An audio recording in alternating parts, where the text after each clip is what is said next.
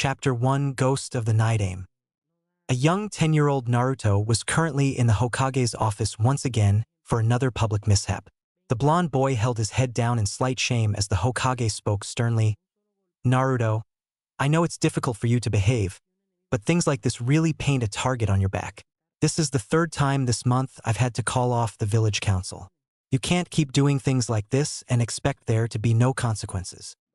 Ah, come on, Gramps. I didn't do anything wrong, Naruto protested. The Hokage rose a brow as he clasped his hands together. I'm all one for a good prank too, Naruto, but you heavily damaged the Night Aim's monument. Many see that as a sign of disrespect, and there's only so much I can shield you. I can understand your need for attention, but don't you feel that it's disrespectful to the Hokages? You say you want to be Hokage one day, but acts like that are not how you become a Hokage. I doubt you know this, but you can't just become Hokage on a whim. Not only does it take the former Hokage's approval, but you also have to be appointed Hokage by the village leaders. That means earning people's respect and admiration. Damaging village monuments is not a good start. Come on, Gramps. It's not like they can't just fix it anyways. Besides, I do respect the Hokages. Naruto shot back. Really? Then tell me, Naruto, what is the name of Night Aim? The man whose monument you almost destroyed with your paint bomb prank. Sarutobi tested. I guess I don't know.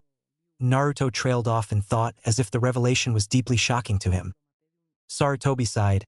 If you truly wish to become Hokage one day, then it might do you some good to study the former Hokages and learn why they were so respected. I don't care if you want to pull pranks, Naruto, but try not to upset the village leaders. Many of them are especially upset that it was the Night Aim's monument in particular. Eft. Like I care what those old geezers think anyway, the blonde said aggressively. You're lucky it's up to me and not the council. They suggested your expulsion from the Shinobi Academy, Sarutobi elaborated. Naruto's eyes widened and for the first time, he didn't know what to say.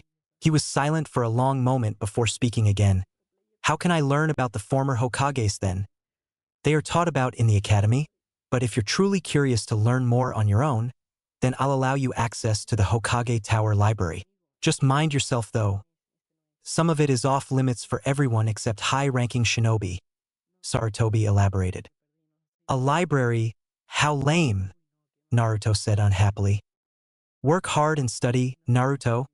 That's the first step to becoming Hokage, the Sandaime replied. Naruto put his hands behind his head and sighed. Yeah.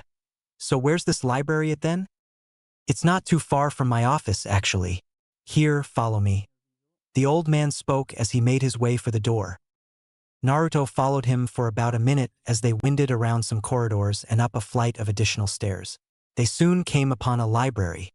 A jonin was currently standing in front of a door and looked a bit alarmed when he saw the Hokage and Naruto approach. Hokage-sama, the man announced respectfully as he immediately opened the door for them. The elder ninja's eyes locked onto Naruto suspiciously, but he said nothing as the blonde boy walked inside. Here you are. Naruto, feel free to come by here and study anytime you wish during the day. I will inform the jonin in the tower to allow you access to the first level of the library, the Hokage explained before walking towards the exit. Naruto stood there somewhat uncertainly as Sarutobi turned back and spoke to the jonin guarding the door. Naruto is allowed in here to study. I don't want any trouble. Understood. Yes, Hokage-sama, the jonin replied respectfully before the Hokage departed. After he was gone, Naruto looked around the somewhat small library as he scratched his head. Reading had never really been his thing before, but Naruto was a bit curious about the former Hokages now. Against his own childish restlessness, he decided to look around and find something interesting to read. He eventually found a book called Legacy of the Hokages and decided on it. He brought the book to an isolated table in the corner and looked over it. The book didn't look overly fancy or anything, but it did have colored portraits of the Hokages inside of it. Naruto read the first page curiously. Hashirama Senju, first Hokage of the Hidden Leaf Village. A renowned warrior and sage in his lifetime, the Shodaime was an unequaled shinobi. Legends say that he was so powerful that the ninja world referred to him as the god of shinobi. All known accounts state he had the largest chakra pool in the ninja world and a legendary, unique ability, would release. Wow, that sounds pretty cool. Though would release doesn't sound very strong, Naruto thought to himself. Would release was renowned for its ability to drain chakra and create life. No known Senju descendants have ever developed this ability except for the Shodaime. Naruto finished reading the excerpt about the first Hokage. He skimmed through some other boring stuff before reaching the part about the second Hokage. Following the reign of his older brother Hashirama, Tobirama Senju would later become the Nidaime Hokage. The Nidaime is most famously known for his establishment of much of the village structure we see today. Tobirama Senju was a master of all 5 elemental natures, but was most renowned as the greatest water ninjutsu specialist to ever live. His greatest legacy, however, was the creation of hundreds of jutsus used far and wide in the shinobi world. He is also credited as the second fastest shinobi in history behind the Yondaime. Wow, he sounds pretty cool. Now I feel kind of bad about messing up his monument, Naruto thought to himself. The Sandaime Hokage, Hiruzen Sarutobi, is also renowned for his mastery of all 5 elemental chakra natures and his genius-level intellect. He led Konoha through 2 great shinobi wars and was a personal underling of the former Hokages. He was appointed to the position of Hokage directly by his predecessor Tobirama Senju before the latter's death. He was also among the first shinobi to graduate from Konoha's newly formed Shinobi Academy. Naruto's eyes widened upon reading about the old man. I had no idea Gramps was that good. I wonder if he could appoint me Hokage if I became super powerful? I don't see the villagers ever electing me unless I do something amazing, Naruto pondered. His eyes eagerly went to the next page as and read about the Yondaime, a legend among Konoha, and a genius shinobi for his time. Minato Namikaze would become the 4th Hokage. Renowned for his infamy in the 3rd Great Shinobi War, he was better known by his nickname, Konoha's Yellow Flash. The Yondaime is regarded as the fastest shinobi to ever live, even surpassing the Nidaime. He was one of the most fearsome shinobi of his time due to his flying Raijin Jutsu. The Yondaime would eventually perish at the hands of the monstrous Kyuubi. Wow, Yondaime sounds awesome, Naruto thought with amazement as he looked at the man's picture. He's got blonde hair and blue eyes just like me. Naruto continued to read more about the Hokages and the non-confidential information about them in the book. He was truly fascinated by them all, and after 2 short hours he came to an epiphany. All of the Hokages were geniuses. They knew so many jutsus and had special powers and reputations. Man, I need to get something like that. Even Gramps Hokage sounds awesome the way they describe him here. Mastery over all 5 nature elements. I wonder how I can learn an elemental jutsu. As if fate could hear his thoughts, Naruto overheard several jonin leaving from a staircase upstairs. Naruto immediately figured that it must have been the restricted section. He took cover when the 2 jonin began to speak to each other. The forbidden scroll is accounted for. No tampering. One of the jonin reported the 3rd one in the room. Good. I seriously don't know why they won't just let the Umbu take care of it, the other man sighed. The first one shook his head. Do you trust Root with that scroll? You know how Danzo-sama can be. The Hokage made us swear to keep it safe from anyone except for him personally. What's even in that scroll anyways? I mean, it has to be pretty bad to be forbidden, the other asked. Who knows? But I'd wager it probably has some dangerous jutsus in it. I wouldn't trust that around anyone shady from Root, he replied. Against all odds, Naruto managed to sneak around them as he decided to go upstairs to where they had just been. He cautiously maneuvered through a few light traps and eventually caught sight of a large scroll hidden at the edge of the room. I'm willing to be that thing's covered in traps, Naruto thought logically for once. After a few seconds of careful extraction, he managed to pick up the scroll and open it. It was incredibly complex looking and he didn't know how to take it all in as he stared at it for a moment. Naruto knew the basics of hand seals and the like, but he had no way of comprehending some of the advanced things he was seeing in the scroll. Even despite being smarter than people gave him credit for, Naruto was lost. Man, how am I ever going to learn anything from this? What the hell is Edo Tensei? Naruto thought, bewildered. Unsure of what to do, he decided to copy down everything he could on the scroll to a blank scroll that he was carrying from class still. He copied every symbol and character to the best of his ability, even if he had no idea what any of it was or what it meant. Placing the scroll down for a moment, Naruto let out a sigh. Man, this is tough. Is there anything else up here that can help me out? His eyes trailed around the room until they caught sight of some antique-looking headband sitting in a dusty corner. It had a symbol he didn't recognize on the forehead area. It was a horizontal line with two curved symbols on each side. He couldn't quite explain what the headpiece was, but upon looking at its inside area, he saw an inscription, Tobarama Senju's Hapori. A brief examination immediately caused Naruto to realize that it was the same type of headpiece the Nidame's monument had on his head. Though this one didn't have the Konoha symbol, it had what he assumed was the Senju clan's emblem. Wow, this belonged to the Nidame? This thing looks cool. I'm gonna keep it, Naruto thought excitedly as he put it away in his pack. He didn't see much else in the upstairs portion of the library that caught his interest, and quickly returned to the forbidden scroll. Alright, well, I should probably just put this thing away before someone shows up. I can always come back and see what else is on it later if I need to. Let's see, how many jutsus did I get here? Kagebunshin, man, I hate clones, but I guess it's something. What's this one? Flying Raijin. Isn't that Yandame's technique? Sweet, I definitely want to learn that. I don't know what this Edo Tensei thing is supposed to be, but it looks like some type of summoning maybe. I guess that's a good start. Is there anything else on here even worth coming back for? Wait, what the hell is that? Naruto's eyes shot open in disbelief when he spotted a symbol on the scroll that matched the one on his stomach. For symbol's seal. Why does it look like the markings on my body? Naruto thought, horrified. There was no description for this jutsu, but it greatly troubled the boy. He didn't get long to look at it when he heard footsteps coming from downstairs. He was immediately drawn from his thoughts when he heard the jonin from downstairs speak. Where are you, kid? You need to go home. Nobody's allowed in the library after dark. Without hesitation, Naruto immediately put the scroll back as best he could, even resetting its traps. He carefully concealed his copied jutsu scroll in his own pack and snuck back downstairs. Luckily for him, the jounin that was looking for him didn't appear to be gifted in the art of detection, as the boy miraculously came around a corner downstairs and unnoticed. You're quieter than I expected you'd be.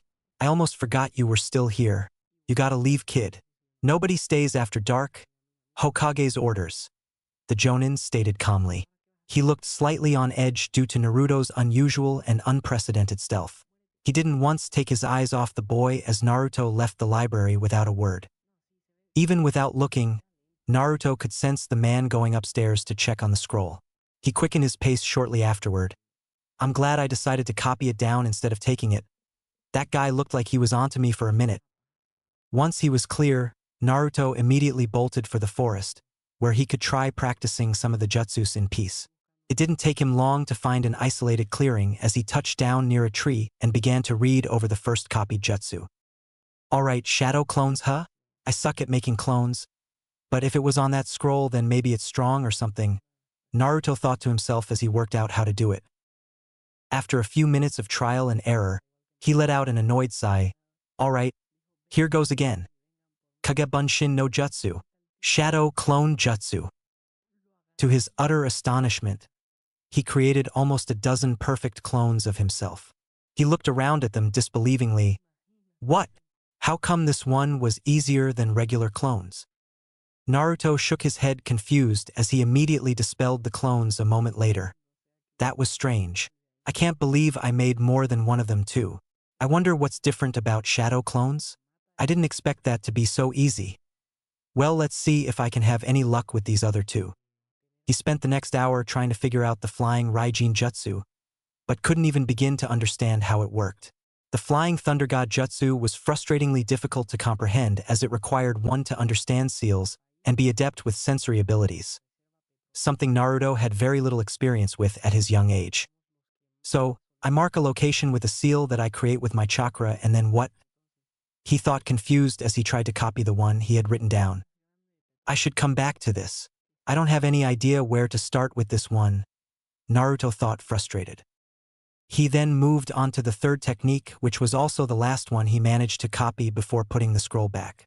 Alright, Kuchios, Edo Tensei, let's see. This one doesn't make any sense. Summoning resurrection? I guess I have to draw out this summoning circle first. I wonder what it's supposed to summon. Due to his inability to fully create a summoning circle with chakra yet, Naruto painstakingly drew out some of the design as best he could on the ground with a nearby stick.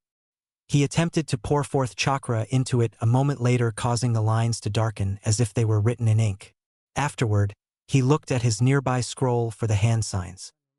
I guess I have to get them all without messing this up, he thought to himself.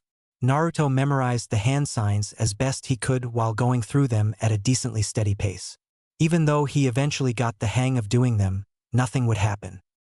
He failed for over half an hour trying to do them, but eventually he succeeded, causing a reaction.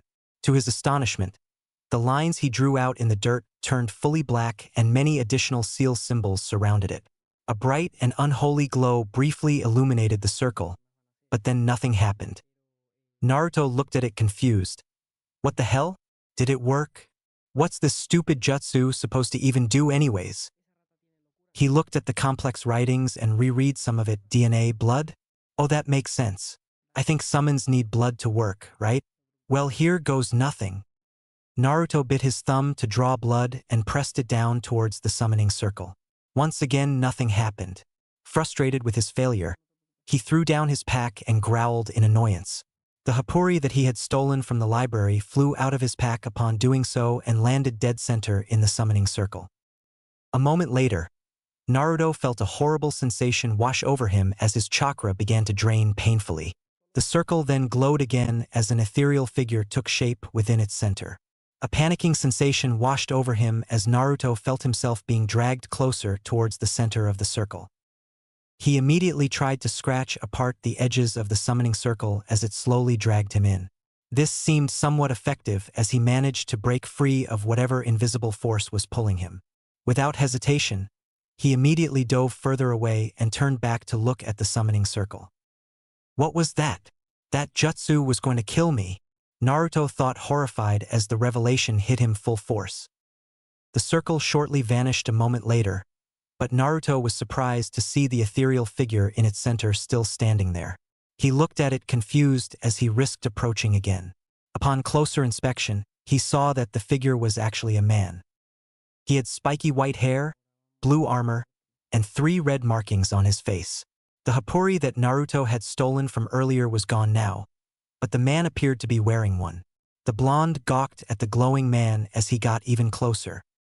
The white-haired man glanced around with confusion before looking at his hands. He spoke aloud. Is this Edo Tensei? No, I don't have a body. This is unusual.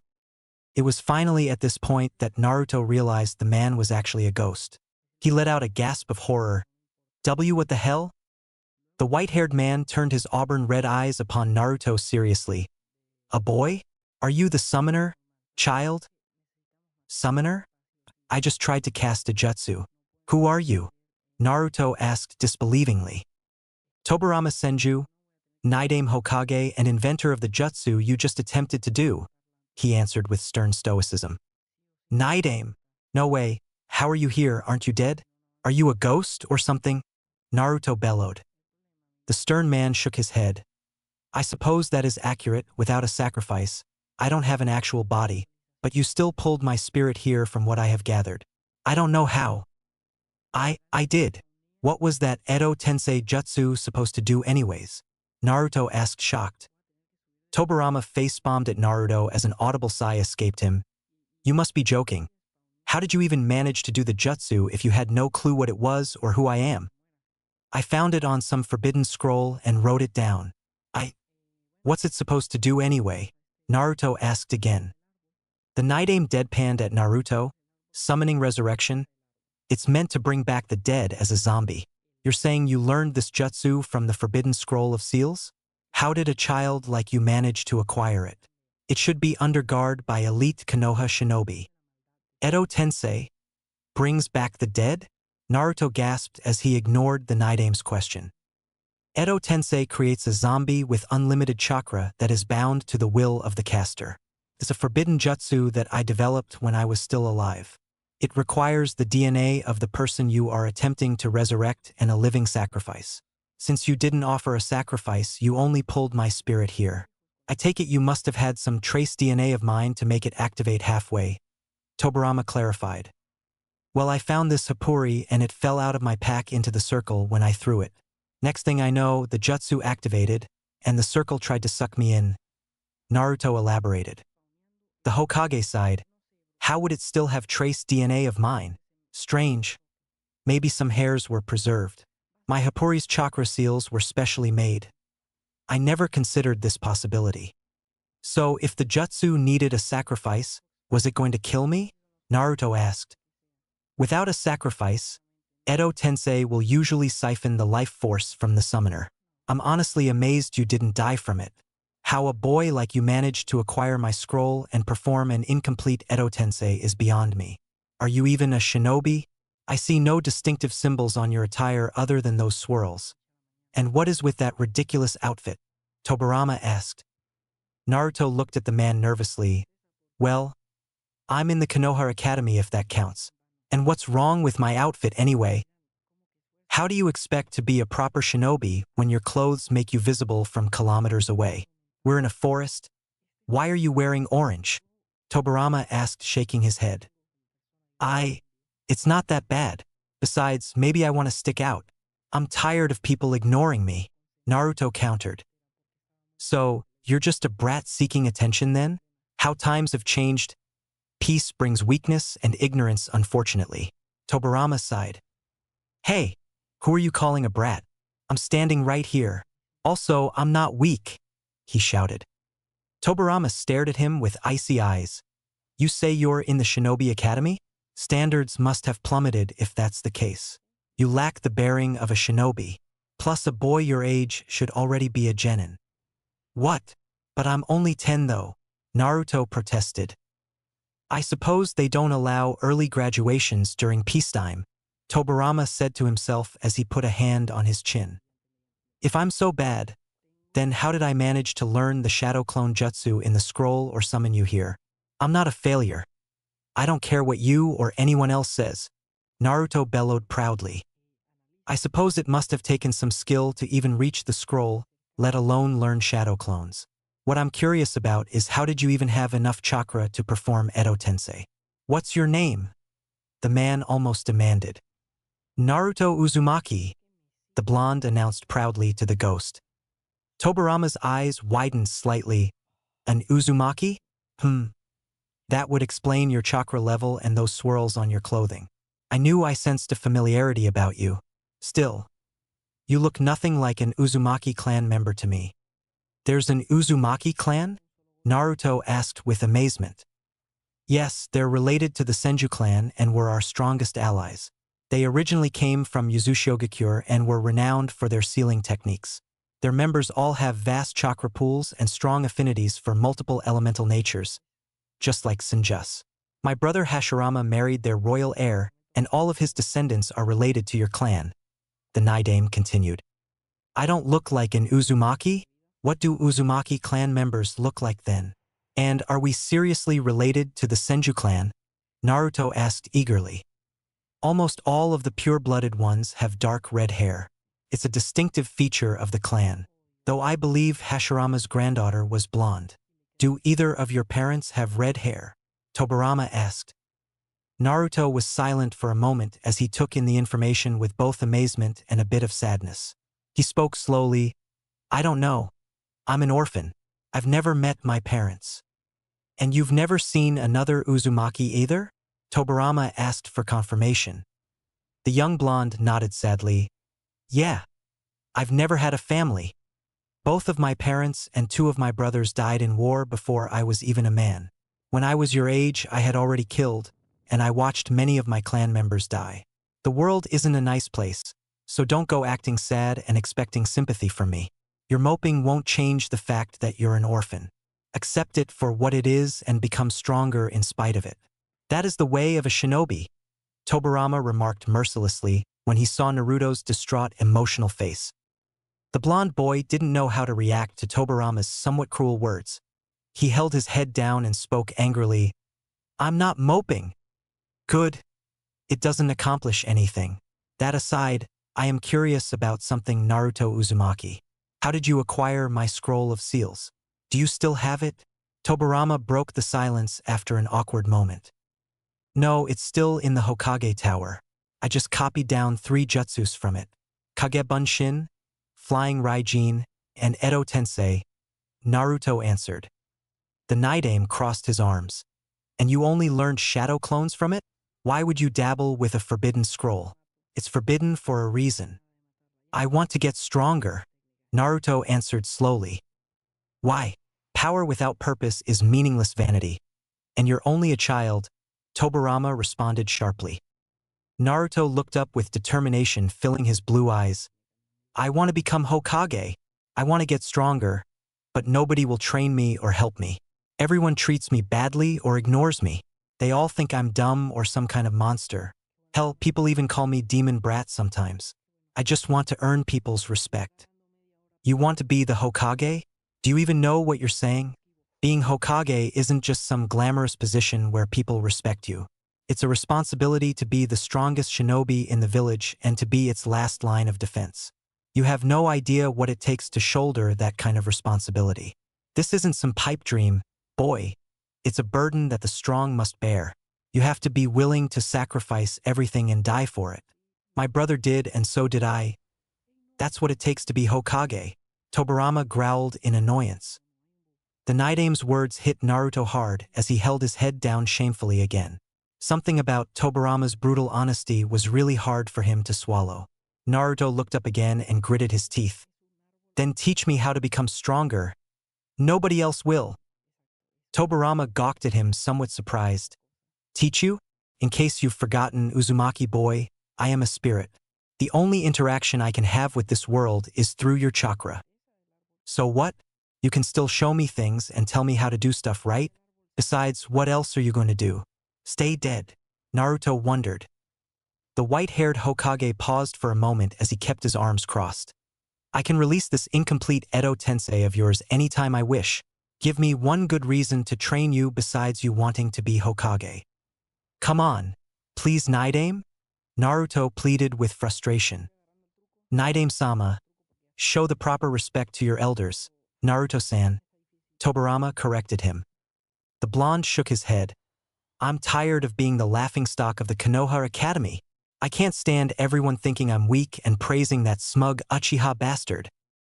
Tobirama's eyes widened at the mention of Uchiha. He stared at Naruto intensely. What's this about an Uchiha?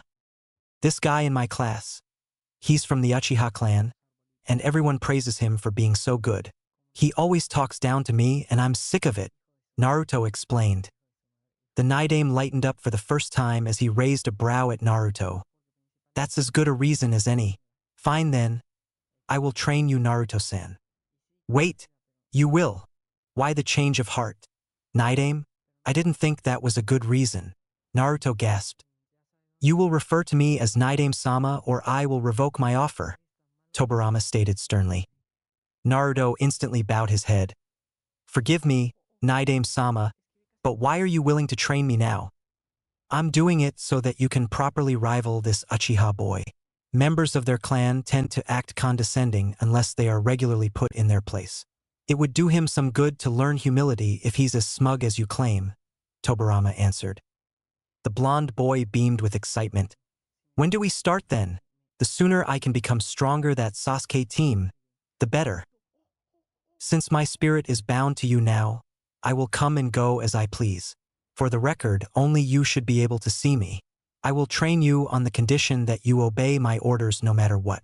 Do you agree? Tobirama asked seriously. I do, Naruto answered immediately. You break this promise one time, and I will leave. Understood? Yes, Night Aim-sama, Naruto replied respectfully. Very well. Start off by filling me in on current events. Who is the Hokage right now? Tobirama asked. Old Man Sandaime. Hiruzen Sarutobi is his full name, I think, though I don't know anyone that calls him that. Gramps took over again after Yondaime died, I think, Naruto replied. Tobirama placed a hand to his chin. Young Hiruzen is still alive? You say he is an old man? It must have been many decades since my death then. He was one of my students. Hey, so if you're going to train me, then can you help me learn this flying Raijin Jutsu? Naruto asked. Tobirama shook his head. Hiraishin is one of the most advanced jutsus I ever created. You would also need some skill as a sensory ninja and competency in Fuinjutsu to even begin to understand it. I will teach it to you when you become more proficient as a shinobi. What does it do anyway? Naruto asked. It allowed me to instantly teleport wherever I placed a seal. There is no limit to the amount of seals one could place, but it requires high chakra control and extreme focus to move oneself or objects between spacetime. You essentially summon yourself or objects to your seals. It's well suited for sensory ninjas since they can detect every location and enemy on a battlefield and teleport around them. Tobirama elaborated briefly. So I need to be a sensory ninja to do it? Naruto asked. If you ever hope to be competent enough to use it effectively, then yes. We will have to develop your own sensory skills and you must master your chakra control. After that you can learn Fuinjutsu, and then you will be able to learn Hiraishin. However, you really should start by learning basic jutsus first. Unfortunately, that's also going to have to wait for a later date.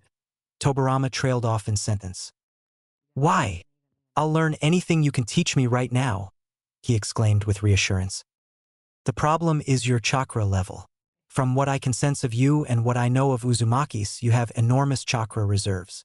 While that is a good thing, it is extremely debilitating for one's chakra control. That is without a doubt the best place to start with your training, he noted. Okay, so how do I improve my chakra control? Naruto asked. Tobirama looked at a nearby pond. Can you walk on water yet? What? Of course I can, he said strongly. I want you to start by doing push-ups on the water's surface, he said calmly. Piece of cake, Naruto responded eagerly as he charged over towards the pond and onto its surface. He immediately dropped into a front-leaning rest position and began to do push-ups on the water's surface. Give me 1,000 to start, Tobirama remarked with intensity as he came over the water to watch Naruto train. The blonde had barely made it to 100 push-ups before he felt himself tiring out. Keeping himself from falling in while doing an exercise took a lot more focus than he was expecting. He stopped pushing for a moment and looked over at Tobirama seriously. Did you just say 1,000? Do it or I'll leave. Remember the deal. I don't want to waste my time with a quitter. Tobirama threatened him. Afraid of losing his new ghost sensei, Naruto kept pushing.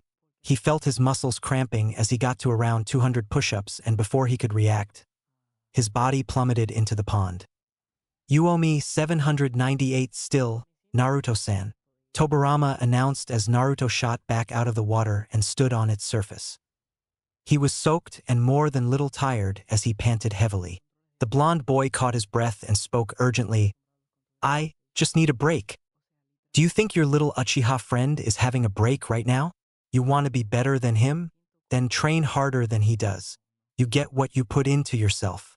He will have the Sharingan if he's even halfway competent as an Uchiha. You will have no way to combat that unless you're smarter, stronger, faster, and better than he is at everything, Tobirama growled. You don't think this is a bit much for me? I mean, we're just starting. It's impossible to do that much at my current level, and Naruto trailed off. If it was easy, then everyone would do it. Do you really want to be the Hokage? Then earn it, boy. Nobody in this world owes you anything. Only mediocre people believe in overtraining.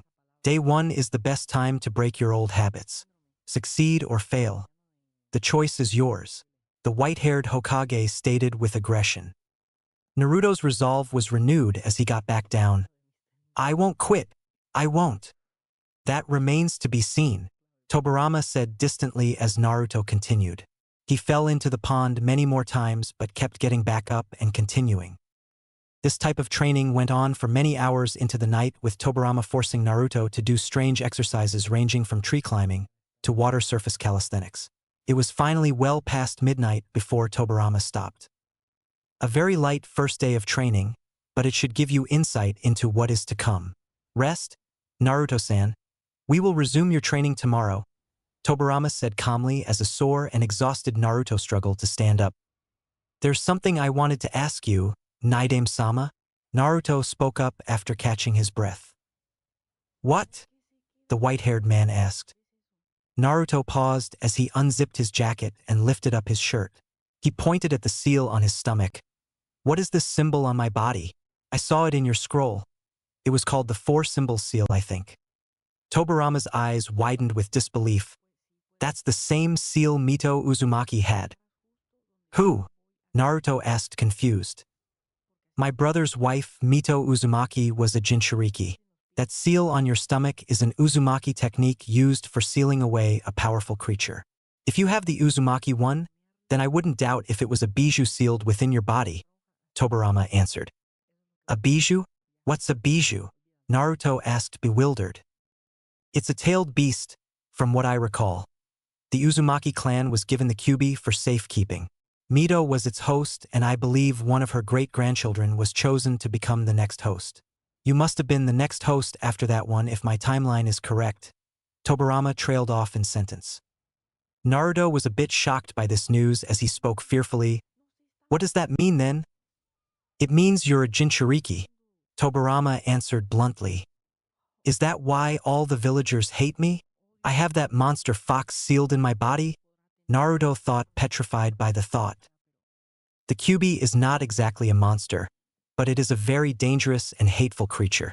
Madara Uchiha used it to attack Konoha a long time ago. The fact that you are its Jinchuriki is an even greater reason for me to train you. The Nine Tails must not be allowed into enemy hands. You becoming strong is a high priority for the village's safety, Tobirama noted. Everyone in Konoha hates the Nine Tails though. It killed so many people.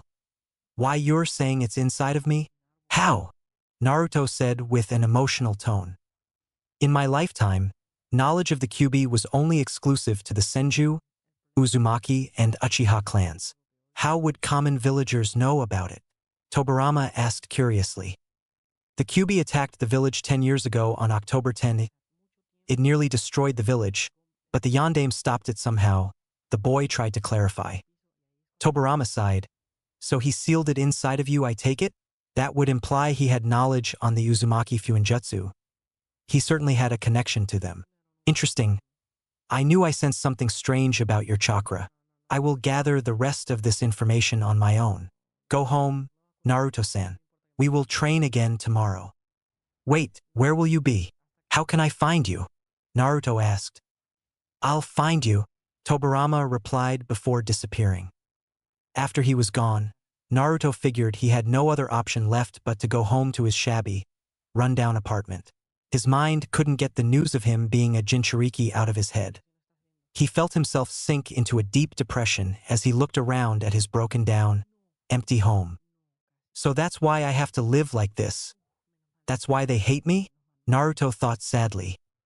Despite his racing mind, he was too exhausted to remain conscious for very long. Upon reaching his bed, Naruto immediately plummeted onto it and was asleep within seconds. Naruto's mindscape. The young Jinchuriki awoke in a damp, dark sewer by the looks of it. He jerked upright with a panicked expression as he immediately assumed that he had been kidnapped. The energetic blonde cautiously searched around for a few minutes as he tried to remain quiet. He eventually decided to follow a path that led him deeper into the sewer. To his astonishment, it did not smell bad, but the gloomy lighting was a bit unsettling as he drew nearer and nearer to an ominous and dark presence. Naruto's neck hairs stood on edge as he entered a massive chamber that had iron bars on the opposite end of the room. On the iron cage, he saw a massive paper seal with the kanji for seal written on it. Naruto cocked his head in confusion as he slowly approached the cage. As he got closer, he saw a pair of red slit eyes appear from the darkness in the cage. Naruto stopped in his tracks as he stared into the eyes. He didn't know what to say to the creature on the other end of the iron bars, or even if it was sentient enough to understand him. After a brief and very intimidating silence, the creature spoke. So, you're finally aware of me now? The young boy was more than a little shocked by the beast speaking to him and tried to muster up the courage to respond. Who are you? Upon asking this question, Naruto saw the creature's silhouette come closer to the iron bars as its body shape came into view. It was a giant fox by the looks of it. Naruto immediately figured out what it was a moment later. Why, you're the kyubi? Yes, and you are my Jinchuriki as you have just recently learned. I must say that I'm more than a little surprised by your recent actions. Initially, I assumed you were a clueless failure, but your ambition and success in learning from the Forbidden Scroll of Seals was an interesting turn of events. Kyubi replied calmly. You saw that? Naruto gasped. I see everything that you do, though I tend to ignore the mundane activities of your life. However, you caught my interest with your behavior tonight, the giant fox replied. The boy looked up at it with disbelief. So where am I then? This is your inner mind and body where I am sealed. I brought you here tonight so that I could explain a few things to you, Kyubi began. Naruto looked at the fox uncertainly. Yeah? Like what? Why are you sealed inside of me anyways? Why did you attack Konoha 10 years ago? I am sealed within you because the Yondaime Hokage wasn't able to stop me. As for why I attacked Konoha, that is a matter you do not have the mental capacity to understand, Kyubi answered. But you killed a bunch of people. Why? Naruto protested. Kyubi growled threateningly as red chakra began to flood out of the cage. I don't have the patience or the desire to explain myself to some brat like you. What's done is done, and now I am a prisoner within your body. Naidame-sama said that you were sealed in some people before me. Who? Do you know anything about my clan? Naruto decided to test his luck and ask. The fox sighed. Your clan's members are the only ones with bodies strong enough to contain my full power. My first host was Mito Uzumaki. Then there was Kushina Uzumaki. And now there's you, Naruto Uzumaki. What can you tell me about your previous Jinchuriki? What does it mean to be one? Naruto asked. Being a Jinchuriki is a curse for any human. You are seen as dangerous monsters that could transform into the bijou you contain at any moment. This is actually true for a weak-willed Jinchuriki. I would almost pity your existence if I wasn't trapped inside of you, Kyubi answered unhappily. Naruto stared at the fox for a moment and frowned. I guess this is just as bad for you as it is for me then? Maybe worse. I'm surprised you would even consider my opinion on the matter considering I'm just the monster that attacked Konoha, the fox replied dryly. Can you please tell me why you did it? I'm willing to hear you out, Naruto asked persuasively. Kyubi looked annoyed at his question. Spare me the feigned empathy. You couldn't possibly understand me or my motivations. You're just a child. I know what it's like for people to see you as something you're not. I'm giving you a chance to explain yourself to me. Fox, Naruto shot back. After a long pause, the Nine-Tails sighed. A man with an orange mask unsealed me from my previous host Kushina Uzumaki. He put me under the effect of the Sharingan and under his direct control. The Yondaime managed to break his hold over me, but once I had regained my mind, I went on a rampage. I loathe your village and its continued abuse of my power. I sought to wipe out the village because its inhabitants have consistently tried to enslave me. What? An Uchiha managed to control you with their Sharingan? Naruto gasped. Mangekyo Sharingan. And yes, it has happened to me twice now. The first time was when Madara Uchiha used me to fight Hashirama Senju in the Valley of the End.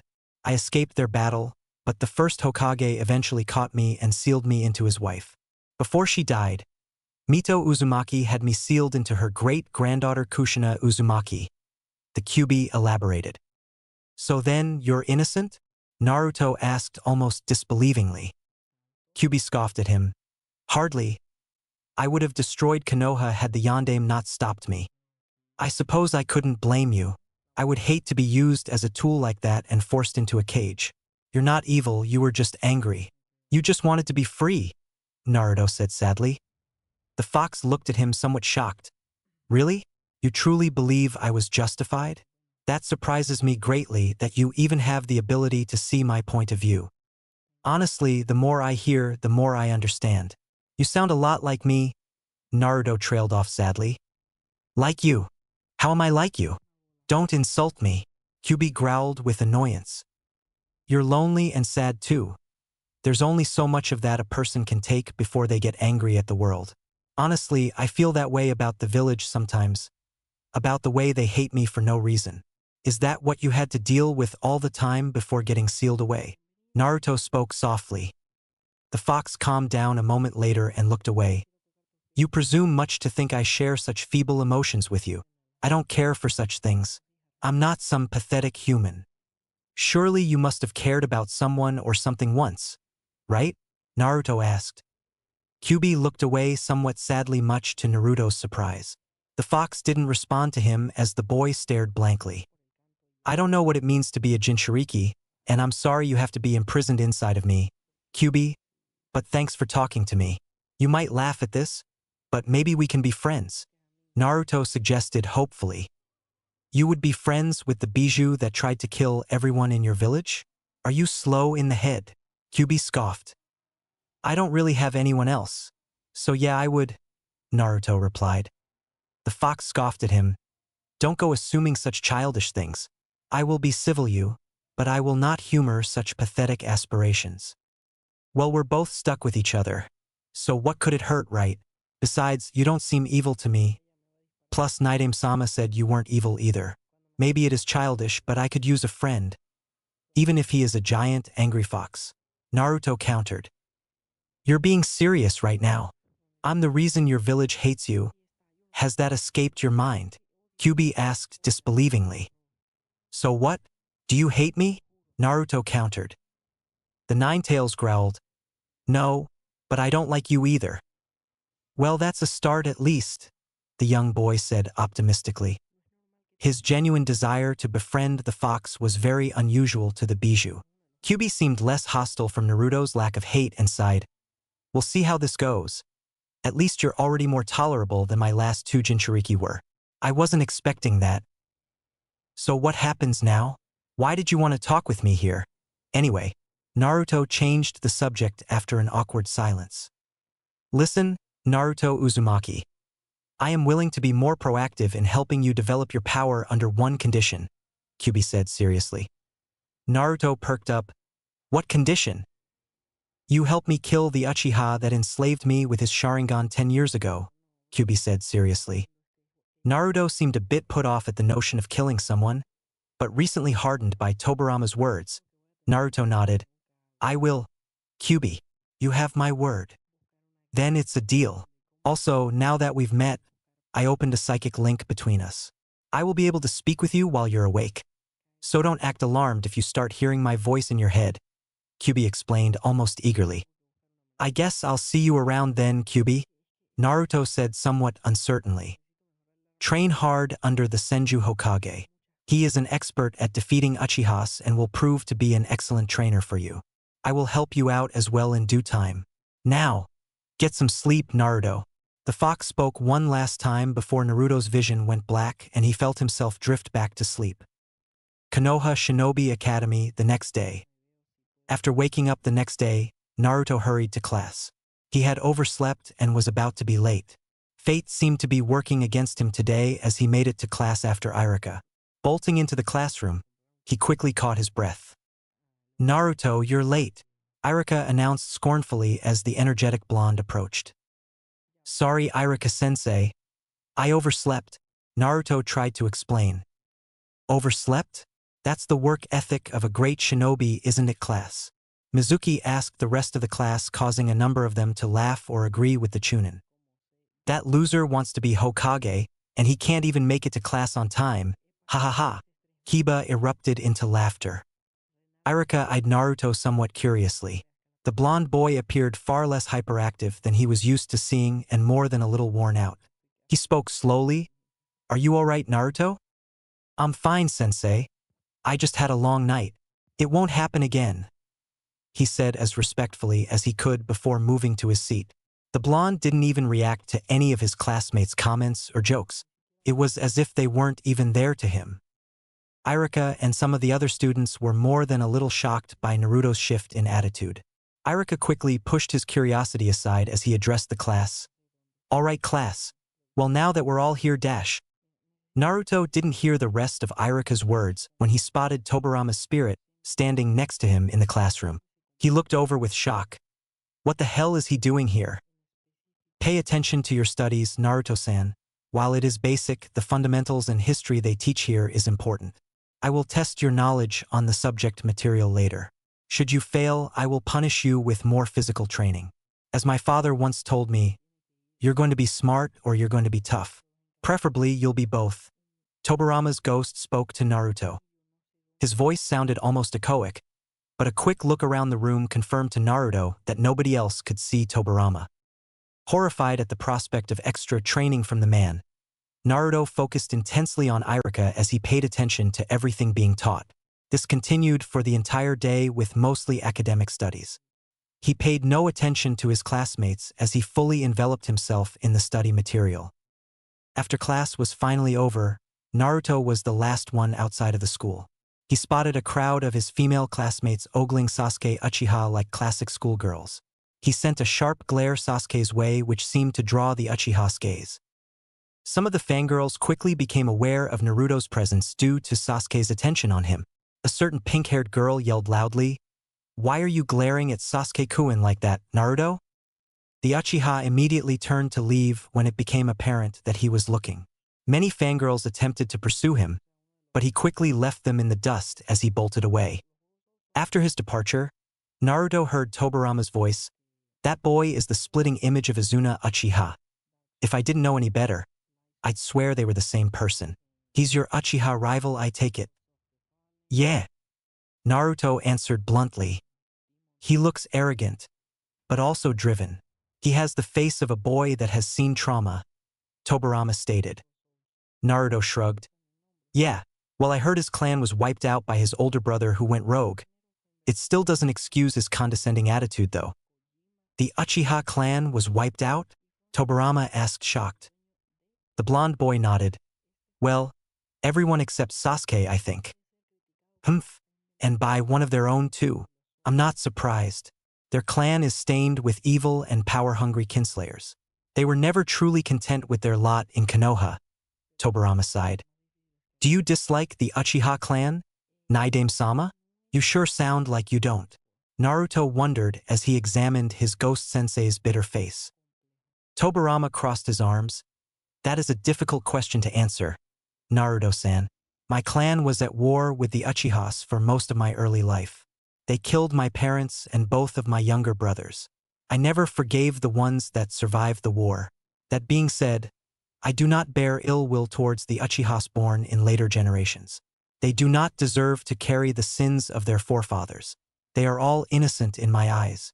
I have always tried to be accommodating towards them, and I appointed them as the Konoha police force because it was a position well suited for them. Admittedly, I kept them out of village politics, but that was out of practicality and not spite. In hindsight, it was probably a mistake. Before he died, Hashirama told me that I should marry an Uchiha to truly solidify peace between our clans. I had actually considered it, but I died before that could happen. To answer your question, I don't hate the Uchihas, but I never trusted them. They have always justified my suspicions with all of the atrocious things they've done. A shame, really. It was Hashirama's dream that they could one day truly integrate into the village. Perhaps they could have had I brought our clan lines together. That is actually one of my biggest regrets as Hokage."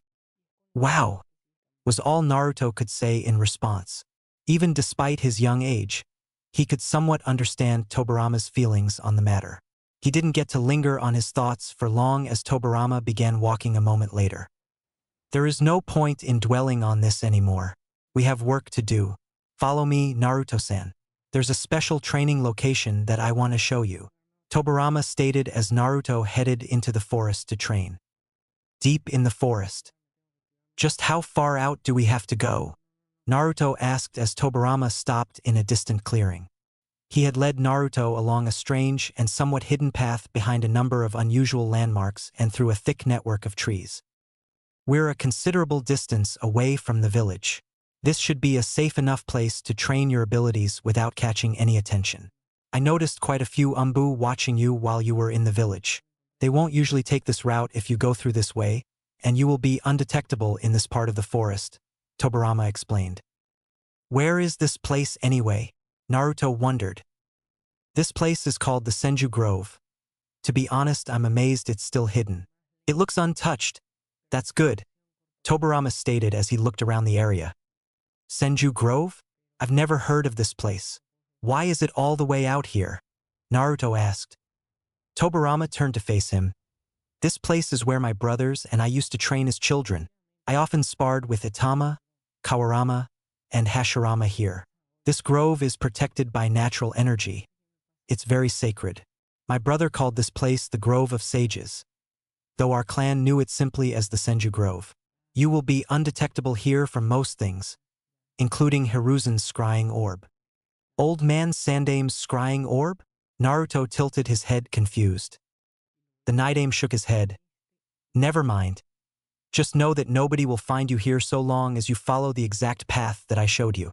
When my brother and I founded Konoha and established its infrastructure, we never listed this place anywhere. It's one of our clan's best kept and few remaining secrets. Cool. So I can come here anytime I want? Naruto asked eagerly. Yes, but I would advise you to not linger here for more than a day or so at a time. I learned a decent bit about you while you were asleep. Since you are a Jinchuriki, Hiruzen takes special interest in watching over your progress. You want to keep up appearances, as it were, by going home each night. Tobirama elaborated. Huh? Naruto looked confused. Tobirama faced the blonde boy with a stern expression. What I'm saying is nobody can be allowed to know about this place or your training. What? But why? I want to get stronger, so I can beat Sasuke team and show Old Man Sandaime that I'm Hokage material, Naruto protested. Listen, Naruto-san, a shinobi's greatest weapon is not ninjutsu, taijutsu, or genjutsu. It isn't some special weapon or bloodline either. Your greatest weapon is the art of surprise. Speaking from experience, I find that it is best to strike with your full power after you have fooled your enemy into believing they are victorious. They lower their guard when they think they've won, when they think you are weaker than them. That is when a foe is most vulnerable. This training isn't for your ego boosting. This isn't so you can show off for a bunch of airhead schoolgirls. It's so that you can have the weapons and the ability to use appropriate force when necessary.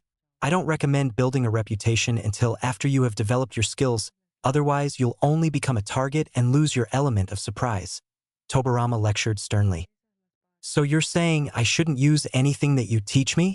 Naruto asked shocked. The Night-Aim crossed his arms. Precisely, Naruto-san. At least not yet. You're actually in a great position doing this. Your classmates and teachers all assume you're a weak, incompetent fool. If you maintain some of that facade and secretly enhance your power, then you will gain an advantage over everyone. When the time comes, you can reveal your power, but for now you must respect the art of subtlety and stealth, of discipline and humility. You need those things too. Well, how exactly am I supposed to sneak away to this place if Old Man Sandaime is able to watch me then? Naruto wondered. Tobirama's lips slightly twitched upward. It was probably the closest thing to a smile Naruto was ever going to see. The Night-Aim spoke slowly. You will leave a shadow clone in Konoha to throw off your spies. Nobody is aware that you have this ability, so it will be perfect for the situation. A shadow clone? But how will that work? What if someone touches it and realizes it isn't me? Naruto asked. Tobirama face-bombed as an audible sigh escaped him. A shadow clone is a physical clone of oneself. When one creates a shadow clone, it takes a portion of his chakra and is typically divided among all shadow clones created. Each time a shadow clone is dispelled, you will gain the memories and experiences of the shadow clone.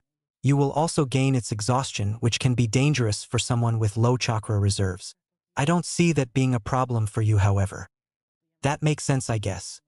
So what happens if I train with a bunch of shadow clones doing the same thing then? Naruto wondered. Training with shadow clones is a dangerous thing to attempt, but you have enough chakra to do it without killing yourself. It will expedite the training process and help you learn jutsus far quicker than normal, Tobirama explained. Naruto nodded eagerly. So then what about the clone I leave in Konoha? How will that work? I would put extra chakra into your decoy shadow clone just so that it doesn't dispel from any light damage. Due to the nature of training at the Shinobi Academy, I doubt you will be able to substitute a clone for your school hours anytime soon. Nevertheless, the clone can cover most of your free time when you're away. I wouldn't recommend leaving it overnight as it could dissipate when you sleep. We'll work on the schedule later, but that's how we'll keep your training a secret, the Night-Aim continued. So you want me to pretend like I'm dumb at the academy then? Naruto asked. Tobarama shook his head. No, don't continue being a fool. I expect a perfect graduation from you in 3 years. I'm just telling you to keep your head down and don't show off or pick fights. Keep your head down and grind. So I have to bear with Sasuke team telling me I'm a loser and a failure for 3 more years? Naruto groaned. Tobarama nodded. Downplay yourself there, but don't be incompetent. Just try to convince them that you're middle of the pack material. All right, if you insist. Naruto agreed. Good, the white-haired man said with approval. Naidame-sama, when do I get to learn elemental jutsus? I read something about certain shinobi having elemental affinities. Is there a way I can learn mine? Naruto asked curiously. Tobarama nodded. Yes, in fact, there is. Elemental affinities are typically shared by members of a clan. Though specific individuals can excel at multiple affinities or even all of them on rare occasions. Young Hiruzen was one such person. It is one of the reasons I decided to train him. Alright, so how do I learn mine then? Naruto asked anxiously. The Hokage made a gesture with his hand. Hold your palm out like this and close your eyes. Naruto did as he was told and outstretched his hand. Okay. Now what? Even though I do not have a physical form, I am one of the best sensory ninjas to ever live. Channel forth any amount of chakra that you can into your hands. I will be able to detect its nature from there, Tobarama instructed. Following his instruction, Naruto tried to focus chakra into his hand. Though he couldn't feel anything, Naruto noticed Tobarama's face change slightly.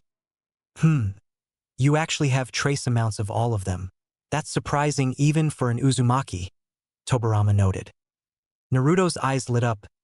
Really? So I have an affinity for all of them like you and Grandpa Hokage? Yes and no. Your chakra nature is very diverse in its formation and development. To be honest, it reminds me of my brother Hashirama's chakra. Your chakra is more like that of a Senju's than an Uzumaki's.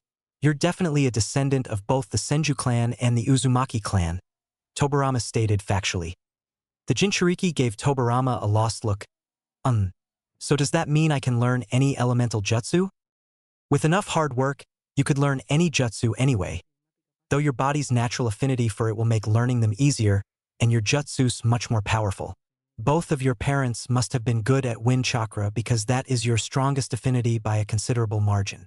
Uzumakis are typically strongest in water and wind, so that isn't surprising. After wind, you have an equally strong affinity for earth and water. I find it interesting how balanced they are. Hashirama's was the same way. Lightning and fire are your weakest affinities, Tobarama noted. Naruto cocked his head confused. Does that mean I can't learn them? I never said that, Naruto-san. Let me finish explaining. While lightning and fire are much fainter in your chakra nature alignments, you still possess an affinity for them too. One of your parents must have had an affinity for lightning and fire, because they're both far above average in your chakra nature compared to regular shinobi. Your non-Uzumaki parent might be where you inherited that. Granted, I imagine those two will be more difficult for you to learn than the other 3 elements. Fire jutsus were always my most difficult jutsus to learn as well since I was so highly attuned to water. Tobarama elaborated further. Alright, so when do I get to learn that stuff? The blonde boy asked eagerly. I'll teach you basic elemental jutsus after you've perfected your chakra control. Ninjutsu is advanced, and a boy your age should master the basics before attempting something more complex. The quicker you learn, the sooner I will be able to teach you more advanced things. Let that be an incentive to master everything quickly if you will. Tobarama spoke coolly as he paced around. Okay. Well, let's get started then, Naruto announced with excitement. Before we begin, I want you to have something. Do you see the shrine over there? Tobarama pointed towards a wooden building that looked covered in foliage and practically decayed at this point. Its stonework pathway was crumbling, but Naruto could still see that this long-abandoned shrine was miraculously intact. Naruto turned towards the building and began to walk towards it alongside Tobarama. The Naidame looked down at the boy a moment later. I upkept this place during my life, and kept keepsakes of my dead clan members here. This shrine is a homage to their memories. Go inside. Doing as he was told, the blonde passed into the crumbling building. He looked around at it and saw altars with names engraved on each of them. Some had trinkets and most of them had armor. Tobirama guided Naruto towards the very end, where he saw a chest. It appeared to be made of wood and stone and was engraved with the Senju clan symbol. Naruto read the inscription on it curiously. Itama Senju. Tobirama spoke stoically. Open it. Upon sliding the stone lid off the chest, Naruto was amazed to see a variety of well-preserved items within it. Among them included a full set of black shinobi attire, a sword, and a traditional armor that looked similar to Tobirama's. This armor was green instead of blue, however, which seemed to match the other ones he saw in the shrine. Everything in that chest now belongs to you, Tobirama stated as Naruto looked over a number of extra pieces of war gear. While he was amazed by it, Naruto turned towards Tobirama confused. Wait, this chest says Itama Senju. Isn't Itama your brother's name? I'm surprised you remembered that. You have surprisingly good attention to detail despite your brash attitude. Yes, Itama was one of my younger brothers. He died when he was 10 years old, which is your current age. His attire will be more appropriate for you to wear, though I would not recommend donning the armor, at least not yet. Senju armor is very iconic, and it will draw unwanted attention to you. For your training here you should wear it, but leave the armor when you go home, the white-haired man replied. Naruto's eyes widened with disbelief. Why do you want me to wear your brother's stuff? After we established Konoha, I gathered up all the remains of dead Senju clan members, and I kept them all here as a shrine to their memory. Sadly, the decades since my death has seen this place collapse into decay. A price to pay for its secrecy, I suppose. My brother's war gear serves no purpose rotting here. It is appropriately fitted to your current size and should also double as a reminder for what it means to be a shinobi. Many others died for this peace you now live in, but you must protect it because there will always be another war to fight, and only through superior strength and cunning can you maintain any kind of lasting peace, Tobirama lectured. Naruto nodded understandingly. Thank you, Naidame-sama. I'll take good care of this stuff. Get changed and meet me outside as soon as possible. I want to see these shadow clones of yours, Tobirama ordered as he left the shrine. The Jinchuriki wasted no time doing as he was told and put on the black shinobi attire. He wasn't as experienced on how to equip the armor but decided that could wait for another time. As he bolted outside, he ran up to his ghost sensei. Tobirama's arms were crossed as he spoke. Show me your shadow clones. The boy nodded as he formed the cross seal with his hands. Kagebunshin no Jutsu. Shadow Clone Jutsu. Tobirama watched with an unfazed reaction as a dozen clones of Naruto appeared all around him. He nodded his head in slight approval. Good, each one of these clones is going to focus on a different exercise for your chakra control. Send one of them to Konoha to decoy the Umbu that are looking for you. After careful explanation, Tobirama was able to show Naruto how to pool more chakra into specific clones. He sent one out of the forest and back to Konoha in order to draw away the recent suspicions of him. After that clone was gone, Tobirama had each of Naruto's remaining clones focusing on different chakra control exercises all around the grove. As the clones trained on chakra control, the real Naruto was instructed in the art of Kenjutsu by Tobirama. Naruto's new sword wasn't special by any means, and it had no engravings. The only significance it had was the blade was once wielded by Tobirama's younger brother. His training continued long into the night until it was well past dark. Exhausted beyond belief after all of his shadow clones dissipated, Naruto collapsed on the ground panting heavily. He stared up at the stars with a hopeful expression on his face. He spoke aloud with genuine and true joy in his voice. Finally, something to look forward to. Go home and rest, Naruto-san, Tobirama said distantly as the blonde managed to get up. Naruto bowed his head respectfully. See you tomorrow, Naidame-sama. You can call me Tobirama-sensei. We do share the same blood after all, the Naidame replied. Really? Naruto said surprised. The Hokage nodded. You are my student. So yes. Keep up the good work, Naruto, and remember that the only easy day was yesterday. Chapter 2. A New Naruto.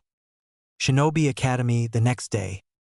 The following day at school, Naruto was met with the familiar sight of his peers laughing and playing in the classroom as he walked through the door. Under usual circumstances, he would proudly enter and announce his presence to the class. But today he said absolutely nothing as he quietly walked towards his seat. Ironically, however, his lack of attention-seeking seemed to have an opposite effect as everyone in the classroom turned towards him with curious expressions. No doubt they were surprised by his new all-black attire, but Naruto's demeanor was shockingly different than they were used to seeing. Looks like Naruto finally ditched the orange jumpsuit. Chuji was the first person to break the awkward silence. Shikamaru had a somewhat curious and inquisitive look in his eyes as he silently watched the blonde. He looks different. And it's not just the clothes either. I wonder what's up, Shikamaru replied as he and Chuji quietly talked about it. Kiba, being the brash and instigating type, immediately called Naruto out. Yo, loser?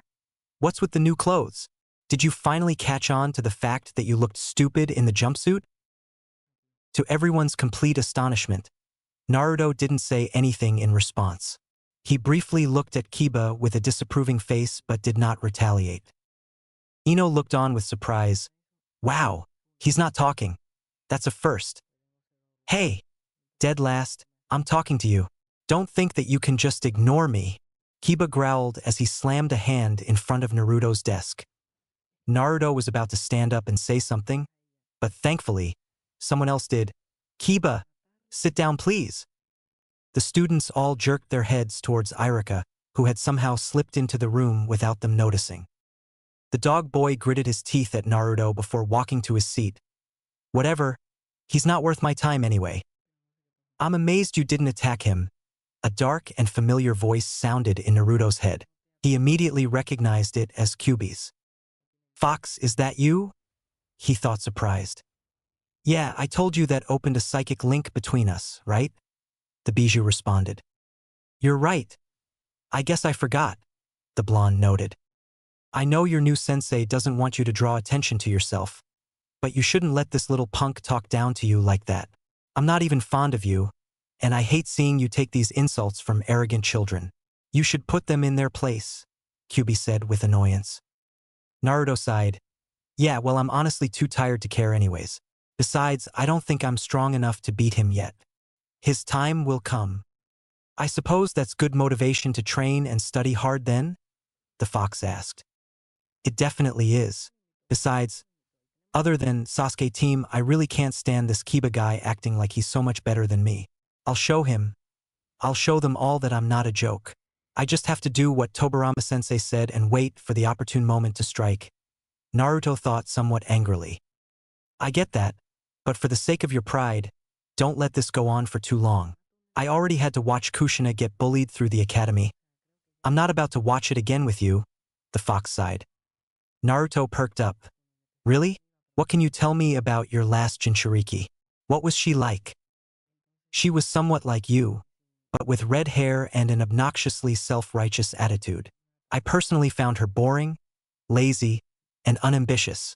At least you're trying to get strong and you have some semblance of respect for me. I think you'll be much worthier host at least. I suppose that's all I can really hope for until I get out of this prison, the fox answered. Is that a compliment? Naruto wondered. Don't word it like that. I'm just saying that I don't hate you as much as I thought I would, Kyuubi retorted immediately. It's okay to compliment someone, Kyuubi. Isn't that what friends do? Naruto asked. The fox scoffed at him. We can't be friends. I already told you that. Why not? We can be friends if you'll just open up a little. I don't hate you. And you don't seem to hate me if you're actually willing to talk to me like this, Naruto countered. I'm the reason you're an orphan. Has that even crossed your mind yet? Kyuubi trailed off with a serious tone. How exactly? Naruto wondered.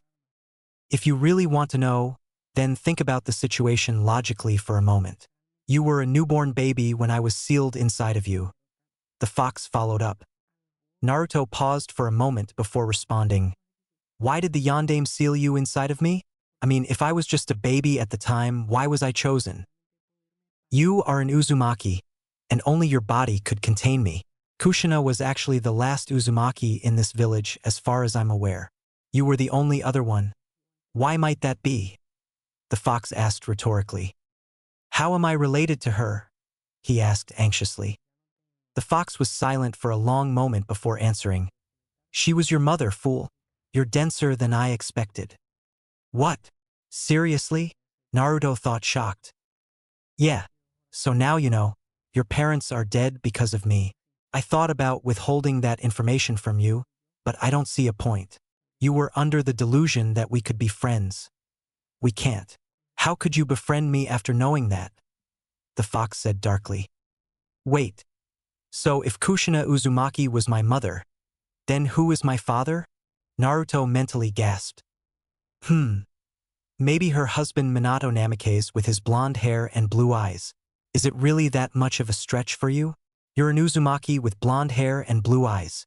Where do you think you got it from? The fox shook his head and growled. Your name's my father? Naruto couldn't believe the words. The fox sighed.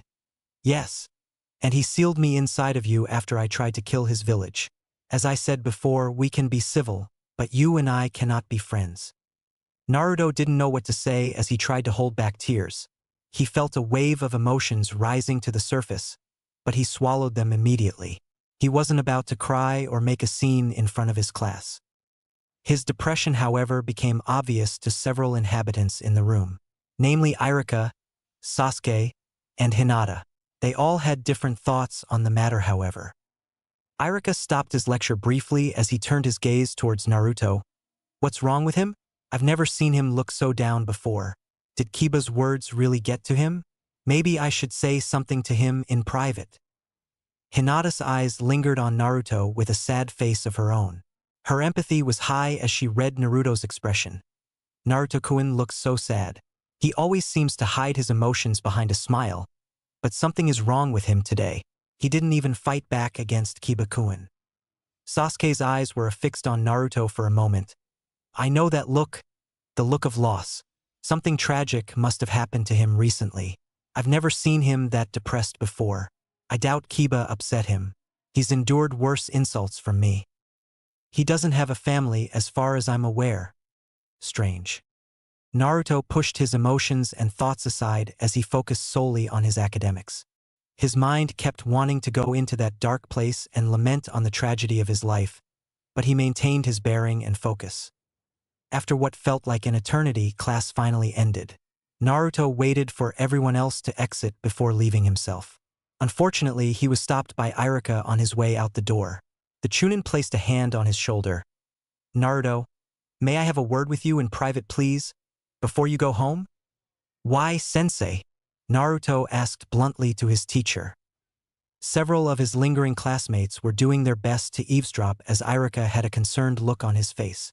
The Chunin noticed a few of the other students and quickly shooed them away. Guys, please give us some privacy. Reluctantly, the curious students departed as Irika and Naruto were left alone in the room. Mizuki was thankfully not there today. Naruto was grateful for that as he did not want to deal with the other condescending Chunin right now. After he was sure of everyone's departure, Irika crossed his arms and frowned. What's wrong, Naruto? You've been acting very unusual the past 2 days, and today you came in looking depressed. You're even dressed differently. Why wouldn't I be depressed, Irika-sensei? Naruto asked with a somewhat angry look on his face. The man cocked his head at Naruto uncertainly. Do you want to talk about it? Naruto lifted his shirt up and pointed at the seal on his stomach. I doubt you want to talk about this, sensei. Irika's jaw dropped as his eyes widened in disbelief. And Naruto, did someone dash? I know all about it, Irika-sensei, and why you all hate me for it. All those times you singled me out. Now I know why, Naruto stated coldly. Naruto, who told you about that? It's forbidden to speak about dash. Irika didn't get to finish as Naruto interrupted him. I had a feeling you knew. All of the adults in the village seem to know. Is that why everyone's parents tell their kids to avoid me? The boy spat. Irika shook his head. Naruto, I dash. My parents died the day I was born, Irika-sensei. Not that you'd understand or care, so you're wondering why I'm depressed. There you have it. I'm just the demon brat to you as well, aren't I? Naruto said, shaking his head as he turned to leave. He didn't make it far before Irika stopped him. Wait, Naruto. I'm sorry. What? The blonde tilted his head in confusion. I've been prejudiced towards you for a long time, always seeing you as the fox and not as a kid. I suppose you're a victim in all of this too. I was a fool to not realize that sooner, Irika said sadly. Naruto was genuinely surprised by the man's empathy. He looked at him uncertainly. What are you saying, sensei? For whatever it's worth, Naruto, I forgive you, and I hope you can find it in your heart to forgive me as well. I shouldn't hate you for something you had no control over. Nobody should. There's too much hate in this world. I should have reached out to help you instead of ignoring a boy in need. Irika frowned. The man almost looked like he was about to cry, much to Naruto's disbelief. I don't understand, Naruto said blankly. Irika looked down for a moment. My parents also died in the attack 10 years ago. As much as I want to be angry about it and hate the world or hate you for what happened, it doesn't accomplish anything. I know it's tough to not be bitter, Naruto, but holding on to hate only destroys you. I couldn't possibly understand what it's like for you to carry the burden of holding that terrible demon inside of you. Just know that I am here if you ever need someone to talk to. You shouldn't have to be alone. From here on out, I'll do my best to help you become a genin Naruto. Naruto felt like he was about to cry. He looked away. Thanks, sensei. That actually means a lot to me. Are you hungry right now, Naruto? I can take you to go get some food, Irika offered. Naruto smiled weakly. Sorry, sensei, but I have plans. Maybe we can do that some other time. I'll see you tomorrow in class. Okay, Naruto. Remember, I'm here if you need me, Irika reiterated. Without another word, the blonde boy left. Thankfully, nobody appeared to have eavesdropped on their conversation, but Naruto did notice Kiba waiting outside of the academy. The other boy gritted his teeth enthusiastically. There you are, dead last. Been waiting for you. So how's about you tell me what's wrong with you today? Go away, dog breath. I'm not in the mood to deal with you, Naruto said distantly. Akamaru began to bark annoyingly as Kiba growled. So what? You're trying to act all cool now? Like that Uchiha bastard? The dog boy ran in and delivered a swift punch to Naruto's face, knocking him to the ground. The blonde got back up immediately and simply walked away. The hell? You scared to fight me now, Uzumaki? Kiba boasted as he ran in to deliver another punch. He never quite made it as a surge of chakra flooded Naruto's entire body. Naruto spun around and punched Kiba dead in the face, sending the other boy flying into a nearby tree. Akamaru barked and growled angrily as Naruto took a step forward. Naruto quickly regained his senses when he felt Kyuubi's chakra beginning to wash over his own. He immediately calmed down as he took a deep breath and forced it back. No, it doesn't have to be like this. Kiba looked shocked by the strength behind Naruto's punch and took a moment to get back up.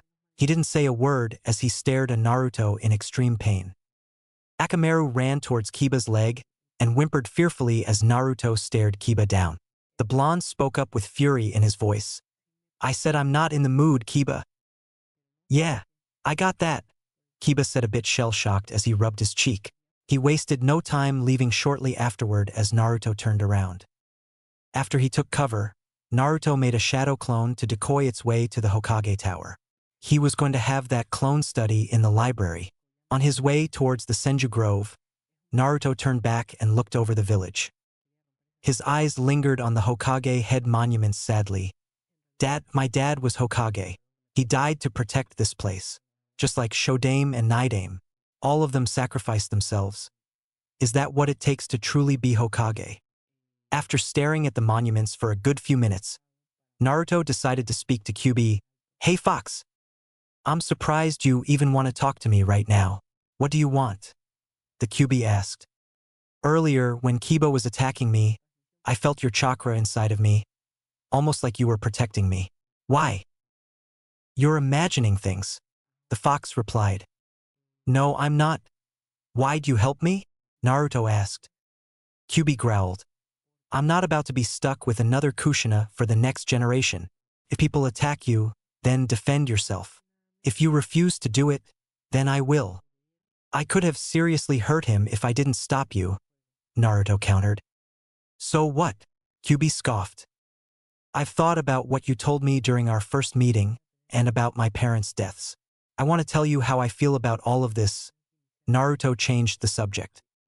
"It's fine if you hate me. Kushina and Mito both did as well. I don't care if you do too. It's nothing new to me. All of you humans are the same," the fox said callously. "Even though you were involved in my parents' deaths, I still don't hate you, Kyubi. In fact, I forgive you," Naruto said slowly. The Bijou was silent for a moment before a disbelieving response followed. "You do? How could you possibly forgive me? What makes you think I want your forgiveness anyway? I don't need it." "Earlier, when Irika-sensei reached out to me, it made me realize something," Naruto began. "And what is that?" Kyubi asked. "It's easier to forgive someone than to hate them forever. Nothing will ever change the fact that my parents died. But I still think it wasn't entirely your fault. You were upset and angry. You never had a real connection with anyone in the village despite them using you. They were going to imprison you again and you knew it. Besides, none of it would have happened if it wasn't for that guy who unsealed you from my mom. My parents died protecting the village, and you fought for your freedom against being the village's weapon. How are both sides not justified in that situation? I can't hate you for that.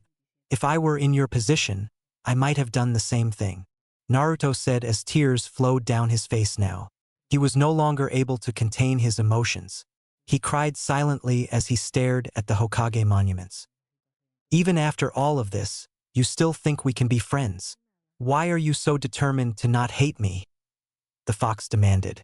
Naruto was surprised by the sadness present in the Bijou's voice.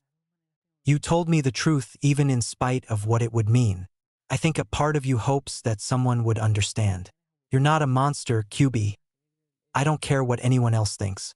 You may have done some terrible things in the past, but that doesn't have to define your future," the boy declared reassuringly. "And what does then? What do you suggest I do?" Kyubi asked with emotional anger. "Being my friend would be a good first step, Kyubi," Naruto replied. The fox seemed upset now. "Is that really what you want? For me to make amends and be your little pet? Why should I? The only thing I'm interested in is you killing the Uchiha with the orange mask. We won't always be together, Kyubi. One day I'll be dead too and you'll be somewhere else. I don't want your memories of me to be filled with anger and hate. It would be a waste if we didn't help each other find the right path. Isn't that what true strength is? Doing what others can't? Doing what they won't?" He responded strongly. "What did you just say? You sound like Hag." The fox couldn't finish the sentence. "What do I sound like, Kyubi?" Naruto asked. The fox's voice almost cracked. "I'm going to tell you something that I've never told any human before. My name is Kurama." "Kurama? You have a name," Naruto said, surprised. "Only my friends and the other Bijou know it," Kurama responded. "Are you saying?" Naruto couldn't quite finish as he felt a lump welling up in his throat. "Maybe you're right, Naruto. I haven't found the right path, but perhaps we can together as friends," Kurama replied with a warmer and distant tone. Naruto wiped his tears as he stared into the sunset over Konoha. "Thanks, Kurama. You're pure-hearted, Naruto, like a sage. I never expected you to show me any empathy. We'll make my parents proud, Kurama. I'll be the best Hokage Konoha has ever seen, and you'll be right there with me. We'll be an unstoppable two-man team, and I'll show the world that Jinchurikis are not monsters. That you're not a monster," Naruto stated strongly as he stared at the Hokage statues. "Maybe this is the right path," Kurama said with a melancholy optimism. "Speaking of which, I'm late for training with Tobirama-sensei," Naruto thought, alarmed. He quickly got up and bolted in the direction of the Senju Grove. Senju Grove. Upon arriving at the Senju Grove, Naruto was surprised to see his ghost sensei sitting calmly by a small lake. The white-haired man spoke sternly without even turning to look. "You're late. I was about to come get you." "Sorry, Tobirama-sensei. Naruto didn't get to finish his sentence as the man stood up and interrupted him. "I sensed a change in your chakra earlier. I take it you've gained some access to the Kyubi's chakra?" Tobirama asked knowingly. Naruto looked away for a moment uncertainly. Yeah, we talked a little. How did you find out? I'm a sensory ninja, and I'm linked to your chakra so I can easily detect changes in you. That being said, it is fortunate that you are on speaking terms with the Kyuubi, the Night said calmly. I'm surprised he would think so, Kyuubi noted. Tobirama looked at Naruto's eyes for a moment. Have you been crying? The boy looked down shamefully. Yes, sensei. Why? Did the fox say something to you? He asked with uncharacteristic empathy. Should I tell him, Kurama? Naruto asked the fox mentally. Kurama sighed. You might as well. He's dead, so he can't really spread around information, though I doubt he's the type to do that anyway. He told me about my parents and how they died. He said I was the Yandame's son and that my mother was his last Jinchuriki, Naruto answered. Tobirama's eyes widened slightly. Is that right? So he told you that he killed them then? Is that why you're crying? Sort of. There was an Uchiha involved that made him attack the village. Some man with an orange mask. Although, Kurama admitted to me that he wanted to destroy Konoha after breaking free from his Sharingan. I guess my dad died sealing him inside of me and my mother died after Kurama was extracted. It wasn't directly Kurama's fault. He just wanted to fight for his freedom and my parents wanted to protect the village. The boy continued. The man rose a brow curiously. Kurama? Are you talking about the Nine Tails? It has a name. Naruto nodded. He does. And he told you his name? That's interesting. Hashirama and I had a discussion about this once. Some of the Bijou referred to themselves by names, but the Kyuubi never did. Does this mean that you are on good terms with the fox? Tobirama asked surprised. We are now, Kurama and I are friends, Naruto replied. The Naidame nodded with approval.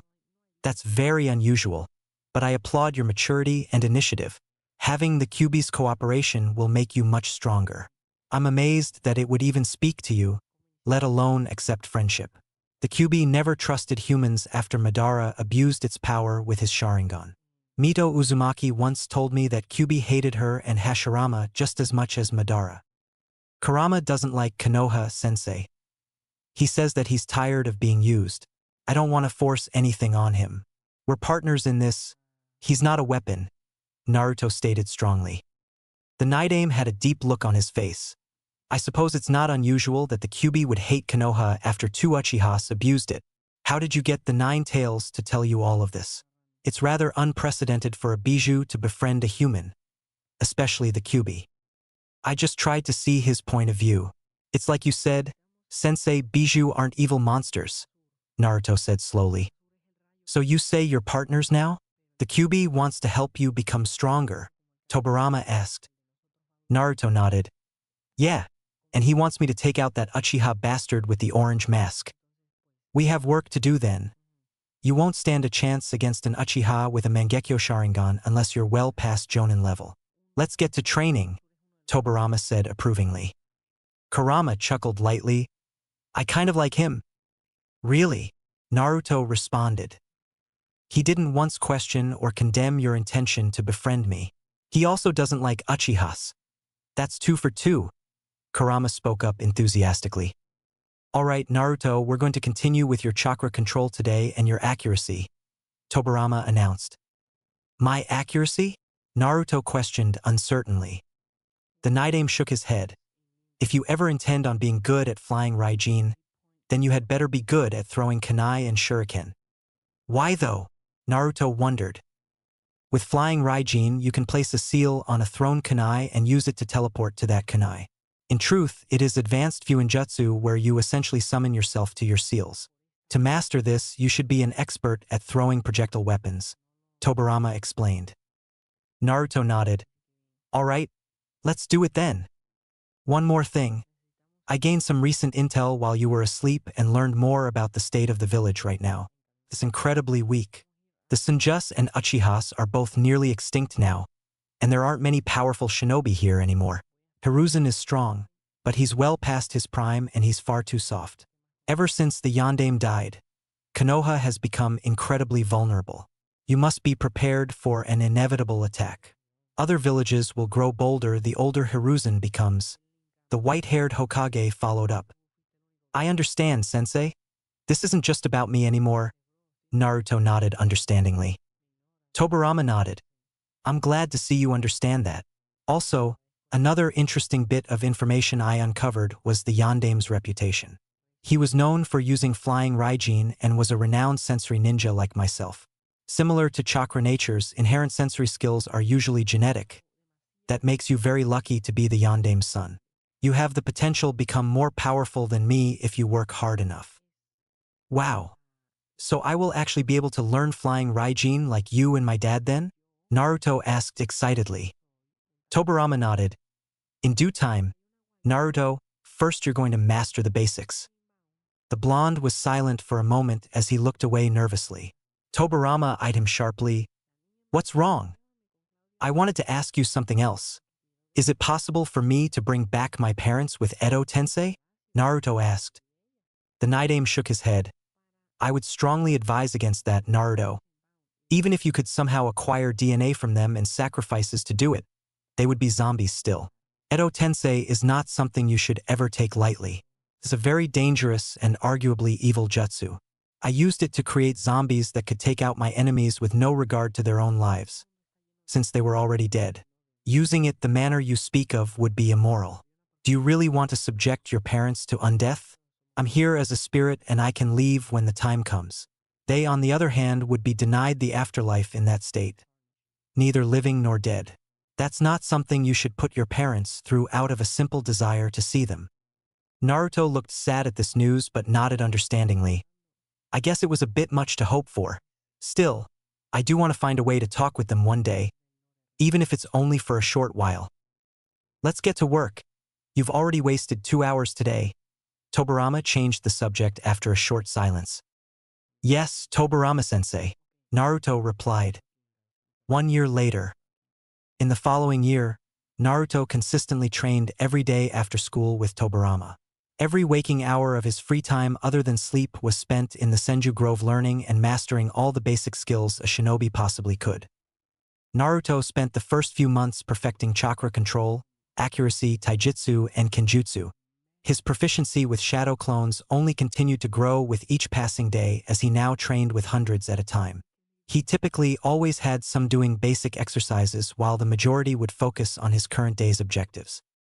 True to his word, Tobirama continued to teach the boy new things, and would often set short-term goals and bars for him to reach which consistently motivated the young blonde to become stronger and stronger. In 1 short year under his ghost sensei's teachings, Naruto now had almost perfect chakra control, remarkable skill with projectile weapons, and a moderately skilled proficiency in kenjutsu. Tobirama only taught a little bit of ninjutsu during this time, much to the blonde's displeasure. He had learned wind levitation, retrieving wind, projectile control, wind explosion, and slashing wind jutsus. All of them were relatively basic wind release techniques, but due to Naruto's enormous chakra pool and excellent chakra control, they were around Chunin level in power. While he was proud of learning wind jutsus, Naruto had been extremely eager to learn more elements. Sadly, however, the others were far more difficult for him to grasp. Earth, being wind's opposite, was challenging for him to learn. To him, it felt like trying to write an essay with his non-dominant hand. It was doable but extremely sloppy and unrefined. Nevertheless, his strong affinities for earth and water had allowed him to learn one ninjutsu from each element. One was rock throw, which was pretty much the most basic earth-style ninjutsu one could learn. The other was water pellet. Rock throw allowed him to throw a small chunk of earth, and water pellet allowed him to shoot a bullet of water out of his mouth. While they weren't impressive, Naruto was extremely proud of learning them. Today, he was having half of his clones practice earth and the other half practicing water. Tobirama casually glanced around at the clones' training before turning towards the real Naruto. You're slightly better at water than earth. That shouldn't be the case since those elemental natures are balanced within you. Put 60% of your clones on earth training and keep the other 40% on water, Tobirama instructed. The clones immediately redistributed themselves as commanded. A constant year of being drilled by Tobirama had made Naruto good at making these on-the-fly changes. After they redistributed, Tobirama spoke up again. Remember, Naruto, earth chakra is all about power. You want to make your chakra dense and form the hand seals with flex tension. Wind and water are indirect and flowing, earth is stalwart and direct. Remember that. Naruto nodded as he corrected himself. All of his shadow clones practicing rock throw seemed to be improving as larger and larger chunks of earth formed out of the ground. I think I'm getting better at earth style, sensei, Naruto stated proudly. Good. Now I want you to defeat all of your shadow clones using only earth and water ninjutsu. Understood? Tobirama stated. Yes, sensei. Naruto nodded as he charged in to fight his shadow clones. One by one, he took out waves of them with rock throws and water pellets. With each clone he destroyed, he felt himself losing more and more stamina. When he got down to the last clone, he felt like he was about to pass out. The last clone charged in and shot a massive water pellet towards him. With his remaining energy, Naruto unleashed the strongest rock throw jutsu that he could. His jutsu struggled against his clones, but after a final push, Naruto managed to destroy it. He collapsed to the ground a moment later, panting heavily as the exhaustion had finally got the best of him. How was that, Tobirama-sensei? Naruto asked between panted breaths. There was no response for a good 10 seconds as Tobirama walked over towards him. Naruto looked up at the man confused. Sensei? I don't believe it, Tobirama said with genuine disbelief in his voice. His eyes were wide, and his mouth was agape. What? Naruto asked confused. Did I do something wrong? Tobirama then pointed to where Naruto's clone had just been defeated. Where it stood, a single budding tree could be seen. The Naidame shook his head. This tree wasn't here a minute ago. Huh! Naruto gasped as he managed to sit up and look over at it. Tobirama turned his gaze upon Naruto. You have a bloodline ability, Naruto? I do, Naruto said confused. Would release? I don't even know what to say. This is incredible, Tobirama remarked with a slight bit of pride in his voice. Naruto's eyes widened as he stared at the small tree. Wait, I can use would release? I knew that you were related to Hashirama and myself, but I never expected this. You're a true Senju heir. Tobirama smiled for the first time ever. I am, Naruto asked uncertainly. Would release is the most powerful nature transformation bloodline in the world, Naruto. Only Hashirama was ever able to use it. With would release, Flying Thunder God, and Kurama, you're going to be able to protect Konoha from anything. Tobirama smiled proudly. Really? How is would release the strongest bloodline in the world? Isn't would weak against fire? Naruto asked confused. He's right, Kit. Would release was able to stop me and all of the other Bijou. It's no joke, Kurama stated. Would release can drain chakra as well as suppress it. It's actually a remarkably powerful ability because it combines earth, water, and yang natures into one. Even Madara Uchiha with his eternal Mangekyo Sharingan was no match for Hashirama's skill with Mokuton, Tobirama explained. So what does this mean for my training then, sensei? How am I supposed to learn would release if only Shodame could do it? Naruto asked. Tobirama thought for a moment. It will be difficult for you to learn, as I do not have first-hand knowledge on how to train you in it. I can teach you some basics that I understood from Hashirama's fighting style, but you'll have to figure out the rest for yourself. Couldn't I just summon Shodame-sama's ghost here like I did with yours? Naruto asked. Tobirama shook his head. I wouldn't advise that. Hashirama is way more powerful than I am. Even if you could somehow perfectly replicate that incomplete Edo Tensei, it would likely kill you. You could technically do it with a human sacrifice, but you don't have any of Hashirama's DNA, and I don't feel particularly comfortable with my brother being resurrected as a zombie, even temporarily. Naruto frowned. Well, that sucks then. If you're half as smart as my idiot older brother was, then you're bound to figure it out yourself eventually. I will teach you what I know about it, but the rest is up to you. I would recommend committing a number of shadow clones to would release training full-time while I teach you the rest of what I can. The white-haired Hokage followed. 2 years later. It had been 3 years since his training began with Tobirama, and 2 years since he discovered his bloodline. In that time, Naruto had grown more powerful than he ever expected to. The following year after learning about would release, Naruto had been diligent in gaining proficiency in it. To his astonishment, it had developed exponentially. His incredibly large chakra reserves were something that would release a truly terrifying ability.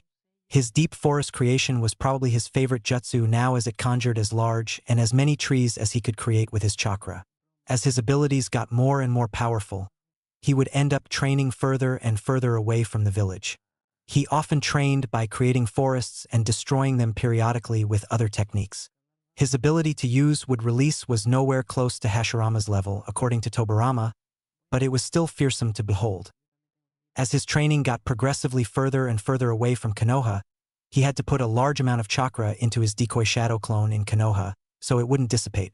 Even in spite of this, he never stayed away for more than a day or two at a time. His decoy shadow clone typically went to study in the Hokage Tower library after school. This kept it under close surveillance for the Umbu that would periodically watch Naruto. On several occasions, the clone had run into Danzo. The man found it rather strange that Naruto was always so consumed with studying, but Hiruzen, on the other hand, was actually proud of Naruto for taking initiative to do so. While leaving the shadow clone to study there was good for his cover, Naruto also found himself becoming smarter from all the history that the clone had studied in the library. That, in addition to his new mindset, had made him an academic genius in the Konoha Shinobi Academy. In addition to his bloodline, he had mastered dozens of jutsus from each of the 5 basic elemental natures and had vastly developed his sensory skills. While he was still nowhere near as good as Minato or Tobarama, Naruto was now a sensory ninja like his predecessors. Tobarama also felt it necessary to teach Naruto medical ninjutsu. The Nidaime insisted that any worthwhile senju heir should be good at it, as both he and Hashirama were. Only in the last year was Naruto finally able to start learning flying Raijin. This was Naruto's second favorite ability, as it made him feel more like his father and his sensei. Despite learning and being able to perform it now, Naruto was still nowhere near his father's skill level with the jutsu. Nevertheless, Tobarama had remarked that Naruto would reach it eventually.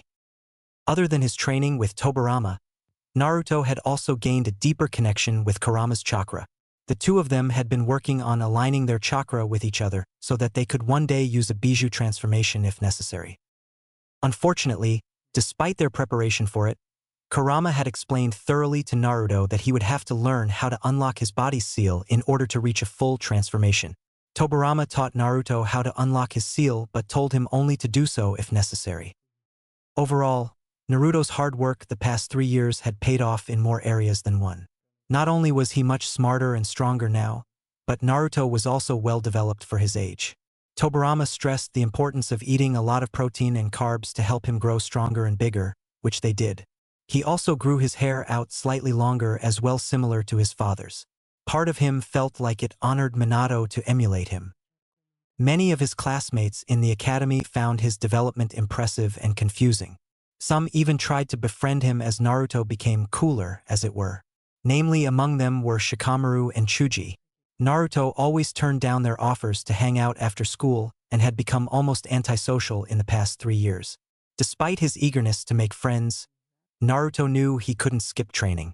Tobarama made it clear that if he truly wanted to become strong, then he would have to sacrifice more than just his free time and energy. He practically had to abandon his childhood and mature as a shinobi. Kiba had of course still been condescending, but he gradually began to steer away from Naruto as the years passed by. This was mostly due to Naruto almost never talking. Irika had found the entire change in persona to be a bit disturbing and had often invited Naruto to go have ramen with him or talk. The boy would occasionally send his decoy shadow clone to spend time with Irika just so that the man wouldn't worry about him. Despite his self-alienation, Naruto did like Irika as an instructor and a person. They would often talk about Naruto's goals, and the blonde would always say that he was going to become Hokage. Other than Irika's concerns, several of Naruto's peers occasionally spied on him from time to time out of a curiosity for Naruto's vast jump in maturity and skills. Chiefly among them were Hinata, obviously, Sasuke, and even Kiba. All 3 of them had stealthily followed Naruto after school to learn more about him, but they always just saw the shadow clone studying in the library or practicing basic academy exercises. Out of the 3, however, only Hinata had been suspicious about the shadow clone. She noticed that Naruto never spoke to anyone other than Irika and the Sandaime outside of class, and that he didn't do enough after school to really explain why he was so tired all the time. Nevertheless, her shy nature prevented her from ever really following up on the matter. Sasuke found Naruto's improvement noteworthy, but also a bit disturbing. The blonde almost never messed up in class now and was practically good at everything they did or studied. In fact, it was somewhat humbling for him to witness. Despite being the #1 rookie in the class, Sasuke was impressed by Naruto's rapid rise in skill. Unlike before, the blonde boy was never flashy or attention-seeking. He never once boasted, and he always seemed like his mind was either focused on what he was doing or off in the clouds. He had developed a slight respect for his classmate over the years, but never once made it obvious. The two would be paired in sparring matches on occasion, and Sasuke would still always win them. Despite this, however, Naruto had beaten his accuracy score, and was now ranked second in the class overall. Despite Tobirama telling Naruto to be subtle, the blonde couldn't help but excel at everything in the academy, as it was pathetically easy for him now. He still couldn't beat Sasuke in taijutsu or academics, but Naruto was no longer the joke many had once thought of him as. Currently, the blonde was sitting in class with a very bored look on his face. Irika looked over the room and spoke up proudly. "You all did an amazing job on the finals yesterday, and it makes me proud that all of you passed. Great job, everyone. Especially you, Naruto." The Jinchuriki was drawn from his bored thoughts when he heard his name. Everyone in the class was staring at him as Irika spoke proudly. "You had the highest score on our final exam yesterday. Excellent work." To his side, a bitter and petty Mizuki was glaring daggers at the boy. Despite all of his attempts to sabotage Naruto, the blonde would always outsmart him or surpass expectations. He had attempted to give Naruto curveballs on the finals yesterday, and to his bitter fury, Naruto succeeded. "Wow! Naruto really beat Sasuke's score in the final exam?" Ino spoke up with disbelief. Irika nodded. They both had perfect scores, but Naruto performed his faster. "Though you all did a great job, so you should be proud of yourselves. This class is one of the best ones I've ever had. I have no doubt that many of you will grow to become talented shinobi." Sasuke sent a sharp glare Naruto's way. "He beat me? How? I know he's gotten better and that he studies a lot, but so do I. The gap between us is shorter than I thought." "There must be a mistake, sensei. There's no way Naruto had a higher score than Sasuke, or even me for that matter," Sakura protested. She took pride in being one of the best students in academics. It wasn't shocking for her to lose to a prodigy like Sasuke, whom she idolized, but Naruto was another matter. Even though he had become better over the years, it was still a difficult pill for her to swallow. "Well, Naruto has worked really hard for the past few years to improve his ranking, so you should be proud of him. He graduated second overall," Irika responded to her. "He has no idea just how hard," Kurama added. "Did I seriously graduate second? Maybe I should have botched some of my stuff or lost a few more matches these past few months. All of these perfect scores really advanced my ranking, I guess," Naruto thought, surprised. "What? Naruto got second? What were the ranks overall, sensei?" Hiba demanded. Irika cleared his throat and spoke. "Let's see here, third place was Ino. She also had the highest kunoichi score." "Ha! You hear that, forehead? I beat you," Ino proclaimed proudly. "Shut up, Ino pig. Where was I, sensei?" Sakura interrupted. "Let's see. Sakura, you were 8th overall, but you were 3rd in academics behind Sasuke and Naruto," Irika answered. "Ha ha ha. Naruto beat you, forehead." Ino laughed at her pink-haired rival. "Well, apparently he beat you too," Sakura shot back. "What about me, sensei?" Hiba demanded. Irika sighed. "Kiba, you were 9th overall." "Man, really?" he complained. "That's something to be proud of. There's 30 of you that graduated in this class," Irika said with a nod. The dog boy crossed his arms unhappily. "Pfft, 9th." Irika told various people their ranks for the next few minutes, which entailed a lot of banter and other social annoyances that Naruto didn't care for. 15th is Hinata Hyuga. 16th is Dash. Irika continued listing the ranks. "I'm amazed Hyuga graduated at all. She's the most timid person I've ever met. If it wasn't for her taijutsu, she'd probably be close to last," Naruto thought as he saw Hinata's expression sink. "Isn't she their clan heir?" I vaguely remember someone mentioning that a while back, Kurama pointed out. Naruto shrugged. Yeah, I suppose fear of shaming her clan kept her from failing. Still, they're probably not happy that she's kind of mediocre. At least she's not annoying. Other than when she stalks you, the fox chuckled. She's not the only one who thinks they can spy on me, though I wonder why she gives a damn about me. I don't recall ever speaking to her before. Naruto thought for a moment. He tuned out Irika announcing the rest of the irrelevant names and ranks of other students. Naruto silently observed the class and saw everyone's joyous, carefree expressions. He shook his head with annoyance. Man, I am so ready for this stupid academy stuff to be over. There's nothing left for this place to teach me, and all this place does anymore is waste my time. I am sick and tired of looking at these people day after day. Well, at least it's over now. Though if I remember Kushina's life correctly, I think they assign you to a genin team after graduation and make you do a bunch of ridiculous chores. Hopefully, you're not put on a team with someone insufferable, the fox stated. Naruto looked around the room at his peers. That's pretty much everyone in this room. Why does anyone here even have an ego? All we did was graduate from the academy. Their egos are going to deflate the moment they get a taste of harsh reality. For all of his smugness, at least Sasuke takes being a shinobi as seriously as I do. None of these people will have egos when they find out how strong you actually became these past 3 years, Kurama laughed. If they find out, there's no reason to exert my power over people that stand no chance against me. What's the point in that? Naruto shrugged. Yeah, it is a bit flashy, but it will be funny to see their reactions. You're going to have to reveal your powers eventually if you want to become Hokage. I actually can't wait to see how the Sandaime reacts. The fox grinned. Naruto thought for a moment. Hopefully he'll understand. I have no idea how people in the village will react when they see me using Mokuton or Flying Raijin. With your rankings officially listed, we will now place you into 3-man teams and assign you to a Jonin instructor. These teams are as balanced as we could make them based on your graduation scores and your specific specialties as shinobi. As of this day forward, you're all genin now, Irika exclaimed proudly. The newly graduated genin all cheered a bit before Irika silenced the class. All right, let's see here. Naruto tuned the man out for a moment as he called out team names. Eventually, he regained interest when he started hearing more relevant names. Team 7 will be Sasuke Uchiha, Sakura Haruno, and Kiba Inuzuka. Your Jonin instructor will be Kakashi Hatake. Team 8 will be Shino Aburame, Chuji Akimichi, and Shikamaru Nara. Your instructor is Kurenai Yuhi. I'm on a team with Sasuke Kuin. Ha! Suck it, Ino Pig, Sakura proclaimed proudly to her blonde rival. Sasuke visibly cringed at the sight of Sakura and sighed silently as he maintained an edgy disposition. Kiba seemed surprised by his team and growled. So they paired me up with you then, Uchiha?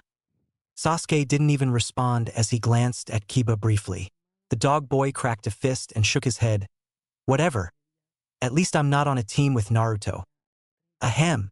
Please let me finish before all of the outbursts, Irika announced before continuing. Team 10 will be Hinata Hyuga, Ino Yamanaka, and Naruto Uzumaki. Your Jonin instructor is Asuma Sarutobi. Haha. They put you on a team with Naruto. Sakura laughed at her rival. Ino seemed a little bit annoyed at Sakura's gloating and crossed her arms with displeasure. Hinata, on the other hand, looked as if she could faint at any moment. She would get to be on the same team as her crush. Naruto maintained a completely neutral expression and didn't react at all despite several of his peers looking at him for one. He reflected on his new team. Hyuga's good for tracking and taijutsu, though she's a bit skittish and unambitious. At least she isn't annoying. Yamanaka, though, I wonder why I'm paired with her. Our rankings were pretty close. Maybe Hinata leveled it out. Oh well, at least they gave me a good Jonin instructor. I think Asuma is Sandaime's son. He's good with wind ninjutsu too. It could have been worse. Imagine how insufferable it would be if you were on the Uchiha Brat's team, Kurama pointed out. Yeah, but at least Sasuke is competent. Oh well, I can work with these two, I suppose. 2 Kunoichi on my team will be strange, but it will be fine. I should be able to fix Hyuga, and Yamanaka is probably more useful than someone like Sakura anyways. Naruto thought with a bit of relief. He had once admired the pink-haired girl for her perky attitude and cute appearance, but those feelings had long since disappeared in recent years. Naruto's antisocial obsession with training every waking hour had led him to forget she even existed outside of school hours. He didn't find her completely useless as a shinobi due to her intelligence, but she was rather unremarkable to him, and he found her schoolgirl obsession with Sasuke rather annoying. Ino was similar, but Naruto knew that she at least had clan abilities and decent skills at infiltration. Sakura actually did pretty well for someone who doesn't have a clan. Isn't she just from a regular family? She was the highest-ranked person here that didn't come from a clan. Naruto pondered. His inner musings were interrupted a moment later when Iruka spoke again. Your Jonin instructors all left me a list of locations they want you to meet them. Naruto once again ignored all of the irrelevant names until Iruka got down the list. Team 7 is to meet on the rooftop of the academy. Team 8 meet in the park. Team 9 meet on the village wall. Team 10 meet at the balcony tower beneath the Hokage monuments. As the teams were announced, they all left towards their various locations. Once Team 10 was called, Naruto got up and made his way for the door. His two new teammates awkwardly followed behind the silent and stoic blonde as he left. Neither one knew what to say as Naruto walked outside. Finally, Ino broke the silence. So are you going to say something or what, Naruto? He looked back at Ino and an extremely timid Hinata. The Hyuga girl looked nervous and Ino was a bit annoyed. Naruto eyed her for a moment. Huh. Never mind. I can't believe I'm on a team with you too, Ino sighed dramatically. Naruto ignored her whining as he turned forward again and proceeded to the Hokage monuments. He made sure to go slow enough for his teammates to keep up, and before long they reached their destination. Their Jonin wasn't there yet, unsurprisingly, which left the three genin alone to look over the Hokage monuments from the nearby balcony. Naruto could see the Hokage tower as well and immediately sensed a sumo within it. No doubt his new sensei was receiving special instructions by the Sandaime to keep a close eye on him. As he stared at the Hokage tower, Naruto was drawn out of his thoughts by Ino again. Well, if I have to be on this team with you too, then could you at least talk to me? Geez, you guys are boring. Naruto glanced at the blonde girl briefly. What's there to talk about? I doubt we have anything in common. Well, we're both blonde and we are on the same team now, aren't we? Ino said with a scornful glare. The Jinchuriki shrugged. I suppose so. And Naruto-kun. Hinata spoke up nervously for the first time. The boy turned his gaze to the shy Hyuga girl. What is it, Hyuga-san? Why you can call Emmy Hinata as since we are teammates and dash. She wasn't able to finish her sentence as it got quieter with each passing word. He looked at her curiously. Hinata. All right, if you insist. Are you all right? You're looking a bit red. Hinata nodded shyly as she looked away to cover her flushed cheeks. Ino watched the whole scene with a bit of curiosity. She shook her head. Now I get to be third wheel on this team too. Great. What are you complaining about over there? Naruto asked her. Ino got in his face a moment later. I'm complaining because I got put on a team with two weirdos who refused to talk to me. All right, fine, relax. You want to talk to me? Then we'll talk. Naruto sighed. Ino crossed her arms. I don't actually want to talk to you, but it's better than us standing here in this awkward silence for whoever knows how long. I got it, Yamanaka-san, Naruto said, a bit annoyed himself. Ino, we're teammates, so don't treat me like I'm some stranger. Naruto, we've been in the same class for like 5 years in case you've forgotten. The blonde vented. Fine, Ino then, Naruto replied. The blonde girl smiled proudly. That's more like it. So I have a question for you, Naruto. Okay, what? He asked. What happened to you? She demanded. Naruto cocked his head. I don't follow. Don't give me that. I mean, you used to be all hyperactive and you wore this ugly orange jumpsuit everywhere. Now you wear black every day and you never talk. You climbed from dead last to second in 3 years. Are you trying to be like Sasuke-kun or something? No, I'm not, Naruto countered bluntly. Then why the change? Did your family start expecting changes or something? Were you afraid to fail? She persisted. I don't have a family. I'm an orphan and the last living member of my clan in Konoha, he answered. There's an Uzumaki clan? Ino wondered. Yeah. There was. Naruto nodded without following up with an explanation. Ino crossed her arms. I guess you don't want to talk about that. Did your clan get wiped out like Sasuke-kun's? Not exactly, I'm just the only member left after my mother died, Naruto replied. Ino looked a bit interested now. Did your clan have any interesting abilities or a bloodline? I don't think Naruto-kun wants to talk about this, Hinata interjected. Alright, fine then. So what are you actually capable of doing then, Naruto? I know you've gotten better, but are you actually able to do anything other than what they teach us at the academy? Ino asked. The blonde nodded. I'm a sensory ninja. Asuma-sensei is in the Hokage Tower right now talking to the Sandaime. What? You're a sensory ninja? Since when? Ino demanded. Since I first became a true shinobi, Naruto framed the truth in a vague way. The blonde girl huffed. Well, I don't sense them and I'm a sensory ninja too. Why would they put two on one team? That's a bit redundant. Because they don't know that I'm one, Naruto answered. And Naruto-kun is a sensory-type ninja? Hinata stuttered with embarrassment. He glanced at her and nodded. Yeah. And you're not as stealthy as you think you are, Hinata. Eh? She went full red as she turned around. The Jinchuriki shook his head. It's okay. Sasuke and Kiba have tried spying on me too. Ino smirked at him. Seriously? Sasuke-kun was trying to spy on you? I don't believe that for a second. You don't have to. And honestly, I don't really care what you think of me, Naruto said dismissively as he looked away. Well, you are a bit mysterious. What do you even do after school? Ino wondered. The blonde boy shrugged. Ask Hinata, she might know.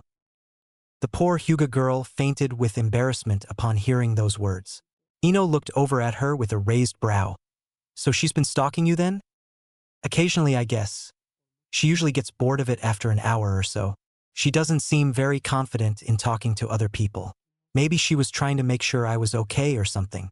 Hinata's a nice girl from what I've seen. A bit weird, but hey, aren't we all? Naruto said coolly. Ino gave him an incredulous look. I'm not weird. You keep thinking that, Naruto said distantly. Hinata regained consciousness a moment later. Naruto immediately addressed her when she looked coherent enough. It's okay, Hinata. I can't blame you or anyone for trying to find out why I'm different. Don't stress over it. Okay? Why yeah. I am sorry, Naruto-kun, she replied timidly without making eye contact. Don't be. You're actually pretty good at stealth. I probably wouldn't have ever noticed you if it wasn't for my sensory abilities. Plus, with a Byakugan, you're also ideally suited for our team. We have an ideal team composition for tracking, stealth, and infiltration, Naruto noted. Ino rolled her eyes.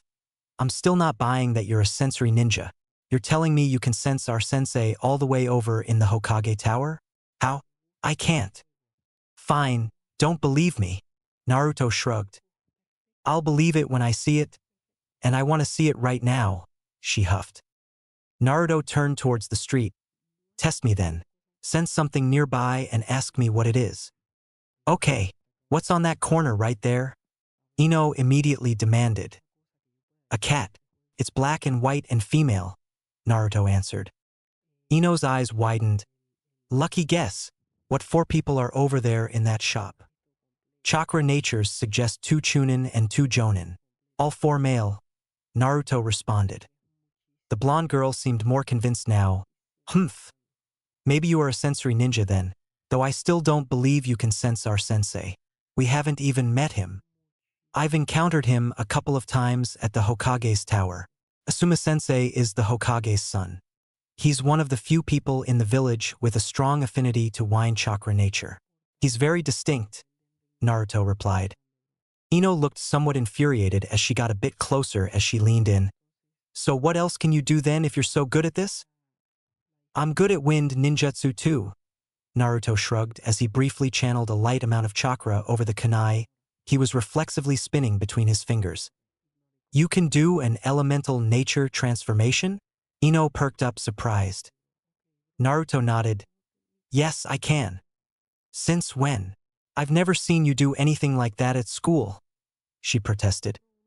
Why would I ever do that at school? It's not really relevant to share or do in the academy. I think Sasuke team can use fire style already and he never talks about it. Plus, most students from clans have special abilities like Hinata here. I'm hardly unique in that regard, Naruto replied. Ha ha ha. Are you seriously doing this right now? Kyubi was laughing heartily in his head. Ino frowned at him. Since when have you not cared about what others thought of you? Naruto ignored her as leaned back against the railing and closed his eyes. Man, maybe Sakura would have been a better teammate. At least she would ignore me. You going to answer me or what? Ino interrupted his thoughts. He turned his attention back to Ino after a moment and spoke curiously. Tell me, what can you do exactly? I've already talked enough about myself. I'm from the Yamanaka clan, and my family owns a flower shop. We specialize in mind jutsus, Ino explained. Hinata timidly spoke up again. I'm from the Hyuga clan and Naruto-kun, though you probably already know that. Our team could use a medic too. Luckily, we have that covered. Naruto noted as he looked between Hinata and Ino logically. Ino scoffed at him. Are you implying I should become a medic because I'm a girl? What time period are you living in? Not you. I was talking about me. I have the most chakra and pretty good chakra control. Although it would probably do you some good to learn medical skills as well, he noted. You're a medical ninja too. You must be joking. That takes advanced chakra control and many hours of practice. Where would you ever have the time or instruction to learn that? Ino said dismissively. Naruto immediately sliced his hand with a kunai, much to Hinata and Ino's shock. Both girls watched disbelievingly as the wound immediately coagulated and started to heal. Oh damn! I forgot I regenerated super fast. Naruto thought urgently as he immediately held his hand over the wound and green chakra could be seen. A moment later, his wound was gone. Ino's eyes widened with amazement.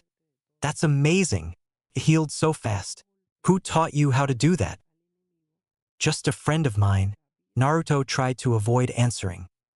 Hinata was confused by the showing.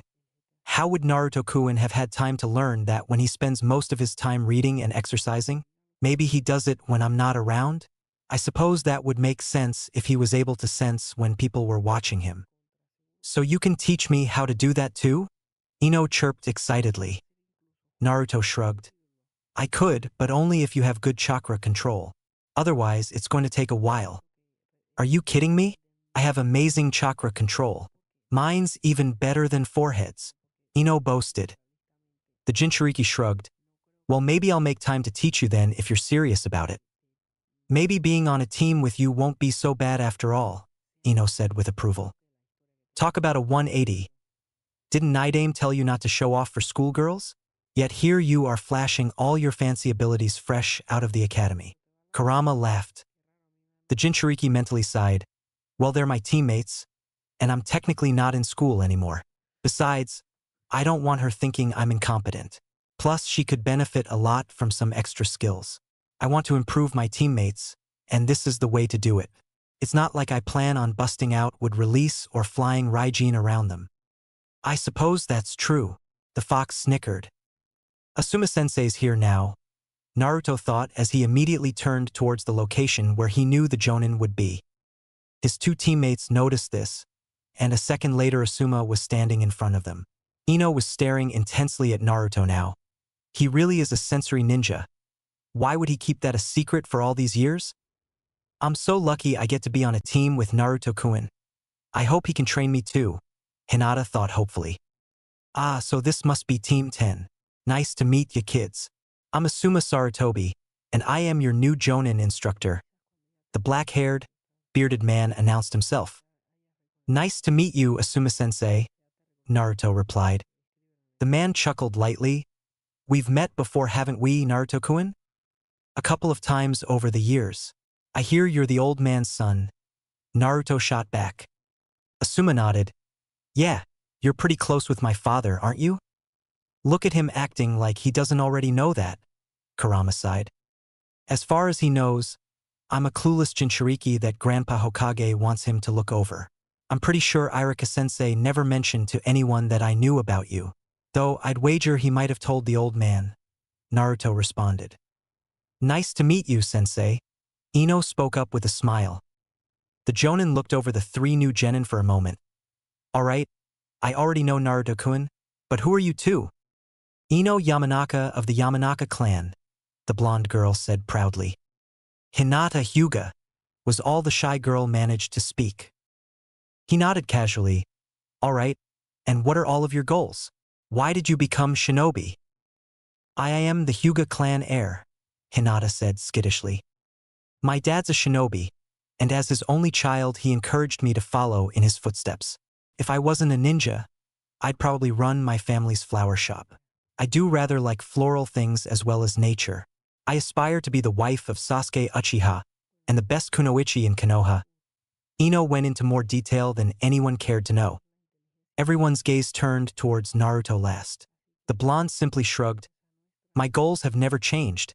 I still want to become Hokage. I want to honor the legacy of my forefathers. Asuma rose a brow slightly. Is he referring to the Hokages as his forefathers? He looks completely serious about it. I wonder how skilled a person with that type of ambition is. I guess I'll find out soon. Asuma nodded as he looked them over. All right, guys, I don't want to keep you long. So here's your briefing. As new graduates, you have a final test tomorrow where you will be judged as a team by your Jonin instructors. If you fail, you'll go back to the academy for another year. Get some sleep tonight and meet me at Team 10's training grounds tomorrow at 8 a.m. sharp. I look forward to testing your skills. I'll see if you have what it takes to be true genin. Wait, what?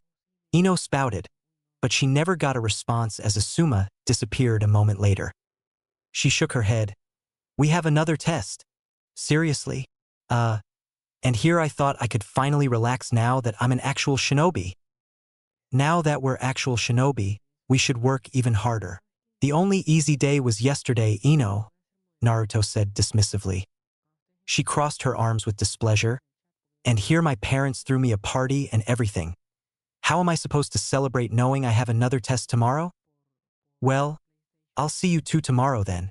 Naruto waved as he leapt onto the balcony railing. Wait. I wasn't done. Ino never got to finish speaking as Naruto disappeared into the distance a moment later. Talking to you. Ino finished the sentence to herself. She briefly glanced over at Hinata and sighed. Well, see you tomorrow, I guess. Good night, Ino-san. Hinata replied respectfully as the blonde girl left. Senju Grove. As Naruto returned to his usual incognito sanctuary, he noticed Tobirama's ethereal form sitting down looking off into the distance. He approached silently and walked up next to his sensei. The white-haired man turned to face Naruto with a stern look. How did your graduation go? It was fine. A bit boring, but they gave us our headbands. I'm surprised you didn't come to see it. Honestly, Naruto responded casually. The man stood up a moment later as he fixed his gaze on Naruto. He looked at the height on the boy's forehead. It's not really a celebration, but I'm sure you know that already. Today marks the day you are a true Konoha shinobi. Do you understand what that means? It means the village's protection is now my sworn duty, and that I will one day have to give my life to defend it if necessary, Naruto answered stoically. Tobirama nodded. Good. It's been 3 years since we first met. In that time, I have taught you all that could about what it means to be a true shinobi. You must always remain vigilant, and you must always train hard. War could strike when you least expect it, and anyone could kill you if you're careless. Even Hashirama and I died in battle, Naruto. It only gets harder from here. The only easy day was yesterday, right?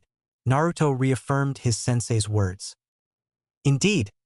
There is also something I want to tell you now that you're officially a Konoha shinobi, Tobirama stated as he stared into Naruto's eyes. The blonde eyed his sensei with intensity. What is it, sensei? I will be leaving you, he said slowly, which caused Naruto's eyes to widen considerably. Tobirama-sensei, you can't. I did everything you said. Naruto trailed off in sentence as he was unsure of how to word his feelings. The man immediately silenced him with a stern tone. You did everything and more. There's not much more I could have asked for in an apprentice, but you have to move on now. I'm dead, Naruto, and the only reason I've lingered here this long was to ensure that you were properly trained and that the village would be safe. Now that you're a real shinobi, you'll have a team and a jonin to look after you. Take my lessons to heart and use your power responsibly. It's time for me to leave now. Why you can't? Sensei, I don't want to be alone. What am I supposed to do when you're gone?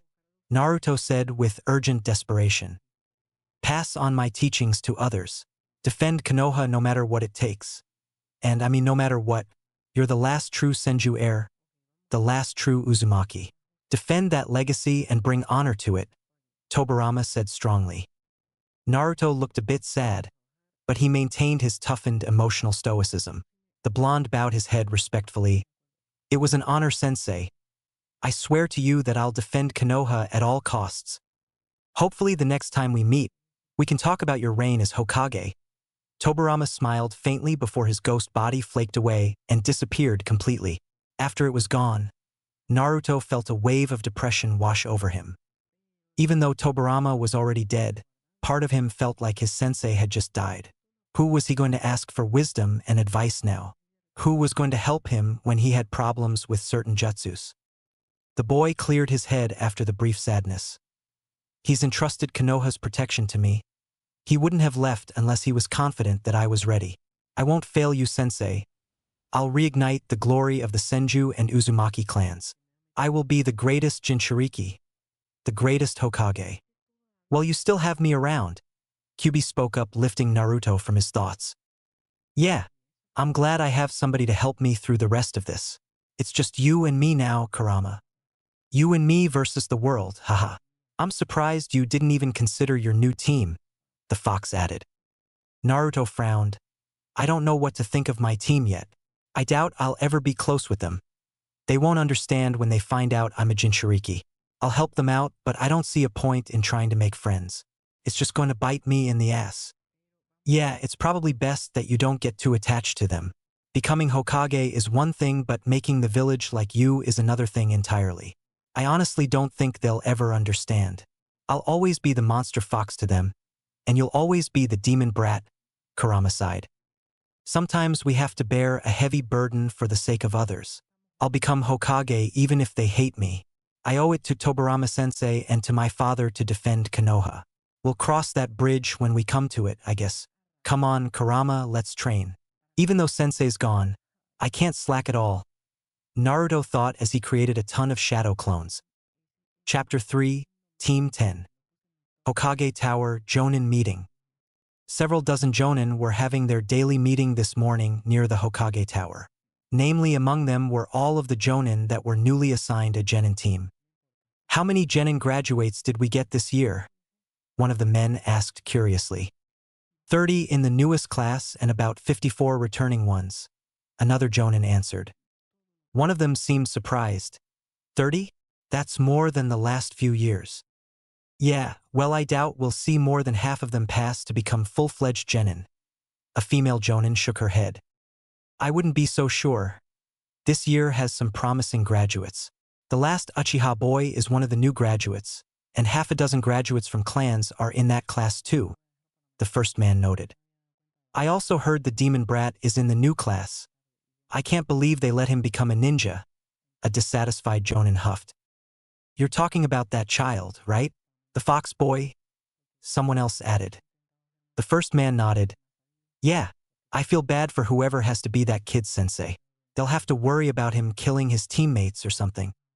I doubt he'll actually pass the teamwork test, so what does it matter? The woman scoffed. Another woman joined in the conversation a moment later. I think he graduated second overall behind the Uchiha boy. You're joking, right, Kurinai? The first man said with a disbelieving laugh. No, I heard from one of the Chunin who instructed their class that he was actually pretty skilled, the dark-haired woman responded calmly. For real? He beat out all of the clan member kids in that class. Another person interrupted. Kurinai nodded. Yeah, he beat Inuzuka, Akimichi, Nara, Yamanaka, Hyuga, and Aburame. The only person he didn't beat was Uchiha. A certain jonin there with blonde hair crossed his arms disbelievingly. I refuse to believe that kid beat my daughter. She was ranked second for years behind Sasuke Uchiha and was neck and neck with the Aburame boy.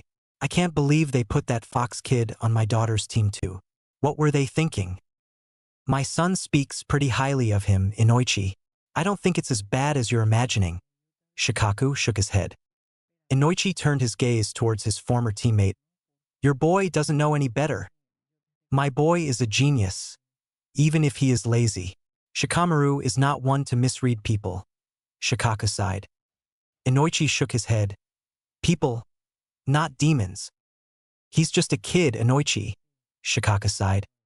For now, the blond man said with a low growl. Shikaku glanced over at Choza Akimichi. What's your son think of the boy, Choza? Chuji said he's quiet and antisocial. Seems kind of odd to me since I distinctly recall that kid pulling pranks for a few years. From what my son has said, the boy never initiates conversations, Choza answered. Someone interrupted their conversation with disgust. No doubt the demon is starting to affect him. Is it really a good idea to ignore something like that? A vast change in his psyche could mean the demon is gaining control. Inoichi grimaced as he immediately turned his gaze towards the silent Asuma at the edge of the crowd. Asuma, as my friend I implore you to keep my daughter safe in case the fox brat tries anything. If anything happens to her, I'll kill him. Asuma sighed heavily. Sure, Inoichi, but I don't really think that's going to be necessary. Naruto Uzumaki is kept under watch by Sandame-sama and Umbu regularly. Besides, he doesn't seem like a bad kid to me. For my daughter's sake, I hope not. Inoichi shook his head. Wait, you're the demon kid's Jonin-sensei? Another person gasped. Asuma nodded. Yes. Sucks for you then. I don't envy you, Asuma-senpai. The man laughed. Kurenai glanced over at Asuma's carefree face. She frowned when she saw a bit of disappointment in his eyes. He looks troubled by all of this. Does it bother him to be Uzumaki's sensei? Sandame-sama entrusted me to keep an eye on the boy and to show him the same treatment I would any other genin. I have every intention to treat him with the fairness he deserves. Besides, the kid has every reason to be antisocial considering that most people hate him, Asuma replied calmly. That monster doesn't deserve fairness. You're too nice, Asuma-san. A woman shook her head. That fox brat shouldn't be a ninja. What is the Hokage thinking? If they want to weaponize the fox, then they should keep him away from the regular ninja. Let Danzo-sama have him. A man growled. In the corner of the meeting, a certain gray-haired man with a mask looked up casually. He sighed heavily, catching everyone's attention. You guys realize he's a Jinchuriki and not the Kyuubi, right? That doesn't excuse anything, Kakashi. That boy could transform into that monster when we least expect it. Inoichi hissed. The masked man simply shrugged. If you say so. Don't forget the Hokage's law, you too. We can't talk openly about this in public. Another Jonin spoke up. Like that stopped anyone so far. Asuma sighed. Who else is on that team with your daughter, Inoichi-san? Kurenai changed the subject. The tension slightly derailed as the man responded. I believe it's a Hyuga girl. A Hyuga? Well, that's promising at least. Shame they couldn't put all of our kids together. Choza chuckled. That would have been ideal. At least I know I can trust your sons around my precious daughter. Inoichi groaned. You coddle that girl too much, Inoichi. Sometimes change is a good thing. Maybe she'll become stronger from this, Shikaku replied. Asuma shook his head. Your daughter is in good hands with me, Inoichi. So relax. She better be, he said slowly. Who got the Uchiha boy? Someone else asked after a brief silence. Kurenai immediately answered. I believe Kakashi did, though it's hardly surprising. Lucky you. I'd love to have a prodigy genin. None of my kids look all that impressive. The first man from earlier spoke up. The copynin yawned. Yeah, I'm sure he'll be okay. Well, I should probably go now. Asuma spoke up as he made his way towards the training grounds. Let us know how it goes, Asuma-senpai. I'm actually curious if that fox kid is any good, someone announced. Asuma waved. I'll let you know. Team 10 training grounds. After a brief bit of searching, Naruto quickly found the location of Team 10's training ground. He calmly walked towards his destination without much urgency. He was currently not in a hurry to get there, as he did not sense Asuma anywhere nearby. As he passed through a brief clearing of trees, he finally came upon the destination. It looked somewhat isolated but was closer to the urban areas than he preferred. Nevertheless, he thought it was neatly tucked away and that it looked appropriate to train in. This place wouldn't be so bad if it was a secret. Maybe I'm just too used to the Senju Grove, but I don't really like it being so close to everything in the village, Naruto thought as he examined the area. He immediately stopped and looked up when he sensed a familiar individual nearby. Sitting up in a tree branch was none other than Ino. Her eyes went wide when Naruto spotted her. He let his gaze briefly linger before looking forward again to continue his survey of the training grounds. It looks like there are two primary points of entry between all of these trees. That rock formation covers the east side, but someone could come over that, I suppose. It would be pretty easy to set traps around this place. Lots of good cover too for ambushes. The boy continued. Hey, you just going to ignore me now? Ino's voice interrupted his thoughts. He turned around and saw the girl leaning against a tree now with crossed arms. The Jinchuriki gave her a brief nod of acknowledgement. Oh hey Ino. I'm shocked to see you're here early, she said, shaking her head. Why's that? He asked. You always walked into class right when it started, or you were late. I can't believe you're here 15 minutes early, she noted. The boy shrugged. Well, believe it, because I actually don't want to go back to that damn academy for another year. If we weren't at peace, they would have allowed early graduations and I would have been out of there sooner. You hated it that bad, huh? Why exactly? I thought the academy was actually pretty fun, she responded. That's exactly why I hated it. We're training to become ninjas. We don't have time for fun when there's so much to learn. The academy teaches a lot of useful things, some of which could mean the difference between life and death on the battlefield, Naruto explained. Geez, way to go all doom and gloom on me. It's okay to live a little. Besides, we're at peace, and why should we take the beginning of our shinobi careers so seriously anyways? Ino replied with a disapproving look on her face. Peace is never lasting, and it breeds ignorance and laziness. We should always be vigilant as shinobi. Otherwise, what is the point of being shinobi at all? Naruto countered. Ino scoffed at him. Dude, chill out with that. You're not in Umbu yet. Just because we had fun doesn't mean that we took it less seriously. My dad's a jonin, so I know all about what it takes to be a shinobi. I'm not implying you were wrong for doing it, but someone like me can't afford to. I want to become Hokage one day, and that takes personal sacrifice, Naruto replied. Ino rolled her eyes. Seriously, like what the hell happened to you? When we first started the academy, you were always goofing off and laughing. Did something trigger a change? Did Sasuke-kun hit you too hard on the head one day? Why do you care? He wondered. Because we're teammates, and because it's weird. You ran off the other day before I got an answer. Care to explain? She asked. What's there to explain? He shrugged. Ino huffed in annoyance. Oh, I don't know.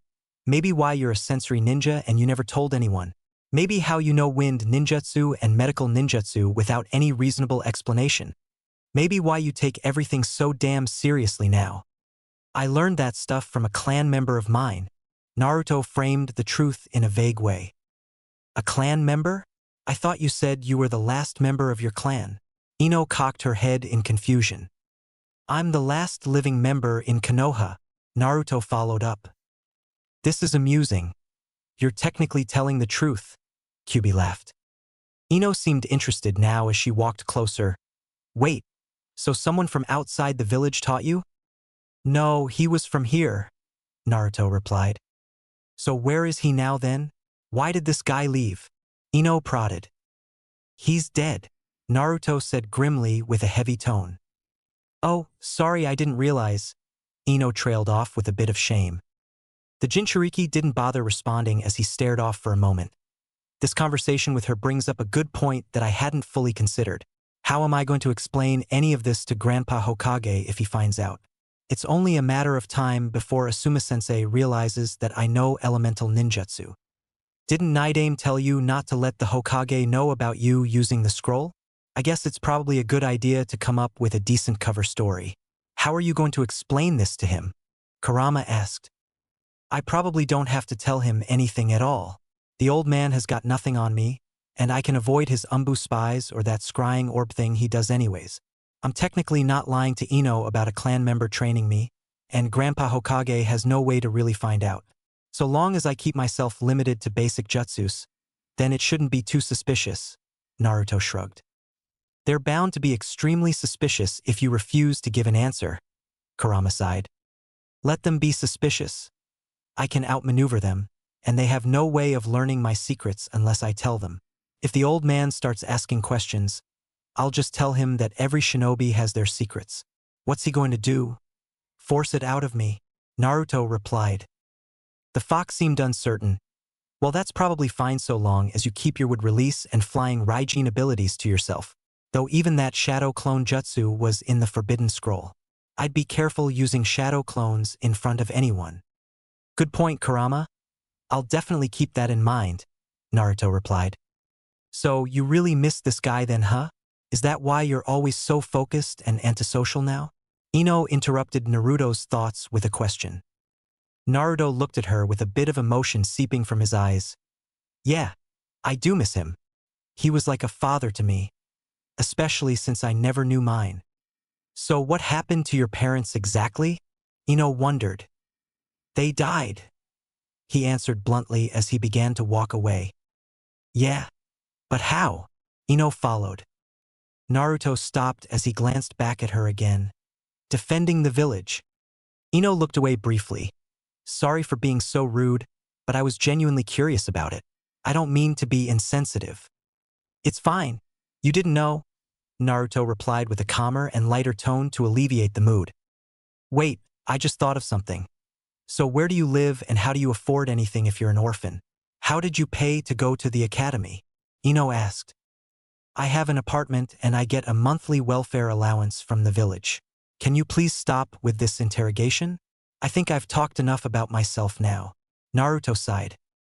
Okay, I'll let it go. But seriously, that stuff I never knew. I guess that explains why you're so quiet all the time, Ino noted. A long and awkward silence passed as Naruto walked further away and sat down against a tree. He reflexively spun his kunai around as he stared blankly at it. Tobirama-sensei. What am I going to do without him? I used to look forward to seeing him every day after school. What the hell do I have to look forward to now? You really thought of him as a father? Kyubi spoke up confused. Sort of. Maybe more like a badass uncle. Either way, he always had an answer for all of my problems. The world seemed so orderly and logical with him around. Everything just made sense when he was here. All of my goals and dreams weren't just baseless wishes anymore. They were mapped out and achievable. No matter how hard his training was, I pushed myself because I wanted to make him proud of me. I don't know what having a father is like, but that's how I always imagined it when I was younger. It's only been one day, and I'm already losing focus. He would berate me for this lapse in discipline if he saw me right now. Naruto thought with disappointment. Hey, so Naruto. Ino broke the silence again as she walked up next to him and leaned against his tree. He looked up at her curiously. What is it? She looked a bit uncomfortable as she spoke up slowly. I know you're probably sick of answering questions, but there's something serious I wanted to talk to you about. My dad acted really weird when I told him I was on a team with you. He told me to avoid you as much as possible. Did he? That's strange. Naruto shook his head. What's the deal with that? How does my father know who you are? When I asked him, he just told me that you were trouble. What did you do? She said with a confused look. Naruto shook his head. Well, I used to pull pranks all the time and I was pretty bad about damaging public property. Maybe he's still mad about it. Ino crossed her arms again. My dad's not that uptight. He can take a joke. Are you sure there's nothing I should know about? If it was relevant enough, I'm sure he would have told you something himself. I really couldn't say. Naruto feigned ignorance. I almost forgot these brats have families. I'm kind of surprised he didn't just tell her what you are. Kurama sighed. I remember overhearing some people gossip about it a while back. They said it was a law not to talk about my situation. That's why all the adults know, but nobody my age does, Naruto pointed out. Oh, that's right. Wasn't that the day you went to buy paint for your armor? The fox clarified. Yep, that's the one. Speaking of which, I want to paint my armor and readjust it later today. That would be a good project since I don't have any scheduled training, Naruto replied. I saw you bought a whole bunch of different paint colors. What color did you decide on? Kurama asked. Well, I thought about blue so I could look more like Tobirama-sensei, but blue's not really my color. The green looks good, but it's too iconic. I'm not ready to announce to the world that I'm part Senju. Red's too much like Shodame-sama. I thought about yellow or orange to be honest. Naruto shrugged. Painted orange. Don't you like that color anyways? It just so happens to be my first color as well. I think it would be appropriately unique, especially for my Jinchuriki, Kurama noted. Like a lighter orange? That might work. Maybe I'll paint the red Uzumaki clan symbol on it too. Naruto thought approvingly. Well, orange and black look good together, and it just so happens to be my favorite color. Plus then you'll actually match me, the fox said suggestively. I didn't think you cared for such things, but orange it is. I think that'll look good. The boy agreed. Did you hear what I said? Naruto, you there? Ino waved her hand in front of his face. He looked up sharply. Huh. Geez. Were you even listening to me? I said Hinata just showed up, Ino exclaimed. Naruto glanced over and saw his shy Hyuga teammate walking over. She had in fact just arrived and was nervously approaching her new team. Good morning, Hinata. Ino waved as the dark-haired girl finally reached them. She poked her fingers together as she looked down. Gee, good morning, Ino-chan. And Naruto-kun. Hey, Hinata. I have a question for you. Ino spoke up after a brief silence, causing Hinata to redden slightly. Why, yes, Hinata responded. She looked over at Naruto and then the Hyuga girl again. Did your family say anything when you told them about your team? And not really. My father didn't see care all that much, she replied somewhat sadly. Ino sighed heavily. Guess it's just my dad then. He freaked out when I told him Naruto was on my team. What? Why? Hinata spoke up with curiosity. Beats me. Naruto has no idea either, Ino shrugged. Well, a lot of adults you used to tell children to avoid Naruto-kun, Hinata noted. Ino looked confused. They did. Why, yeah. Don't tell me you've never noticed, Ino-chan, Hinata responded. Why would my dad have a problem with Naruto though? I'm amazed he even knows the guy considering how Naruto is never seen in public as far as I'm aware, Ino scoffed. Naruto tuned his teammates out as they got into a brief conversation about Ino's father being upset. I'm surprised the Hyuga girl was that perceptive as a young child, Kurama scoffed. Being on this team is probably going to be an issue at some point. I seriously hope Ino's dad doesn't tell her I'm a Jinchuriki anytime soon. At least not until I'm a Chunin and I can get another position. Things will be really awkward when they find out, Naruto thought solemnly. I'll be honest, Naruto. I still hate this village and the annoying humans in it. I'm humoring your goal to become Hokage because I like you and because you're my friend. Make no mistake. I don't feel any loyalty to this place. Whenever you're gone, I have no intention of ever coming back here. Otherwise, I'd be too tempted to annihilate Konoha. These people make me sick, the fox said somewhat aggressively. I understand, Kurama, and I don't blame you. If it wasn't for Tobirama-sensei, I'd have given up on ever trying to become anything in this village. I feel honor-bound to my clans to continue their legacy, but I'm getting really tired of being a pariah. I can count the number of people that actually like me on one hand. Old Man Sandame, Irika-sensei, Tobirama-sensei, you and… I guess that's it, Naruto replied. I'm surprised your Academy-sensei actually likes you. I think it's because he believes you're a victim like he was. If he knew that you and I were friends, things would probably be a different story. I think he just feels sorry for you, Kurama said pessimistically. Naruto frowned. Yeah, that's unfortunately true most likely. Still, I'd rather have your friendship than his. If none of these people can accept me for being a Jinchuriki, then so be it. You and I will just tag team the world and I'll prove that I'm better than every one of them. Even after these last few years, I still find it strange that you would choose friendship with me over a human that's willing to accept you. You're the complete opposite of your self-righteous and whiny mother, Kurama noted. I know you don't like her, but please don't badmouth my mom.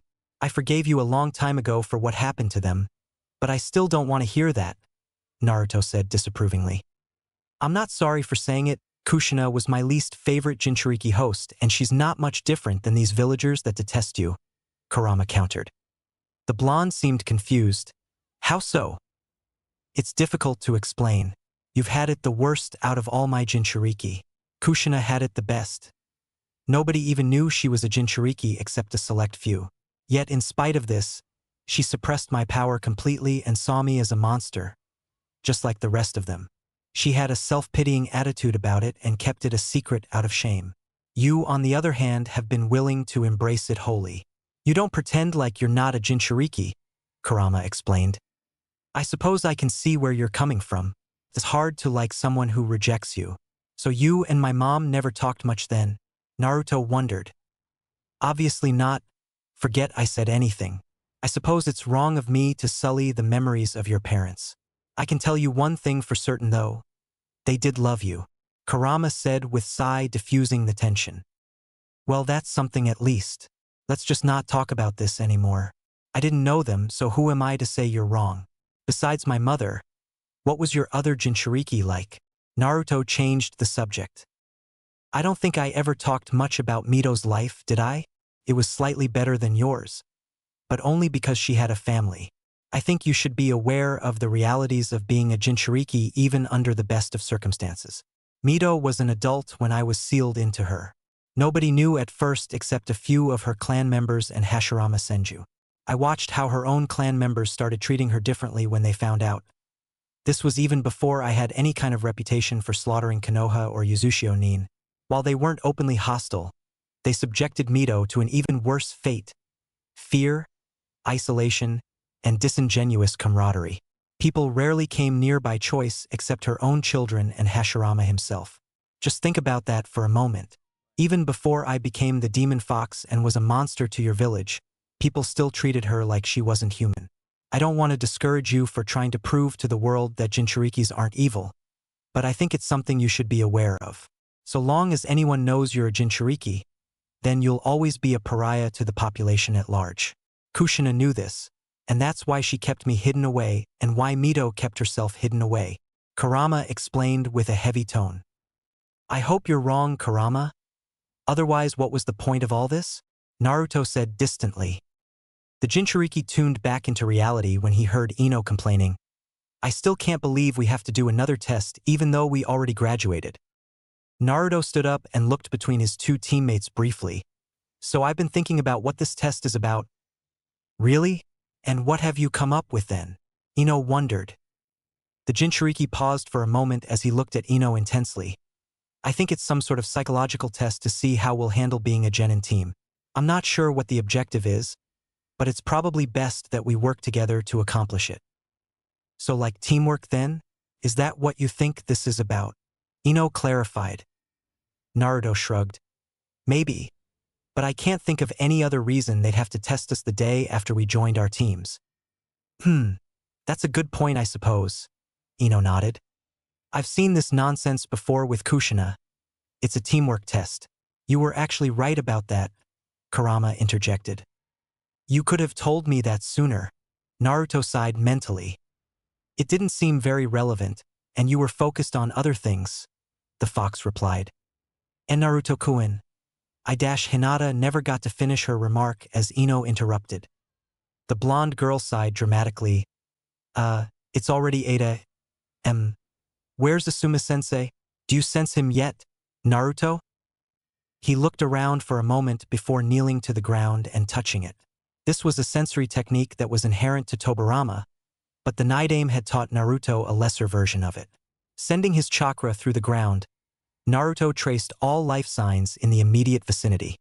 So far, its max range was only about 1 kilometer at the most, and dense terrain made things more difficult. Nevertheless, Naruto did detect a distinct chakra nature closing in on the training grounds at a somewhat urgent pace. Upon opening his eyes, Naruto saw Ino staring at him intensely. "Well?" she demanded with impatience. "He's close. About half a kilometer out from the east side. By my estimate, he'll be here in 2 minutes or so if he runs," Naruto answered. A bit of envy filled her eyes as Ino huffed in disapproval. "My dad's a jonin and a sensory ninja too. He's never just touched the ground and knew where someone was. That's the kind of ability I'd expect someone in Umbu to have." "Yeah. Well, maybe I'll end up there at some point. I'm probably better suited for that type of work anyway," Naruto shrugged. "And Naruto-kun," Hinata spoke up again. He turned his gaze towards the shy Hyuga. "What is it, Hinata? Where did you learn all of this stuff?" she stuttered nervously. "Oh, he told me about that before you arrived, Hinata. Apparently some clan member of his taught Naruto," Ino answered for him. "A clan member? But I've never seen Naruto-kun with Hinata immediately stopped mid-sentence as realized what she was saying. "Well, considering he knew you were around when you followed him, I highly doubt you would have," Ino surmised logically. Hinata stared at Naruto for a brief moment. "I wonder if he has a bloodline? Maybe this sensory ability of his is the Uzumaki bloodline." Just then another thought crossed Hinata's mind as she looked between Ino and Naruto. How long were they both here alone? Maybe I should have come earlier. Naruto-kun seems more willing to talk to Ino-chan than me. "What else did you two talk about?" Hinata asked Ino specifically. Naruto was quick to notice that she stuttered less when not speaking to him. He gave it some thought as he watched Hinata's expression. "She's way too skittish around me. Do you think it's out of fear or is she simply shy?" "Who knows? I have a hard time understanding mortals, especially the female ones. It doesn't look like fear, but she's clearly nervous around you," Kurama noted. "Do you think she knows I'm a Jinchuriki? That's a good possibility for why she acts like that," Naruto wondered. "The other explanation is she's attracted to you, but I wouldn't put any weight behind that theory. Humans are fickle, especially these young female ones. You never know if it's genuine or deceptive." Kurama shook his head. "You think she might like me?" Naruto asked shocked. "Possibly, but even if she does, I doubt it's for any noteworthy reason. This girl doesn't even know you. How could you trust her intentions? If it's true, then she's probably like those other girls in your class that admired the Uchiha brat for some shallow reason. The only difference being she would see you as appealing instead of him. I'm not going to try opening that door anytime soon. She's a clan heir, so that's out of the question. Plus, I have no idea if it's even true or not.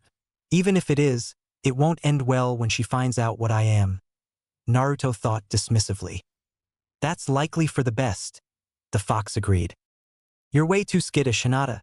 You need to relax and stop freaking out around me," Naruto spoke up, catching the shy Hyuga girl's attention. She seemed a bit surprised by Naruto's remark as she looked down shamefully. "I am sorry, Naruto-kun. Why are you so nervous around me, anyways?" Naruto asked her bluntly.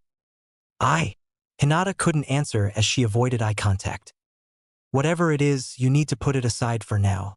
Our team doesn't need distractions like that. I have a hard time getting along with shy people, so I'd appreciate it if you were more direct with me from now on. I promise I'm not going to get offended or angry. I need to know that I can count on you in battle." Naruto spoke sternly to the girl. She seemed a bit shaken by his words but surprisingly receptive as she forced herself to maintain eye contact now. Ino looked appalled by his comment. The blonde girl immediately voiced her opinion. "Hey, that's kinda mean, Naruto. That's just how she is. You shouldn't be a jerk just because she's shy." "That's fine, but I was just being honest with her. I can't read her mind, so unless she's more open, we'll never be good teammates," he said distantly. The blonde girl looked at the Jinchuriki's face closely. "Does he have any idea that Hinata has a crush on him? It sure doesn't look like it. He has terrible social etiquette. Though I suppose that's not surprising for an orphan. Geez, who knew he was such a tool?" Before the situation could become more awkward, Asuma finally arrived to greet his new team. He waved at them as he came closer. "Hey, good to see you all here this morning, Team 10. "Good morning, Asuma-sensei," Ino acknowledged him first. Hey sensei, Naruto waved. Good to see you, sensei. Hinata managed to say aloud. She seemed less audible than before but wasn't stuttering now. Asuma quickly noticed an unusual tension between the three genin as he surveyed them. Did something happen? Well, this might not be a passing team after all if they can't resolve it. You're late, Asuma-sensei, Ino immediately announced with her arms folded. He nodded. Yeah, sorry about that, guys. We had a Jonin meeting earlier that lasted a little longer than usual. How are you all getting along so far? Fine for now, but Naruto really needs to pull the stick out of his butt and lighten up, Ino said disapprovingly.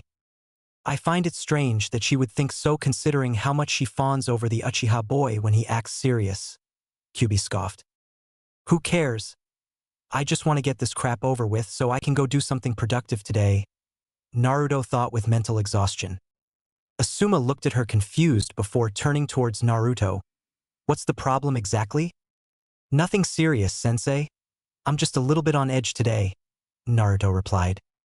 Understandable, but there's no need to stress over this test that much. It's not going to be that bad, he said reassuringly. Sensei, what is our test? Hinata asked the man with uncharacteristic boldness. Alright guys, so here's the deal. In order to become full-fledged genin, you're all going to have to pass this test I've prepared for you. If anyone fails, they're going to be sent back to the academy for another year, Asuma explained casually. The three genin perked up with curiosity as Asuna held up 2 bells in his hand. I have 2 bells here and there's 3 of you. In order to become a full-fledged genin, you need to retrieve one of these bells. But if there's only 2 bells, does that mean someone won't pass? Ino asked uncertainly. That's exactly what it means. We stress the importance of teamwork to achieve goals, but sometimes there has to be sacrifices too.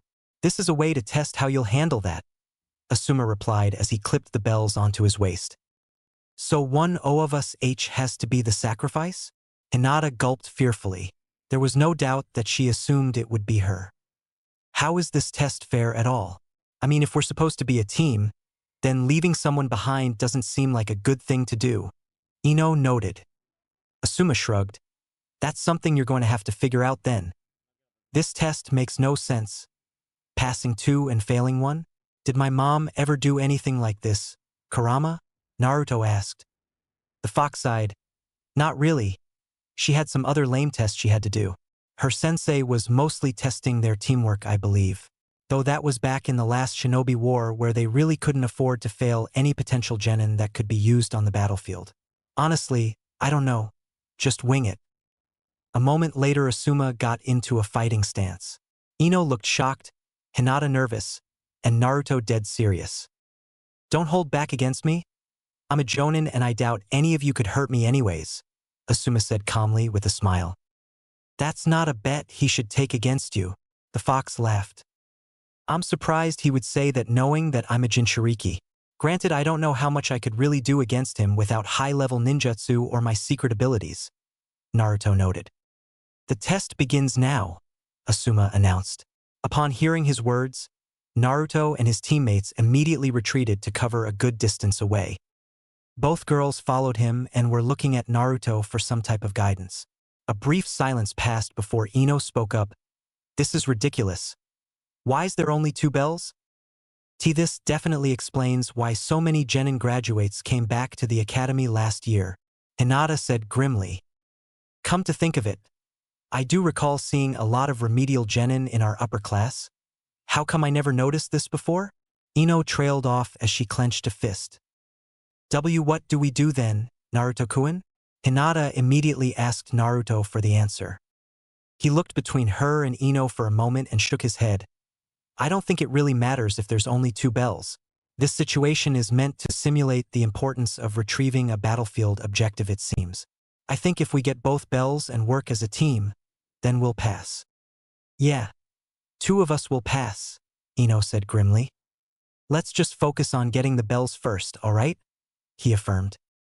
Okay, so what's the plan then? Ino asked. We have to use our strengths against him. Hinata, you're probably the best at taijutsu, so you should go draw him into melee range and keep him distracted. Use your gentle fist and your Byakugan if you can. You and I need to work on setting up an ambush, Naruto explained. She tilted her head curiously. Right. So what did you have in mind? Your clan can use the mind transfer jutsu, right? Naruto asked her. Ino looked a bit surprised by Naruto's insight, but nodded slowly. Yeah. How did you know that? I do my research. It doesn't matter. I'm gonna put him in a position to where you can get him with that jutsu. It'll immobilize Asuma-sensei and allow us to get the bells. Whenever you do it, Hinata should fall back and cover your body while I grab the bells. Afterwards, we'll retreat and hopefully from there we'll win. The blonde looked uncertain. Mind transfer is kind of dangerous. Besides, I've never actually done it on actual ninja before. Asuma-sensei probably knows about your clan's ability and will be able to dodge it if he knows it's coming. Only do it when I have him distracted and still, he continued. What's the signal exactly? What am I looking for? Ino wondered. You'll know it when you see it. Trust me, Naruto replied reassuringly. Ino nodded. If you say so. I don't like this plan. Come on, let's go, Naruto said seriously as the three genin leapt from cover and back into Asuma's path. The jonin looked between the three of them calmly as he maintained his stance. Sometime today, guys. A moment later, Naruto charged in first. He threw a variety of shuriken and kunai to alter Asuma's anticipated defense before charging in to stab him. The man easily caught Naruto's wrist and held the blade back before swiftly kicking the genin away. A second later, he ducked from a powerful kick courtesy of Hinata. The Hyuga girl had her Byakugan activated and was fighting with more intensity than either Naruto or Ino expected. Asuma kept the majority of his focus on avoiding Hinata's gentle fist strikes, but never gained an immediate edge over the girl as Naruto and Ino swept in for cheap shots and a few bell grab attempts. This went on for about a minute until Asuma started getting more serious. He swiftly kicked Hinata back, causing the girl to go skidding over the ground after a backflip. He spoke approvingly. You're a pretty aggressive fighter for such a meek girl, Hinata Hyuga. I suppose that's to be expected of a Hyuga. Naruto took this moment to sweep in and nearly swiped Asuma with a kunai. The jonin reacted quickly by drawing his chakra blade trench knives and parrying the kunai with one of them. He was physically stronger than Naruto, which made the clash short-lived. Thinking fast, Naruto ducked from a swing and drew a second kunai. Asuma responded by readying his other trench knife. The two then had a swift and impressive battle of blades as they furiously jabbed, cleaved, and spun around one another. Naruto eventually got the upper hand, but upon stabbing the man, he disappeared into a log substitution. Quickly surveying the ground, Naruto charged towards Hinata and nearly blindsided the jonin who had literally just come out of cover next to her. Asuma looked surprised by Naruto's reaction time and spoke approvingly. You're pretty fast, Naruto Uzumaki. Good reflexes.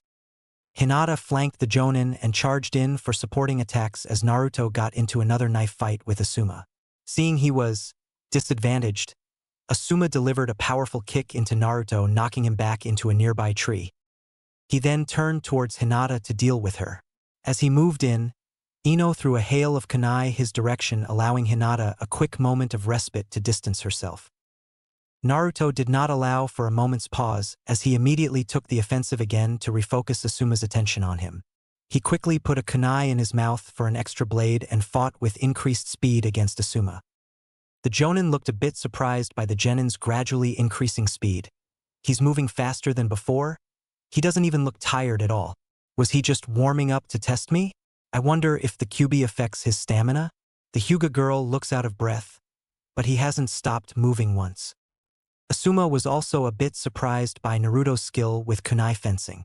Even though Asuma was physically stronger, and their speeds were similar, the jonin was disadvantaged against Naruto using 3 blades. Deciding to take the boy a bit more seriously now, he channeled wind chakra over his trench knives, causing them to glow a light blue.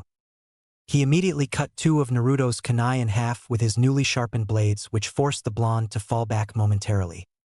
Asuma watched Naruto's face carefully as the blonde threw the broken kunai to the ground. He doesn't seem as concerned with my wind chakra as I'd expect a new genin to be. He has a battle calmness I wouldn't expect for a boy his age. A moment later, Naruto drew 2 more kunai. The blonde spun them around stylishly for a brief moment before clasping the blades hard. As he did so, wind chakra began to pour from his 3 kunai and coated the blades. He can use wind chakra? Didn't he just graduate from the academy? Asuma thought disbelievingly as Naruto charged in for another blade fight. Asuma found the blonde's speed remarkable as Naruto practically danced around him from all sides. His distraction for focusing solely on Naruto cost him as Hinata managed to land a hit against him from behind. Asuma swiftly spun around and kicked the girl back before backflipping away from Naruto. The blonde briefly looked over to see Ino at mid-range. She looks like she's in place. Now for the signal. Naruto threw 2 of his kunai towards Asuma, which the man expectedly deflected. Naruto then moved in and formed hand seals with the last kunai in his mouth. He spoke through gritted teeth. Kaze Shunshin no Jutsu, wind instantaneous body skill. In a gust of wind, he practically appeared right next to Asuma, catching the Jonin off guard for a moment. He also performed wind retrieval with one-handed seals, bringing his 2 kunai back to each hand. Asuma immediately crossed his blades to parry Naruto's surprise attack, allowing the genin to keep the man still. In their brief lock, Hinata cheap shot the Jonin's arm, distracting him even further. Damn, these kids are tougher than regular genin. Especially him. Was that a wind body flicker? Asuma thought as Naruto pushed as hard as he could. Where's the third one? Oh wait. Asuma immediately realized what he was being set up for and rolled to the side as Ino released her mind transfer jutsu. Instead of it hitting Asuma, the mind transfer hit Naruto. Ino's body fell over as she briefly entered Naruto's mind. Instead of taking over his body, however, it caused her to have a brief vision of Naruto's memory. She saw it through his eyes as a young Naruto walked down the street. Many villagers were avoiding him like the plague as he came up to a mask shop. She could see the look of disgust in their eyes. The memory played out in several brief flashes as she saw a shop owner toss a fox mask at Naruto, yelling at the boy that he could keep it. This brief vision into Naruto's memories was cut short as her vision went completely black. Dark and ominous power quickly flooded her sensations as she heard hundreds of voices all at once. Nothing in particular stood out to her other than someone shouting the word, demon. A moment later, red chakra appeared in the darkness, followed by a fearsome voice, "Get out!" Ino was immediately forced out of Naruto's mind by this voice. Upon returning to her body, Ino looked around horrified for a moment until she realized she was herself again. She briefly glanced at Naruto, who looked a bit unhappy, but otherwise fine. Hinata had wide, fearful eyes and Asuma was concerned. "You almost had me with that setup, you three. Not bad." Asuma spoke up, causing the genin to regain their resolve. Ino briefly stared at Naruto, confused. What the hell was that dark voice in his mind? Was it him? I wonder why the mind transfer didn't work. Was that his past I saw? "We got the bells, Asuma-sensei." Naruto spoke up, causing the man to eye him confused. True enough, Asuma noticed they were both gone. He could barely believe it as he saw Hinata holding both of them, much to his surprise. When did they grab them? I never saw him or felt him do it. Was it before that missed mind transfer? That might explain why someone with his speed didn't dodge it. The Hyuga girl ran in when I was distracted and grabbed them from Naruto when he was immobilized, I guess. I wonder if Inoichi's daughter is okay. There's no telling what that mind transfer might have done hitting a Jinchuriki like Naruto, Asuma contemplated. Hinata walked over and handed Naruto a bell. "H here, Naruto-kun." Naruto smiled at her. Good work improvising during that distraction. It didn't go exactly as planned, but overall we got them. "Thanks, Naruto-kun," Hinata replied sheepishly with a blush. "Hyuga's more useful than I thought she'd be. I'm shocked," Naruto noted mentally. "I can't believe that dumb blonde girl hit you with her mind transfer. I forced her out immediately, but there's no telling what she might have seen." Kurama spoke up, concerned. "I guess I'll ask her about it later. She doesn't seem to be freaking out, so maybe it wasn't much," Naruto replied. "Good point." The fox nodded. "Alright, well, since you two got the bells, your teammate is being sent back to the academy. Good efforts all around though," Asuma said sternly. Ino looked dejected and filled with shame. "I'm the sacrifice, huh?" Asuma sighed as he watched the genin. Here's the real test? I wonder what they'll do? Hinata looked away sadly as Ino hung her head in shame. The Hyuga girl spoke up emotionally. I'm sorry, Ino-chan. Here. Take my bell, Ino. Naruto spoke up, causing Ino and Hinata's eyes to widen. Asuma looked at Naruto seriously. You sure you want to do that? You'll have to go back to the academy for another year. Yeah, I'm sure, Naruto replied stoically as he handed the bell to Ino.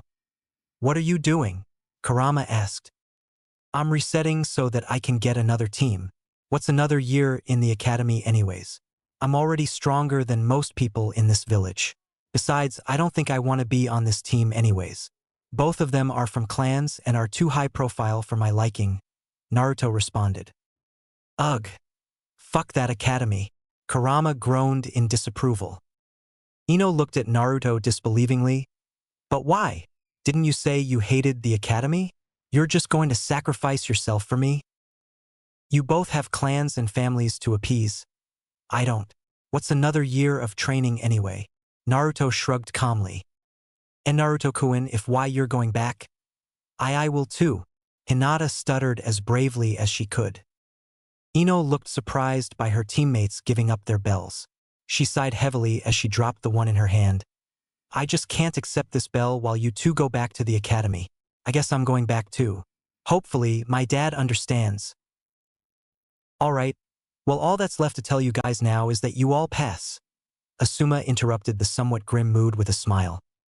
Wait, what? We do. But the bells. Ino looked confused as she could barely word a sentence. The bells weren't the purpose of this test. No matter if you got the bells or not, the test is meant to determine how you would handle one of your teammates being a sacrifice. It shows camaraderie and loyalty to your team by all of you choosing to do the same thing. As shinobi, we must always value our objective as a priority, but we must never forsake our own teammates just for an objective. The only time this is acceptable is when there is no other choice. Though you shouldn't have to worry about that until you're all chunin, Asuma elaborated. Well, that's a convenient turn of events. I guess I'm stuck with these two after all, Naruto sighed mentally. I don't think I could have handled another year of that place, Kurama said with relief. So what would have happened if we didn't get the bells? Naruto asked. Asuma shook his head. If you didn't, I would still fail the person who gave the weakest effort and you would be in the same position. I must say though, you're the only genin team in recent history that's ever actually gotten a bell that I know of. The Hokage told me that the Sannin also did as well when he trained them as children. So what now, sensei? Naruto asked somewhat anxiously. Tomorrow we'll be starting our first missions as a team.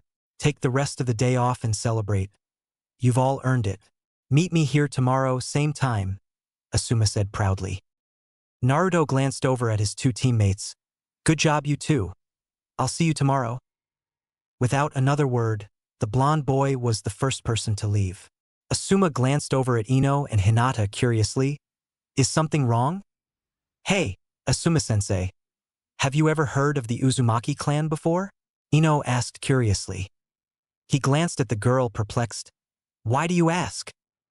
Naruto is apparently the last Uzumaki. At least that's what he told me, Ino replied. Asuma crossed his arms. Yes, I have. They're an old clan from the Whirlpool village.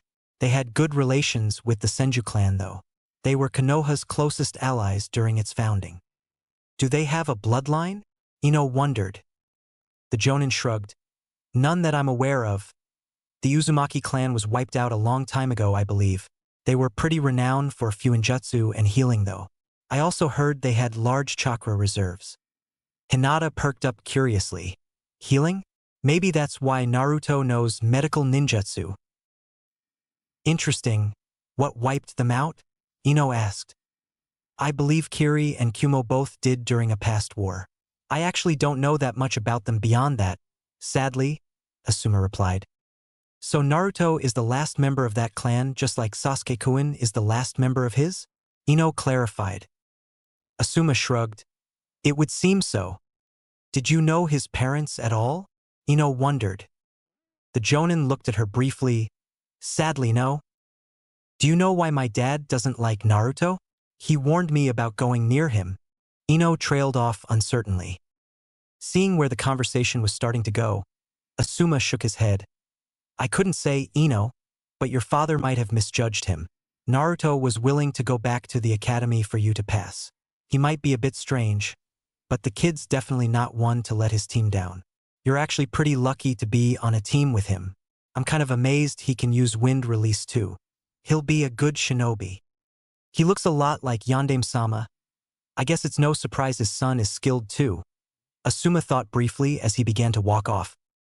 You two take care now. I have some business I need to attend to. Asuma waved before disappearing. With only Hinata and Ino left, the blonde girl glanced at the shy Hyuga and spoke. So, do you have a crush on Naruto? Eh? Hinata gasped in complete shame as Ino stared at her. The blonde girl shook her head and laughed. I thought so. It's kinda cute actually, although I don't really understand the appeal in a weirdo like Naruto. Sasuke-kun is much better. Hinata did not reply as she looked down. Look, I don't care if you want to go all lovey-dovey with him, but I really don't want to be the third wheel on this team. So can you not do that stuff when I'm around, please? Ino sighed. Sure, Ino-chan be, but I don't think Naruto-kun likes me like that anyway, she said sadly in response. Ino sighed. I think you're better off without him then. That guy is really weird and kind of a jerk. I'll see you tomorrow, Ino-chan, Hinata managed to say without any nervousness as she left gloomily. The blonde girl then decided to finally go home herself. The whole trip back, all she could do was think about the test and the unusual events that occurred during it. Naruto is a mystery, he just knows all of this ninjutsu, he's from a dead clan. My dad hates him for no reason, and nobody knows anything about his family or life. What was that memory of his though? A mask shop that threw a fox mask at him. How strange. Ino thought as she went home. Hokage Tower. He can use wind ninjutsu? That is surprising. I don't recall anyone training Naruto how to do something like that. Nobody in the village is very skilled at wind ninjutsu except for you, me, and Danzo. It's uncommon in Konoha, the third Hokage said, shaking his head with disbelief. Believe me, I was shocked when I saw it. I have no idea how he could have possibly learned it. Asuma shook his head. Naruto spends a lot of time reading and researching. He could have possibly learned it on his own. The only other explanation is someone else taught him. But that's hard to believe considering the few viable tutors. Hiruzen noted as he put his pipe in his mouth. Do you suspect Danzo-sama? Asuma asked curiously. Hiruzen sighed. I highly doubt it. But it is worth asking him. I am willing to believe Naruto learned this on his own, but I don't want to dismiss the possibility that Danzo is trying to preemptively weaponize the boy as one of his agents. Asuma shrugged. Yeah, well, considering Naruto's dad, I suppose it's not impossible that he's smart enough to teach himself. The Yandame was a true genius. Minato Namikaze was a prodigy, a once-in-a-generation shinobi. You think Naruto is similar to his father? Hiruzen asked his son. The bearded jonin shrugged. I don't know for sure, but he's clearly better than anyone thought he was. I am willing to bet he's the best genin by a long shot. He didn't once get tired while fighting me, and nothing fazed his battle calmness. The kid's going to be a good shinobi at the rate he's going. I see. Well, it's good to know that Naruto took my advice to heart 3 years ago, the Sandame said with a smile. What advice? Asuma wondered. Nothing. Keep an eye on him and let me know how his progression goes, the Hokage replied. Asuma paused as he walked to the exit, but briefly stopped as he spoke up again. Naruto seems to know about the Uzumaki clan to some extent. I think you should talk to him about that the next time you see him. Father, I'm bringing them in for their first mission tomorrow. Maybe you should ask him then. I will keep that in mind. The Hokage nodded before Asuma left. After Asuma was gone, Hiruzen took a seat at his desk and pulled out a familiar orb. He looked through it and caught sight of Naruto. Currently, the boy was sitting on the Hokage monument heads and staring over the village. The Sandame sighed. I knew this day come eventually. Naruto must have found out about his clan. It's only a matter of time before he asks me about his parents again. Is it right to tell him, or should I keep it a secret until he's come of age? Naruto the next day. Naruto awoke the next day in his apartment and quickly got dressed before heading back to Team 10's training grounds. He had spent the remainder of yesterday training by himself in the Senju Grove and painting his armor. The new genin wanted to wear it desperately, but knew it was best to save for another time. I stayed up late painting that armor. I'm so tired. Naruto yawned as he hurried to Team 10's training grounds. It was worth it though. That armor turned out nicely. When are you going to start wearing it? Anyways, Kurama asked. Maybe for our first real mission. There's really not a point to wearing armor for the stupid D-rank missions you've told me about. What exactly do they entail again? Naruto wondered. D-rank missions are ridiculous chores from what I recall. I can't even imagine the stupid things you'll probably have to do. I recall one of them involved grocery shopping for the elderly. Another was picking weeds out of a garden. Stupid nonsense like that. Kurama groaned in annoyance. Naruto pushed his thoughts aside as he arrived at Team 10's training ground. He had a face of lackluster enthusiasm but regained his bearing as he saw Ino and Hinata both already waiting there. Ino shook her head as she looked at a pocket watch. 7:59. Geez, could you have cut it any closer? You got here early yesterday. Yeah, sorry, I slept in, Naruto said casually. I'm guessing our sensei will be late too, Ino sighed as she looked at the pocket watch again. As if summoned by her words, the Jonin came behind Naruto a few seconds later. Oh hey guys, good to see you're all here on time. Some of us have been here for half an hour, Ino muttered disapprovingly. Hinata awkwardly twiddled her fingers and wasn't sure what to say. She chose to remain silent as Asuma came up and put his hand on Naruto's shoulder from behind. The blonde seemed a bit alarmed by the physical contact, but quickly relaxed as his sensei addressed the group. I signed you guys all up for a bunch of D-rank missions. Sweet. I can't wait to start doing real missions like a real shinobi. Ino perked up with excitement. Asuma smiled. Yep. These are some vital missions that are imperative for building teamwork and maintaining a good village presence. Ugh. I can already tell this is going to be something stupid, Naruto groaned mentally. So what is our first mission going to be? Asuma-sensei? Ino asked excitedly. It's tradition that every new genin team receives their first mission directly from the Hokage himself. This helps him to identify new prospective shinobi and for the genin to properly meet the village leader.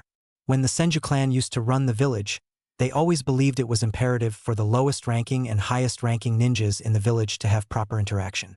This prevented a lot of misunderstandings so that the Hokage can see his troops as people, and the troops can see the Hokage and other leaders as people. Empathy and trust are vital parts of the chain of command, and the faith we place in those above us is what has held this village together for so long, Asuma lectured. Tobirama-sensei always used to say that, he said never tell anyone to do something you wouldn't be willing to do yourself. Nobody will be willing to die for you or the village unless they know you're willing to die for them. The Hokage should always set the example, and nobody under him should ever have a reason to question his leadership. Naruto thought with approval. Well, let's go get this mission then, Ino chirped with enthusiasm. I hope it isn't too dangerous, Hinata added a bit softly. Naruto rolled his eyes. Let's get this going then. Hokage Tower, Team 10. As the three genins stood across from the Sandaime Hokage, they all stared at the man with different reactions.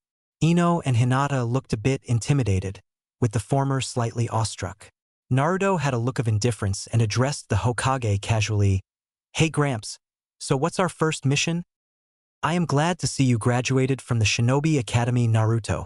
Asuma tells me that you are quite gifted and Irika remarked on your vast improvement over the years. I'm proud of your progress, the Hokage said approvingly. The blonde nodded with a slight smile. Thanks, Gramps. I've got a long way to go to become Hokage, but at least I'm one step closer. Yeah? Indeed you are, Naruto. Now who are these other two teammates of yours? The Hokage asked as he looked at Ino and Hinata. Both seemed a bit impressed that Naruto personally knew the Hokage. Ino seemed particularly shocked by it. How does Naruto know the Hokage? Seriously, like what the hell is with him? I thought Asuma-sensei was exaggerating when he said the Hokage knew Naruto. Nice to meet you, Hokage-sama. I'm Hinata Hyuga. The dark-haired girl bowed respectfully. Ah yes, you are Hayashi's daughter if I recall correctly. Nice to meet you, Hiruzen replied. I'm Ino Yamanaka Hokage-sama. Ino bowed. The Sandaime nodded. Yes, Inoichi's daughter, correct? Well, it is good to see such fine young shinobi such as yourselves growing up and taking the role of shinobi. As ninjas of the Hidden Leaf Village, you are responsible for protecting the village and its citizens. Since you're all still young and untrained, you are only authorized to take D-rank missions for the first few months. I happen to have one right here that will be perfect for your new team. Really? What is it? Ino asked eagerly. A certain infamous cat has escaped her owner once again, and it's up to you three to recover it. Here's the mission paperwork. Good luck, Hiruzen said with a concealed smile. Do the adults think this is funny? Is this what they call hazing? Naruto wondered. Rescuing cats out of trees? Are they serious? Kurama scoffed. We have to get a cat? Naruto spoke up disbelievingly. Asuma sighed. Not just any cat. This one is a pain. We should go talk to the owner. We'll be at this the rest of the day. Hinata and Ino looked a bit perplexed by the idea of catching a runaway cat, but held their outbursts as the three genin followed Asuma out. Before they could all leave, Hiruzen coughed briefly. Naruto, could you stay for a minute? I want to talk to you alone for a minute. Ino's eyes shot back at him as Naruto remained. Hinata looked curiously, but neither girl got any insight into what was happening as Asuma closed the door, leaving Naruto alone with the Hokage. The blonde girl looked at her sensei annoyed. What the hell is that all about? I couldn't say, but it's not my place to question the Hokage. Asuma feigned ignorance. Okay. Now things are just getting ridiculous. Why does Naruto already know the Hokage, and what could they possibly have to talk about? Ino wondered. Meanwhile, in the Hokage's office, Naruto stared at the Sandaime seriously. What do you want to talk about, Gramps? I figured this conversation was coming. Kurama sighed. It's come to my attention that you're skilled with wind ninjutsu, according to Asuma. Is that correct, Naruto? The man asked. Yes, it is. Naruto replied bluntly. How did you learn it? Did someone teach you? You're not in trouble, Naruto, but I just wanted to know. Wind style is very rare in Konoha, the man continued. The boy crossed his arms. Really? Well, you know something I wanted to know about? My parents, and why you refused to tell me about them. Why don't we talk about that instead? Your parents both died the night the Kyuubi attacked Naruto, Hiruzen explained. Yeah, and whatever happened to that fox anyway? Naruto asked despite already knowing the answer. The Sandaime sighed. Forgive me, Naruto, but I swore to your parents that I would keep you safe. You can't know yet. The Yondaime sacrificed himself to defeat it, the Hokage answered vaguely.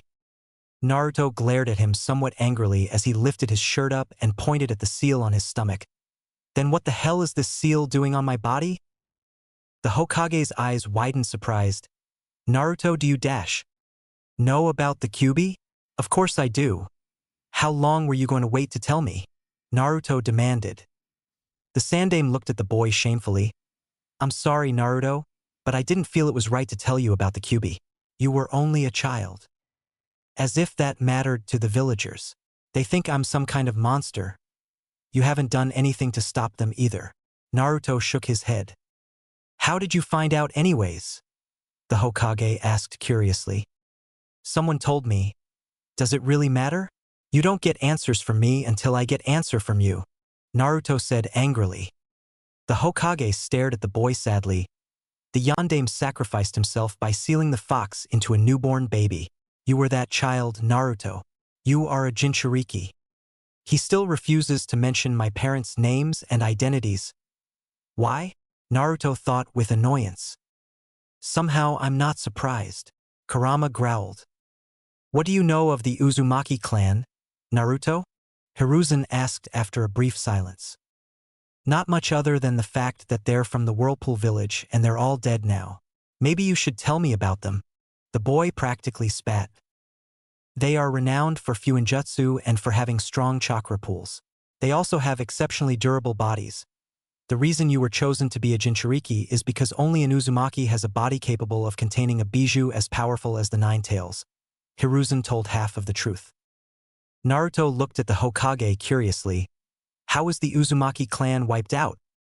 They were attacked during the last war by Kumo and Kiri, and Uzushio was destroyed. The survivors all spread across the shinobi world, Hiruzen replied. I didn't know that, Naruto thought curiously. I did. I believe Kushina moved here before the incident happened. Those other villages didn't dare attack it while Mito was alive. Ironic that they do it after I leave Uzushio. What does it mean for me to be a Jinchuriki, Gramps? Am I just a weapon for the village? Some demon outcast? Naruto asked the man uncertainly with a bit of sadness. The Hokage shook his head. No, Naruto. It was the Yandame's wish that you would be seen as a hero by the village. It saddens me greatly that they do not. I passed a law that forbade anyone to speak of it, but the older generations all know. Fortunately, the younger shinobi do not. Show your heart to them, Naruto, and trust that they will accept you when and if they ever find out. How can I trust anyone, when even you won't tell me the whole damn truth? How is it helping me by not telling me about my parents? Gramps is really pissing me off right now, Naruto thought furiously. On the outside, he maintained his composure as he bowed briefly. I should get to my team. Good work on learning wind ninjutsu, Naruto. You may yet be Hokage one day. Hiruzen tried to offer encouragement as Naruto leapt out the nearby window. Well, on the bright side now, at least he won't be asking you many questions anymore, Kurama spoke up. I thought about mentioning my parents to him, but then he'd really know something was up. It's not unfathomable that I would know about you from some random villager, Naruto thought distantly. I wonder how long it'll take before he finally mentions them to you? Does he intend on waiting until you're a jonin? Kurama scoffed. Who knows? Naruto shrugged. Later, Konoha suburbs. Naruto chased the cat this way, and I'll intercept it. Hinata, cover the right side. Ino shouted as the three genin chased a stubborn cat around an urban Konoha suburb. Mostly civilians lived in this part of the village, and some even watched with interest as the young shinobi hunted down the cat.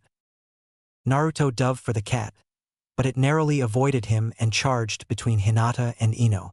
Both girls stumbled as they each attempted to grab it, but unfortunately, the cat got away. We've been searching for this cat for 3 hours and chasing it for 1. Why can't I catch it? Naruto thought, frustrated as he bolted past Ino and Hinata after the nimble feline. It swiftly climbed a wall and onto a rooftop, which Naruto immediately followed.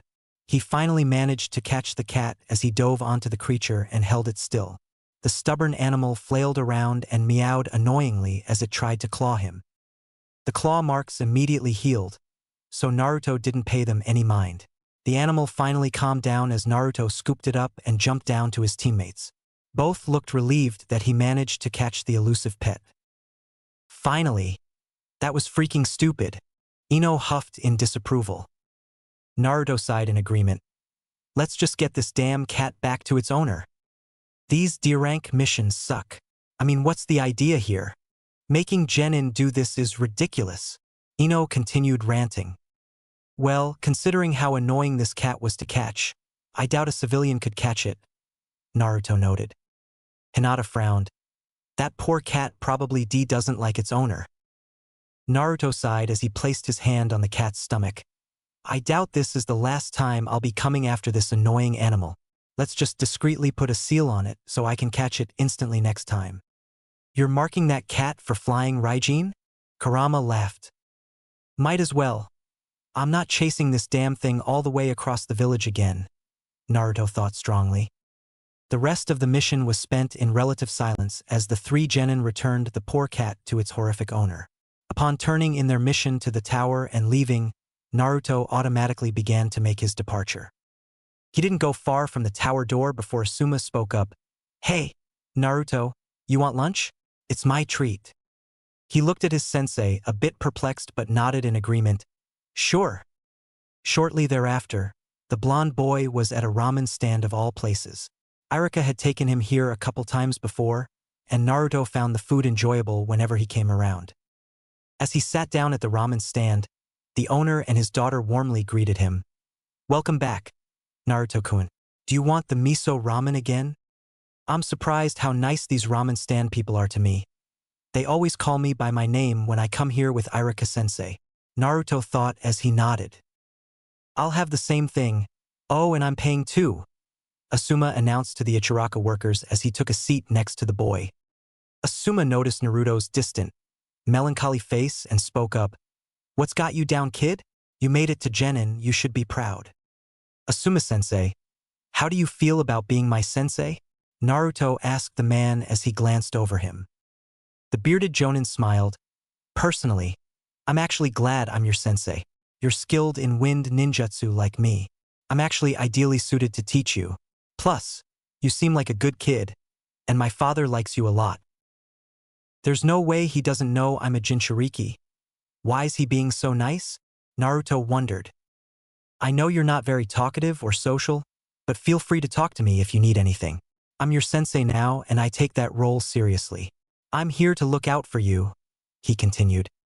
"Thanks, Asuma-sensei," Naruto replied with a genuine smile. "You're exceptionally skilled, Naruto, but you shouldn't ignore your teammates outside of missions. They've both expressed concern about you. I think it's probably a good idea for you to reach out and become friends with them," Asuma suggested. "I can try, but I don't have anything in common with them. Plus, they're both girls," Naruto said blankly. Asuma chuckled. "What's wrong with that? Lots of guys would love to be in your position with two clan kunoichi and a cool sensei on their team. I'll make an effort to reach out to them, but don't expect much," Naruto sighed. "He's practically dismissed the idea of having a bond with anyone. I should really try to break him of that. It's a wonder he's not gone crazy from loneliness and rejection yet. The kid has some serious willpower to endure the hatred he receives," Asuma thought concerned. "I know you've had a rough childhood as an orphan, Naruto, but you'll always be alone unless you're willing to reach out to others. Sometimes they'll hurt you, but sometimes they won't. You have to take the good with the bad. Walling yourself away like this won't get you anything at all. Just think about that, okay?" Asuma said as he stood up. "I will, Asuma-sensei," the boy nodded. "Good. I'm going to go do some chores, but I'll see you tomorrow. Give someone a chance, Naruto. That's a personal mission from me to you." He does have a point. How am I ever going to get people to like me if I act like Sasuke all the time? Naruto thought with a bit of self-awareness. "You're more like that Uchiha brat than anyone else your age," Kurama noted. "Maybe I should reach out to Sasuke. If anyone would understand being an orphan, he sure would," Naruto pondered. "Wait, are you serious? You want to go befriend that Uchiha kid? You're joking, right?" the fox said disbelievingly. "I wouldn't mind seeing how strong he actually is," Naruto followed up. Chapter 4. Call me Atama. Taking Asuma-sensei's words to heart, Naruto decided to take a detour to the Uchiha district after finishing his lunch at Ichiraku Ramen. He couldn't quite explain why he was so receptive to Asuma's request to stop being antisocial, but the Jonin did seem genuine in his concern and Naruto couldn't help but ponder his intentions. "Sensei is right. I can't become Hokage if I don't have allies and support. I mean, sure, I can become super strong and gain respect that way, but I wouldn't mind having friends I can rely on. I never would have imagined trying to befriend Sasuke team, but Tobirama-sensei seemed to regret his lack of effort in befriending the Uchihas. In honor of his sentiments, I'll at least try," Naruto thought to himself. Kurama sighed at the blonde genin's thoughts. "I'm not so sure this will work out the way you want it to. These humans are scared of you, well us, and you'll never actually be their friend. You know that, right? The reality is that I am your only real friend. Just because your father and sensei were Hokages doesn't mean you have to be." "Maybe so, Kurama, but I have to at least pretend. Like Tobirama-sensei always said, perception is often reality. I'm only going to make my shinobi career harder if I stay a loner. Besides, Sasuke team at least takes this shinobi stuff as seriously as I do. I'll give it a test run with him. If I can at least be cordial with the guy, then maybe I can get a training partner out of it," Naruto noted mentally. The Bijou scoffed at him. It sickens me that you refuse to see this place for what it really is. We will always be a weapon to them even if you become the Hokage. You deserve a better life than that. Wouldn't it just be better if you and I left this accursed place once we've exhausted its usefulness? I may have faith in you, but I have none for the rest of your kind. You should go become a sage or something and live in the mountains. You know I can't leave Kurama. I made a promise to Tobirama-sensei. Besides, I can't let my parents' sacrifice be in vain. Even if the village will always hate me, I can at least maintain peace and happiness for others. The boy sighed. A perfect sacrifice. Exactly what they wanted from you. Don't let these people tie you down with fickle sentimentalities. Mark my words, Naruto. No matter what you do or try, you'll never truly be one of them. Don't mistake my friendship with you for tolerance or loyalty to this village. I hate them just as much now as I did when Kushina grew up here. With that said, I see the benefits in you getting what you can out of this place while you're still young. I don't expect you to leave yet, but don't exclude that option in the future. Learn what you can from this village and use them as they would seek to use you. I've humored your interactions with these people only because I want you to get strong enough to be free of their control. I am not letting you become a martyr for these undeserving fools. The Bijou lectured. It's been a few years, and you still feel that way, huh? Well, maybe you're right, but Asuma-sensei made a decent point though. I'll never know for sure unless I try. Maybe it will bite me the ass like you say, but at least then I won't have regrets from not trying. Besides, nobody walks through life unscathed. I get that you're just looking out for me, and I'll definitely take your words to heart, Kurama, but I'm going to give people a chance, Naruto noted.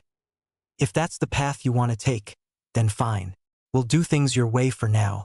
With that said, I don't see a benefit in befriending the Uchiha brat. Everyone from that clan is evil, and even your sensei agreed on that matter. You're better off trying to gain control of your genin teammates. They're young and still malleable enough to mold into dependable followers. But do what you want. I don't feel like watching any of this kid drama.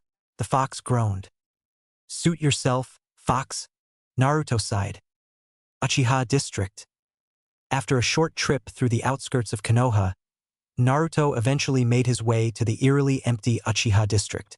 There were a lot of abandoned homes in this area for obvious reasons, and its location and setup seemed a bit odd to Naruto. It was almost as if it was segregated from the rest of Konoha, but not in the same way the Hyuga compound was.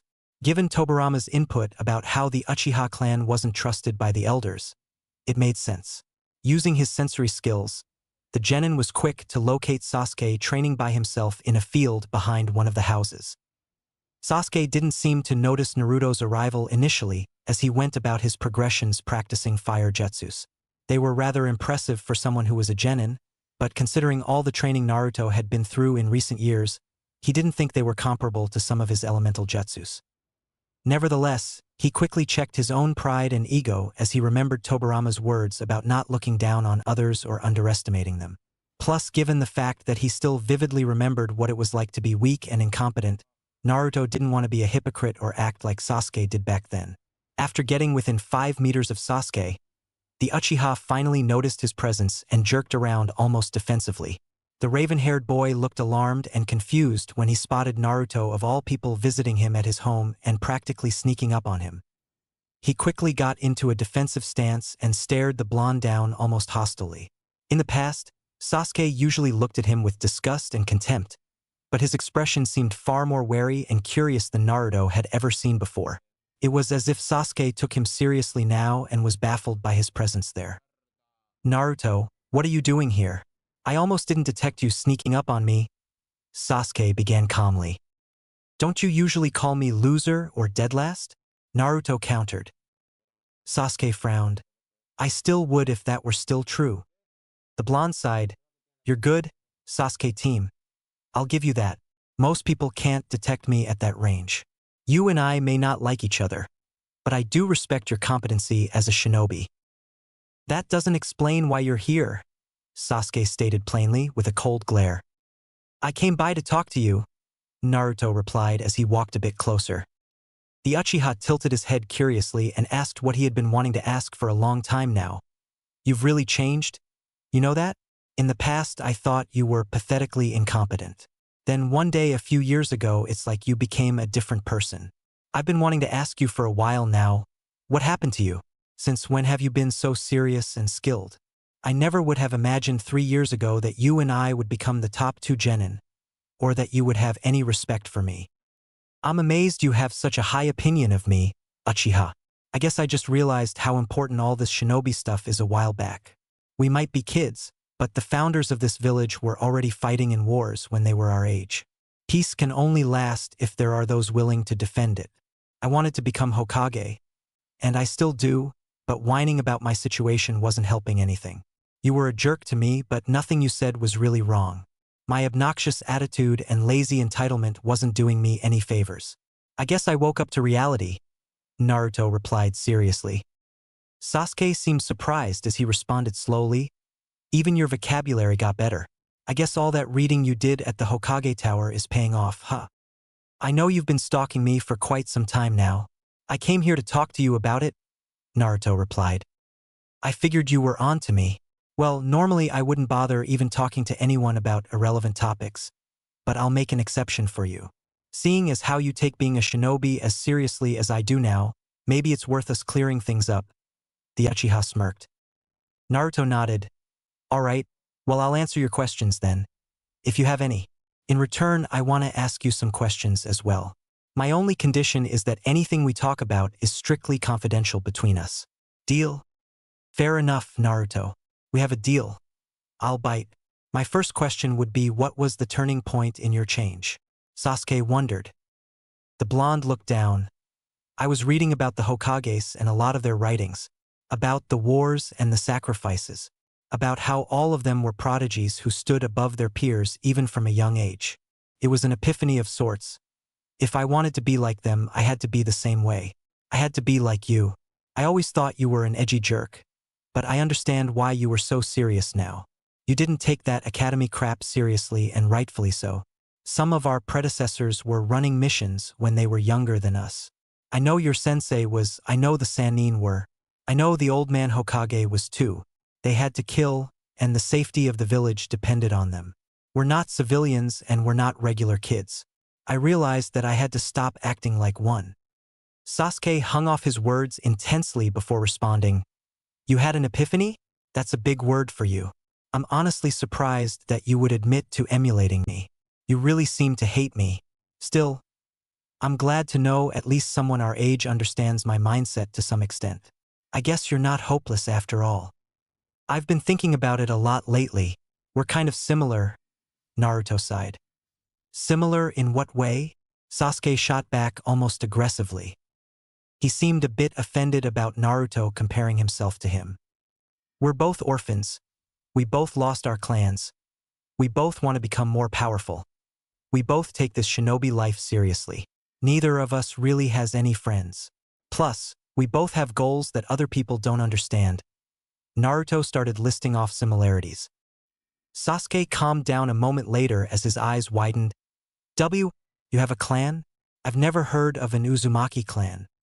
They were from Uzushio-gakure, the whirlpool village which was wiped off the map. It was a village between the land of fire and the land of water. My mom was the last living member prior to me. Well, at least in Konoha. Pretty much the entire Uzumaki clan was wiped out by Kumogakure and Kirigakure in war.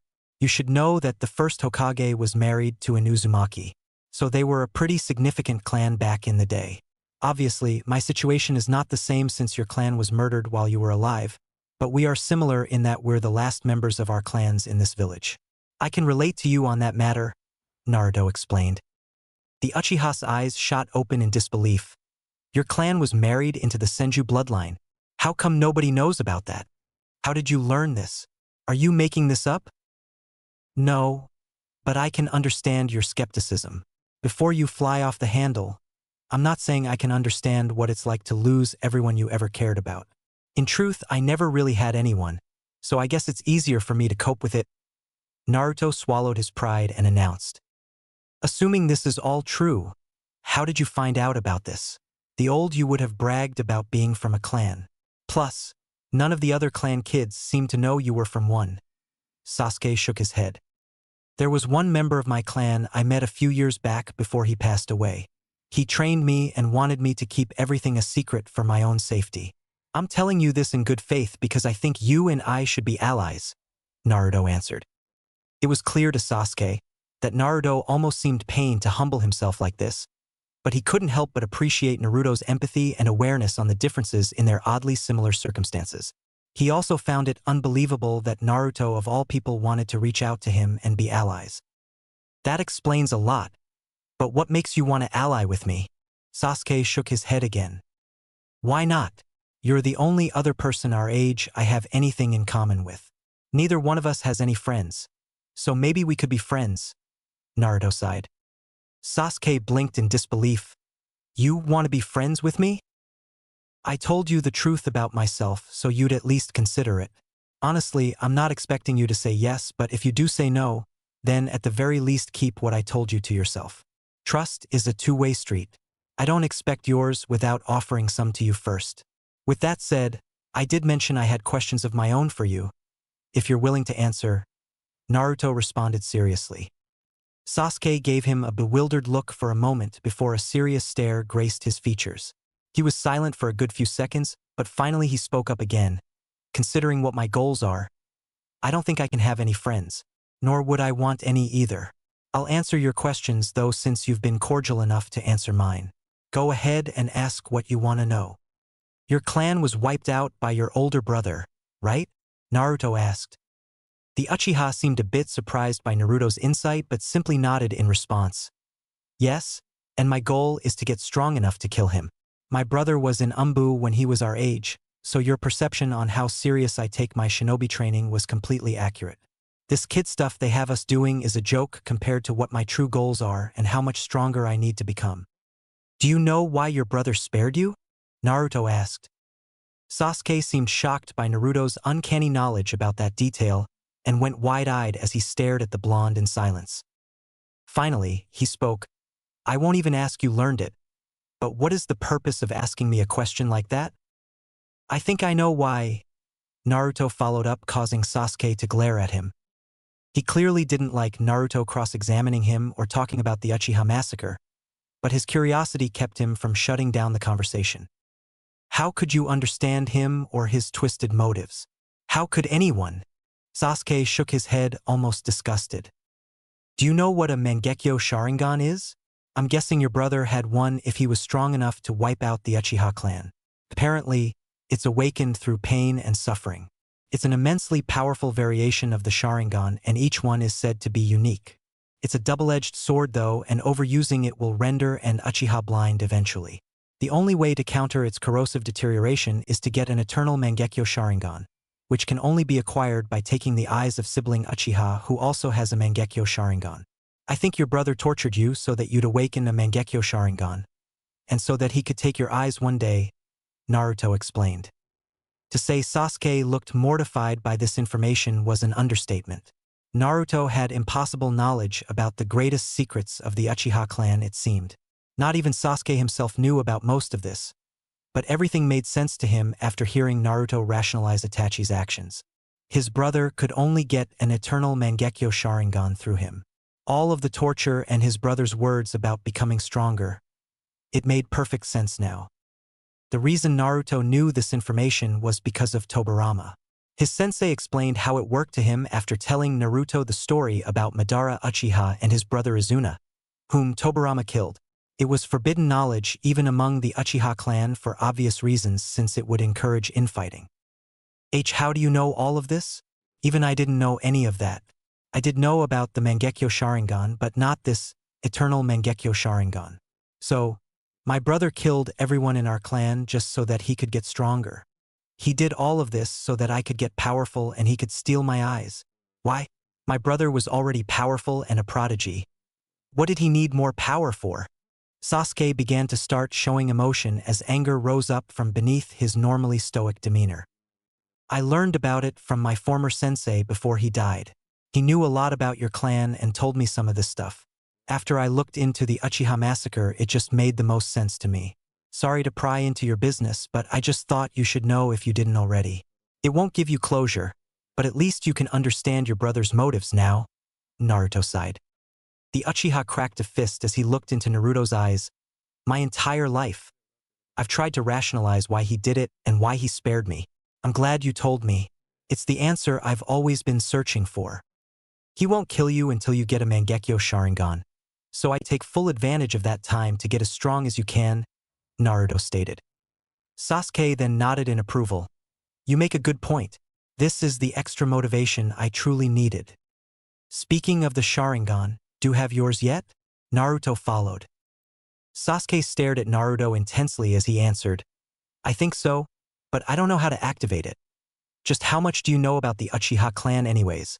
It's rather unsettling that you know so much. Other than what I've told you, I also know that they were the rivals of the Senju clan prior to Konoha's founding, and that the Uchiha clan wasn't trusted by the village higher-ups, Naruto stated. The Uchiha frowned. Normally I'd say no to allying with someone else, but you're clearly way smarter than I ever gave you credit for.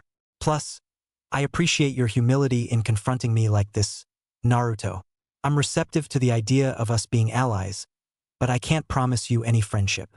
I am curious as to what your idea of being allies or friends even is though.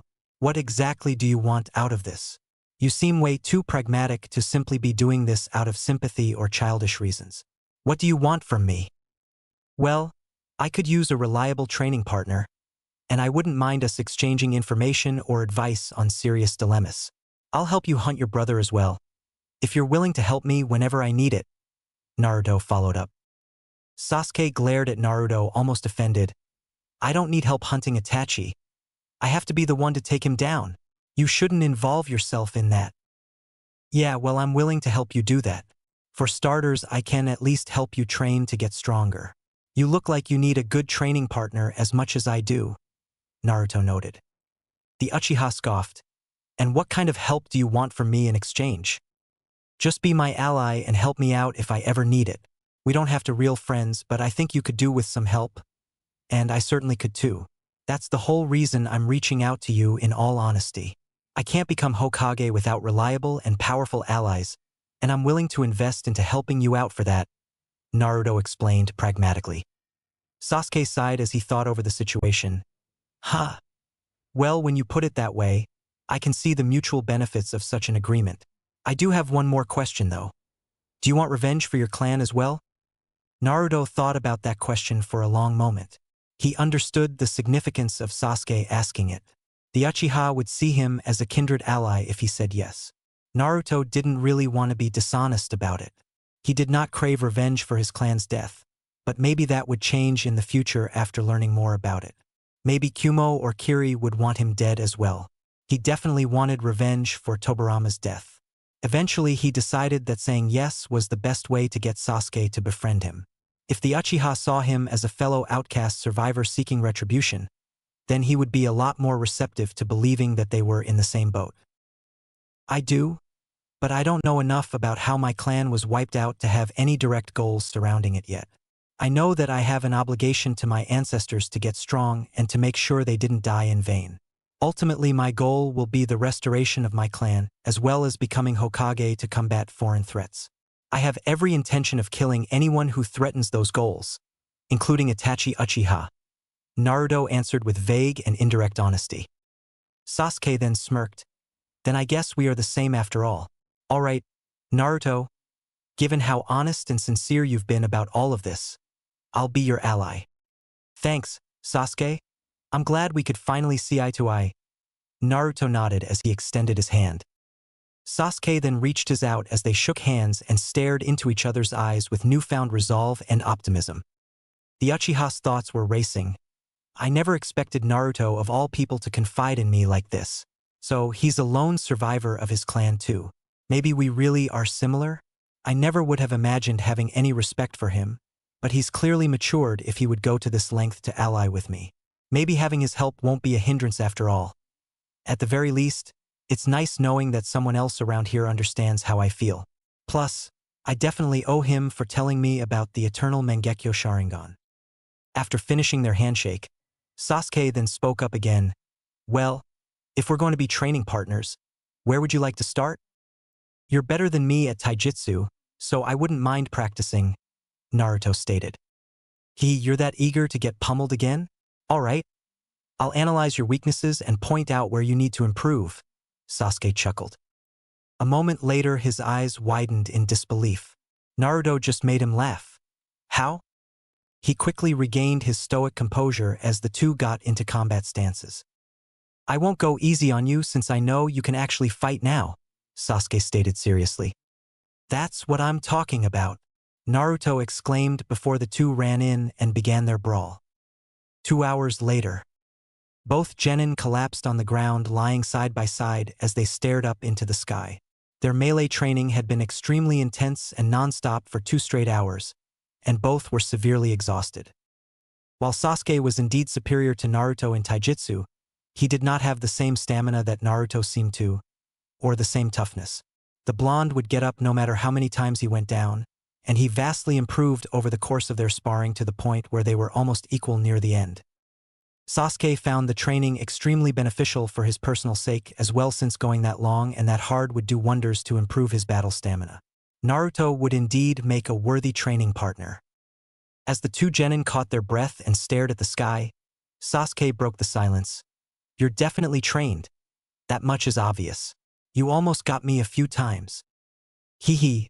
Well, I appreciate your observations on my shortcomings. I didn't know I left that opening on my side, Naruto chuckled in response. Even back when I was kicking your ass every day, you always got back up. You have some inhuman stamina. I always thought you'd be dangerous if you actually knew what you were doing. Seems I was right, Sasuke smirked. Hey, it wasn't every day, was it? Naruto shook his head as he sat up. Sasuke shrugged. Close enough. But if anything, it's impressive to see how far you've come. Though I am curious about what your actual strengths are. Clearly you're way better than I am at accuracy, and don't think I've forgotten how you almost snuck up on me earlier. My greatest strength is probably my chakra reserves and stamina. What would you say yours is? Naruto wondered. I'd say I'm balanced in taijutsu and ninjutsu, but my greatest shortcoming is your greatest strength. My endurance needs a lot of work. I have above average chakra levels, but they're probably less significant than yours, Sasuke answered as he sat up. I saw you practicing fire jutsus when I showed up earlier. How much ninjutsu do you know? Naruto asked. Sasuke sighed. I know a few fire jutsus.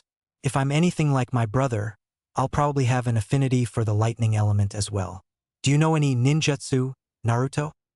I know a bit of everything. Wind is my strongest affinity, but I have a strong affinity for earth and water as well, he answered. Wait, what? You know multiple types of elemental jutsus? Sasuke gawked. Naruto nodded as he stood up. Yeah. Watch this. Wind style. Gale palm. Sasuke watched with disbelief as Naruto clasped his hands and shot a wave of compressed air from his hands which leveled a tree in the distance. Before Sasuke could even process what he was seeing, Naruto pulled out a kunai and performed another jutsu. Wind style. Vacuum sword. An arc of compressed wind then flew off the edge of the kunai, which was now imbued with wind chakra, as it flew off and sliced several trees down. Sasuke then stood up and spoke disbelievingly. I'm honestly impressed. Naruto elemental ninjutsus are not something genin are commonly skilled in. Your turn. Show me your fire, Naruto replied as he stepped back. The Uchiha nodded before flipping through hand signs and exhaling powerfully. Fire style. Great fireball. A fireball then erupted from Sasuke's mouth as he poured as much chakra as he could into it. To Naruto, it actually seemed way stronger than the ones he was practicing earlier. It was almost as if Sasuke didn't want to get shown up by him. As it blanketed the field and exploded, Naruto laughed. Pretty good. Better put that out before you burn the Uchiha district down. Water style. Wild water wave. A stream of water shot out of Naruto's mouth as he put out the fire Sasuke had just started. The Uchiha then looked at him again and smirked. And you're saying you can use Earth style as well? Earth style. Stone shuriken. Naruto shouted as he flashed his signs before launching stony projectiles from the ground shaped into shurikens. Sasuke then laughed. Ahahaha. You're stronger than I am. Unbelievable. I must be dreaming. Come on, Uchiha. I know you got more in your arsenal than just a fireball, Naruto goaded. The other genin gave him an amused look. I really did underestimate you. Find fire style. Flame spread. Naruto watched curiously as fire manifested over a kunai that Sasuke had just drawn. Naruto then manifested wind chakra over his kunai as he stared the other genin down. Let's see how your blade work is, Naruto, he remarked. You're on, Sasuke. Naruto laughed as the two charged in to duel once again. Later that evening, to Naruto and Sasuke's surprise, the two genin would spend the rest of the day training together. They sparred, showed off various skills, and analyzed each other's strengths and weaknesses. While he wasn't too happy about the idea of revealing some of his arsenal to Sasuke, Naruto found the Uchiha boy's commentary on his skills extremely helpful. Sasuke really was a smart guy since he was able to identify quite a few flaws in Naruto's combat styles or suggest theoretical counters that other shinobi would have for them. While it certainly wasn't anywhere close to filling in the void Tobirama left behind, Naruto was truly grateful for the assessment from his peer. As beneficial as it was to Naruto, Sasuke would actually benefit way more from this day of training together. Not only did he learn a lot about Naruto and his capabilities, but the blonde genin truly earned his respect after seeing just how diverse of a range he had in ninjutsu. To Sasuke's utter disbelief, Naruto had actually been able to identify what his elemental affinities were. They were of course fire, which he already knew, but Sasuke also had a major affinity for Yin and lightning and a decent affinity for earth as well. Naruto spent the latter half of their time together teaching Sasuke several minor jutsus from earth and lightning that he knew. While he certainly didn't have nearly as strong of an affinity for earth as Naruto had, Sasuke was able to pick up a few extra techniques that he would be practicing in his spare time. To his complete surprise though, Naruto knew several lightning jutsus. The blonde genin wasn't that proficient at them yet, but he was able to demonstrate how to do them after showing Sasuke the hand signs and writing down the instructions for them. After finally managing to get a lightning jutsu down, Sasuke could only stare in disbelief as he watched his static strings technique fizzle out with electrical static over the ground. He then turned his head towards Naruto. So, you really have an affinity for every element? That's seriously impressive. My affinity for fire and lightning isn't nearly as strong as yours. You have a strong affinity for both of those elements, and I have a minor affinity for them just like you do for earth. My strong affinities are for wind, water, yang, and earth. We're kind of opposites in a way. I'm sure when you get your Sharingan you'll definitely be way better at this, and you can eventually copy jutsus with it. Let me know when you get your Sharingan and I'll let you copy all of mine, Naruto explained. You would do that? Sasuke seemed surprised. Naruto nodded. Why not? I don't stand to lose anything by making you stronger. This was really beneficial training, Naruto. I don't say this often, but thanks. I never expected you of all people to be helpful at teaching me ninjutsu. You're definitely more reliable as an ally than my lazy sensei. I'd like to continue this in the future. I get the feeling you know a lot more than what you've shown me today, Sasuke remarked. Naruto nodded. Sure thing, though I'm not nearly as good at fire or lightning. You have a prodigal affinity for those. I'll have to just write down what I know about the more advanced jutsus in those schools for you to practice. I look forward to us being able to go all out with full ninjutsu arsenals. Ha! I'm kind of amazed you would want to make me stronger. I might actually start showing you up again if you teach me all of that or let me copy all your skills. Sasuke laughed. The blonde rolled his eyes as he put his hands behind his head. Yeah. Don't start getting full of yourself just yet, Sasuke. Besides, have you ever heard the term, iron sharpens iron? The two of us can make each other stronger. We'll hold each other accountable. So don't start slacking in your training. I'm only going to get stronger, and I expect my training partner to do the same. Go ahead and write down those advanced lightning and fire jutsus for me right now. I'll make sure to master them before our next bout, Sasuke requested eagerly. That's the spirit, and don't forget, the only easy day was yesterday, Naruto nodded. I like the way you think, Sasuke nodded with approval. After writing down the techniques Tobirama taught him and whatever else he knew about fire and lightning jutsus for Sasuke to study, Naruto finally took his leave. After the blonde left, Sasuke looked down at the scrolls and papers in his hands as a strange euphoria filled him up. He felt a very peculiar optimism and motivation welling up deep within. Just knowing that there was someone like him was validating and made him feel good. Naruto was someone stronger who was willing to help him train and achieve his goals. Someone he could genuinely respect and confide in. Someone who he could measure his progress against. Someone that would motivate him to keep getting stronger. Iron sharpens iron, huh? Don't go sleeping on me, Naruto. I'll pass you up again in no time. Sasuke spoke to himself as he looked up and went back to training. Naruto barely made it halfway down the street of the Uchiha district before sensing that someone was watching him. It was extremely faint. Someone's close. How long have they been there? Jonin level at least. Umbu maybe? They usually mask their chakra presence. But this seems different than usual. Was I caught off guard? I might have been distracted while I was with Sasuke, and didn't notice them before. Naruto thought, concerned. The presence was then joined by 3 others, all sharing the same extremely faint chakra signature. Naruto then touched the ground and closed his eyes. Where are they? He quickly detected the signatures all grouping up and moving closer. Based on their briskly increasing pace, it seemed apparent that they knew he was onto them now. Naruto then sighed as he continued out of the Uchiha district. One of them stopped masking their chakra as much. They want me to know I'm being followed now. I should probably go confront them away from here so that Sasuke doesn't get involved. I got careless. How could I forget about the regular Umbu patrols? After leaving the Uchiha district, Naruto decided to walk to an isolated area near the forest and simply just leaned against a tree with his arms crossed. He then turned his gaze to where the 4 Umbu stalkers were all gathered and patiently waited. Seeing the genin looking in their direction, the Umbu patrol finally revealed themselves as they all stealthily landed near him. 2 were in front and the other 2 flanked him around the tree.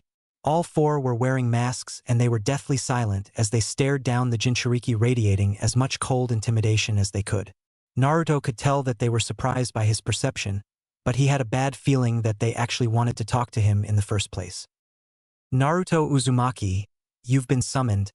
One of them spoke. It was a man, and he spoke almost emotionlessly as the 4 Umbu stood like deadly statues around the young blonde. Unless it's the Hokage, I don't see why I have to answer it. This isn't typical Umbu protocol, Naruto replied stoically. The Umbu traded looks with one another, but their expressions were impossible to read due to their masks. 3 of them were male and 1 was female by the looks of it. Their ages were impossible to guess as well, but the woman and 1 of the males seemed like they were young. The woman was probably in her late teens or early 20s, and the younger male was most likely around his age. At their closer proximity, Naruto could get a better read of their chakra. These guys don't seem like regular Umbu. Some of them have weird chakra. Artificial maybe. They don't have the usual Umbu tattoo on their shoulders either. Is it a different division? Are they imposters maybe looking to kidnap me? Please come quietly. We will release you after you answer our leader's summons.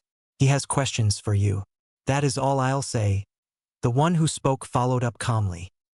The obvious squad leader was the one speaking. Naruto examined him more closely. He wore the mask of a white cat which had green markings on the cheeks and above the eyes.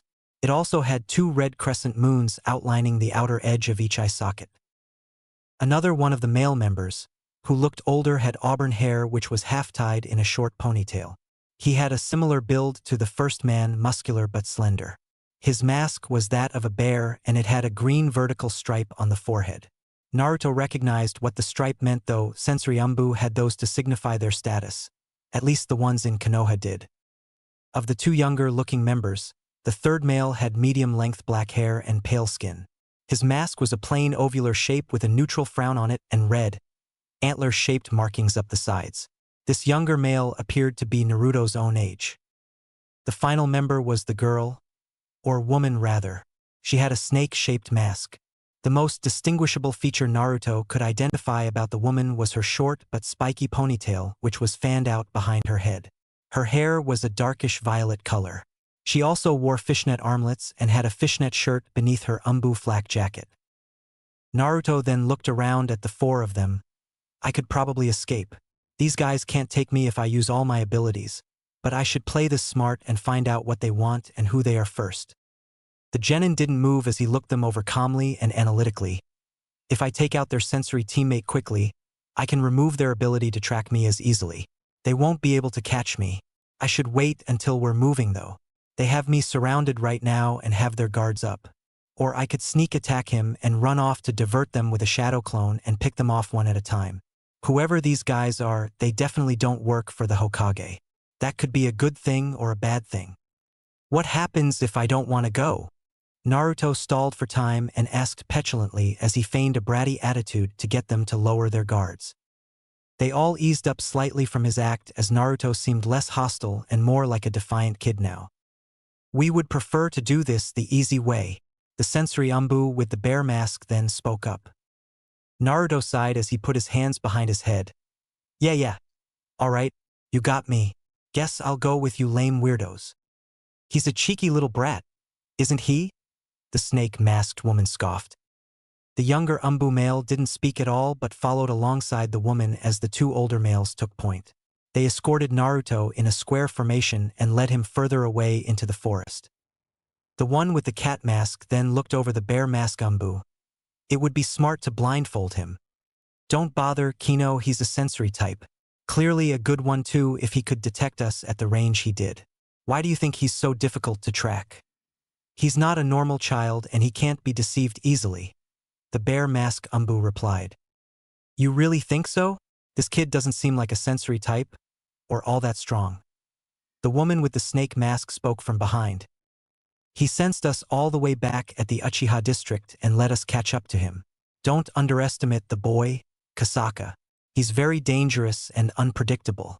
The leader clearly instructed us to take the boy seriously, and I agree with his caution. The bear mask Umbu replied. The fourth member who had the red antlers on his mask then spoke for the first time. Strike Team for said he has a habit of vanishing and reappearing in mundane places. It seems apparent he's skilled at misdirection. I've also heard contrasting reports of him being in two places at once. I agree with Kuma's concerns. Naruto Uzumaki is dangerous and cunning. I figured it was only a matter of time before that happened. My cover might actually be blown already if their leader thinks I'm strong and dangerous. Bear Mask Guy also knows I'm a sensory ninja too, Naruto thought grimly. Naruto patiently bided his time as he waited for them to get further out into the woods and away from any witnesses. He wanted to make his move now but decided to wait since it would be good to gather information on where these guys' base was. Something about this is definitely sketchy. Umbu headquarters are on the other side of the village. They could actually be infiltrators and imposters. I might actually have to kill someone for the first time if that's the case. Naruto weighed his options as he assessed the scenarios he could potentially be faced with. Hearing Naruto's voice that thought caused Kurama to sound almost jovial as his voice echoed in the blonde's head. What did I just wake up to? Are we being kidnapped? We gonna kill these guys, Naruto? Hopefully I don't have to, but I'm going to see where their base is. Apparently their leader summoned me. These guys aren't regular Umbu. I suspect they're infiltrators from another village or possibly a shadow branch of Umbu in Konoha. Tobirama-sensei did mention that Danzo had his own people. I'm going to assume that's who this leader they're talking about is if they are really Konoha Umbu, Naruto explained. Hehe. Oh really? Finally, something entertaining is happening, the fox exclaimed. After walking in silence for a bit, Naruto and his Umbu escort finally reached some kind of bunker out in the woods. All of the Umbu stopped briefly when they saw Naruto stop. They immediately all turned around to face him warily as the genin's demeanor got cold and serious all of a sudden. Why did you stop? Don't try anything foolish, boy. The bear mask Umbu spoke a bit more dangerously than before. Naruto then drew a kunai faster than any of them had ever seen before as he threw the dagger at the bear mask Umbu. Everything happened so quickly that they didn't even notice the seal on the handle of the kunai. The man barely managed to evade it as the blade scraped the side of his mask. But he was not expecting Naruto to practically teleport behind him and grab the kunai mid-throw as it erupted with wind chakra. Before any of them could even react, Naruto jabbed the blade into the bear mask Umbu's body between his right shoulder and upper back, just above the flak jacket. While landing, Naruto simultaneously ripped the kunai out before dropping low and spinning his legs as hard as possible to trip the bear masked Umbu from behind. The genin then pulled out 2 more of his special kunai with seals and lit all 3 up with chakra between his fingers as he threw them in different directions. By this point, the other Umbu had finally moved in to react. All 3 of them dodged the hypersonic speed of the wind-infused kunai, but in mere fractions of a second, all 3 felt themselves being sliced and stabbed, unable to retaliate or even see Naruto moving. After they were all temporarily immobilized, he bolted as hard as he could back into the forest away from the direction of the village. Once he was out of their sight, he made a shadow clone with a significant amount of chakra to go lead the Umbu on a wild goose chase so that he could stealth back around and pick them off. Naruto's unpredictable escape was so deadly and fast that the other Umbu seemed stunned as they all looked around in disbelief. "Damn it! Kino, don't let him get away. Kasaka, cut him off!" the bear mask Umbu announced before grimacing in pain. "What the hell just happened? How did he move that fast?" Kasaka demanded as she and Kino bolted after Naruto as fast as they could. The bear mask Umbu then looked at the remaining young Umbu teammate. "Get eyes in the air? Sai. We can't let him escape and report this to the Hokage. He's running in the opposite direction of the village for some reason." "You were right, Kuma. He is dangerous," Sai noted emotionlessly before pulling out his paintbrush. He never got the chance to use it as a blur quickly knocked him off his feet not even a second later. Both Kuma and Sai were horrified to see Naruto had doubled back to them almost immediately after leading Kino and Kasaka away. Before Sai could even get up again, Naruto flashed through his hand signs and quietly cast an earth jutsu to trap the youngest Umbu member in the ground. Kuma drew a kunai just in time to block a wind-infused swipe from Naruto's kunai a second later. The two pushed back and forth briefly, but Naruto abruptly pulled back and spun his kunai around the man's guard, slashing his arm. "Urgh!" Kuma groaned in pain as he jumped back and stared at Naruto warily. He could only watch as the blonde swiftly moved over to kick Sai in the back of the head, knocking him unconscious. Given the fact that the youngest Umbu member was still stuck in the ground, he couldn't do anything to stop it. Kuma then looked around urgently as if expecting Kino and Kasaka to come back, but they didn't for some reason. Naruto didn't move for a moment as he glared at the man and spoke. "Wondering where your friends are? Did you take them out already?" Kuma demanded. His stoic and professional demeanor was quickly beginning to waver. "Are you guys actually part of Umbu in Konoha? You sure don't seem to be. My first guess would be infiltrators from another village here to abduct the Ninetails. For your sake, I hope that's not true. The other option is you don't want the Hokage knowing about this. In that case, I have to consider you a threat that needs to be dealt with." Naruto spoke dangerously. "Why, you know about the Ninetails?" Kuma gasped. Naruto glared at him. "Of course I do. You guys must think I'm an idiot." Just then, Naruto sensed his shadow clone being dispelled. The other two Umbu managed to trap it in a clever pincer and were shocked when it dissipated into smoke. "Damn, I don't have long before they get back. Better take this guy out quickly," Naruto thought seriously. To his utter dread, over a dozen more Umbu members all came pouring out of the bunker and ran in to reinforce Kuma. The bear-masked Umbu seemed relieved by it as one even began to start healing the man while the others moved in to surround Naruto. "Guess I'm fighting all of them then," Naruto thought, annoyed as he drew a special kunai again with the seal on the handle. "Be careful. He's deadly and fast," Kuma announced to the others as they moved in to surround the genin. Naruto then infused his kunai with wind chakra again before putting the handle in his mouth. Afterwards, he flashed through hand signs, "Earth style, rock wall." A wall of earth shot up to block the Umbu in front of him, which gave Naruto just enough cover to battle off the ones coming in to flank him. For the next minute or so, he fought them all off with inhuman alacrity and stamina as he used countless jutsus, kunai fencing, and taijutsu. The whole time he was doing this, not one of them realized that Naruto was putting seals all around the battlefield and even on them with elite subtlety. Just when it seemed like they were beginning to overwhelm him, Naruto threw out a smoke bomb obscuring everyone's vision. The blonde then used flying Raijin to warp around the battlefield, picking off all the Umbu that were obscured by the smoke. Nobody could react fast enough or even process what was going on as Naruto took out over a dozen of the Umbu in mere seconds. He didn't kill them, but he didn't hesitate to wound them out of commission. As the smoke settled, Kuma and the remaining Umbu there all backed away with evident fear as Naruto walked out of it. The sight of 13 downed Umbu members, including the unconscious Sai behind him, was mortifying to them. What the hell just happened? The female Umbu who healed Kuma asked fearfully. He really is a monster, another one of them remarked. Naruto had a chilling battle calmness as he blankly stared at the remaining Umbu members without saying a word for a good few seconds. You know, I'm getting really sick of you guys stalking me all the time. I didn't kill any of them.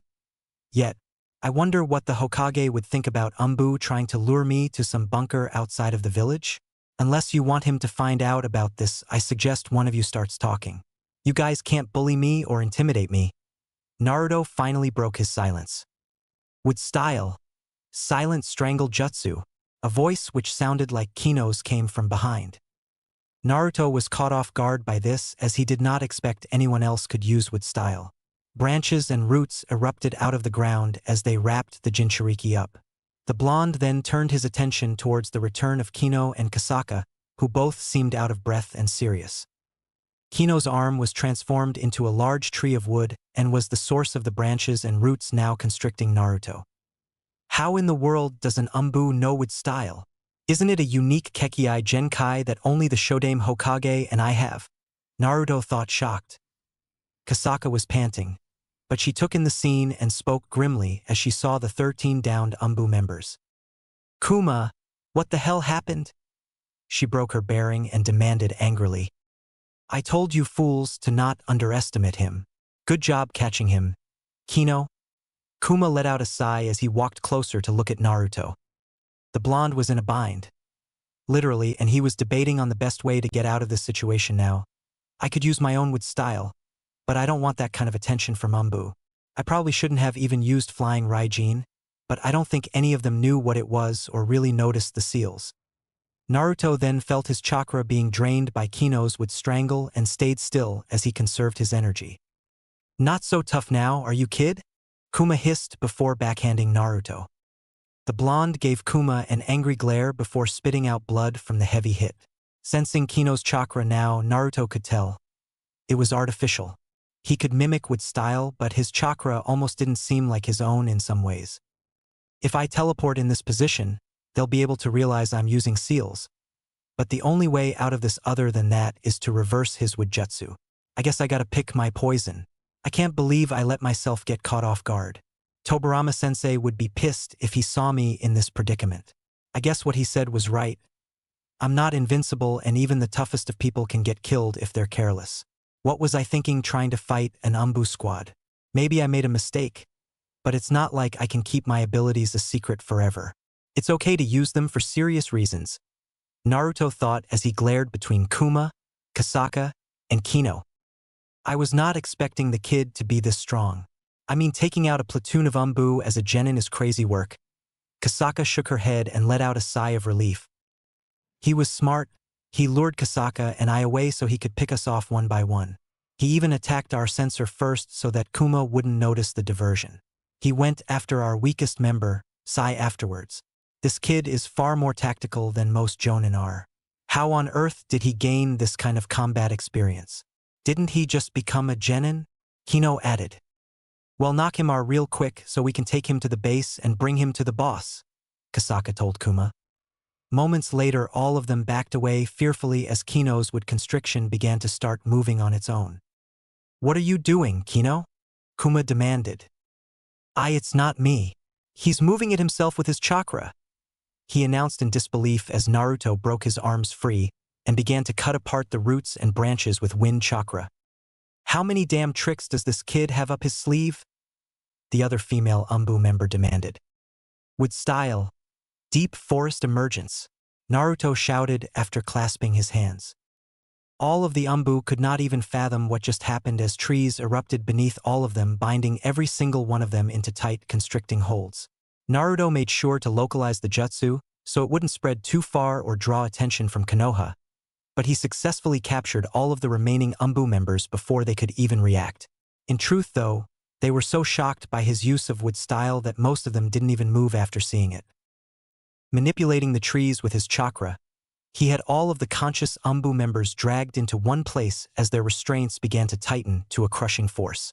They were all grunting and groaning in pain as the blonde genin stared at them with lethal eyes. Wood style? That's impossible. He can use wood style? One of them shouted in disbelief. Urgh! This can't be happening. Kuma began to gasp in pain as thorns emerged around the tree branches and would constricting the Umbu and piercing into their bodies.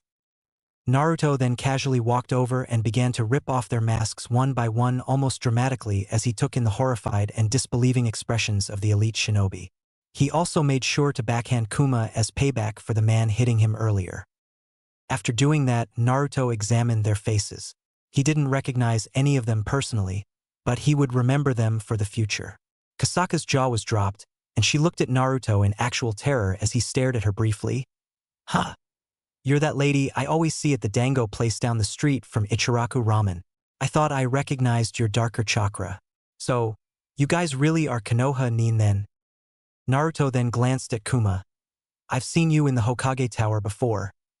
Usually with Danzo or the elders. You're part of the Yamanaka clan, right? I'm guessing Danzo is your boss then? That was my other guess about who you guys worked for. I'll definitely remember your faces. If you all don't leave me alone, I might actually have to start killing people. I'm getting sick and tired of Umbu stalking me everywhere. How are you able to use would release? Kuma demanded. Naruto answered the man as he looked at Kino now, who had a rather plain appearance. I don't know why you're so surprised. Your buddy over there can do it too. I'm hardly impressive considering the prodigies that rose up in this village like Minato Namikaze or Itachi Uchiha. Even the Sannin and Old Man Hokage were legends. You guys are also kind of sloppy. That wing T-Viper formation was out of sync. And don't even get me started on how you didn't once think to try a wolf fan pattern or a rotating sentry formation to attack me. I wasn't expecting another wood-style user, but his chakra seems artificial.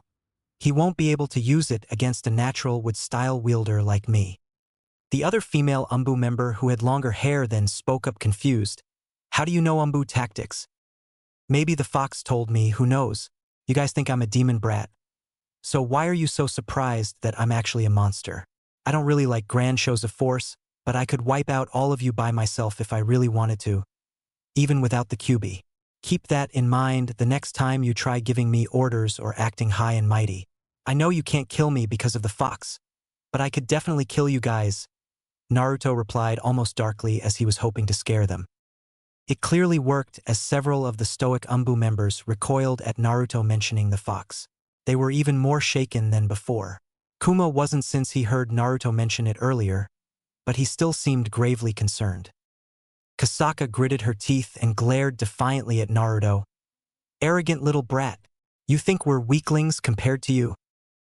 You tell me, if this is the best Umbu has to offer, then I'm probably one of the top shinobi in this village already and I'm only 13. If the other villages realized how weak Konoha was right now, we'd be in serious trouble. If I actually saw you as my enemies, you'd all be dead right now.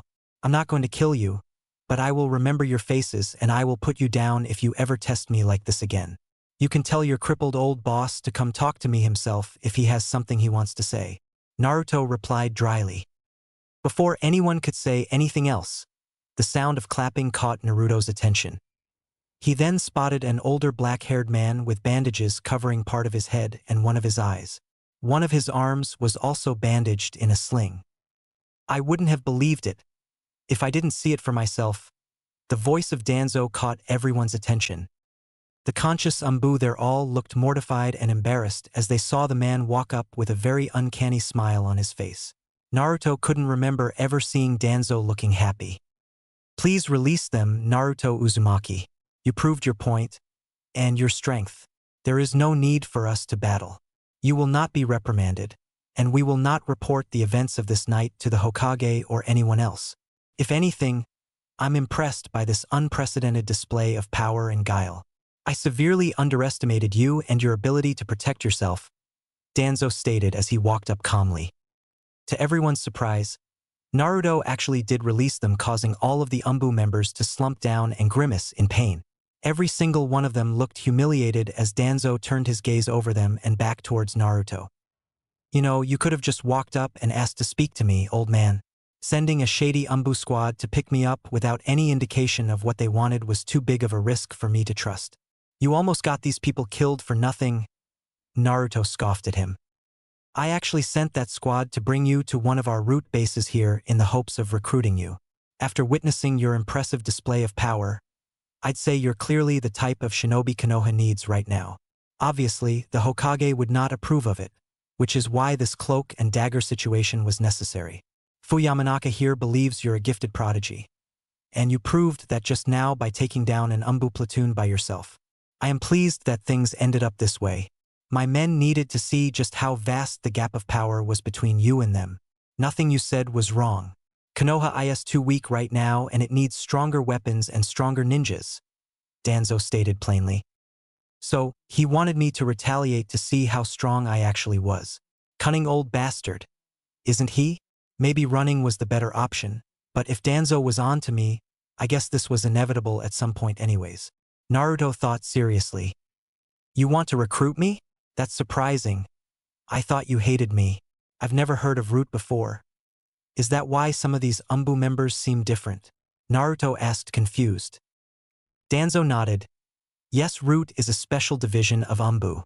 It is a Tier 1 elite Black Ops organization within the shinobi military of Konoha that exists in order to wage war from the shadows and make the difficult decisions that the Soft Council and the Hokage don't have the stomach to do. Everyone in it is sworn to secrecy.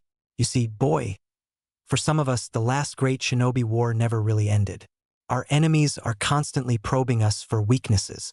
You are considered a valuable asset, being our village's only Jinchuriki. The Umbu watch you because there are many enemies of Konoha who would love nothing more than to acquire the Kyuubi's vessel for themselves. So, you're acting independently of the Hokage's orders then? That's bordering on treason. Naruto shook his head.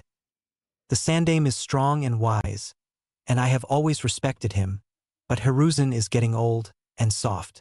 He believes the days of great danger and war are long behind us. Long gone are the days when the Senju and Sarutobi clans were feared and legends like the Yondaime struck fear into the hearts of the shinobi world. Hiruzen is unwilling to see the threat the other villages and nations pose the weaker ours becomes. He's too afraid to provoke them and does nothing about their increasing boldness. I've heard you say that you wish to become the Hokage one day. You very well may at some point considering your already impressive power. To wield the legendary with style of the Shodaime naturally. Such a boon is exactly what Konoha needs. A resurgence in the might of Konoha's undisputed supremacy. Danzo exclaimed. You were the Nidaime student once, right? Naruto followed up after an awkward silence. Danzo seemed surprised by Naruto's unusual knowledge of that, but he nodded. I was indeed, along with Hiruzen Sarutobi. Unlike him, however, I strongly adhere to the same morals my teacher instilled in me about the importance of projecting strength and always being prepared for war. I overheard recently that you are aware of the Uzumaki clan and that a member of the clan trained you. Is that correct? Yes, Naruto lied. Who is this clan member? Can you be certain that they are not a threat to Konoha? Danzo asked. He definitely can't be. He's dead. It doesn't matter who he was, but I'll say this much. He told me I'm related to the Senju clan since the Shodaime was married to Mido Uzumaki of Yuzushio. She's apparently one of my ancestors. I suppose that's where my wood style comes from. Naruto answered with actual honesty now. That's impossible. Danzo-sama, that would mean he's an heir of the Senju clan. No wonder he can use wood release. He's a descendant of the Shodaime like Lady Tsunade. Fuyamanaka, whom Naruto formerly knew as Kuma, exclaimed with awe. Danzo's one visible eye widened in surprise. A lost heir of the Senju. And not soft-hearted or broken like Tsunade Senju either. Listen up, all of you. Nobody is to speak of this to anyone else or you're dead. I will not have Hiruzen interfere. He won't see what you represent, Naruto Uzumaki. He would seek to soften you and allow other villages to get strong while your great power would be shackled in the name of peace. That might work for some villages, but not all of them. We can't be passive. Konoha needs your power. Naruto understood what Danzo was implying. It was very similar to Tobirama's outlook on current-day Konoha, and what he wanted Naruto to understand about the political sphere of the shinobi nations. Unlike Danzo, though, Tobirama had a balanced outlook and wasn't an opposite extreme of Hiruzen Sarutobi. As much as Naruto didn't fully agree with Danzo's perspective, he also didn't agree with the Sandames. He would need to find a way to get both of them to trust him eventually. He remembered his sensei telling him that it would be foolish to commit to either extreme and he should keep the good and necessary aspects of both outlooks within his own. In other words, he needed a balanced point of view. He needed to be a bridge between Danzo and Hiruzen's polar opposite outlooks on how to handle national politics. Naruto thought about that for a moment as he weighed the pros and cons of Danzo.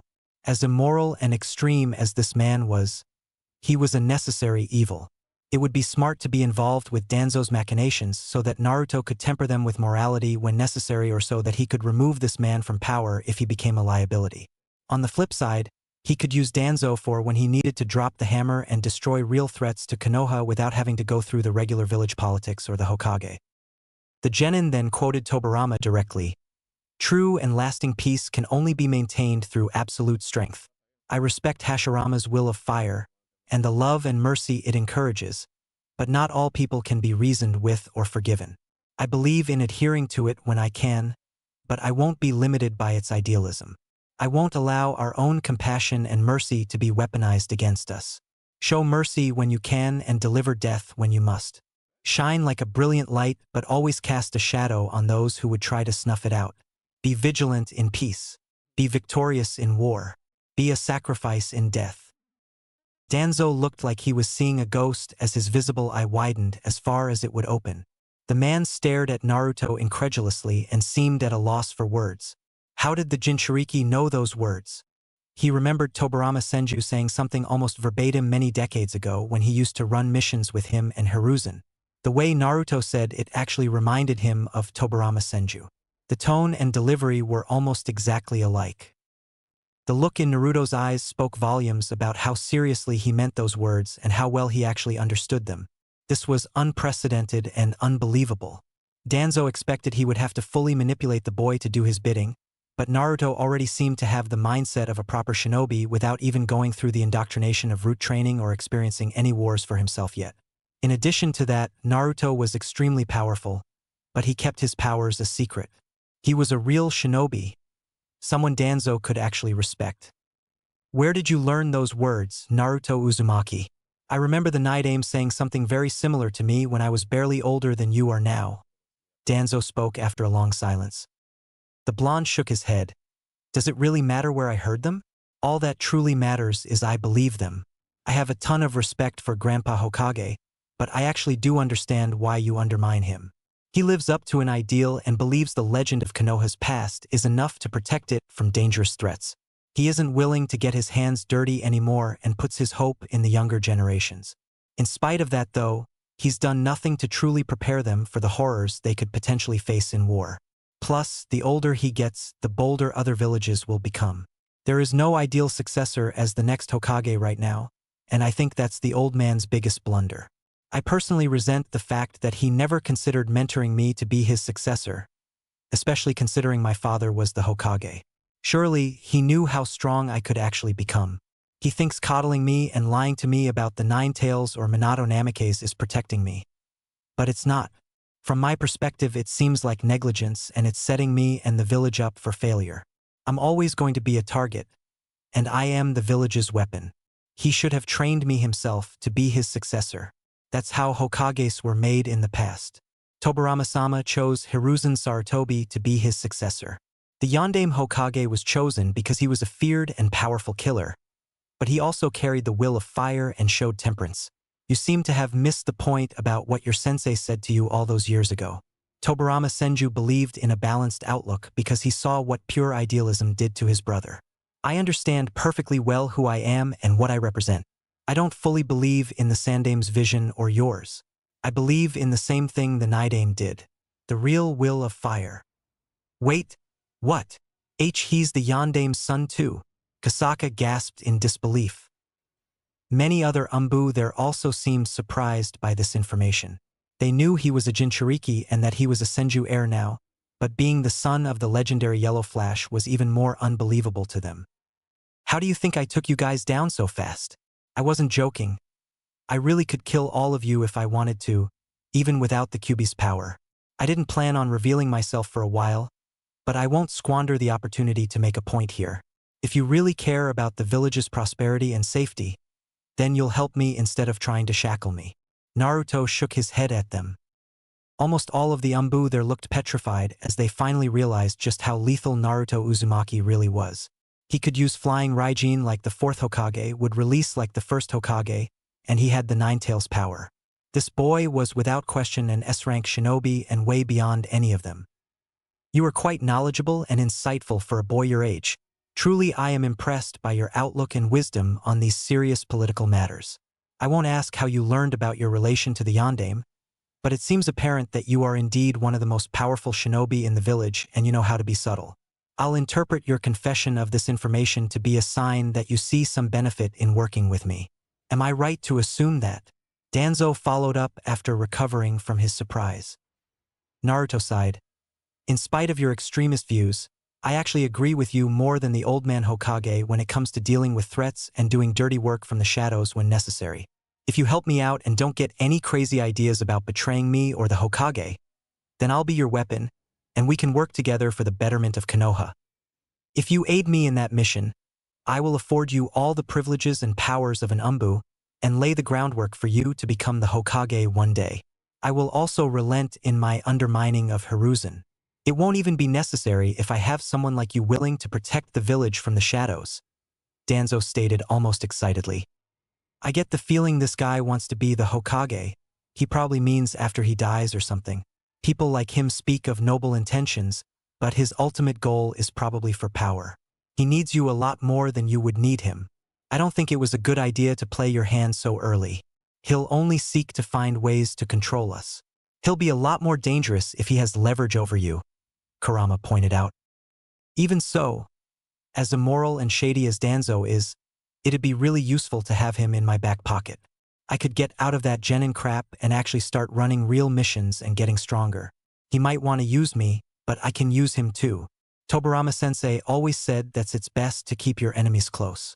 Besides, as bad as Danzo is, at least I know he prioritizes Konoha's prosperity. We can play his game for now. Plus, it's like you said, he needs me and you, so we have leverage here. It's not like he can kill us. And if he gets out of hand, we'll be his deterrent, Naruto deduced logically. Just be careful trusting anything this old man says. Something about him seems dangerous to me. He isn't like those other delusional ninjas that adhere to some morally righteous code.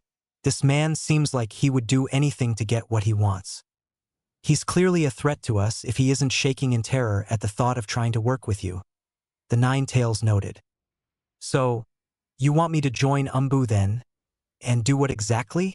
Would I be allowed to go on missions? Naruto asked. Danzo nodded. Of course. Given your evident loyalty to the village, I would trust you to run Black Ops missions with Root. Someone with your power could have easily escaped long ago if you wished, and it's clear you embody the might and priorities of a proper Senju heir. These missions would be off the record, of course, and away from the prying eyes of the Hokage and village council. To keep up appearances, though, it would be best if you could remain with your genin team and run local operations for now. Once you start doing C-rank missions, I'll assign you special tasks and have you meet up with a strike team while outside of the village. I will even ensure your genin team gets missions close to the ones you'll do with Umbu. How you'll slip away is up to your discretion. There is a particularly delicate matter that I would like your help with immediately. We can speak of that matter if you choose to accept. Tell me about this mission first. I want an idea of what I'm actually signing up for before committing to this blindly. Naruto decided to test his luck and probe. To his surprise, Danzo sighed before answering. There is a girl in Takigakure, the waterfall village, named Fu. She has the same given name as my left-hand advisor, Fuyamanaka here, but no clan or family name that we know of. The waterfall village is quite weak, and its leader is by all accounts not the most respectable figure politically. His health has been declining drastically, we hear, and his son Shibuki is a craven chunin who will probably be unable to maintain the village's independent sovereignty on his own. As you may know, the land of waterfalls is weaker nation bordering the land of earth. Given Takigakure's proximity to Iwagakure, The entire village could easily be overwhelmed in an attack, and this girl could be taken due to the incompetence and weakness of its leaders. We must ensure that does not happen. What's so special about this girl? Naruto shook his head. She is a Jinchuriki like yourself. She is in danger of being captured by another nation if she remains there.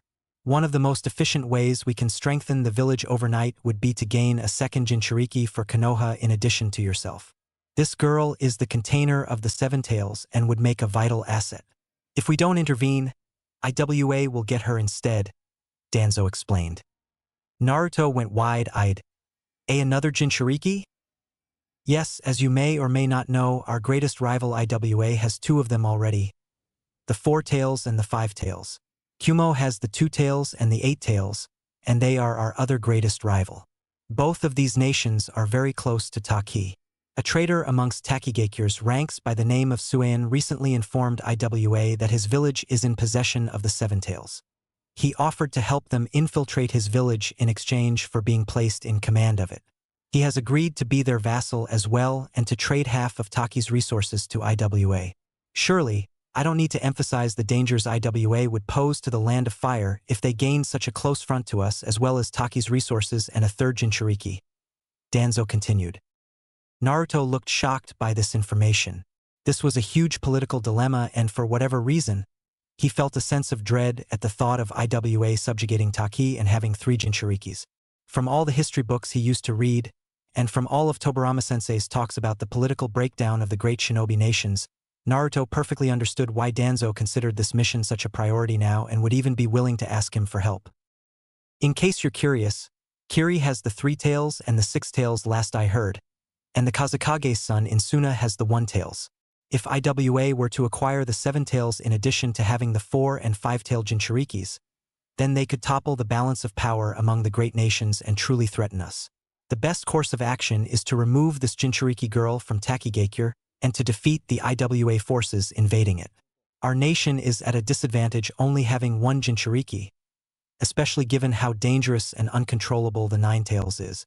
I would of course place the girl under your supervision as her fellow Jinchuriki. The girl is a genin, I believe, and she could easily assimilate into Konoha given the proper motivation. I imagine Taki would give her to us gladly for saving them from IWA as well. Danzo tried to sell the idea further. The blonde looked down almost disbelievingly. This is big. An Umbu mission to go abduct another Jinchuriki and protect a foreign village? Old man Hokage would definitely not approve of something like this. I really detest the way mortals like him describe us as weapons. Still, I wouldn't mind having the Nanabai around to talk to. As much as I don't trust this Danzo, I can't deny that he has a point. Jinchurikis are often targeted like this. You could do a better job protecting that girl than some pathetic lesser village could. Plus, the Nanabai would listen to me after we assert dominance. We'd have a proper ally, well, at least what I'd consider an ally. Kurama offered his input. All right then, I accept. I'll join your little black ops squad. Though I have to wonder, how would you explain it to the Hokage if another Jinchuriki just ended up in the village? I mean, people would notice that, wouldn't they? Surely news of Taki being attacked would reach him here too, right? Naruto asked. Danzo frowned as he gave Naruto an intense look. I will be responsible for covering that problem.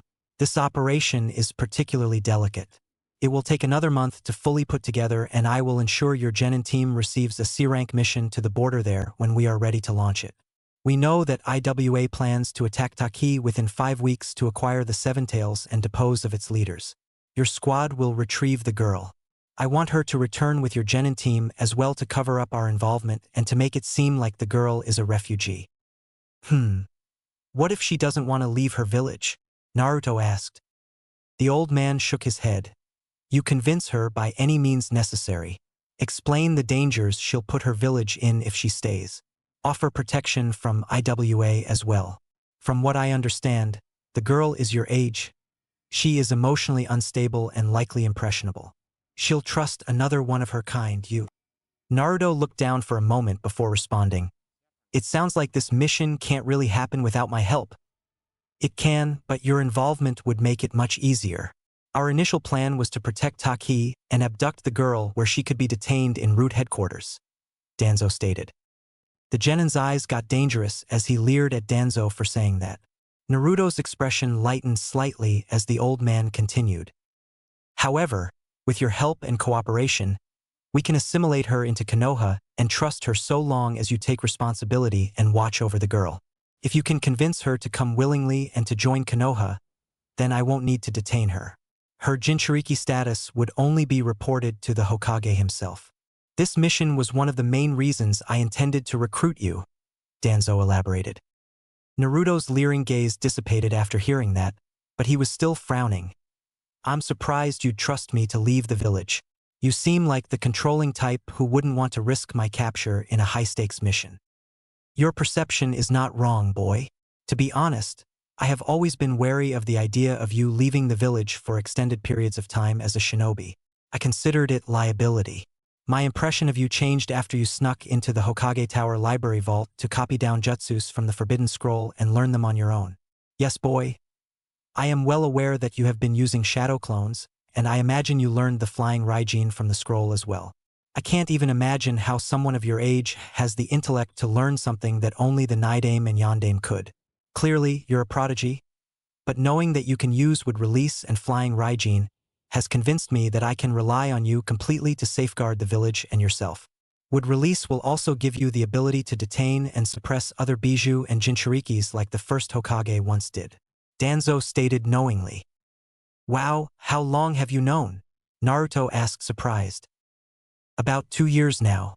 I could tell it was a shadow clone I saw in the library, and my Root Umbu have reported seeing you in 2 different places at once.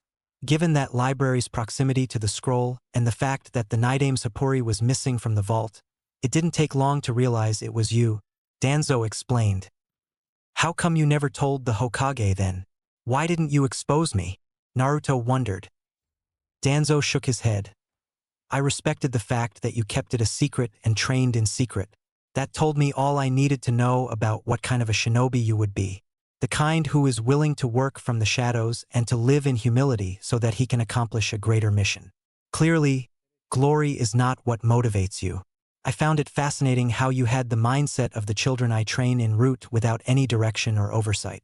To put it simply, it would have been a waste. Clearly you're good at keeping secrets, and I knew that one day I might be able to rely on you to help me. I guess I underestimated you too. Even so, I have some concerns. Is it really necessary or right to abduct this Jinchuriki girl from Taki? Also, if we slaughter an army from IWA, won't that start a war? Naruto got the conversation back on track. Danzo sighed. It possibly could, but war is guaranteed if IWA gets more weapons and a closer front to us. We must be the ones to strike first. Not to mention IWA and Kumo are not the only threats we have to worry about either when it comes to Jinchuriki. Recently, my best scouts have heard reports about a dangerous organization called Akatsuki which has been looking into targeting Jinchuriki. The girl would be the easiest target for them to go after first. You must see the bigger picture, Naruto Uzumaki. This is a difficult decision that needs to be made. Better that she be here than in the hands of IWA or some terrorist organization with missing Nin. What else can you tell me about this Akatsuki group? Naruto asked. They are a terrorist organization that arose from the last great shinobi world war. The group originated in Amigakure and was led by 3 vile terrorists by the names of Yahiko, Konin, and Nagato. This group primarily recruits powerful missing Nin into its ranks. You may know of one, Itachi Uchiha. The missing traitor Sannin, Orochimaru, is also a member of this organization. They are incredibly dangerous and are all S-rank criminals and threats, Danzo stated sternly. Sasuke's brother is part of that group. What do these Akatsuki guys want with Jinchuriki? Naruto asked. The old man frowned. We're unsure, to be honest. They haven't gone after any just yet, but I suspect it is for the same reason the greater nations would want them. These people are terrorists who want weapons of mass destruction so that they can topple nations. The group is currently doing mercenary work across the continent. IWA has been hiring them regularly, but as far as we know, they don't know as much about Akatsuki as Root does. Akatsuki, huh? Well, when you put it that way, I guess I don't really have a choice. That faux girl will be in danger if we don't get her. Just tell me what you need me to do and when. Naruto sighed. Good, effective immediately. I am promoting you to Umbu and you will be assigned to Division 1 and Strike Team 2 of Route with Captain Yamato, Fuyamanaka, Anko Mitarashi, and Sai. They were the squad that brought you here. Their Umbu names are Kino, Kuma, and Kasaka. Sai has no other identity, so you may use that name for him in any context. Never use each other's real names on missions. You will be given a mask and a uniform closer to the time of the mission. I am also willing to give you any code name you wish. Danzo nodded with approval. Naruto thought for a minute as the thought of Tobarama's younger brother filled his head. Call me Atama. Danzo's visible eye widened. An interesting choice. Is there any particular reason you chose that name? It was the name of the first and second Hokage's younger brother. Apparently, he died around my age to the Uchiha clan. I figured it'd be a way to honor the Senjutsu. Naruto shrugged. Danzo then smiled again, which was still uncanny to see. Very well, that will be your Umbu name. The old man then turned around as he spoke one last time. I will send Kuma to contact you whenever necessary. Also, for the time being, we should not associate with each other in public. This mission and others will not be possible if the Hokage becomes aware of them or our cooperation. Your absolute discretion is necessary. Considering how long you've concealed your true strength, I will trust you to be a proper agent without the normal incentives implemented en route. I look forward to us working together for the betterment of Konoha. Naruto nodded as Danzo returned to the bunker and sighed a moment later. I hope this doesn't blow up in my face. Working with that guy is going to be a serious risk. Even so, getting the Nanabai here is worth doing whatever pointless nonsense he wants in exchange for now. I'm concerned about this Akatsuki group he mentioned that was preparing to go after Jinchurikis. We should definitely try to investigate that as well. This human, while slimy, has the power and authority to help us accomplish our own objectives for the immediate future. Just be ready to kill him one day, Kurama added. After Danzo left, many other Umbu began to pick up their masks and depart behind him. Every last one of them had their gazes affixed to Naruto as if they still couldn't believe what just happened. Well, I should probably go home and get some sleep. Things are getting a bit awkward here now. Naruto thought as he turned and began to leave himself. He barely made it 3 steps before Fuyamanaka, Captain Yamato, and Anko Mitarashi all walked up to him. They still had their masks off and all of them had injuries. Their 4th member, Sai, was still unconscious as well. I look forward to working with you, Naruto Uzumaki. Your intelligence and battle prowess are truly impressive. I agree with Danzo-sama. You are indeed a prodigy if you can use the Yandame's legendary flying Raijin. Also, you have my apologies for all that transpired tonight. We were simply following orders, and I bear you no ill will. As your strike team leader, I will happily assist you whenever you need anything, Yamato stated politely as he nodded his head at the blonde. So, this guy's real name is Yamato? It'll be interesting working with someone else who can use wood release. At least he seems nice, Naruto thought as he gave Yamato a reciprocal nod of approval. When we inevitably have to kill these humans, I suppose we can spare this one. At least he knows how to show the proper respect, Kurama snarled. Anko had her arms crossed and looked annoyed. I don't like you, kid, but I'm a professional and I'll work with you. Don't go getting cocky though just because you're some kind of Senju heir or the Yandame's kid. Royal prodigy or not, you're still an arrogant brat to me and my junior here. Also, don't ever speak to me in public for any reason. We are not friends. We're teammates. Got that? That's fine with me, Dango lady. Hopefully, I'll only ever see you on missions. I'll make sure to avoid your favorite Dango spot too. Naruto nodded at her. For whatever reason, Anko looked even more perturbed by Naruto's casual acceptance of her rejection and his obvious lack of interest in her approval. She then looked away almost bitterly. Naruto didn't care enough about her feelings to even wonder why. Fuyamanaka then shook his head. I take the village's safety and prosperity as seriously as Danzo-sama does. So long as you and I share that same sentiment, I will gladly work alongside you, Naruto Uzumaki. I knew you were gifted, but I didn't realize you were this gifted. It seems you've impressed Danzo-sama as well. That's not easy to do. Getting him to tell you about the mission prior to your committing is also unprecedented. He's never been that candid or upfront to any recruit I've ever seen before. Clearly, he believes that you will be our secret weapon. I hope his faith and trust in you isn't misplaced, and I sincerely hope you can keep that monster fox sealed inside of you under control as well. Definitely killing that one first, Kurama growled in Naruto's mind. The Jinchuriki could feel the nine tails tackling his cage. For your sake, you better hope you never have to see me use the fox's power. I won't think twice about killing all of you guys or Danzo if you try to screw me over in any way. I'm doing this for the greater good of the village, was all Naruto said in response before walking off and leaving the 3 Umbu members of his new strike team alone. That's what I'm talking about, Naruto. Put them in their place, the fox exclaimed approvingly. Fu then sighed before looking at Yamato. Danzo-sama is taking a massive risk trusting that boy. Even if he is powerful, can we really trust him? It's obvious we can't control him. And killing him is out of the question too. I mean, it's possible that not even your wood release could contain the Kyuubi's power if he unleashed it. The fact that he can counter with style is the most dangerous thing about him as a Jinchuriki. Then he has flying Raijin on top of it all too. It's utterly ludicrous. I know. But I think I understand why Danzo-sama is doing this.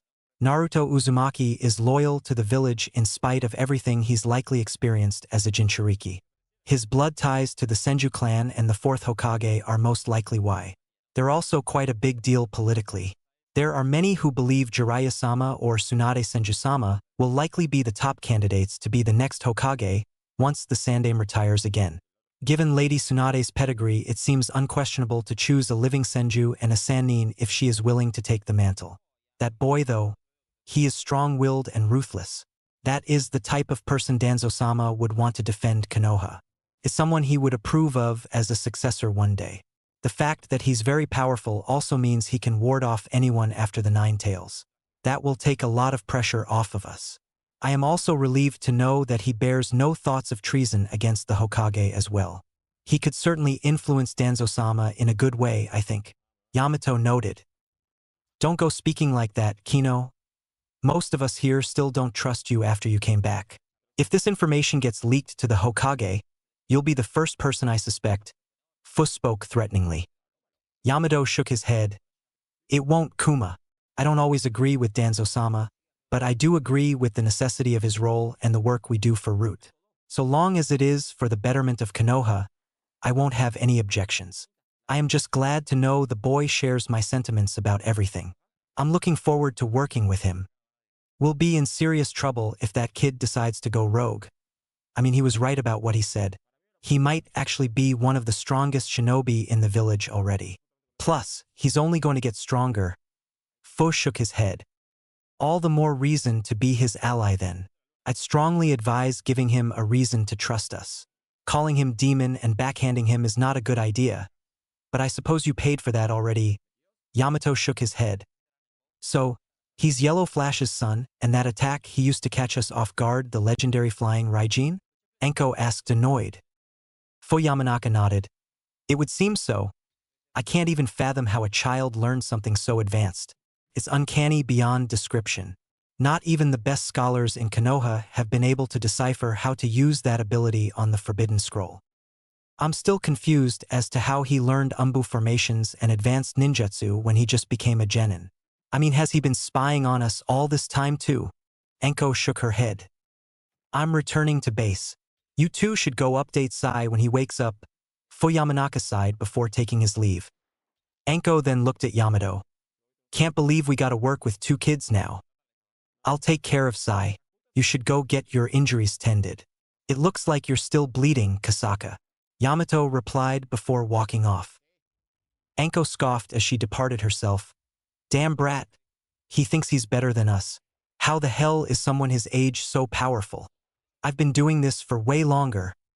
He looked at us like we were civilians. Root headquarters some time later. Sir, are you certain that was the right decision to make about the boy? I didn't expect you to give him such a long leash or trust him not to expose us. You even told him about the mission before securing his loyalty. Why? Fu Yamanaka asked Danzo. The old man was facing away as he looked over a picture of his younger self. The picture had Danzo, Hiruzen, Koharu, and Hamura when they were young kids.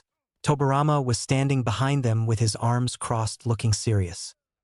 I never thought the boy would share your outlook on things, sensei. Danzo thought as he stared at the picture and remembered his youth. Danzo then spoke without turning around. Fu! That boy doesn't need a short leash. He understands the politics far better than someone his age rightfully should. He kept his power hidden all this time, even from the Hokage. Him sharing the Nidame's outlook on things was the last thing I ever expected from him.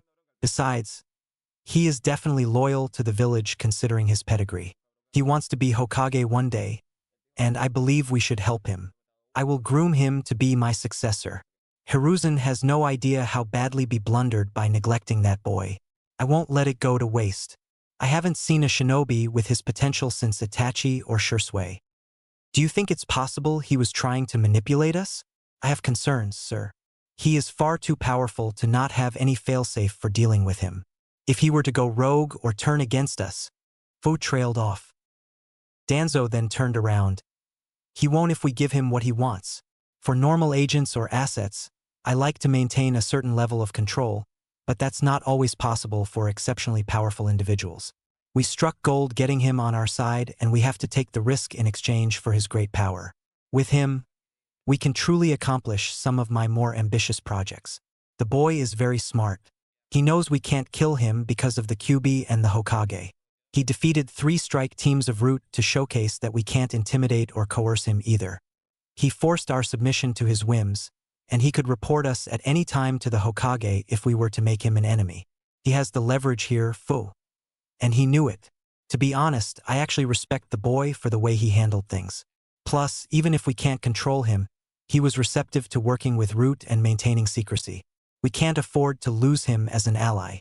Controlling him won't even be necessary if our objectives are aligned and if he trusts us.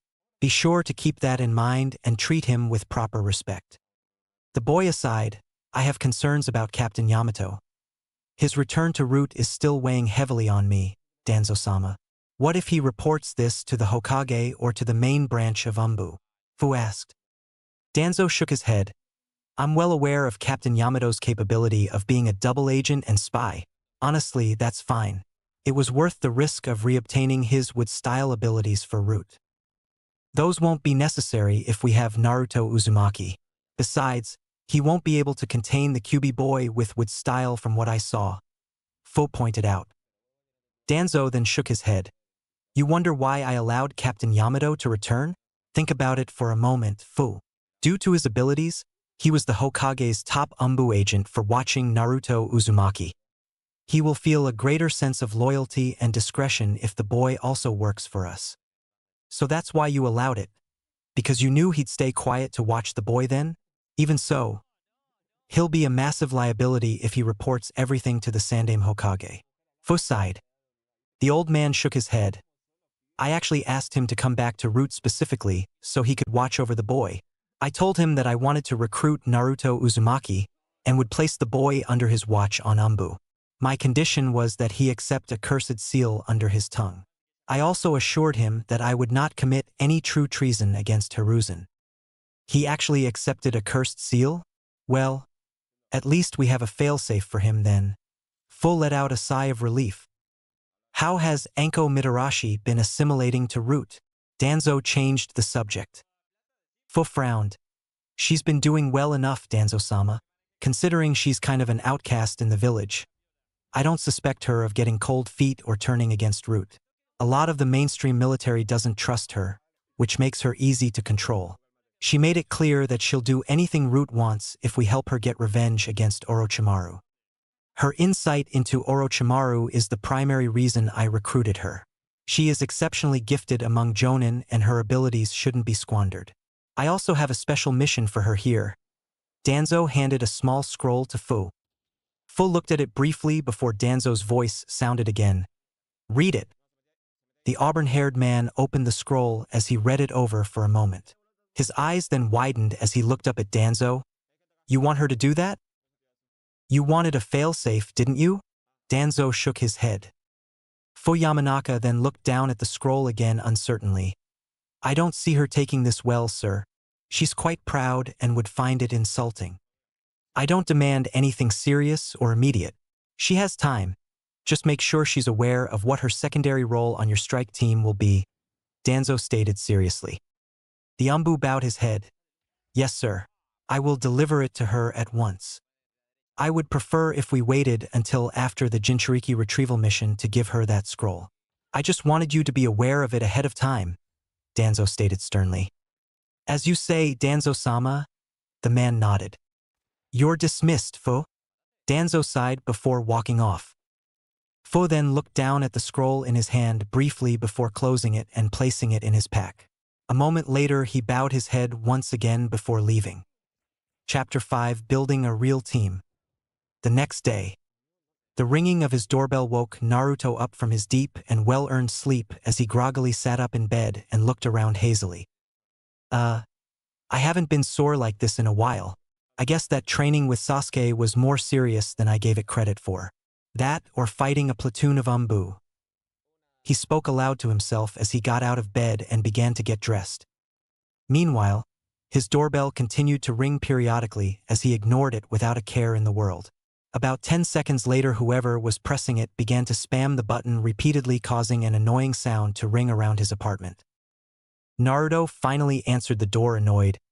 Can you stop that, please? He quickly realized who was at his door.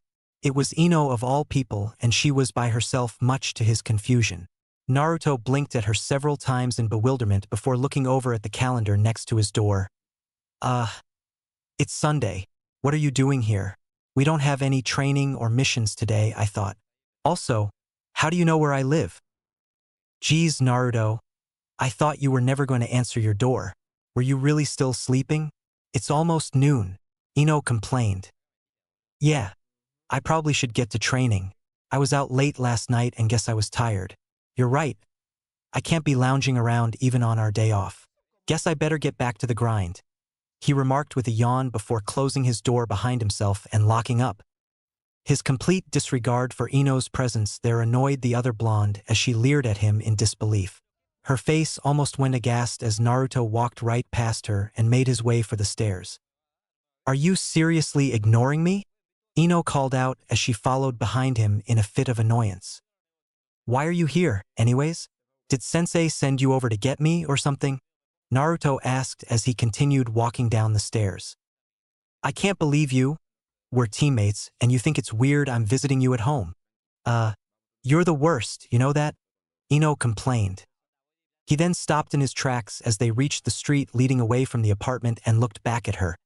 So why are you here then? I can't imagine you'd have any interest in visiting me on our day off unless Sensei asked you to. That's not it at all.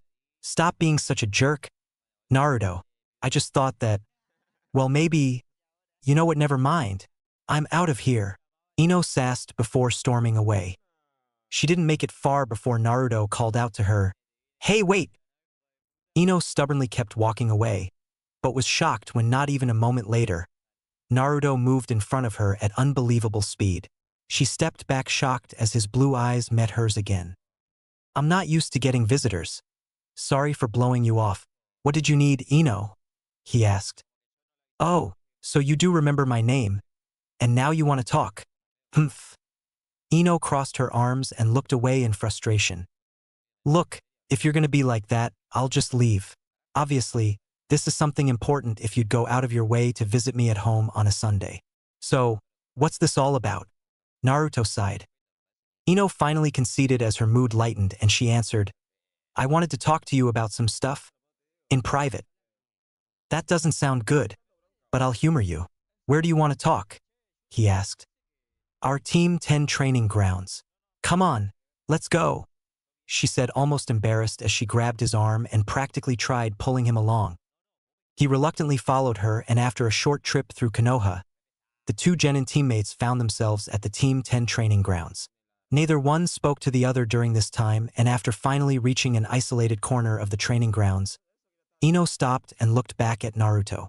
She seemed gravely concerned, and it was obvious that she had something important to talk about.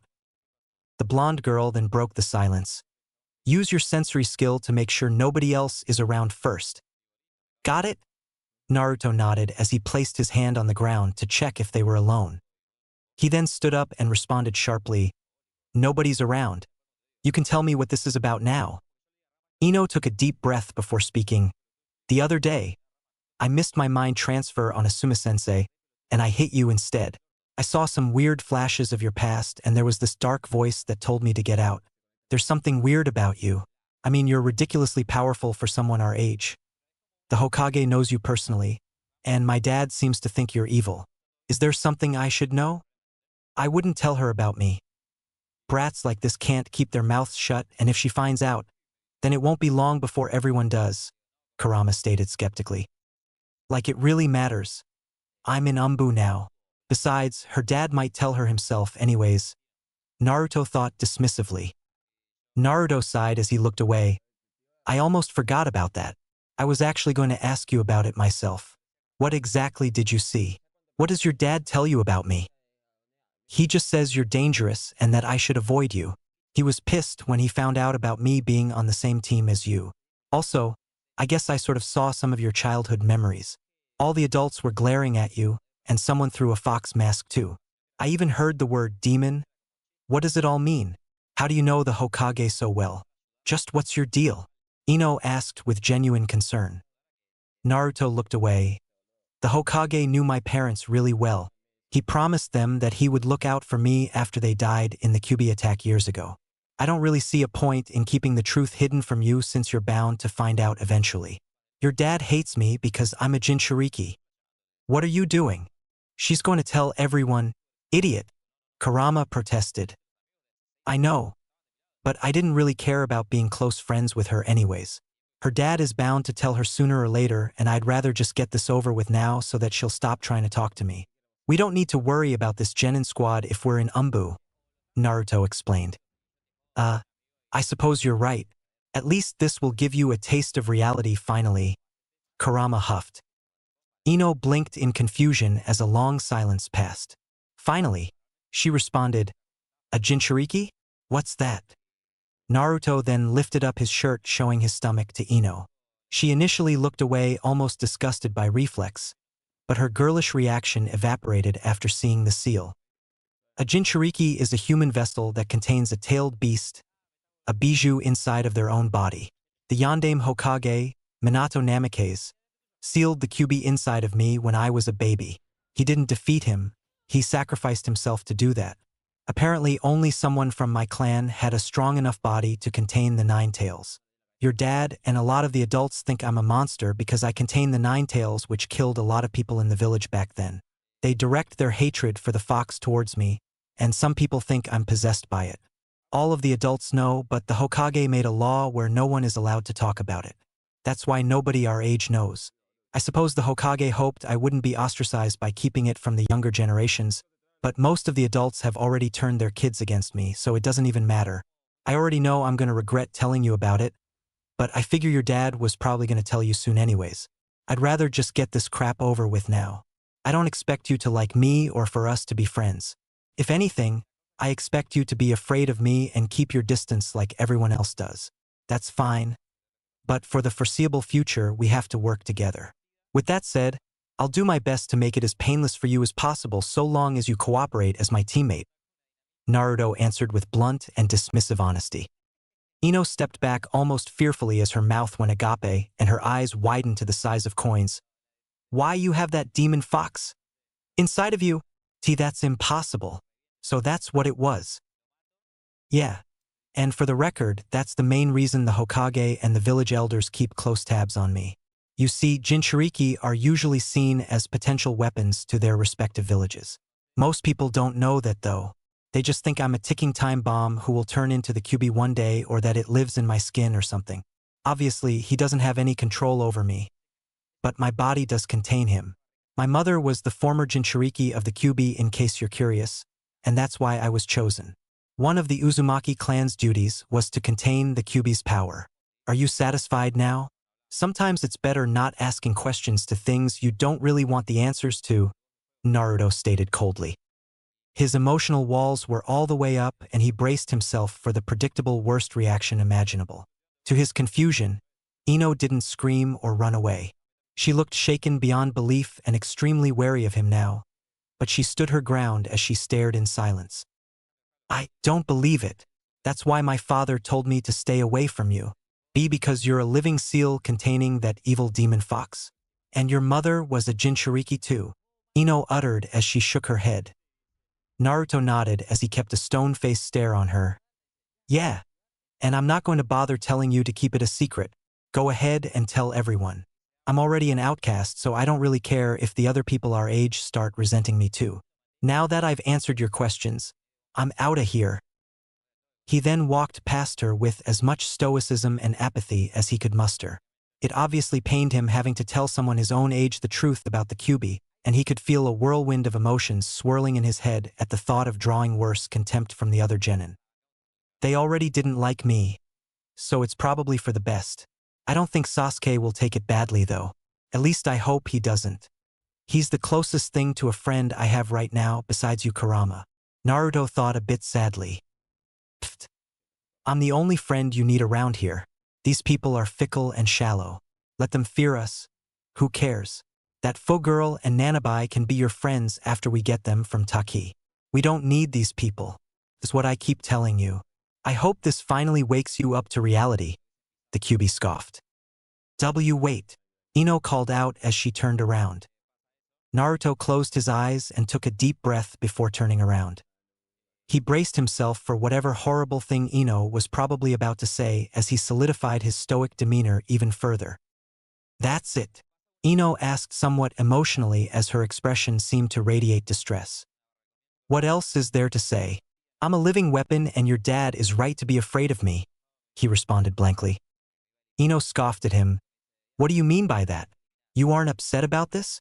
I mean, I can't even imagine how horrible that must be for you. I had no idea you carried such a terrible burden. Naruto gave her a disbelieving look as his stoic demeanor cracked slightly. Huh. So, you just see yourself as some kind of sacrifice or weapon then? Geez. No wonder you started acting weird a few years ago. How long have you known this? Since back in the academy when I started acting differently, Naruto answered calmly. Ino looked down as she visibly began to shake. My dad hates you for something like that. It's not your fault the Yondaime sealed the Kyuubi inside of you, right? So that's why you're so gloomy and serious all the time now? I never would have imagined something like this. No wonder you don't have any friends. I think your dad is just concerned about your safety. He doesn't really understand it. I don't expect you to either. But I'll say this much. I'll die before you die, and if it makes you feel any better, I'll even tell your dad that myself so he'll calm down. All I'm expecting from you and Hinata is professional tolerance. When we get promoted to Chunin, you never have to deal with me again. I'm probably going to try out for Umbu once this team crap inevitably falls apart anyways. I think I would do better in that front away from normal people, Naruto stated emotionlessly. And Naruto, Ino looked like she was struggling to find something to say. To his absolute disbelief, she then began to start crying as she clenched her fist and looked up at him angrily. Here it comes, he thought knowingly as he didn't react. She then slapped him as hard as she could across the face, which only caused his head to jerk. His body remained completely motionless as he took the hit without reacting. Are you serious? So, you're just going to isolate yourself from us because you think I'm dumb and I don't understand this situation? Why are you being so cold right now? You don't feel sad or lonely? You really think I'm that shallow and that I don't feel bad for you? She shouted emotionally as tears streamed down her face. He felt his resolve waver slightly as a bit of emotion crept onto his face. The last thing he expected was for the shallow and girly Ino of all people to show him empathy. In fact, it seemed impossible that this girl in particular would feel that way. Naruto blinked in confusion. You feel bad for me? Why? Nobody else really does. Those adults are ridiculous. Don't they know you're a person? An annoying jerk of a person. But you're still not a monster. So our sensei knows too? Ino shook her head. Of course he does, and his job is to make sure nothing happens to me. Jinchuriki are valuable assets to the villages that have one, even if they are hated. Like I told you, I'm a weapon to the village higher-ups. The Hokage has some liking towards me, but the rest of the village leaders don't. I don't expect you to either. Let's just get through this genin crap and you never have to deal with me again. All right? He shrugged. No, I don't accept that. You might be annoying and mean at times, but we are teammates now. I'm not cool with treating you like all of the adults do. That's crazy. I'm honestly offended that you think I'm not willing to be your teammate. You offered to go back to the academy for my sake. And you even had the courage to tell me this stuff knowing full well how bad it sounds. If anything, I actually kind of respect you for it. I had no idea you carried such a terrible burden, and I feel bad for all those times I laughed at you. I can't believe my ridiculous dad. He'd condemn a kid for something that you had no say in or control over. That's stupid. I'm not going to be like everyone else. Ino Yamanaka is not a shallow girl. Ino ranted almost hysterically as tears continued to stream down her face. Why is she crying? Naruto wondered as he stared blankly at her in disbelief. Naruto could not believe what was happening. Ino wasn't rejecting him like he expected her to. If anything, she seemed moved by this whole conversation. She was one of the last people ever expected to accept him being a Jinchuriki. He held in his own emotions as he spoke slowly, trying to keep his voice from cracking. I'm surprised you feel that way. To his shock, Ino then moved closer and hugged him. He stood there in complete bewilderment and half expected to wake up from this trippy dream any second now. She's hugging me? What the hell? Naruto thought as he looked down at her long blonde hair. Ino then punched him. Hug me back, jerk. He slowly moved his arms down and ever so lightly embraced Ino back for a brief moment. They stood like that for a good few seconds before Ino backed away. Her tears had stopped falling, but her face was stained with them, and her blue eyes seemed to shine with approval. I really appreciate you telling me the truth about everything, Naruto. I know it couldn't have been easy for you. I won't pretend that it doesn't scare me or that I fully understand, but I'll do my best to be a good teammate. You deserve that much at the very least. To hell with my dumb dad. I'm glad we're on the same team now. You're really strong, and I feel like your willingness to trust me shows that I can trust you too. That means a lot. Nobody's ever shared such a personal secret like that with me before. Ino stated as she then smiled lightly. I'll be honest. I wasn't expecting you to take this so well, Naruto said, looking away. He had to avoid looking directly at her so that he wouldn't start crying. Just the idea of someone else his age understanding his plight as a Jinchuriki was truly emotional. Kurama's silence on this impossibility also spoke volumes about how surprised the fox probably was as well. Hee. Well, I'm not lame like Forehead or other people are. Ino Yamanaka is a cool kunoichi, and she's going to be part of the best genin team, Ino announced proudly as she put her hand out. Naruto slowly moved his hand towards her hand almost skittishly, as if expecting her to recoil or CK him out the last moment. He didn't like showing vulnerability or trust, but he heeded Asuma's advice from yesterday and went through with it. To his relief, Ino didn't recoil as he placed his hand over hers. They then met each other's gazes again as Ino smiled. For Team 10. For Team 10, Naruto repeated slowly and less loudly than Ino. After their little acknowledgement as true teammates, Ino then changed the subject. Well, since we're alone out here, mind if I ask you some other questions too? Might as well. What did you want to know? Naruto let out the breath he was holding. He felt truly stressed in this situation, but at the same time there was this massive weight lifted off his shoulders by having Ino accepting him after learning the truth. In a way, he almost felt guilty for not seeing the value in her character for all these years. Was Ino actually a really good person? He always thought she was shallow and airheaded, but apparently, she wasn't. She might actually be a good teammate. He wouldn't take her acceptance for granted though. If Ino was this understanding, then he was going to make it his mission to elevate her along with himself. You said something about how I should become a medic the other day. You really think I'd make a good medic? Ino asked. Naruto nodded. Yeah, you and Sakura both have really good chakra control. I know a decent amount of medical ninjutsu, so I'd be willing to teach you if you wanted. Hell yeah, I'm all for it. By the way, I should have mentioned this sooner, but I think you're pretty cool now. Well, not as cool as Sasuke-kun, but you were impressive against Sensei in the bell test. I'm glad to have such a competent teammate. Ino looked away, almost embarrassed for praising him. The Jinchuriki ignored her compliment almost reflexively as he got straight to business. If you have time, I could start teaching you medical ninjutsu today. I got nothing going on.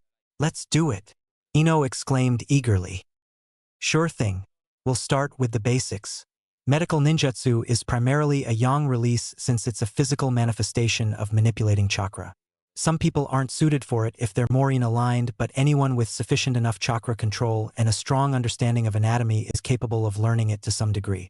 Everyone has yin and yang energies, but everyone has different ratios which makes them more suited to certain kinds of things.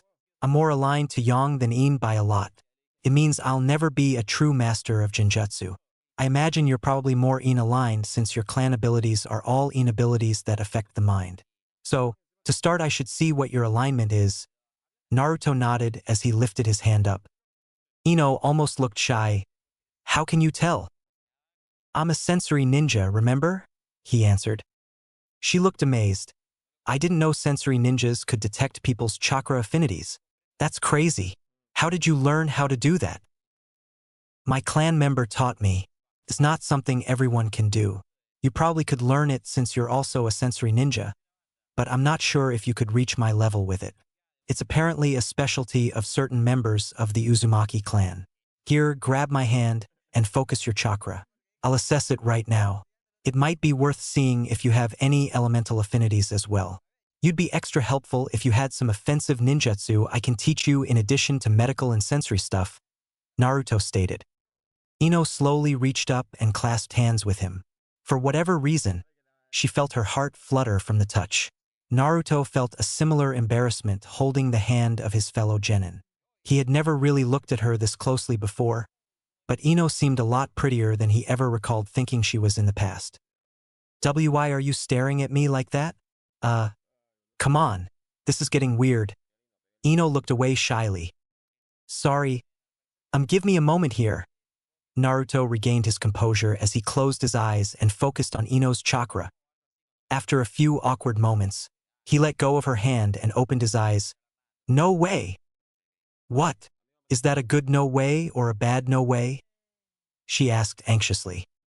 You have most the same elemental affinities I do, water and earth, a minor affinity for fire as well. You also have an aptitude for yin and yang energies and abilities. That's crazy. You might actually be the most latently talented kunoichi from our class. Combining that with Hinata's taijutsu, and we'll be a tough team, Naruto announced. Whoa, seriously? I have that many affinities? My dad only has an affinity for water as well as our clan's mind techniques. Ino asked with gleeful excitement. She seemed quite proud but not in a smug way. It was as if she was happy that she could potentially become a great shinobi. Yeah, you're seriously the most latently talented person I've seen since Sasuke. His main affinities are for fire, lightning, yin, and earth. Though given that he's an Uchiha, he could learn any jutsu with his Sharingan that isn't a bloodline ability. That aside, with proper training, you would be able to do most of the stuff I can plus your own clan abilities. Naruto nodded. You're not just blowing smoke, right? I'm actually latently talented? My clan never seemed to think I was special like that. I mean, they think I'm great, but not great like Sasuke-kun. That's amazing if it is true. Ino seemed elated despite her skepticism.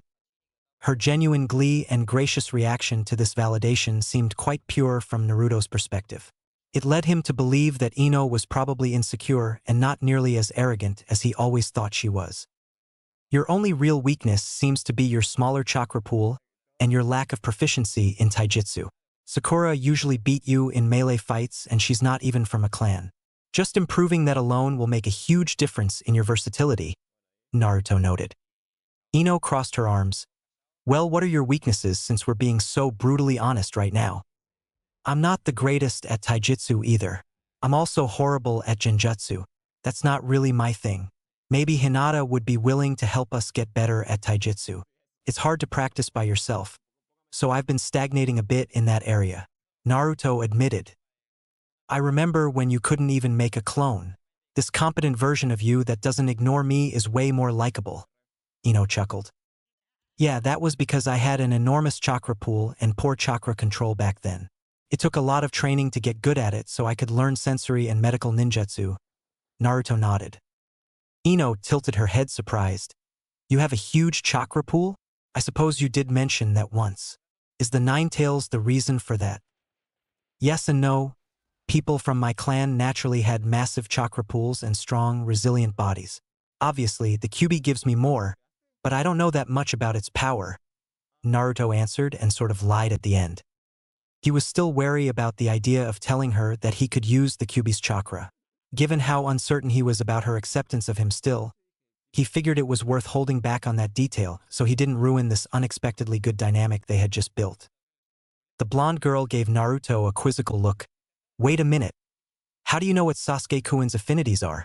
I was so excited by all of this that it almost slipped my mind when you mentioned it earlier. Sasuke and I are sort of friends, I guess. I trained with him all day yesterday after we finished our mission to rescue that stupid cat, Naruto noted. Ino's eyes widened in disbelief. Why you trained with Sasuke-kun? I thought you two hated each other. He considers you his friend. Not exactly, but we have a mutual respect now. I'm not sure if that'll last once he finds out about me being a Jinchuriki, but I don't imagine he's the type of person to misunderstand my situation. He's a lot of things, but he's not shallow or fickle. Naruto shrugged. Oh really? And you thought I would be? Ugh. I swear I'm still mad about that. Also, for the record, I'm not going to tell anyone about that Jinchuriki stuff you told me. It'll be our shared secret. Ino sassed. You're not going to tell anyone? Naruto asked surprised. Ino nodded. Yep. And in exchange, you're going to train me in all this ninjutsu stuff so that we can be the best genin team in Konoha. Once I'm super strong and awesome, even Sasuke-kun will have to acknowledge me. Plus, I can't wait to humiliate Forehead when she sees how strong I get. She'll be so jealous. Yeah, okay. Whatever motivates you, I guess. Naruto rolled his eyes. 2 weeks later. The aftermath of Naruto telling Ino the truth about Kyuubi was truly a change of pace in the dynamic of Team 10. Every single day since their conversation, Naruto had been spending an overwhelming majority of his free time training Ino. His training wasn't nearly as intense as what Tobirama put him through, and it was obviously slower given the absence of Ino being able to do shadow clones. But Ino actually had a surprisingly good foundation and was decently talented.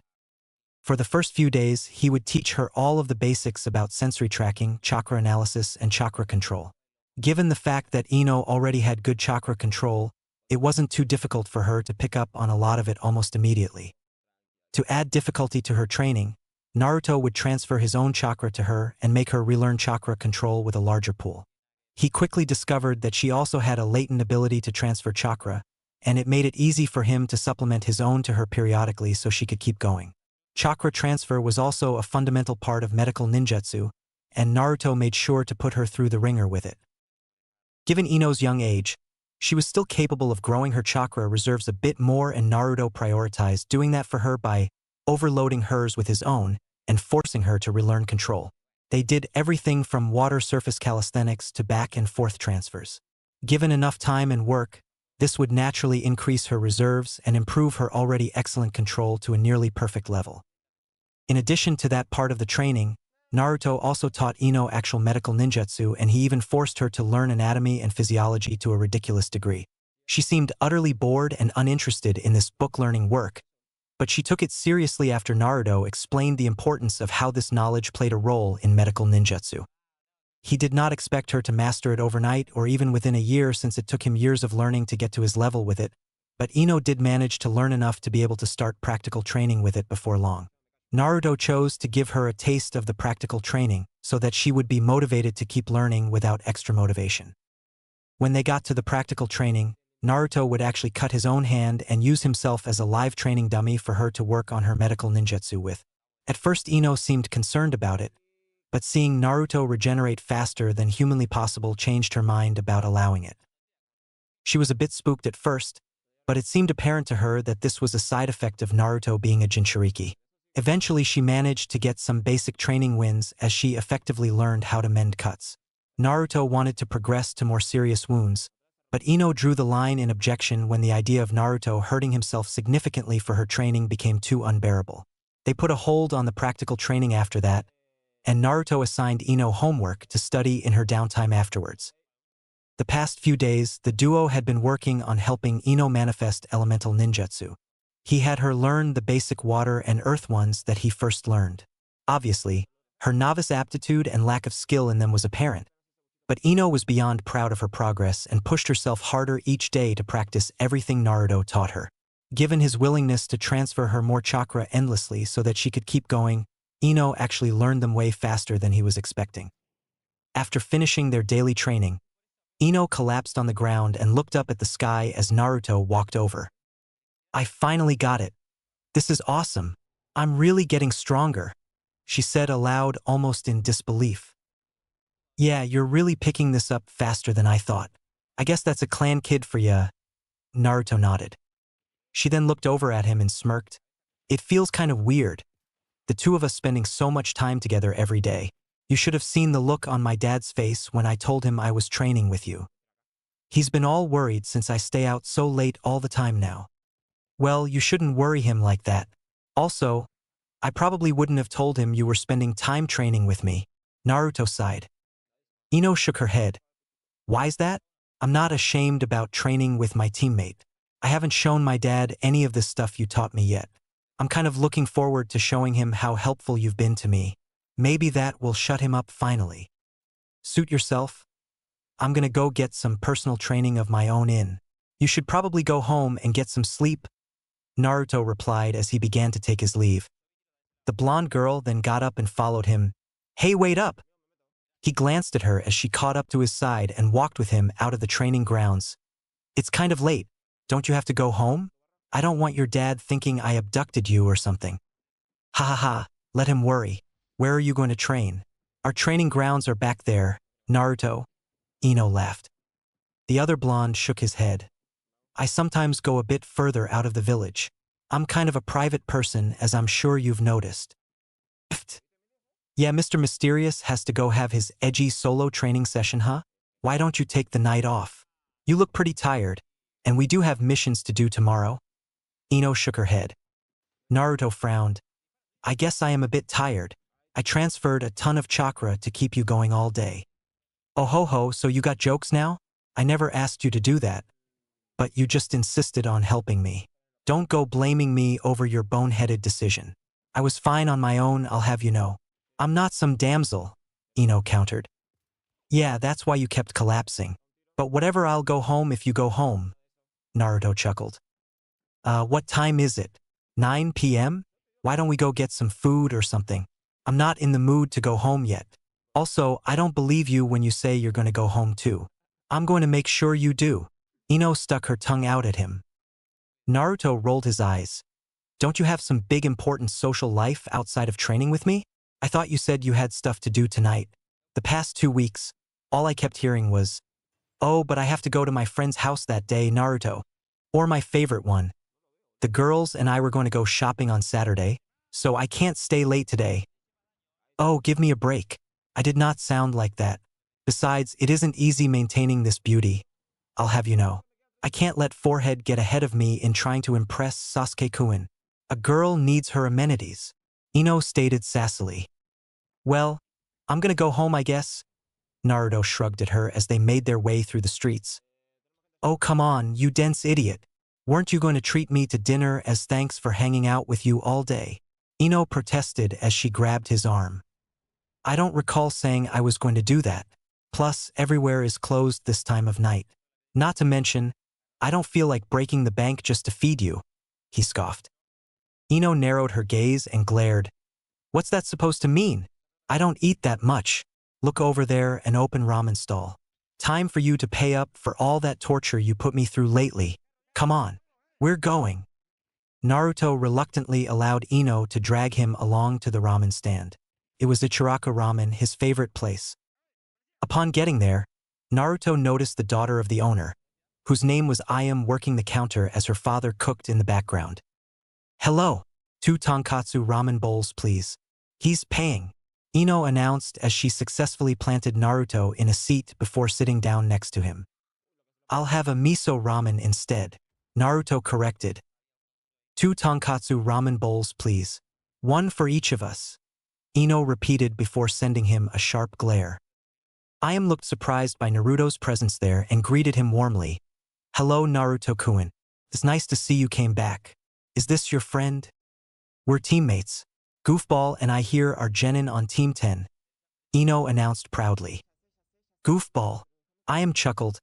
I've never heard anyone call Naruto-kun that before. Well, we'll give you guys a discount. We always give Naruto-kun one since he's such a loyal customer. Her father then poked his head out and beamed happily. Oi, Naruto. Haven't seen you in a week or so. You getting the usual miso ramen? We're getting tonkatsu ramens, please. Ino insisted once again. Naruto sighed. I guess I'll go with her recommendation and get something different. Good to see you guys still open, Ichiraka-san. The man focused his attention on Ino briefly. I don't recall seeing you before, young lady. Are you a friend of our top customer? Ino then glanced at Naruto and started laughing. I didn't realize you were a regular here. If I knew you got discounts at this place, I'd have made you take me here weeks ago. She's his genin teammate, Dad. I added some context. The man nodded in approval. Such a lucky boy. Being a team with a beautiful young girl like that. Don't worry, kids. I'll make you the best tonkatsu ramen I've ever made before in celebration of your new team. The man then went back to cooking and seemed to be in a good mood after his interaction with them. Ino then leaned over and whispered to Naruto. These people really like you. Kinda weird. Just how much money have you spent at this place? More than I'd care to admit. I try not to eat here every day, but usually I come by 5 times a week. I burn a lot of energy training, and the calories are good for me. It's been about a week though, and they usually get concerned if I don't show up periodically. He shrugged. After doing a few minor tasks to help her father, then came back to the counter and smiled. I'm really surprised you're getting the tonkatsu, Naruto-kun. I didn't really have a choice apparently. He shrugged before looking at Ino. The blonde girl jabbed him. Shut up. You're going to love it. I have a super refined palate, so obviously anything I like, you surely would as well. Just because we have similar affinities doesn't mean we have the same taste. I mean, obviously tonkatsu is good, but I wanted the miso. He shook his head. If I have to get out of my comfort zone to do your little boot camp, then you're going to get out of yours. Teamwork 101. Equivalent exchange. Ino laughed. Naruto then looked at Ayam. Anything you guys make is good, so I'm not worried. I'm glad to see you have such a close friend your own age. You two are really cute together. Ayam smiled before getting back to work. Cute? Ugh. What you mean we're cute together? Don't go getting the wrong idea.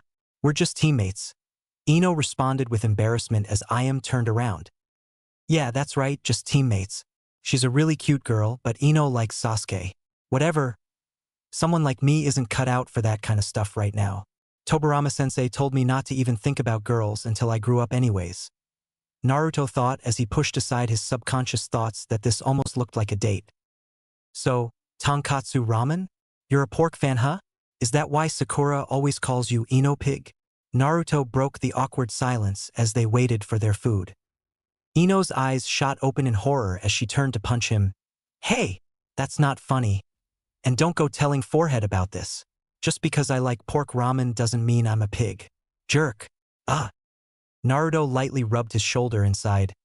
Yeah, I got it. I won't say anything. Not like I talked to Sakura anyways. Hey, Naruto. You used to have a crush on Sakura, right?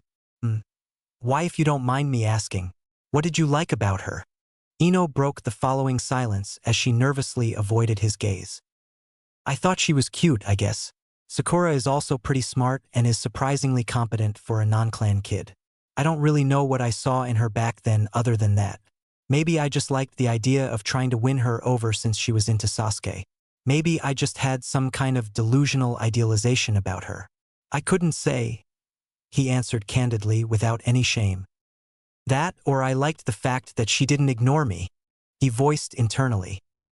He used to care a lot about that, but not as much anymore. These days he was mostly comfortable in his isolation and found his solace in training and getting stronger. That was probably why he grew out of his crush on the pink-haired girl. He didn't need her validation or attention anymore.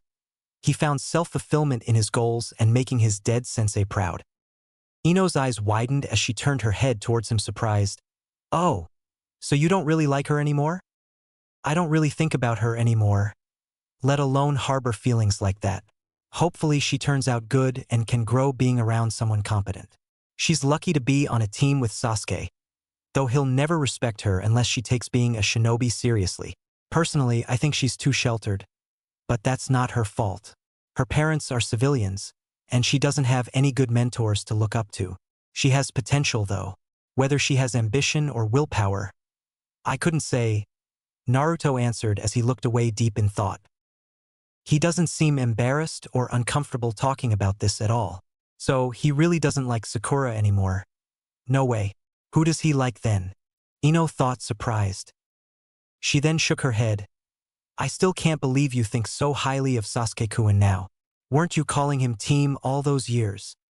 Sasuke and I have a lot in common considering we're both orphans with rough pasts, and we both have lofty ambitions.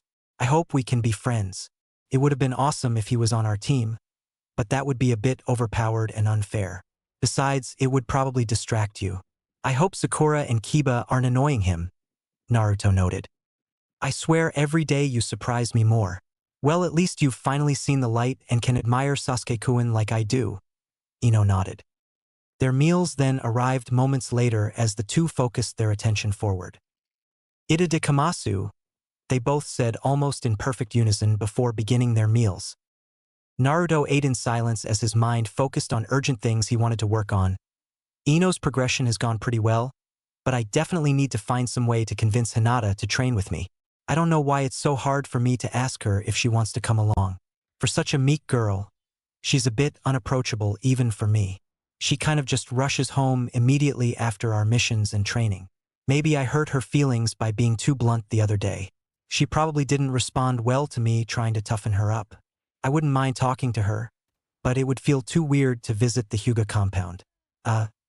They'd probably crap a brick if they saw me show up there. Maybe I'll ask her tomorrow. She keeps saying she's busy. A bit of recon wouldn't hurt either. But the last thing I want to deal with is getting noticed stalking a clan heir. Lost in his thoughts about how to approach Hinata, Naruto didn't even notice that Ino was staring at him the entire time they ate. She watched him almost like a hawk as she examined his expression and his features. She almost got lost in thought herself as she tried to wonder what he was thinking about. Why did he stop talking to me all of a sudden? This is getting awkward. Did I say something wrong to him? At least he seems to like the tonkatsu ramen. What's wrong with me? Why do I care what that oaf is thinking or what he likes? Is he ignoring me? I told Ino about me being a Jinchuriki. I'm surprised she's kept it to herself. A part of me wants to tell Hinata as well, but I don't know. She seems too soft-hearted and might not be understanding. I'll hold off on that. At the very least, I need to get her involved in training. She showed a lot of potential in that bell test. More than I was expecting. I wonder if she's noticed Ino and I training together? I haven't sensed her in over 2 weeks. I guess she stopped stalking me when I called her out on it. I should apologize to her. A team is only as strong as its weakest link, and I'm positive I can help her out. The only problem is getting her to trust me and making her comfortable with us. Naruto brainstormed. Is he seriously still ignoring me? What's his problem? Ino thought, annoyed as she leaned over a bit. Is something wrong? Naruto snapped out of his mental daze as he turned to look at Ino, perplexed by her proximity. She immediately recoiled and huffed in annoyance as she looked away and started to ignore him. He looked at her confused. Look, I'm not a mind reader. What is it? Clearly you have something you want to say. Ino reveled in ignoring him now as he looked at her perplexed. Her inner self was shouting though. How do you like that? Uzumaki? Have a taste of your own medicine. Not fun being ignored, is it? She waited a few moments before stealing a glance back at him, and her eye twitched when she saw Naruto lost in a mental daze again as he began to start drinking his ramen broth and stared blankly at nothing. Is this guy for real? Ugh! Ino fumed mentally before slurping down the rest of her ramen bowl. Finally, she couldn't bear the silence any longer and spoke. It's getting late. I'm going to go home. Later, Ino. Naruto waved as he put down his money to pay before standing up and walking away. The girl was furious at his casual disregard for her leaving and couldn't help but follow him as he departed. She then scoffed, "Actually, on second thought, I'm gonna make sure you actually go home tonight. You were just waiting for me to get bored, weren't you?" Okay. If you really have nothing else to do." Naruto shrugged as he kept his gaze forward and walked back to his apartment. Ino felt her heart racing as she caught up to his flank and walked alongside him. "What am I doing? What's wrong with me? Why am I chasing him?" They walked in silence for a moment before Ino coughed. "I was thinking, we should really try including Hinata in our training sessions too." "Good idea, Ino. I was thinking the same thing. She's been a ghost lately, going home immediately after missions and our training with Sensei. I was going to ask her tomorrow." Naruto nodded in approval. "Assuming you actually get some sleep tonight, I swear if you show up tomorrow with circles under your eyes, I'm gonna be pissed. Don't go sneaking out to train after you get home. Got it?" Ino complained. "Chill out with the yelling. I'm too tired for that anyways. I definitely want some sleep so I'm fresh for training Hinata," he shot back. Ino crossed her arms and frowned. "Good. It'll be nice to have her around. I don't want people to start getting the wrong idea Abu dash." The blonde girl immediately silenced herself when she realized what she was about to say. Not only did she not want to spitefully offend Naruto with her comment, but it was beyond embarrassing to say aloud what the perception might have looked like seeing a boy and a girl hang out together all day. "Yeah, I don't want to ruin your reputation. I get it. The adults might think less of you for being seen alone with me outside of team stuff. No need to be coy about the situation. I'm not offended. I understand," Naruto replied a bit densely. Ino couldn't respond as she looked away. She wanted to say that she wasn't embarrassed to be seen with him, but ultimately decided it was best to keep her real thoughts about the matter to herself. She considered herself a bit fortunate that Naruto was too dense in his social mannerisms to understand what she was implying. People might have thought they were dating if it was just the two of them hanging out all the time. As that thought crossed her mind, Ino mentally recoiled. "I can't believe I even thought of that. I'm glad he didn't. I might have died of embarrassment if he got the wrong idea. Besides, Hinata likes him. She would really hate me if people started getting that impression. I guess I'm lucky this oaf doesn't see me as a girl. That'd be so weird if he was into me like he was into Sakura." "Night, Ino. Good job with all your training today. Let's go kick some ass tomorrow. And remember, the only easy day was yesterday," Naruto remarked as he walked up to his apartment door. "Yeah, later, Naruto. See you tomorrow," she waved.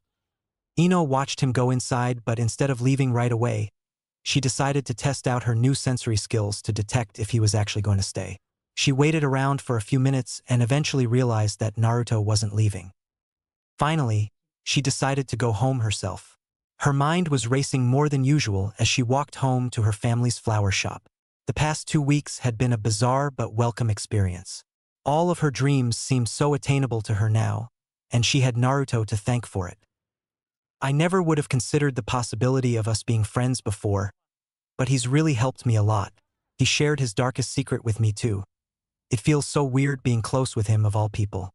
The annoying oaf is somewhat cool, I guess. Not as cool as Sasuke-kun though.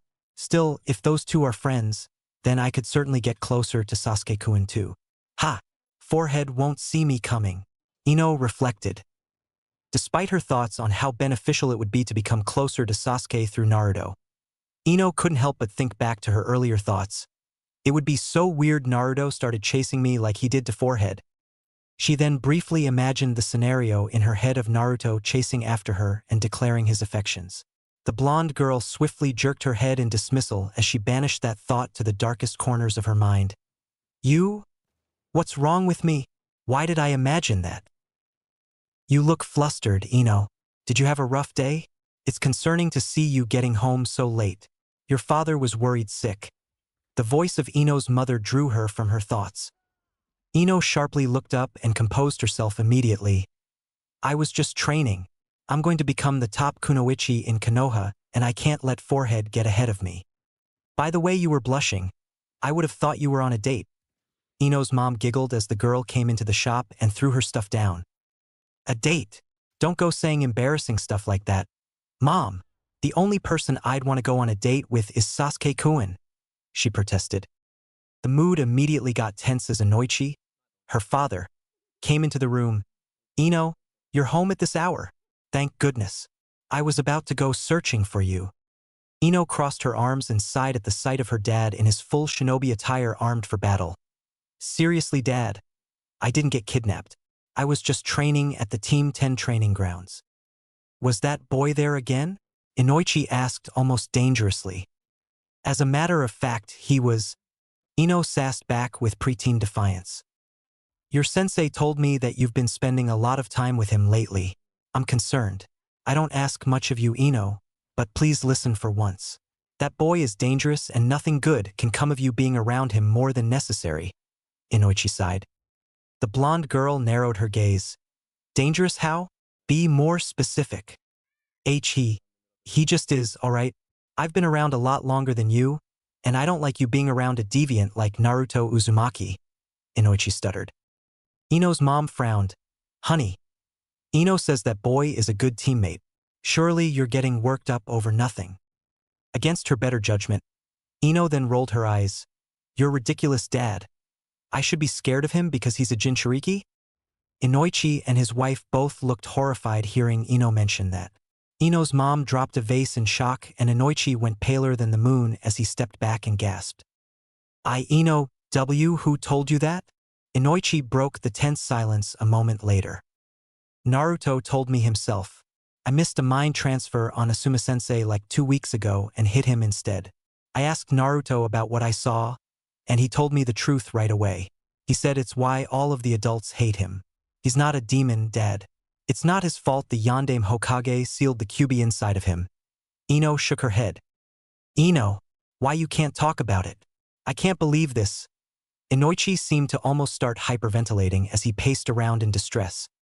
Ino's mom finally recovered from her stupor as she walked over and placed a hand on Ino's shoulder. Ino, I'm not a dumb kid, so stop treating me like one. Honestly, I respect Naruto for telling me himself.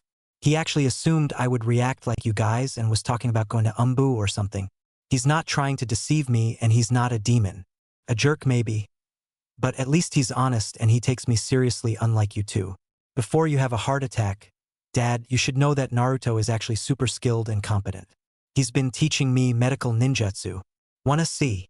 Ino shrugged off her mom's hand as she walked over towards her father. Inoichi calmed down a moment later and went wide-eyed. He what? That's crazy. You're way too young to be learning advanced stuff like that from another genin. Ino's hands then glowed green, causing her parents to go wide-eyed again. I've been getting better at it each day. He also taught me some water and earth jutsus. He said I have a slight affinity for fire too. How would he know all of that? Inoichi asked skeptically. He's a sensory ninja like you and me. Honestly, I think he's better than you are. A lot better. The guy is as good as Sasuke-kun. Better in some ways unbelievably, Ino stated factually. There's no record of him being a sensory ninja. How does he know all of that stuff? Does he possess the intellect of the demon fox? I'm going to talk about getting you swapped to another team. That boy can't be that knowledgeable at his age. It's inhuman. Inoichi assumed the worst. The blonde girl crossed her arm.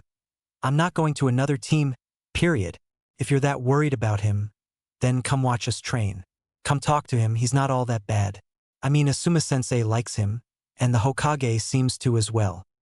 Ino's mom then sent a concerned look towards her husband before sighing. Inoichi. It's her decision to make. Ino isn't easily fooled. She would be able to tell if there was something malign about the Kyuubi boy.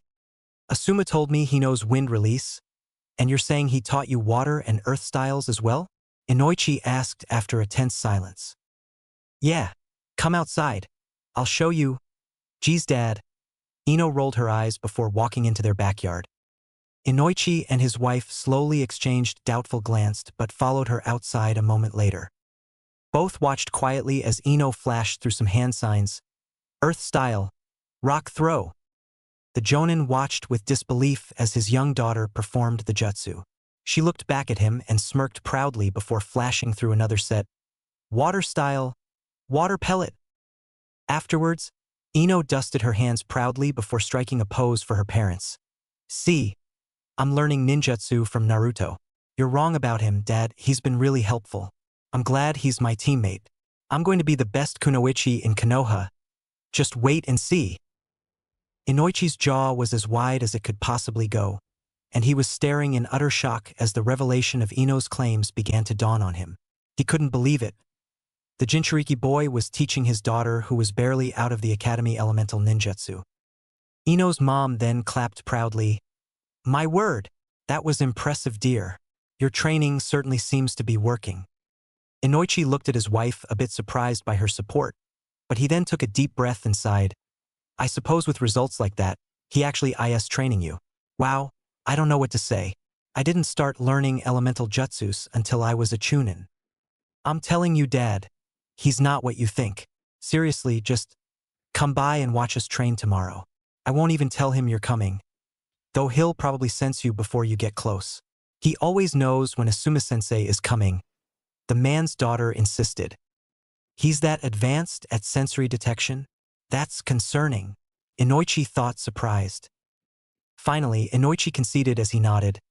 All right, I'll see what this boy is really like for myself then. I'm also going to scold him for telling you about the Kyuubi. The Hokage passed a law that forbids anyone to speak about it. I expect you to keep that to yourself or I'm going to get in trouble. Understand, young lady? I wasn't going to tell anyone anyways, considering how you two overreacted. Ino groaned. She then haughtily walked past her parents inside, almost proud of herself for winning the argument about her teammate. After she went upstairs to her room, Inoichi's wife then spoke to him. I understand your concern, darling, but you know how she is. When she makes up her mind about something, there's no changing it. Maybe that boy isn't so bad if he's willing to teach her advanced ninja skills. Did you see how happy she looked? I haven't seen her like that since she was still friends with Sakura. Asuma seems to think Naruto Uzumaki is gifted. I guess he really is if he could teach Ino this much stuff in such a short time. I'll go have a talk with him, I guess. I need to look into his eyes and see if he really is a good person, Inoichi said distantly. If nothing else, at least try to appease our daughter. She's going to be very upset with you if you go and make a scene. Ino's a good judge of character, and I know she's in good hands with Asuma looking over her too. I mean, obviously Naruto Uzumaki is dangerous, but he's clearly looking out for our daughter. Besides, I haven't heard about any discontent from the Hyuga clan about their heir being on his team. Surely, they would know better than us if the boy was a danger to his teammates. The man's wife reassured him. You make a good point. The Hyuga clan seems to be tolerant of him. I guess I'll go by after work tomorrow when they're done with their genin duties and see for myself. If that boy gives me any weird vibes though, I'm going to demand her transfer to another team immediately, the man announced before walking inside. Meanwhile upstairs, Ino was lying in her bed and felt a bit of glee in finally being able to shut down her dad's obnoxious complaining about Naruto. She felt vindicated telling her parents to their faces that they were overreacting and were wrong. She felt relieved that she didn't get in trouble for it either. Ino stared anxiously at the ceiling as she thought about the next day. For whatever reason, the last thoughts in her head before finally falling asleep were of her and Naruto training. It was strange, but she looked forward to it every day now. The next day, after doing 2 ridiculous D-rank missions for most of the morning and early afternoon, Team 10 finally made their way back to the training grounds. Asuma seemed to be in good spirits as he lit up a smoke and laughed. Good work with that paint job on the roof, Naruto. You're a man of many talents, I see. I might have to hire you to paint my roof one of these days too. Naruto slumped behind him unamused as he shook his head. These D-rank missions should be illegal. Making kids do hard labor for old people is inhumane. I feel like we wasted a whole day. Now, don't go getting gloomy on me, Naruto. They're not that bad. Asuma chuckled. Ino then shook her head. I feel like we're being hazed. The roof job wasn't that bad. But you must think it's funny making me weed gardens half the day. Just because my family works at a flower shop doesn't mean I'm Queen Green Thumb. I'll bet you chose that mission on purpose. Didn't you? Did my dad put you up to it, Sensei? He did, didn't he? I thought you kids did really well. You definitely get these missions done faster than most genin do. Asuma chuckled. Naruto then looked over at Hinata, who was being oddly quiet. Well, truthfully, she had been quiet for the past 2 weeks. "Hey, how are you feeling, Hinata?" Naruto asked. She looked at him and smiled weakly. "I am just tired, Naruto-kun. Thank you for asking, though. I noticed she's stuttering less these days. Maybe she's just getting used to me finally," Naruto thought. Ino then walked between the two of them and jabbed Naruto in the shoulder. "I'll bet you snuck out to train last night. You looked awfully tired when you were painting that roof." "I went to bed, geez, you need to mind your own business, Ino," Naruto replied. "Well, you need to work on your stamina then. You aren't going to become Hokage if roof painting tires you out. Just saying," Ino sassed. Naruto shook his head. "We would have been done 2 hours ago if you didn't decide to redo that lady's whole garden and were there to help me. I swear you got some kind of obsessive-compulsive disorder. If I get hired for a job, I'm gonna do it right and not quick. Besides, I didn't see you trying to help with that. Hinata and I did most of the work there," Ino shot back. "Yeah, well, that old guy wanted me to freaking wash his house too. Cut me some slack. I was doing manual labor while you girls just played around with flowers in the garden," Naruto noted. "Oh yeah? Well, next time, I'm gonna make you do the weed picking," she said, amused as she pushed him. Naruto then pushed her back. "Don't go biting off more than you can chew. You're the one who needs stamina training. You kids are awfully feisty today. Good. You can work off all that extra energy with team training," Asuma laughed. As Ino and Naruto continued to banter, Hinata meekly looked between them and the ground. It did not go unnoticed to her that Ino and Naruto were closer now. She knew they had been training after the workday, but she didn't dare stick around to watch since she now knew Naruto could track her. She would use her Byakugan to spy on them, though. The Hyuga girl couldn't quite describe the feeling as anything other than pure, suffocating jealousy. In spite of that feeling, she didn't have the courage to say anything and felt a bit excluded from her team.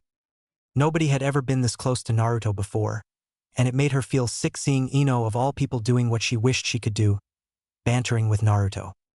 "She knows I like him, are they?" "No." But she immediately interrupted when Naruto-kun was trying to talk to me earlier. "I thought Ino-chan liked Sasuke-kun. Why are they so close now? Is she Naruto-kun's type?" "I guess so.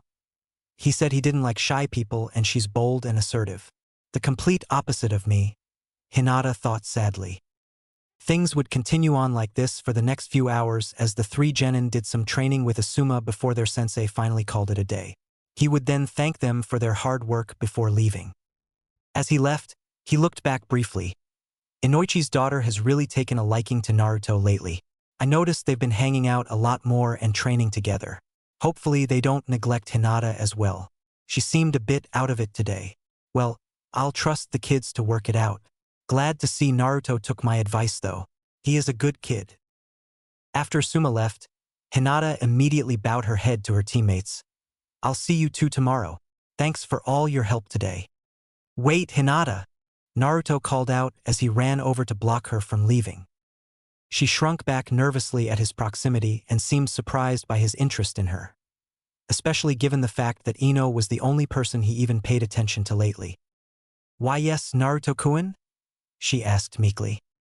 "I've been doing a lot of extra training with Ino lately, and it kind of slipped my mind that we were unintentionally excluding you.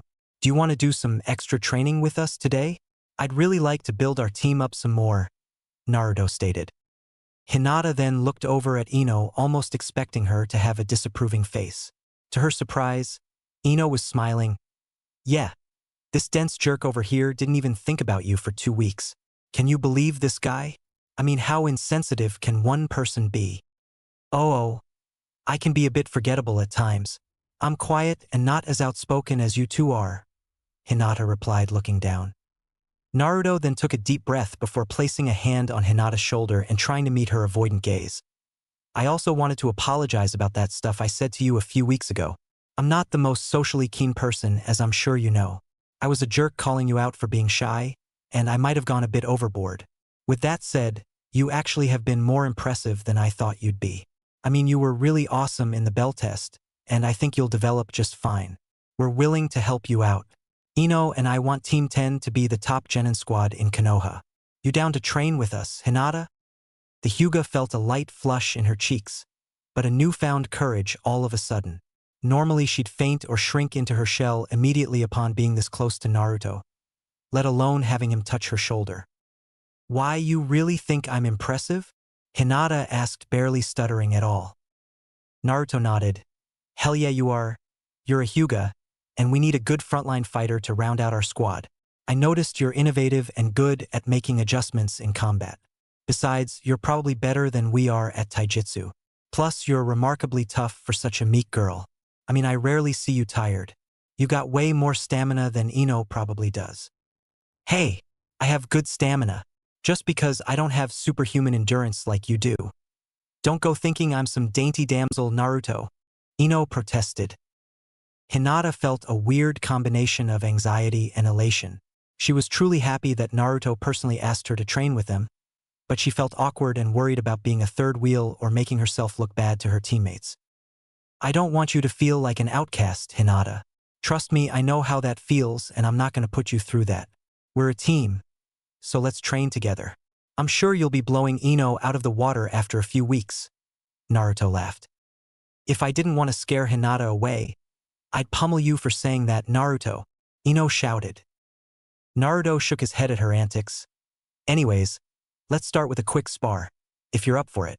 I've heard a lot about Hyuga Gentle Fist, and I want to see it in action in a duel.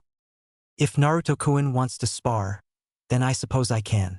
I'm not very skilled, but I'll do my best, Hinata nodded. Her heart was racing. Was this actually happening? She was going to spar with Naruto.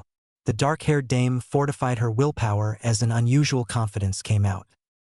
This is my chance. My chance to impress him. I can't mess this up. I have to prove I'm strong, and maybe we can spend more time together. Naruto-kun respects strong people. I have to be strong for him to notice and acknowledge me. Hinata thought seriously.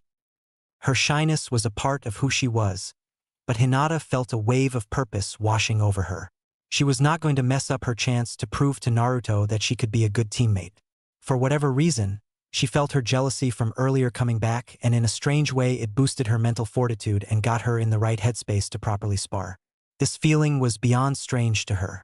Unlike the training she did in the Hyuga compound where she feared making any little mistake and her primary motivation was fear, she instead felt like her dreams depended on her to succeed here. Instead of negative reinforcement, it was a bit more like a positive incentive. She could truly feel a burning motivation to fight when it was about something she actually wanted or cared about. You ready, Hinata? Naruto asked as he got into a taijutsu stance. She nodded. Ready, Naruto-kun. Her lack of stuttering and serious tone caught Ino off guard as she stared at the Hyuga girl. Whoa, I've never seen her make a face like that before. She didn't even stutter either. Hinata briefly glanced at Ino before the fight could start. Though they only met each other's gazes for half a second, Ino could actually sense a bit of goading in them. Why'd she look at me like that? Ino thought, confused. She didn't have long to ponder that thought before her two teammates charged in to brawl. To say Naruto was not expecting Hinata's relentless flurries was an understatement. The normally shy and sweet girl seemed like a different person as they exchanged blows and danced around each other in a ceaseless onslaught of taijutsu. Since when has she been this fast? Geez. She's almost as relentless as those Umbu guys I fought a few weeks ago. Naruto thought as he took the brawl more seriously than he was expecting to. Nothing about Hinata's personality gave any indication that she had this type of ferocity in combat, as the girl did not once cease in their bout. Over 2 minutes of endless punches, dodging, and feints happened as the two shinobi pushed each other back and forth, neither one ever gaining the upper hand. Damn, if I was fighting her for real, I'd have backed off to start using ninjutsu by now. I seriously underestimated her. She seems pissed at me. Naruto thought as Hinata began to start panting and increased her power and speed. I can't believe you're actually able to fend her off, Naruto. Aren't you guys tired yet? Ino called out. Arg. Hinata gasped between breaths as she managed to break through Naruto's defenses and hit him several times. He leapt back briefly as the Hyuga girl charged before flowing around her and tripping Hinata. He didn't stay close for long as she flipped back up and ceased momentarily. Both of them caught their breath for a moment as Naruto spoke up. Remind me not to get on your bad side. You're better at taijutsu than Sasuke is. Trust me. That's saying something. Be a Kugen, Hinata shouted as her Kekkei Genkai activated. Oh crap, Naruto remarked as Hinata charged in again and went as hard as she could. She's fighting him like her life depends on it. I've never seen Hinata this intense before. She looks angry. I knew she was tough being a Hyuga and all. But damn, Ino thought bewildered.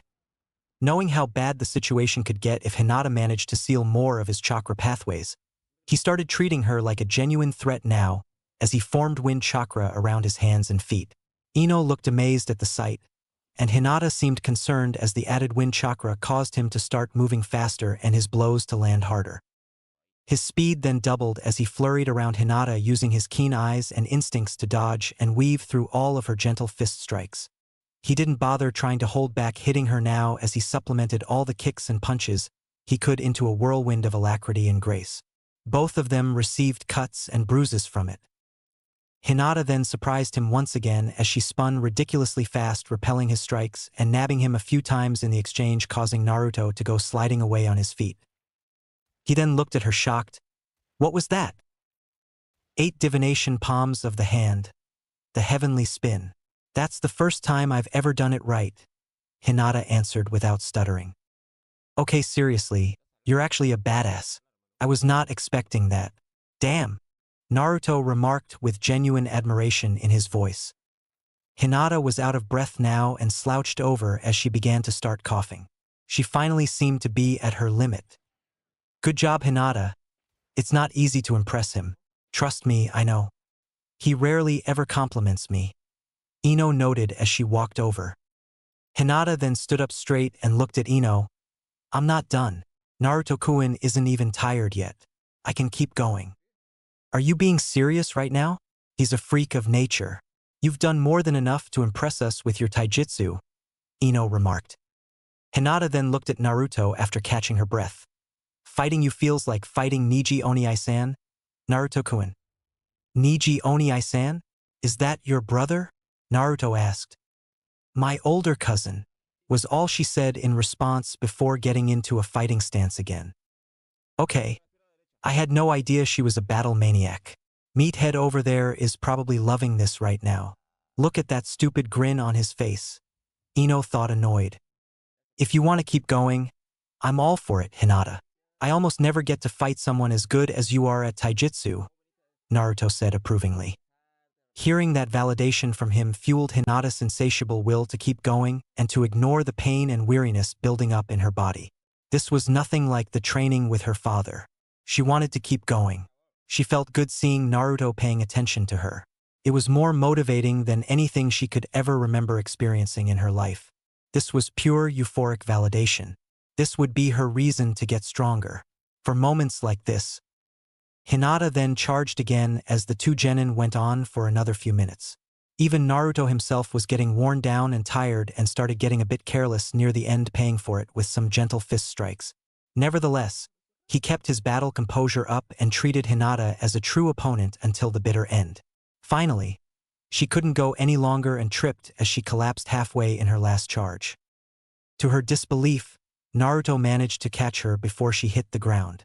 The Hyuga girl looked up in disbelief as their eyes met and he lowered her to the ground. He then knelt next to her as he cradled her head and spoke proudly. Now that's what I call stamina. Take notes, Ino. The blonde girl then walked over and shook her head. Forget what I said earlier. You're both freaks of nature. I didn't think that fight was ever going to end. Also, didn't you say taijutsu was one of your weaknesses? It sure didn't seem like it. Well, I did kind of cheat using wind chakra. Plus, it would have ended a lot faster if Hinata was actually trying to use her clan techniques to shut off my chakra. In a real fight against a Hyuga, I wouldn't even want to use taijutsu against one. If she's this strong, I can't even imagine how tough her dad or cousin is. I'll definitely have to work on some better strategies for dealing with fighters like them in close quarters combat. She hit slightly harder than Sasuke too. Was not expecting that from a girl. Naruto laughed. Hinata then started coughing.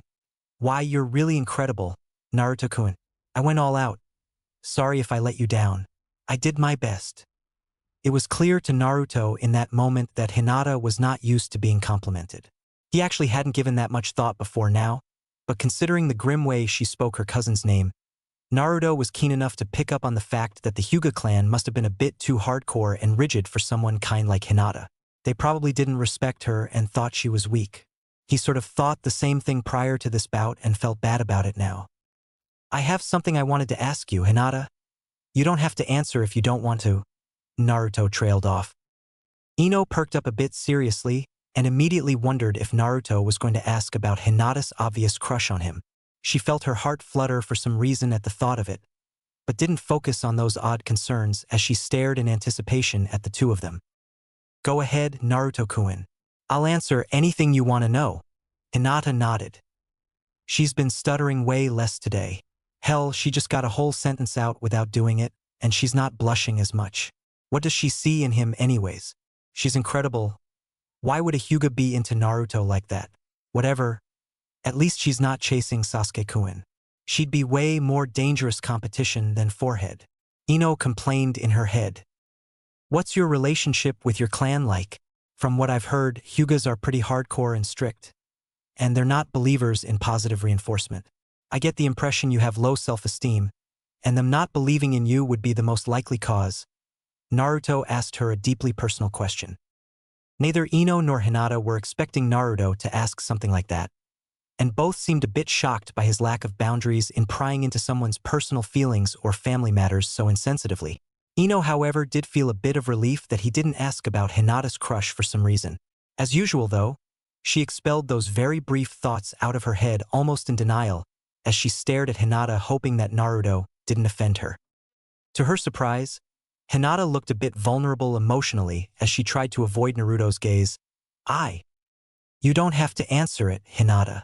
Listen, I don't care what those uptight Hyuga clan members say or think about you. I think you're pretty good, and I'd be more than willing to help you get better. I wasn't sure about you and Ino at first, but you girls are really exceeding my expectations. I appreciate the bout. Why don't you recover for a bit, and we'll work on some other stuff afterwards? Naruto said optimistically. Hinata then stared at his face.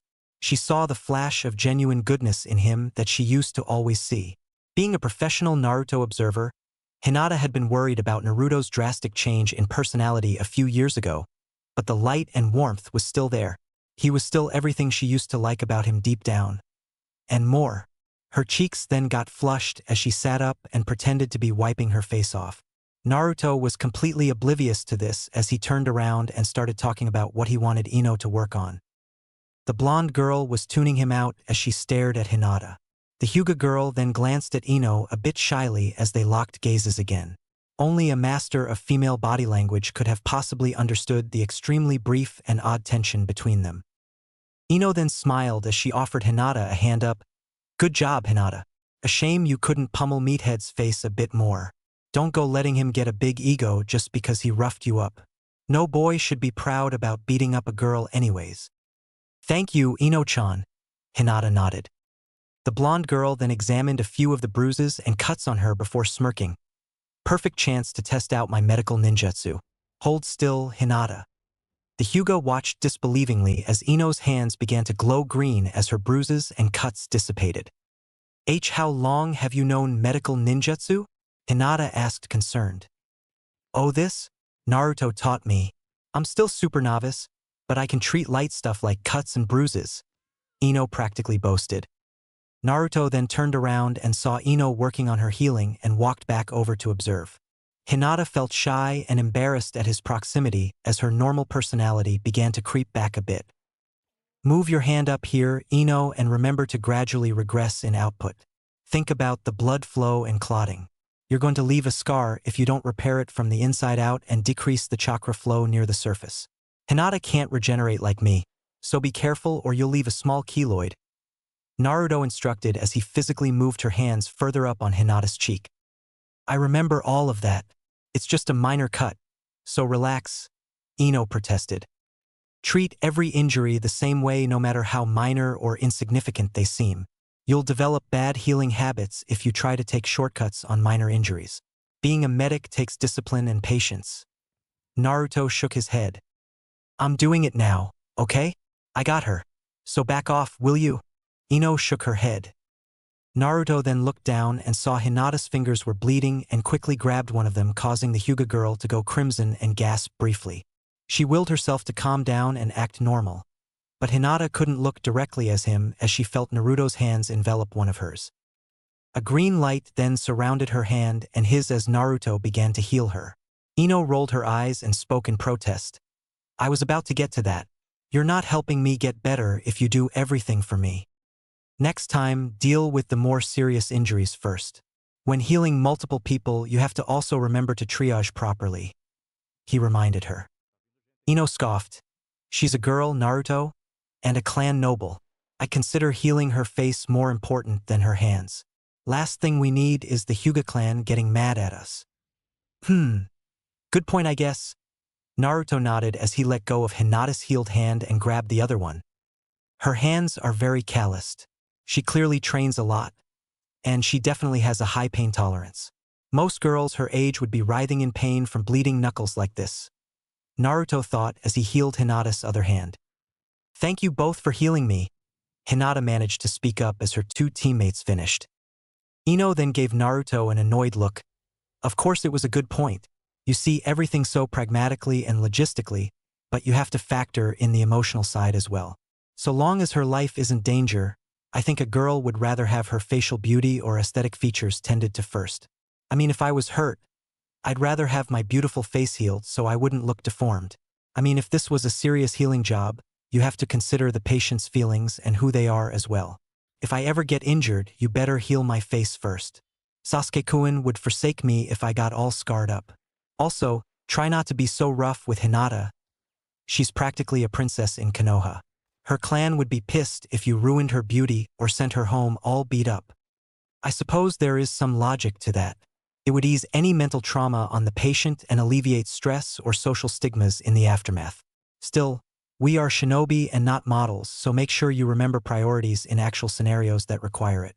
I think your clans would rather you be alive than dead with a perfectly preserved aesthetics. Naruto sighed. You don't understand girls' feelings at all, meathead. I think I would rather be dead than ugly. I guess it's a good thing I'll be a medic too so that I can compensate for your insensitivity. Don't worry, Hinata. I won't let this brute ruin your girlish aesthetics with his careless, hardcore attitude, Ino scoffed. I'll trust Naruto-kun to do what he thinks is right, Hinata remarked. Ino crossed her arms. Don't let this guy bully you, Hinata. You don't need to be hardcore just for his sake. Personally, I think you're already impressive. I'll make sure he remembers that you're a girl. I had to set him straight on that myself, but he likes to forget all the time for some reason. You made your point, Ino. I'll keep that in mind for both of you so that I don't ruin you for your pretty faces for future marriages or whatever. Naruto rolled his eyes. The blonde girl glared at Naruto. Pretty faces. Don't say gross stuff like that to me, please. I thought you'd be happy that I agree with you on that. I didn't mean anything by it. It's just a simple objective fact. I mean, you said it yourself. Naruto shrugged almost cluelessly. Given his poor social skills and lack of insight into girls, he didn't even realize the implications of how his words would be received. Obviously, Naruto understood that girls liked being complimented and might assume someone was hitting on them if they were called pretty, but to him it was just an objective observation that he agreed with. It wasn't like the times he called Sakura pretty because he didn't show much emotion or intrigue when stating this simple fact. Given the tone of how he said it, Naruto simply assumed it wasn't a strange thing to say. I'll forgive you just this once because you're obviously socially inept. Ino crossed her arms again and looked away a bit flustered. And Naruto-kun? You TT think we are pretty? Hinata stuttered. He then looked at her simply. Well, you're definitely more regal looking than Ino is. She has a point. You kind of do remind me of princess. Anyways, sorry to make things weird. Don't mind my intrusive thoughts leaking out. I didn't mean anything by it. My bad. And no, I appreciate it, and Naruto-kun, Hinata managed to say despite the crippling anxiety it brought her to admit. She was screaming in her head for saying something so bold and felt a shiver run down her spine as Ino sent her a sharp look. Naruto really got her to come out of her shell in record time. How can someone as smart as Naruto not realize she's totally into him? Of course, Naruto is as clueless as always. Whatever, I'm actually glad he's as dense as a rock. It would be annoying if the two of them started getting all lovey-dovey and I became a third wheel on the team. Ugh. Look at her just smiling like that. Ino thought, annoyed. Hinata then looked at Ino a bit nervously when she saw the blonde girl staring at her strangely. Ino-chan seems a bit upset. I suppose she doesn't want us getting closer. She was concerned about being a third wheel on the team when she called me out 2 weeks ago for liking him. I am glad she still seems to like Sasuke-kun.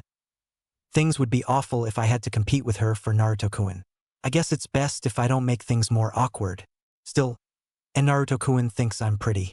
That makes me really happy. Hinata then smiled weakly before looking at Naruto again.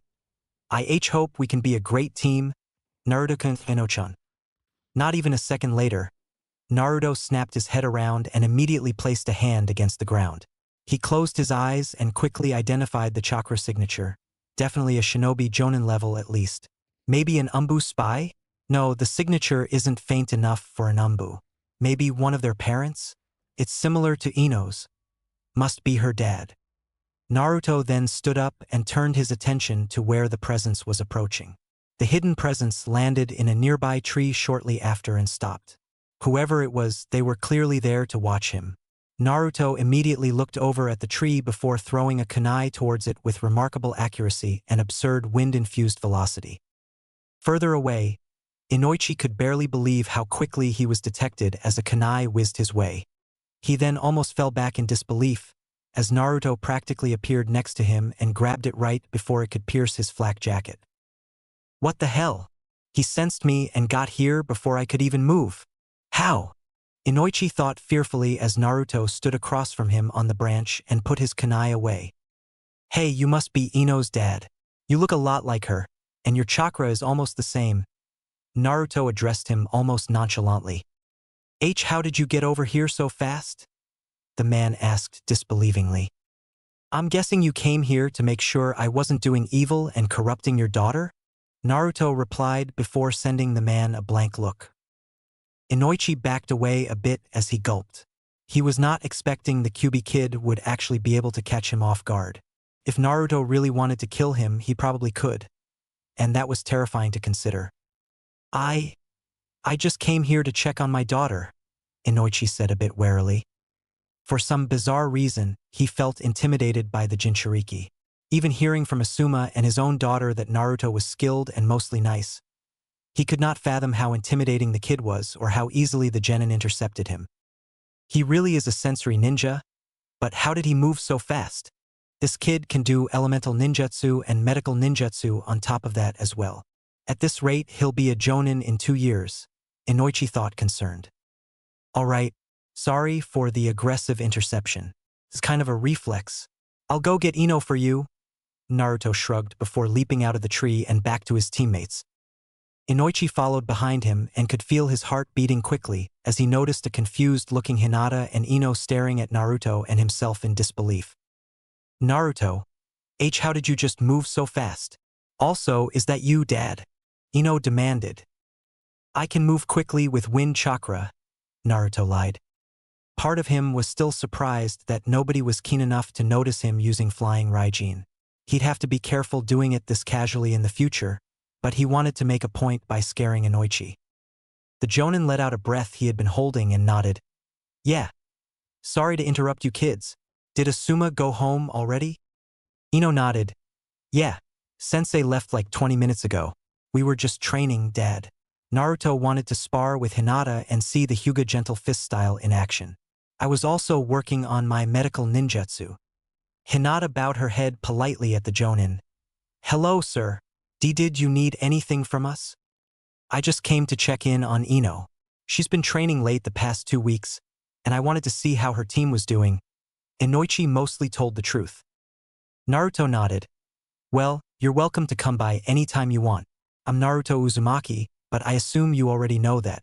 This is Hinata Hyuga. We're Team 10 and we're gonna be the top genin squad.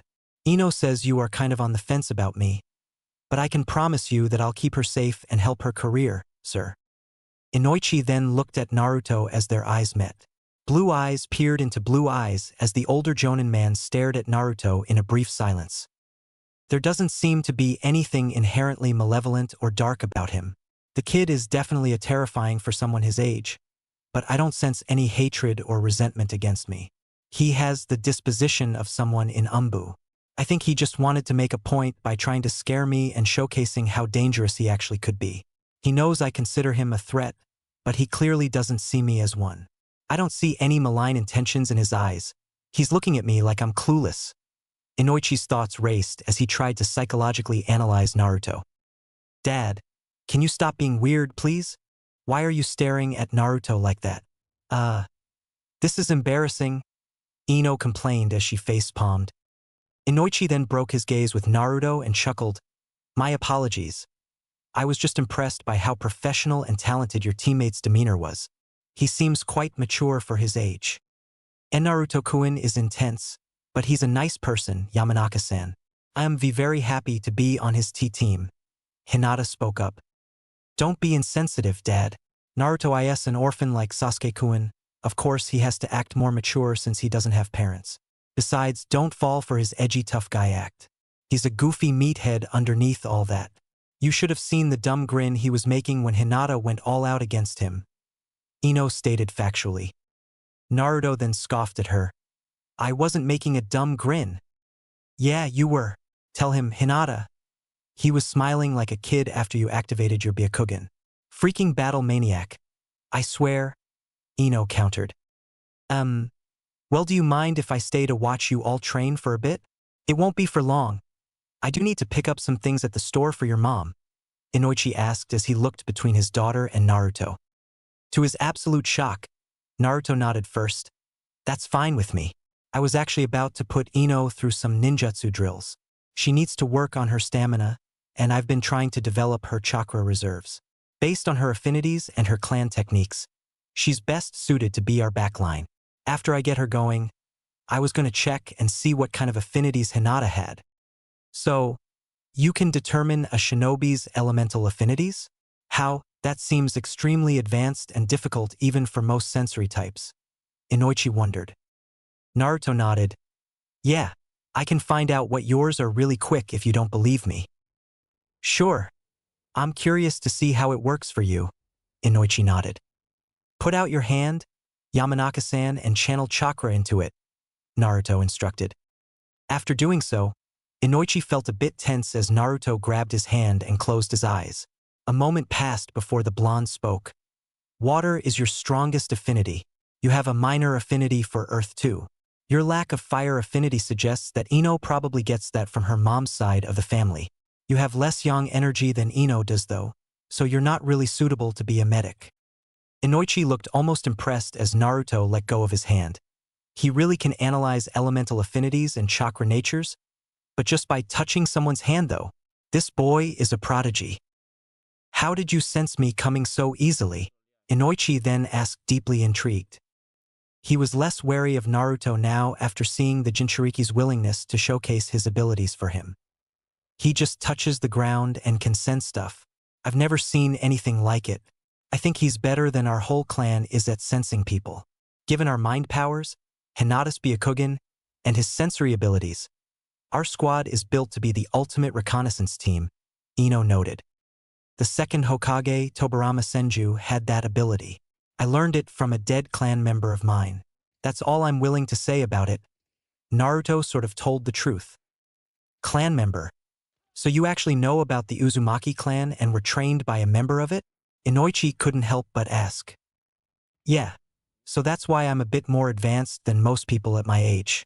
Still, I'm hardly impressive compared to people like the 4th Hokage or the Sannin. Even Grandpa Hokage too. I mean, they were running real missions at my age.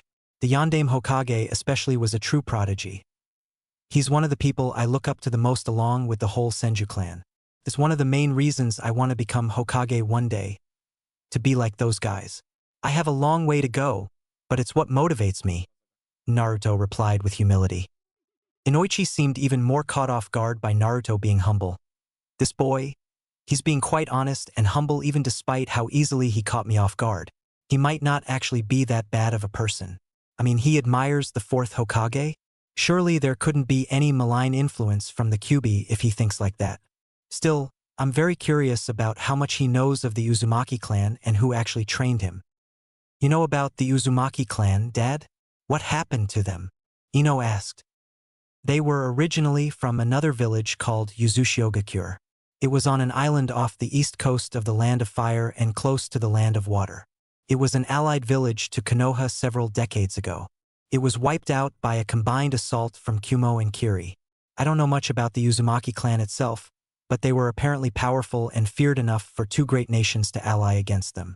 Survivors apparently spread to the four winds, and I assume Naruto Uzumaki's parents must have been among those refugees, Inoichi explained. Hinata looked a bit saddened.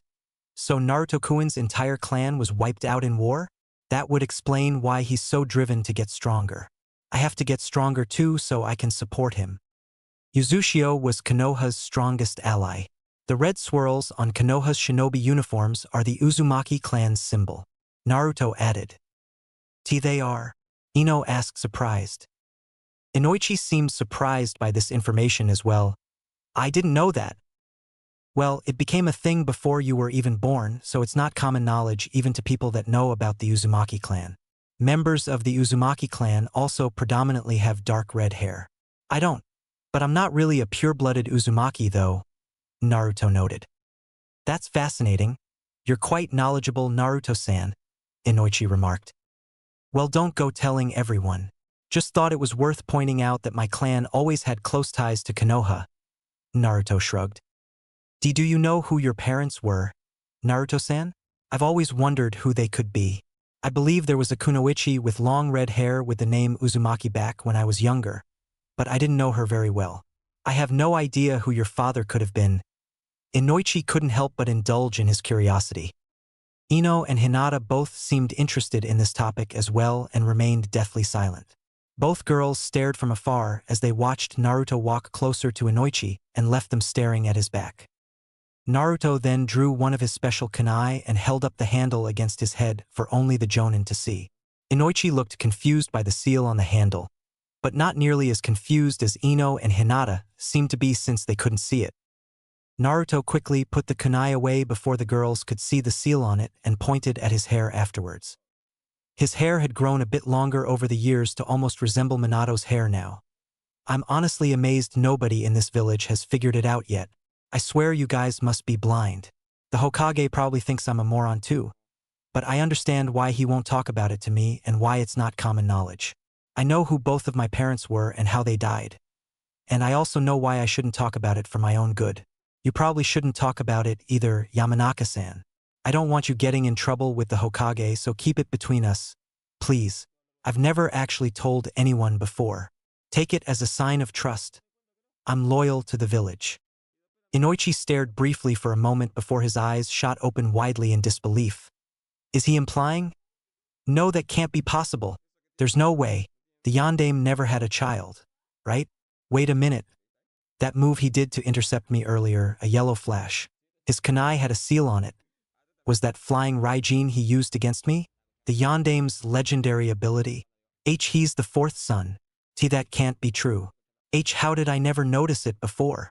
No wonder he's a genius prodigy. And he knows about it too. I suppose he would be loyal to the village if his father was the last Hokage. The Kyuubi would hate the Yondaime. So Naruto Uzumaki is truly good then. I've been such an idiot. The Jonin quickly regained his composure and spoke calmly in response. Oh, so that's who your father was then? I can see why it would be a problem to talk about it openly. In that case, please accept my apology for any transgressions or misunderstandings I may have ever directed towards you, Naruto Uzumaki. You're certainly worthy of my respect if you're his son. I won't say anything, and thank you for trusting me and looking after my daughter. I feel a lot more assured that she'll be in good hands with you now. What the hell did Naruto just do? My dad knew his dad. I guess Naruto's dad must have been someone respectable if mine would act all sincere like this. Wow, who could Naruto's dad be? Why is it some big secret? Ino gawked in disbelief at her father's complete shift in disposition. Hinata was equally curious, but it did not surprise her that Naruto apparently had some incredible and respectable father. She was more curious about why Naruto drew a kunai and why the blonde genin felt the need to tell Ino's dad that he was loyal to the village. Why wouldn't he be if he was a genin that aspired to be Hokage? Inoichi then turned his attention to his daughter. Listen up, Ino. Do not ask or talk about Naruto Uzumaki's parents. He said enough to convince me that you're in good hands. In fact, you couldn't be in better hands or on a better team. Listen to anything he has to say and train hard with him. I look forward to seeing you kids grow together. D-Dad, what's with the sudden change? You're cool with me being on this team now? Ino asked disbelievingly. Take good care of her, Naruto-san. I appreciate your honesty and humility. I was wrong about you. Inoichi then bowed his head respectfully to Naruto. The genin gawked at him confused. Geez, I wasn't expecting him to react like that. People must have really respected my father. I have to say though, this guy is pretty sincere. Guess Ino takes after him more than her mom. Ift. I don't think it was a good idea to tell him that. The Nidaime said it would be dangerous if people started finding out who you were before your maturity. I hope this doesn't blow up in your face, Kurama sighed. Maybe it will, but at least now Ino's dad will be cool with me and back off, Naruto sighed mentally. Do you really think he's going to keep this a secret? Kurama asked doubtfully. I guess we'll find out, but even if he doesn't, then who cares? I'm not afraid of assassins or other villages coming after me. If anything, they'll probably crap a brick and think twice about attacking Konoha. Even so, I don't think Ino's dad would want to risk getting in trouble by talking about me like that. We showed him a bit of trust, so now he'll have a lot more for us, I'm hoping, Naruto explained. Well, at the very least, he knows you could easily kill him now. That's certainly going to help in keeping his mouth shut, Kurama concluded before yawning. I should probably get going and buy those groceries for your mother. You kids take care. Also, feel free to come by our home sometime, Naruto-san. I'd be more than happy to have you over for dinner one of these days as thanks for putting up with my hot-headed daughter. Inoichi waved as he walked off. Dad. Ugh. Ino got a bit flustered as Inoichi then took his leave with a smile. Ino then turned her attention to Naruto. Okay. What the hell did you do to make my dad like you so quickly? Your dad was friends with mine too? How come you never told me that? Who was your dad anyways? It doesn't really matter. At least now he's cool with us being teammates. Naruto evaded her questions. Ino crossed her arms. I can't believe he invited you over for dinner. Are you seriously going to keep me out of the loop here? Your dad just told you not to ask me about my parents anymore. I'll let him be the one to tell you. Although honestly, you'll probably find out eventually anyways. Let's just drop it for now, alright? Naruto sighed. The blonde girl sighed dramatically. Fine. Keep your little secrets then. I guess something good came out of this at least. Finally, he'll stop acting so worried when I stay out to train with you. Speaking of which, how late are you allowed to stay out, Hinata? Naruto shifted his attention to the dark-haired Hyuga. She shyly looked down. Oh, I don't have a curfew or anything like that, but my father would be concerned if he didn't know where I was. I can probably stay until sunset, but I would need his approval to train later than that outside of the Hyuga compound. Do you think you could ask him for permission to stay out later? I could always ask him myself if you're cool with it, Naruto suggested.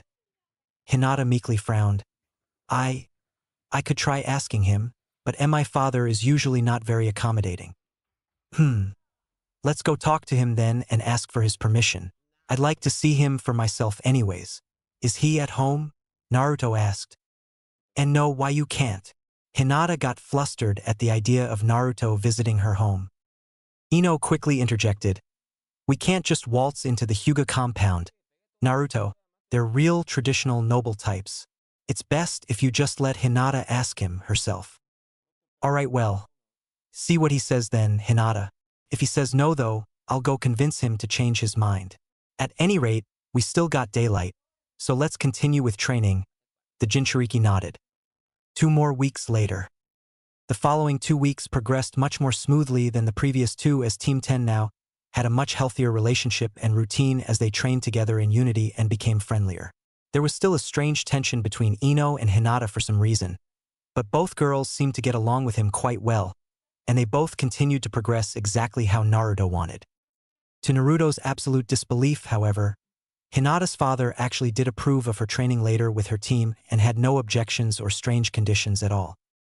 According to Hinata, her father Hayashi was actually pleased that the girl was eager to train more without any extra motivation and believed that she was showing proper ambition for once. There was no telling what kind of conversation he and Hinata had behind closed doors about the situation, but Hinata's overall improved mood seemed to indicate that she was less stressed out or mentally overburdened now. She would even tell Naruto that his training helped her a lot with the training she did at home and that her father noticed progress. Naruto was grateful that he didn't have to get involved or worry about the extra drama, and he took full advantage of Hinata's extra training time to really boost her foundation and build up her confidence. Her personality stayed mostly the same, but she began to walk with a lot more confidence as the days went on and stuttered less and less. Team 10 found the use of her Byakugan to be extremely beneficial, and Naruto also took the time to train the girls in how to run reconnaissance missions and information gathering with their abilities. Not only did they train for combat, but Naruto thought it was vitally important they improved their stealth, decision-making, and teamwork. Little did the two kunoichi know, they were learning Umbu tactics that Naruto learned from Tobirama, and they found ways to synchronize their individual sensory skills to work in harmony and with pure efficiency. Both seemed like true naturals at it, but that was hardly surprising considering they were both from clans that specialized in this kind of thing. In addition to all the basic improvements in Hinata's combat aptitude and general shinobi skills, Naruto was also able to identify what her elemental type affinities were. To his surprise and approval, Hinata was attuned to fire and lightning, which was good since neither he nor Ino were strongly attuned to them. He liked having every element covered and Hinata having a ranged option in case she ever needed it. Similar to the things he taught Sasuke, Naruto would spend time each day trying to get Hinata to understand and use basic elemental jutsus from these schools.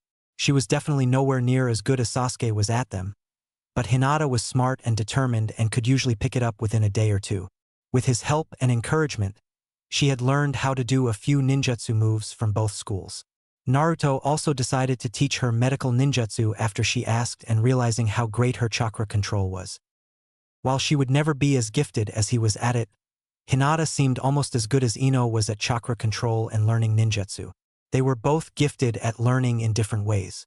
Ino seemed naturally talented at everything she tried enough times and had a good memory. Hinata, on the other hand, was good at learning from mistakes and had a relentless determination to practice something until she got it down.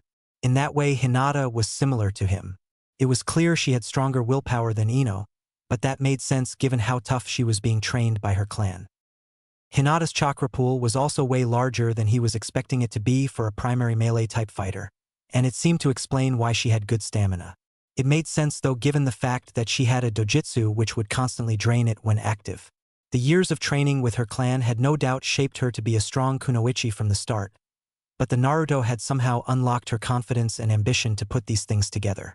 A confident and motivated Hinata was a much stronger kunoichi even at her genin level.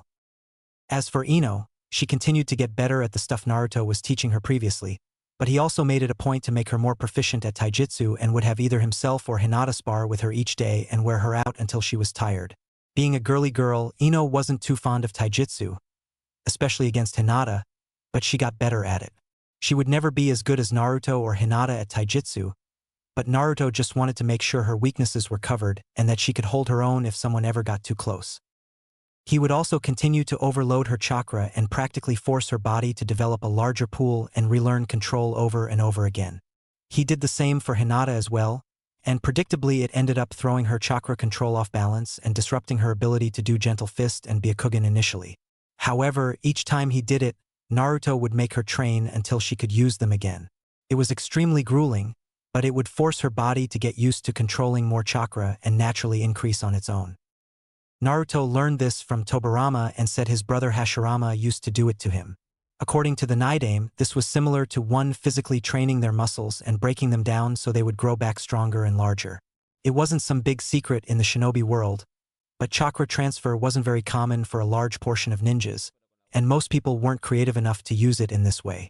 It was kind of like a training cheat code similar to how beneficial training with shadow clones was. It naturally drained Naruto a lot to do this every day, but he was willing to suffer since his teammates were as well. He knew it would pay off when they were both way stronger. Both girls' fitness levels also went through the roof with their daily training, and there was no doubt that their discipline and pain tolerance went up as well. All three of them would be rather exhausted every single day, and it showed in their training with Asuma as well as the lame D-rank missions. After a month of doing hardcore training that Tobarama would approve of and slumming around Konoha with D-rank missions, Team 10 was finally seeing a change of pace as they walked towards the village center to meet up with their sensei. He had requested the three genin meet him at the Hokage Tower bright and early for their mission. Normally he just got the D-rank missions for them, but this time it seemed obvious they would be doing something new. I'm so sore. Why'd he make us show up here at 6 in the morning? Ino yawned as she stretched out and walked alongside her teammates. She was walking on Naruto's left. Hinata was on his right, and she looked quite tired as well. She didn't show it as much though as she spoke up. Asuma-sensei most likely wanted us here for a special kind of mission.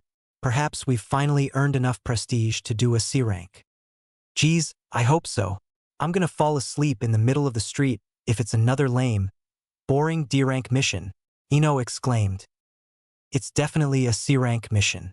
We probably had to wake up early because we'll need to travel today, Naruto noted. Wait, we're traveling.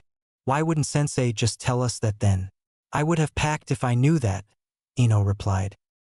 Naruto shook his head. They'll probably give us time to do that before we leave. What do you think we'll be doing on this C-rank mission, Naruto-kun? Hinata asked without stuttering. He was truly proud of her. She almost never stuttered anymore except when getting embarrassed occasionally. Probably traveling and delivering something. Could be an escort as well. C-rank missions are usually not that dangerous. I guess the worst we could see would be bandits or something. Chunin are able to solo C-rank missions, so it can't be that dangerous. We'll have a Jonin with us and we're all pretty tough for genin, so I don't think it'll be that bad, Naruto answered. Well, at least it will be a break from your torturous training. Can't say I like the idea of camping or fighting bandits, but anything is better than a D-rank mission, Ino sighed. Naruto chuckled. Well, I guess you can consider it a brief vacation from our training regime. I don't think you'll have any trouble sleeping outside. And if you do, I guess we can always train on the road. It would be a good chance to get hands-on training with our scouting skills, Hinata pointed out. Just then, the three genin saw another trio passing them on the other side of the street.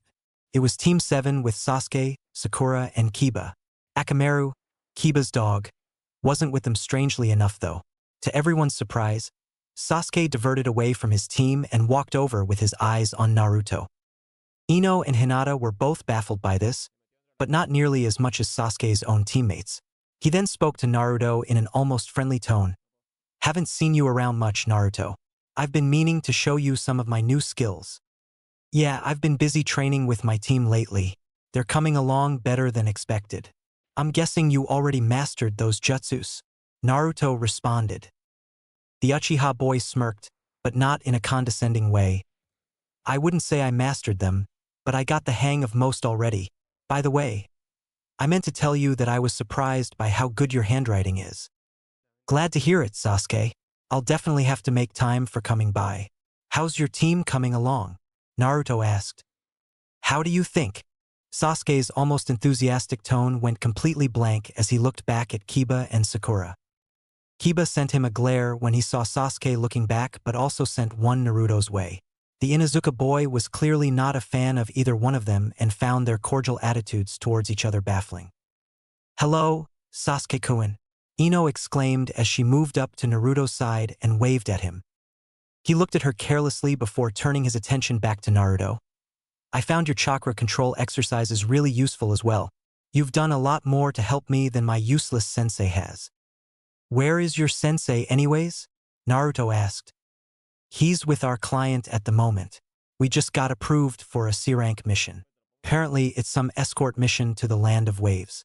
You want me to get you a souvenir? Haha. Sure. I'll get you one too. We're probably getting a C-rank mission as well. Naruto chuckled. Ino looked shocked by Sasuke ignoring her and his team as he seemed only interested in talking to Naruto. Her reaction didn't come close to Sakura's though as the pink-haired girl ran over and tried to get involved in the conversation. She couldn't believe that Sasuke, who normally ignored everybody, would actually offer to get Naruto a souvenir or go out of his way to talk to him. Whoa, hold on a sec. Sasuke-kun. What are you doing talking to Naruto? Since when have you two been so friendly? Sakura half demanded. Sasuke then glanced at her. You guys are welcome to go on without me if I'm holding you up. I just haven't seen Naruto in a while. Are you two friends? Since when? Sakura shrieked in disbelief. The pink-haired Kunoichi then looked at Naruto confused. Naruto, when did you and Sasuke-kun start liking each other? About a month or so now. I've always respected him though. Naruto shrugged. Ino then moved into Sasuke's personal bubble as she stared at him starry-eyed. Sasuke-kun, you're going to the land of waves. Can you get me a souvenir too? Sakura immediately jumped in front of Sasuke to shield him from her rival. Hey! Back off, Ino pig. Don't make demands of Sasuke-kun. I wasn't making demands. Besides, your presence alone is probably demanding enough for poor Sasuke-kun. Forehead. Ino shot back. Kiba sighed before walking up with his hands in his coat pocket and looked a bit perturbed. He then looked at Team 10 and greeted them. What's up, guys? Hello. Kiba-kun. Hinata greeted him. Are you enjoying your new team? He scoffed.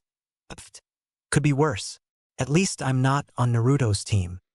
To everyone's surprise, Ino immediately ceased her standoff with Sakura and sent the boy a sharp glare.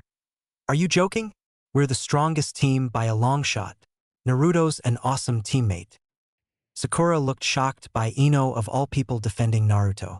It seemed even more telling when Hinata spoke up as well. Naruto-kun is a great teammate. Kiba-kun, I'm really happy to be with him and Ino-chan. Sasuke then looked over Naruto's teammates before smirking. I'm guessing you've been training them too, huh? It must be going well if they think highly of you already. Naruto's been training you guys? Sakura seemed shocked by this information.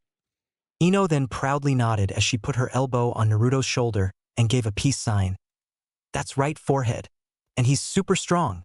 You may have Sasuke-kun and Kiba on your team, but I got Naruto and Hinata.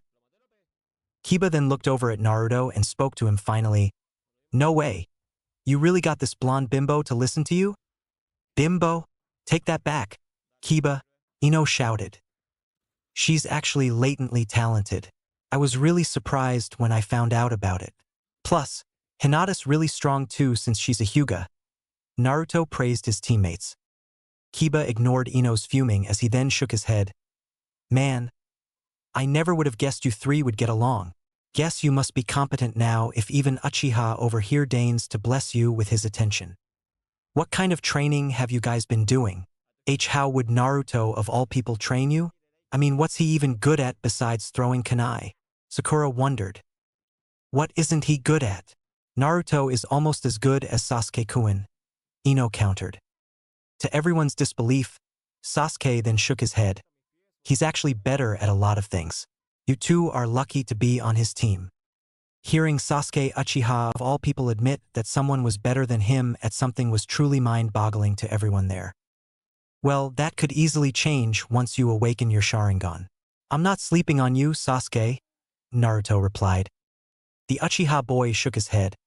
I'm just waiting for you to pop out some other new hidden skill that I don't know about yet. I'm not sleeping on you either, Naruto. Kiba then laughed. Man, this is so weird. Seeing you two blow each other in public. Get a room, guys.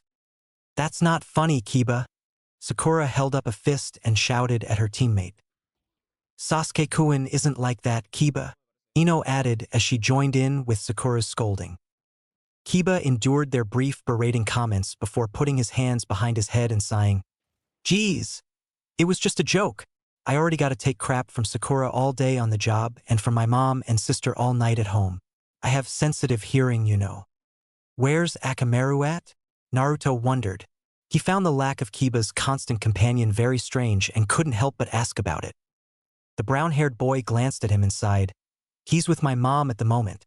She said something about putting a tracker on his collar and was acting all worried about me leaving the village.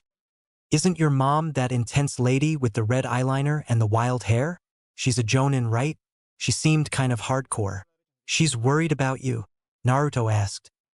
Kiba scoffed at him. Who knows? She's probably just worried about me disappearing like my dad did. She doesn't get that worked up when my sister goes anywhere. Wait, what? Your dad disappeared. Kiba? Sakura asked. The brown-haired boy seemed oddly comfortable talking about this as he shrugged. Yeah, when I was a little kid. Not sure what happened, but my parents are divorced. Ever since he left, my mom gets all paranoid anytime I go somewhere.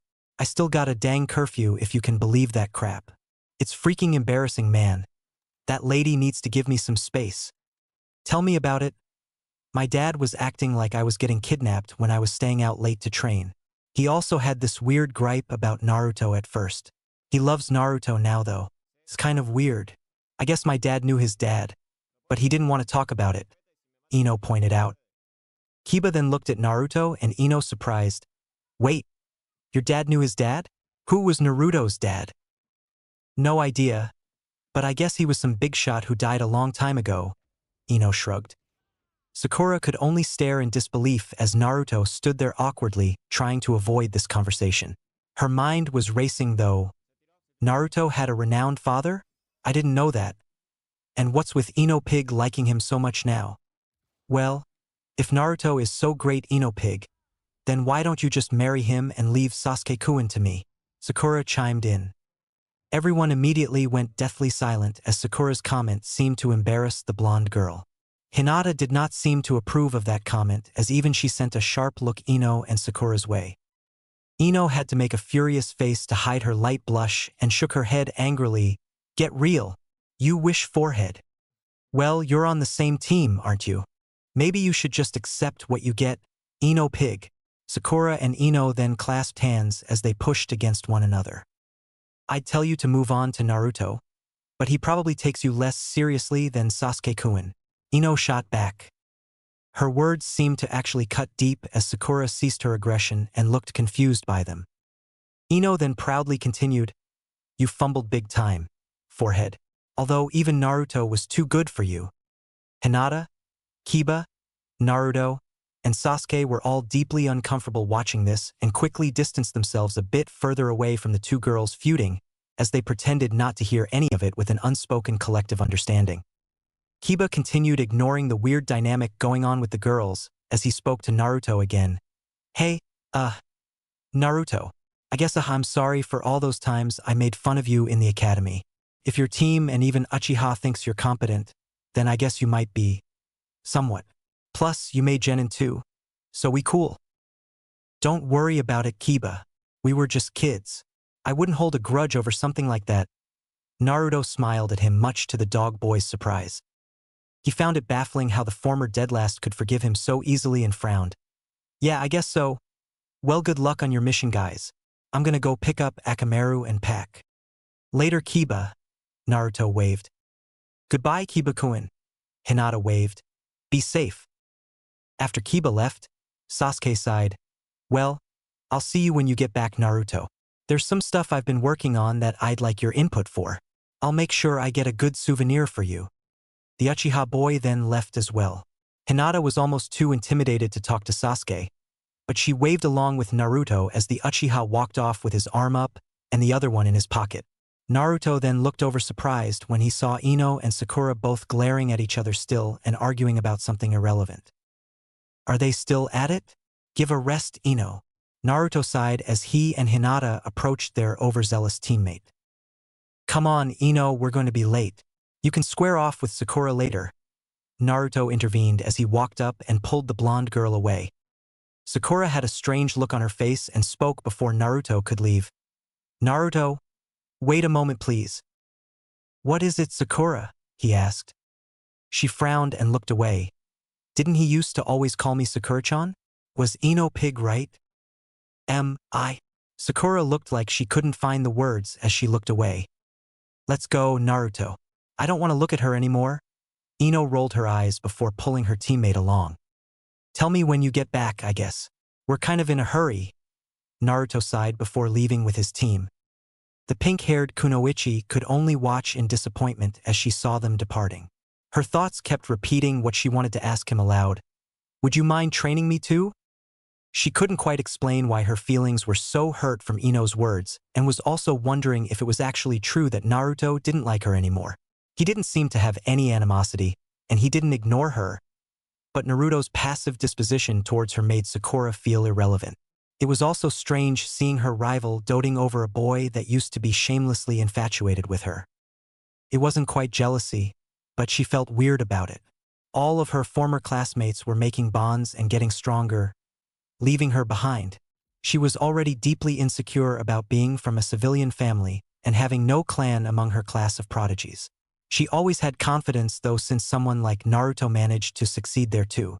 Now he was apparently the dual ace of their class along with Sasuke-kun, and Sasuke himself looked at Naruto like he was worthy of being his friend. Nobody looked at her that way, and it was crippling to her own pride and confidence. Sakura sighed as she turned to go home and prepare for her mission. I can't slack off anymore or I'll get left behind. I have to start training harder and studying more.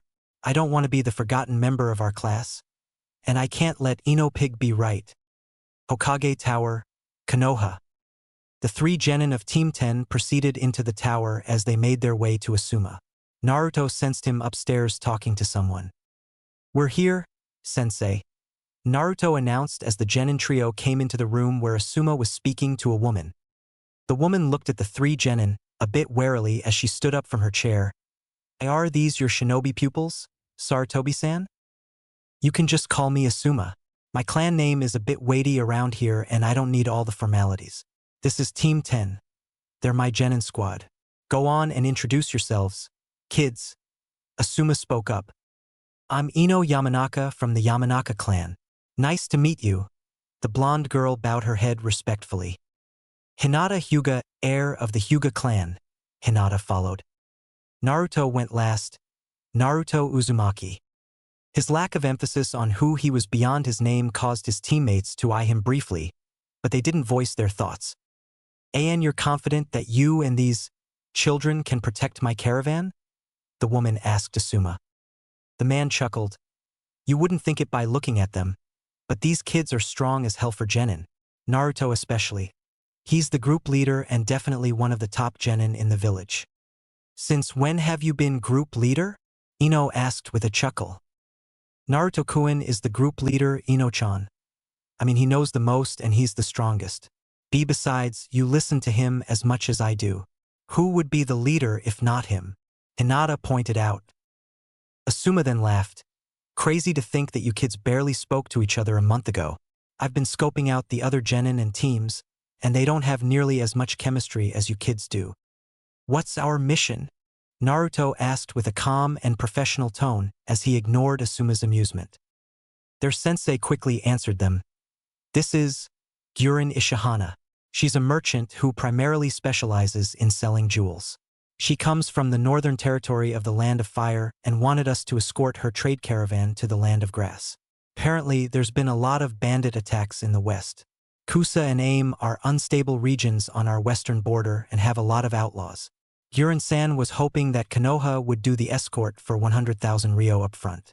This mission could potentially become B rank, but it actually got approved for us. The Hokage and even Danzo-sama, one of the elders, seemed to think you guys could handle it with me. Whoa, that's a lot. Even split 4 ways. It is split 4 ways, right? Ino asked. Don't worry kids, it'll be your first real payday, but don't go celebrating just yet. We still got the mission to complete first, Asuma stated. Gurin nodded as she spoke up again. Yes. I don't expect too much trouble, but you can never be too safe these days. I've already paid up front for Konoha's services, but I'm willing to offer a bonus, if you can take me all the way to Kusagakure as well. Naruto stared at the woman curiously. This woman seems off to me. She has faint chakra not too different than a civilian, but something about it seems so distinct and unique. Gurin was a rather beautiful and young-looking woman. She was fair-skinned and had nearly no pores or imperfections on it. Her hair was a bluish color and was tied up into a spiky-looking ponytail with strands framing her face. It sort of reminded Naruto of Anko's hair or Kasaka, as he knew her better by. Gurin had dark but pretty eyes, but they had a bit of intensity to them. She also wore light eye makeup and dark red lipstick as well. Her outfit was a green dress that reached her knees and had a white flower on it. The left sleeve went all the way down her arm while the right one was cuffed up to her shoulder. Beneath the dress, she wore a red turtleneck t-shirt. its sleeve extended lightly down over her exposed right upper arm. Her dress also had a fluffy fur-like collar around her neck and upper chest. She wore a large rope belt around her waist on top of this outfit. She also had brown gloves on each hand and brown sandal boots stretching up her lower legs on both feet. "You think she's not really a civilian?" Kurama chimed in. "I can't tell, but her chakra flow is uneven if I'm sensing it right from this range. It's a bit unnatural. Civilian chakra flow wouldn't have distinct areas like hers does. She could easily pass as a civilian through security, but I'm skeptical," Naruto responded mentally. The Kyuubi scoffed. "Maybe she sealed it somehow. I'm surprised she doesn't have any objections to Genin team escorting her. She seems to take your team seriously, and judging by those eyes, I can tell this woman has seen things in her life." "Is something wrong?" Guren asked when she saw Naruto's gaze piercing her. "Don't mind him, Guren-san. Naruto can be a bit intense at times." Asuma chuckled as he tried to lighten the mood. "I don't trust this woman, but there's no point in calling her out now. This mission will take us close to Taki's border. I'll just have to keep an eye on her.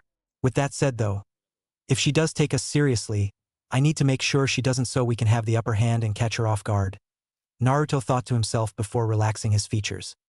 "I was just thinking, you're really pretty," Naruto stated plainly in order to diffuse all tension and remove Guren's wariness of him.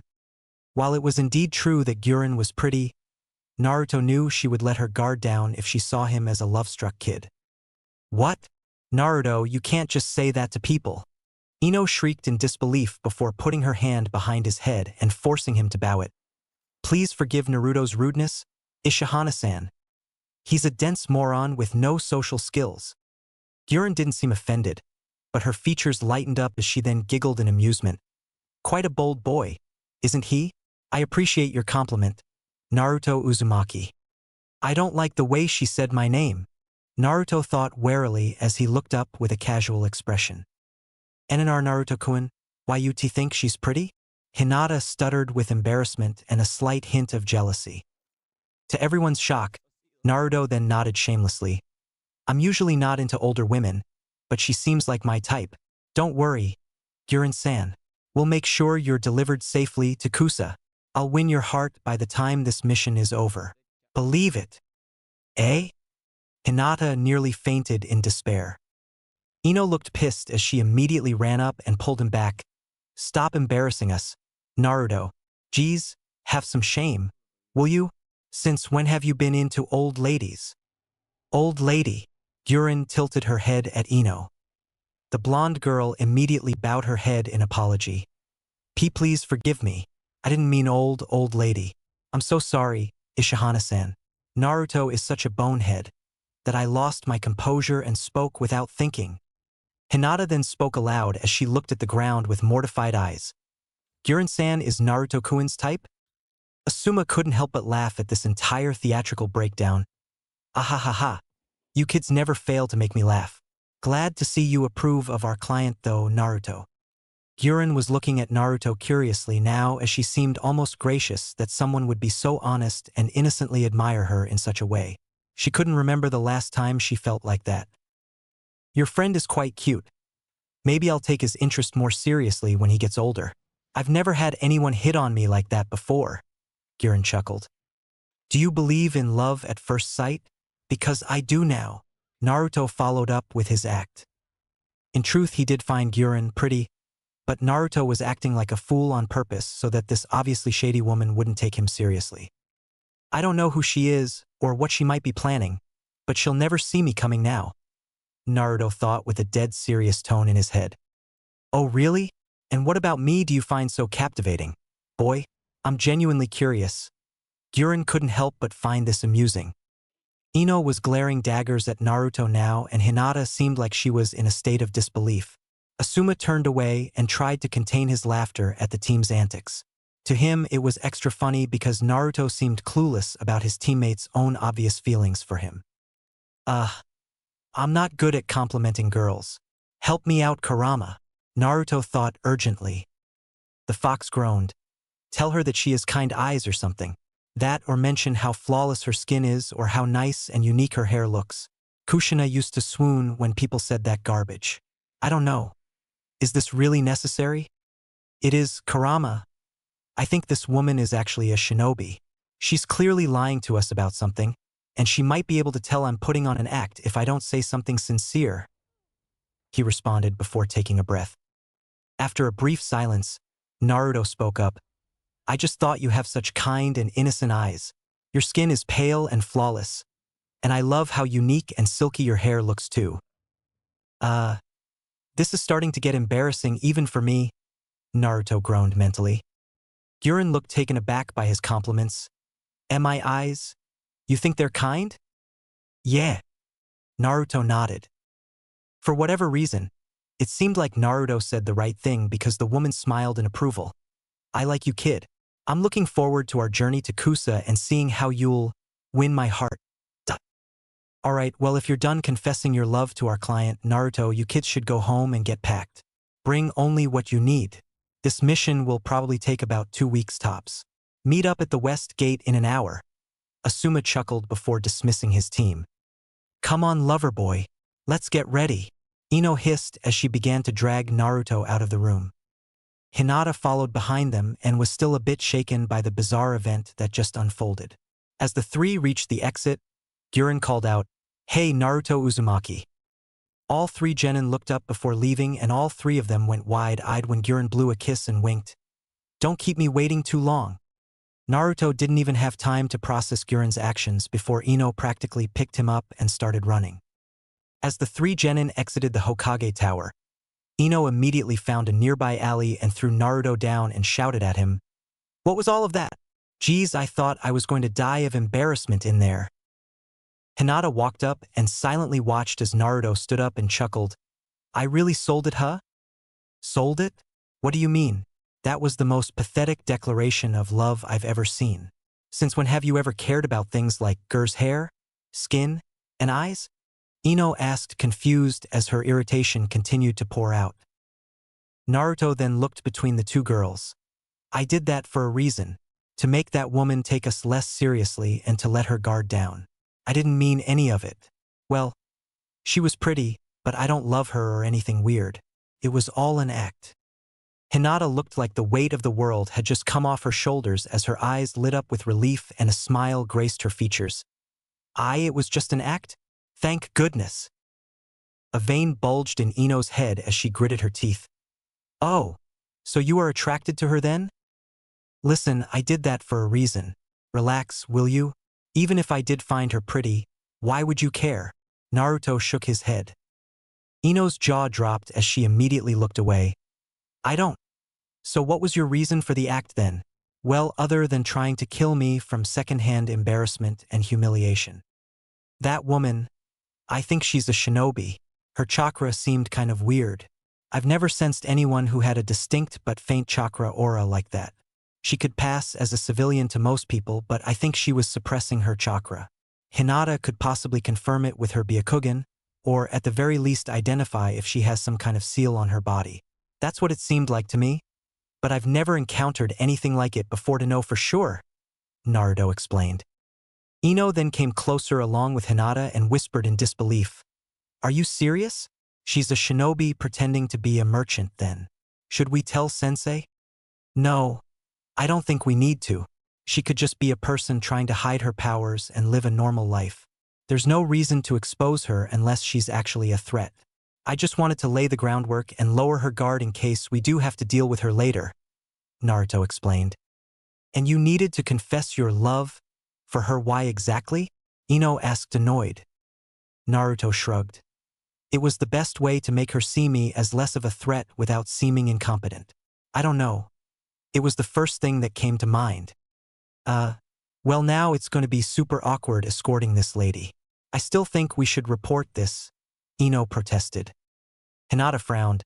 Why did she blow Naruto-kun a K-kiss? She's a weirdo who probably likes the attention. Maybe? It doesn't matter. Just keep your eyes on her and act normally. I'll try to find out more about her. This is a perfect opportunity for us to work on our spying and observation skills. Telling Sensei would defeat the purpose and ruin our opportunity to get some real-world experience. We'll have to deal with threats like this ourselves sooner or later. Don't worry about her being dangerous. If things get bad, I'll use lethal force and take her out, Naruto explained seriously. I don't like this, or the idea of us having to kill someone, but I guess this is what real shinobi do. I'll trust your plan for now, but if things get too weird, I'm going to insist that we tell Sensei. This woman could be leading us into an ambush for all we know. Ino shook her head. That's why I want to catch her off guard in case she does. She could be some criminal or missing nin. We need to gather information before doing anything. She could have a dozen fail-safe escape plans if we confronted her now, Naruto explained. Ino shook her head, and then began to mock Guren's voice. Don't keep me waiting too long. She's gross. I hope we do get to kick her, but I'll trust your plan, Naruto-kun, but I hope that woman isn't dangerous like you think, Hinata sighed.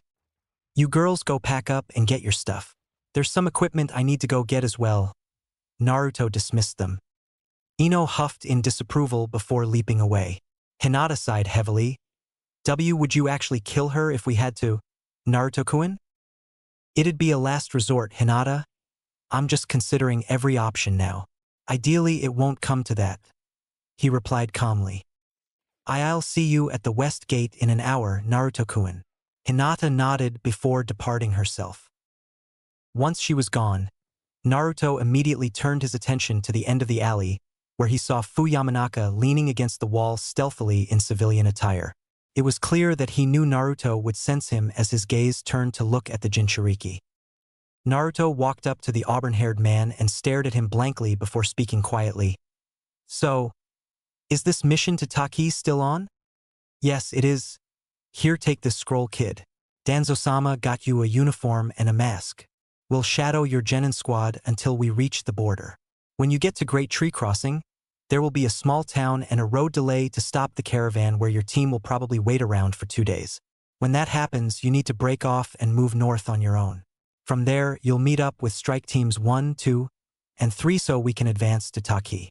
There won't be any sleep or breaks, so make sure you're fully rested before then, Fu Yamanaka explained as he discreetly handed Naruto a scroll before walking off. Hey, wait! Before you go, do you know who anything about that woman my genin team is escorting? Naruto asked the auburn-haired man. Fu turned his head around and frowned. The jewel merchant? No, why? I think she's a shinobi, or at least she's not a civilian, Naruto spoke quietly. The Umbu man shook his head. She got past village security without any detection. Are you sure about that? I can't be 100% certain, but she has an unnatural chakra flow, Naruto explained.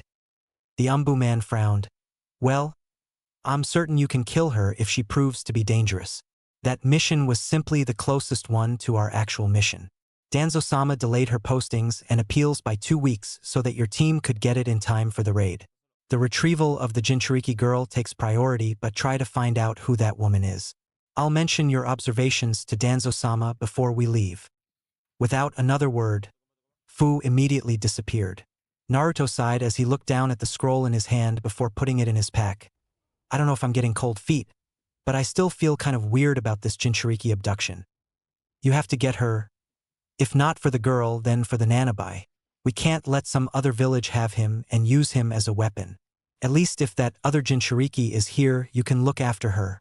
Besides, I'm still wary about this Akatsuki group that's preparing to hunt our kind.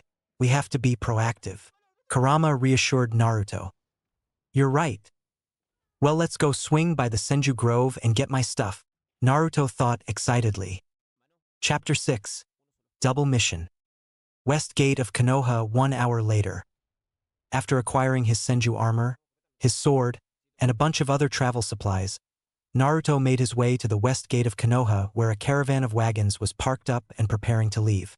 His whole team was already there as well as Guren, and every single one of them turned in disbelief at the sight of Naruto walking up with his armor on. Over his all-black clothes that he normally wore, Naruto had orange armor that was in plated segments covering most of his torso and his shoulders. It was a very medieval and ancient look for a modern shinobi, but it was commonly worn among ninjas and samurai in ages past. The metal band of his forehead protector also looked different as it stretched upwards with 2 horn-like extensions. The front of the armor had the Uzumaki clan symbol painted on in a black swirl, and each shoulder had Senju clan symbols on them. In addition to that, Naruto had multiple scrolls tied up on his back and a sword sheathed at his waist. Naruto had weighed the pros and cons of actually wearing this armor and dealing with all the questions it would bring if he did, but he ultimately committed to it after a fair deal of encouragement from Kurama. "Whoa, who is that?" one of the merchants in the caravan asked awestruck as Naruto walked up with way more swagger than he meant to. Ino and Hinata were both in utter disbelief at Naruto's battle attire, and the latter felt her heart pounding faster than she could ever remember as the boy looked majestic, handsome, and powerful in her eyes. Ino seemed baffled but was also clearly in admiration of how cool Naruto looked in this armor. Asuma's reaction was the most extreme of them all, as the cigarette in his mouth actually fell out and hit the ground. The Jonin was staring in shock as Naruto walked up to his team. Asuma then shook his head. "You're dressed for war? Naruto? Where on earth did you get ancient armor like that?" "Don't worry about it, sensei," Naruto replied without answering his question. The Jonin stared at the Senju symbols on the shoulder plates and shook his head. "Is that Senju clan armor? You didn't steal that from a vault or something, did you?" "No, it was a gift from a friend." "What's with all the weird looks? It's just armor." Naruto chuckled at the gawking stares of his teammates and the surrounding merchants. "You do know what century it is, right? How you got it aside? I'm really trying to wrap my head around why you would want to wear that silly getup," Ino protested. Naruto shrugged. "I thought it looked cool. It offers good protection too. And Naruto-kun looks great in it," Hinata managed to say before blushing and looking away in shame. Ino then looked at his horned forehead protector and rolled her eyes. "What did you do to your headband? Horns? Really? That doesn't look cool. It looks ridiculous. Why do you keep trying to embarrass us, Naruto?" Finally recovered from his shock, Asuma stared at the armor quietly as he drifted deep into thought. He couldn't have actually stolen that. People would notice if something like that went missing from the vaults. "I don't think there are any artifacts or antiques in the Hokage Tower matching this armor's appearance. Senju clan markings, though. It has to be Senju armor. Where would Naruto have found this armor? This kid never ceases to surprise me. Clearly, he's not worried about being seen in it. I guess someone did give it to him. But who, though?" Guren finally made her way over to Team 10 and had a perplexed but amazed look on her face as she examined Naruto. "Oh my, that is some incredible-looking armor. You look like a medieval shinobi, Naruto Uzumaki." Orange was an interesting color choice, though. "What can I say? It's my favorite color," Naruto shrugged. "If you're trying to impress me, then it's working," Guren smirked before winking at the boy. Ino cracked a fist upon hearing that as she leered at the woman. Her disapproving gaze did not go unnoticed by Guren, but she simply ignored it as she turned around. "All right, well now that your team is here, Asuma-san, let us depart at once." "All right kids, let's split into areas and cover all sides. Ino, cover the left flank. Hinata, get the right. I'll cover the rear and you cover the front, Naruto," Asuma instructed. The genin all nodded as they dispersed around the caravan and took up positions to begin their long escort journey to the border of Kusa. Naruto made his way to the front, and to his surprise, Guren patted the front of her lead caravan, where she was handling the reins of the horses pulling it. "You can come sit with me, Naruto Uzumaki. I'll feel safer if you're close." The sound of Ino making a stupidly loud huffing noise could be heard further back. The blonde genin reluctantly humored the woman as he sat on the front caravan next to her and stared blankly into the distance as it began to depart the village. "That armor is very impressive. It's eye-catching, but I can see it intimidating bandits. It's nice to have such a cute little protector with me," Guren remarked with approval. "Don't you worry about a thing, Gurenheim. Naruto Uzumaki will be your eyes and your shield," the blonde exclaimed with a grin as he looked at the woman next to him. She giggled approvingly before responding, "Nobody has ever thought of me as a princess before. Your innocent affections are so adorable. People must be blind if they don't see what I see." Naruto grinned at her. "Normally, I don't like flattery, but there's something endearing about you, boy. Keep talking like that and I may actually be receptive to marrying you when you get older." That is assuming you'd still be interested in an older woman, Gurren chuckled. It was difficult for Naruto to tell whether Gurren genuinely liked this kind of attention or if she was trying to put on act for him as well. Whatever the case was, he was already beginning to regret his impulsive decision to go down this route. Sadly, he was committed now and had to play this game as best he could. It's going to be mentally exhausting having to keep this act up for her the entire trip, he thought, annoyed. Over the next few hours and days, they mostly engaged in small talk and random flirting with one another. For whatever strange reason, Gurren really seemed to like Naruto the more time they spent together. As the days passed, she almost became suffocating as she insisted on them never being apart, whether they were on the road, camping, or eating. Ino and even Hinata had been growing increasingly unhappy about the bizarre situation, but they remembered Naruto's plan, and it was the only thing that kept them from blowing a gasket at watching their teammate practically have a romance with this older woman. Asuma found it a bit funny, but even he was beginning to see Gurren a bit strangely as he found her almost motherly obsession with Naruto kind of weird. All 4 members of Team 10 remained vigilant and alert the entire trip, and all of them watched Gurren for any signs of trouble. Other than her strange doting on Naruto, none of them found anything particularly noteworthy of suspicion. Hinata wanted to use her Byakugan to examine the woman on multiple occasions, but she never got the chance to do it since Gurren's fellow merchants in the caravan were oddly always watching the Konoha shinobi. The girl regretted not doing it back when they were in Konoha, but she did not expect the other merchants to be shady and paranoid about her. After about a week of traveling, Gurren decided to ask Naruto a question as the caravan moved west into the sunset. "Do you mind if I ask you a personal question, Naruto-kun?" "Sure, what is it, Gurren?" he asked, tilting his head back at her.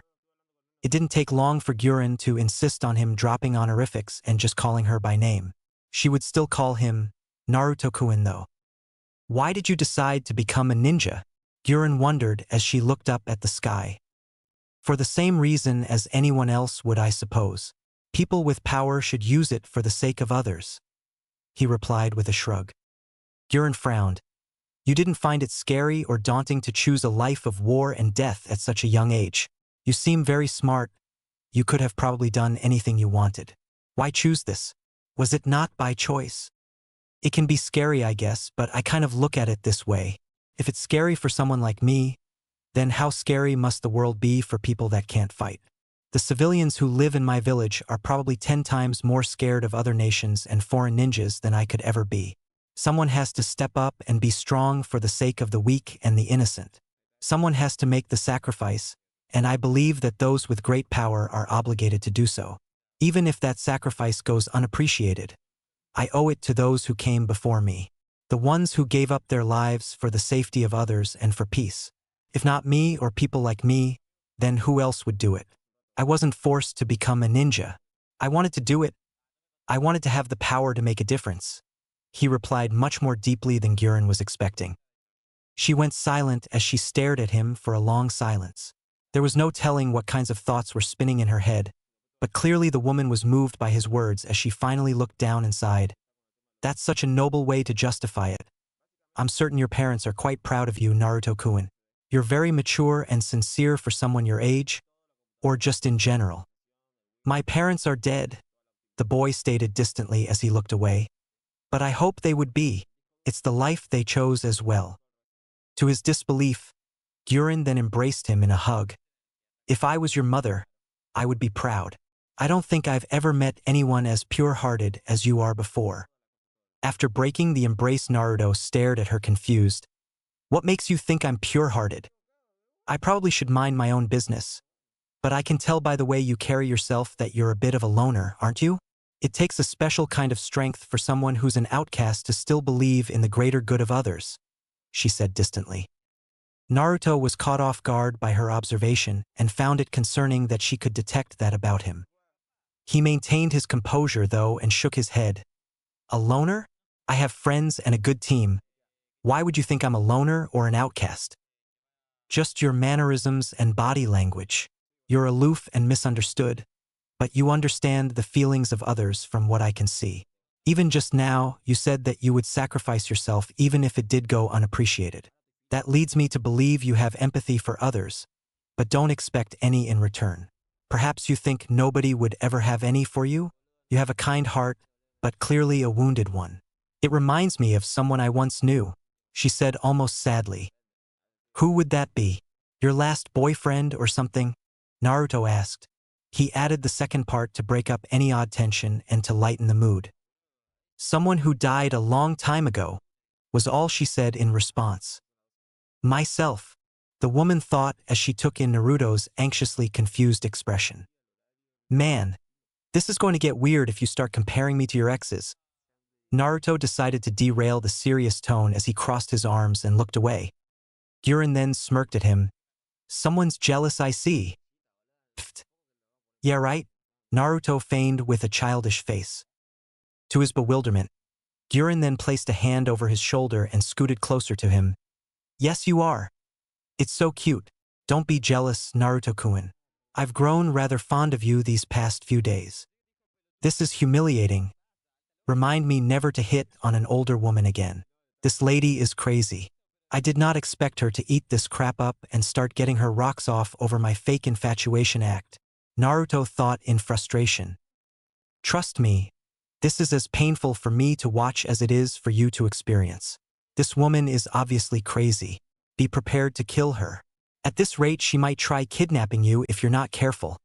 Kurama groaned in agreement. You mind if I ask you another question, Naruto-kun? Gurren followed up after some brief and playful antics between the two. He sighed. Yeah, sure. Go ahead. Would you kill one innocent person to save another? She asked as the mood shifted back to a more serious one again. Naruto glanced at her confused. Huh. That's a weird question. I guess it depends on the definition of innocent we're talking about. Say, for example, would you kill a civilian in a foreign nation to save a merchant or vice versa? She gave an example. The blonde eyed her a bit perplexed. Are you asking if I'd kill someone innocent to save you? The woman shook her head. It doesn't have to be me. Just any old merchant. What if you could only save one of them by killing the other? How would you handle that situation? I'd save them both, Naruto replied simply. Gurren gave him an intense look. I just said you could only save one. Who says I could only save one? I don't like these doom and gloom what-if scenarios. I don't believe in putting limitations on myself. I don't see the world in black and white.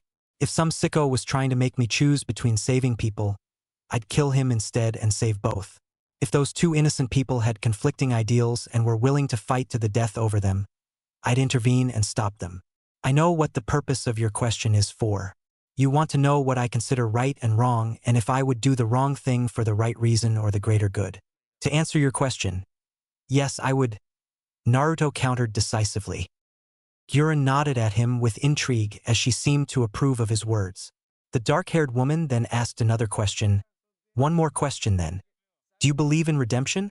Do you think evil people can be saved or change their ways? I get the feeling she's talking about herself.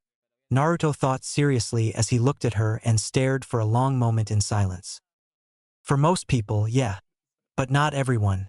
I guess it ultimately depends on what they're fighting for. There's a lot of people who were considered villains of their time that had noble intentions. It's hard to think of everyone as good guys and bad guys. History is written by the victors after all. Everyone's the hero of their own story, and one day I might be seen as a villain to others. People like that aren't really evil. The types of people I'd consider evil are lunatics like that Orochimaru guy. I don't know if you've ever heard of him, but he was a Sannin who became a missing nin. The guy experimented on kids and only cared about himself and his own power. If an evil person's main goal is a selfish desire to get more power and for their own personal betterment, then I would be less forgiving. You can't fix sociopaths who would sacrifice others for themselves. If an evil person committed evil for others, and they have a corrupted but noble ideal that drives them, then that's different. Intent is the most important thing to be aware of. There's a lot of evil people who had noble intentions and just went about them the wrong way. Naruto answered. You're surprisingly wise for a kid, though that kind of outlook seems almost impossible and too idealistic to really believe. Sorry for the heavy questions. I didn't mean to make you uncomfortable. I've always been curious about how shinobis think. Your perspective is refreshing, but I don't know if I really believe that evil people could find redemption. Guren said as she looked away.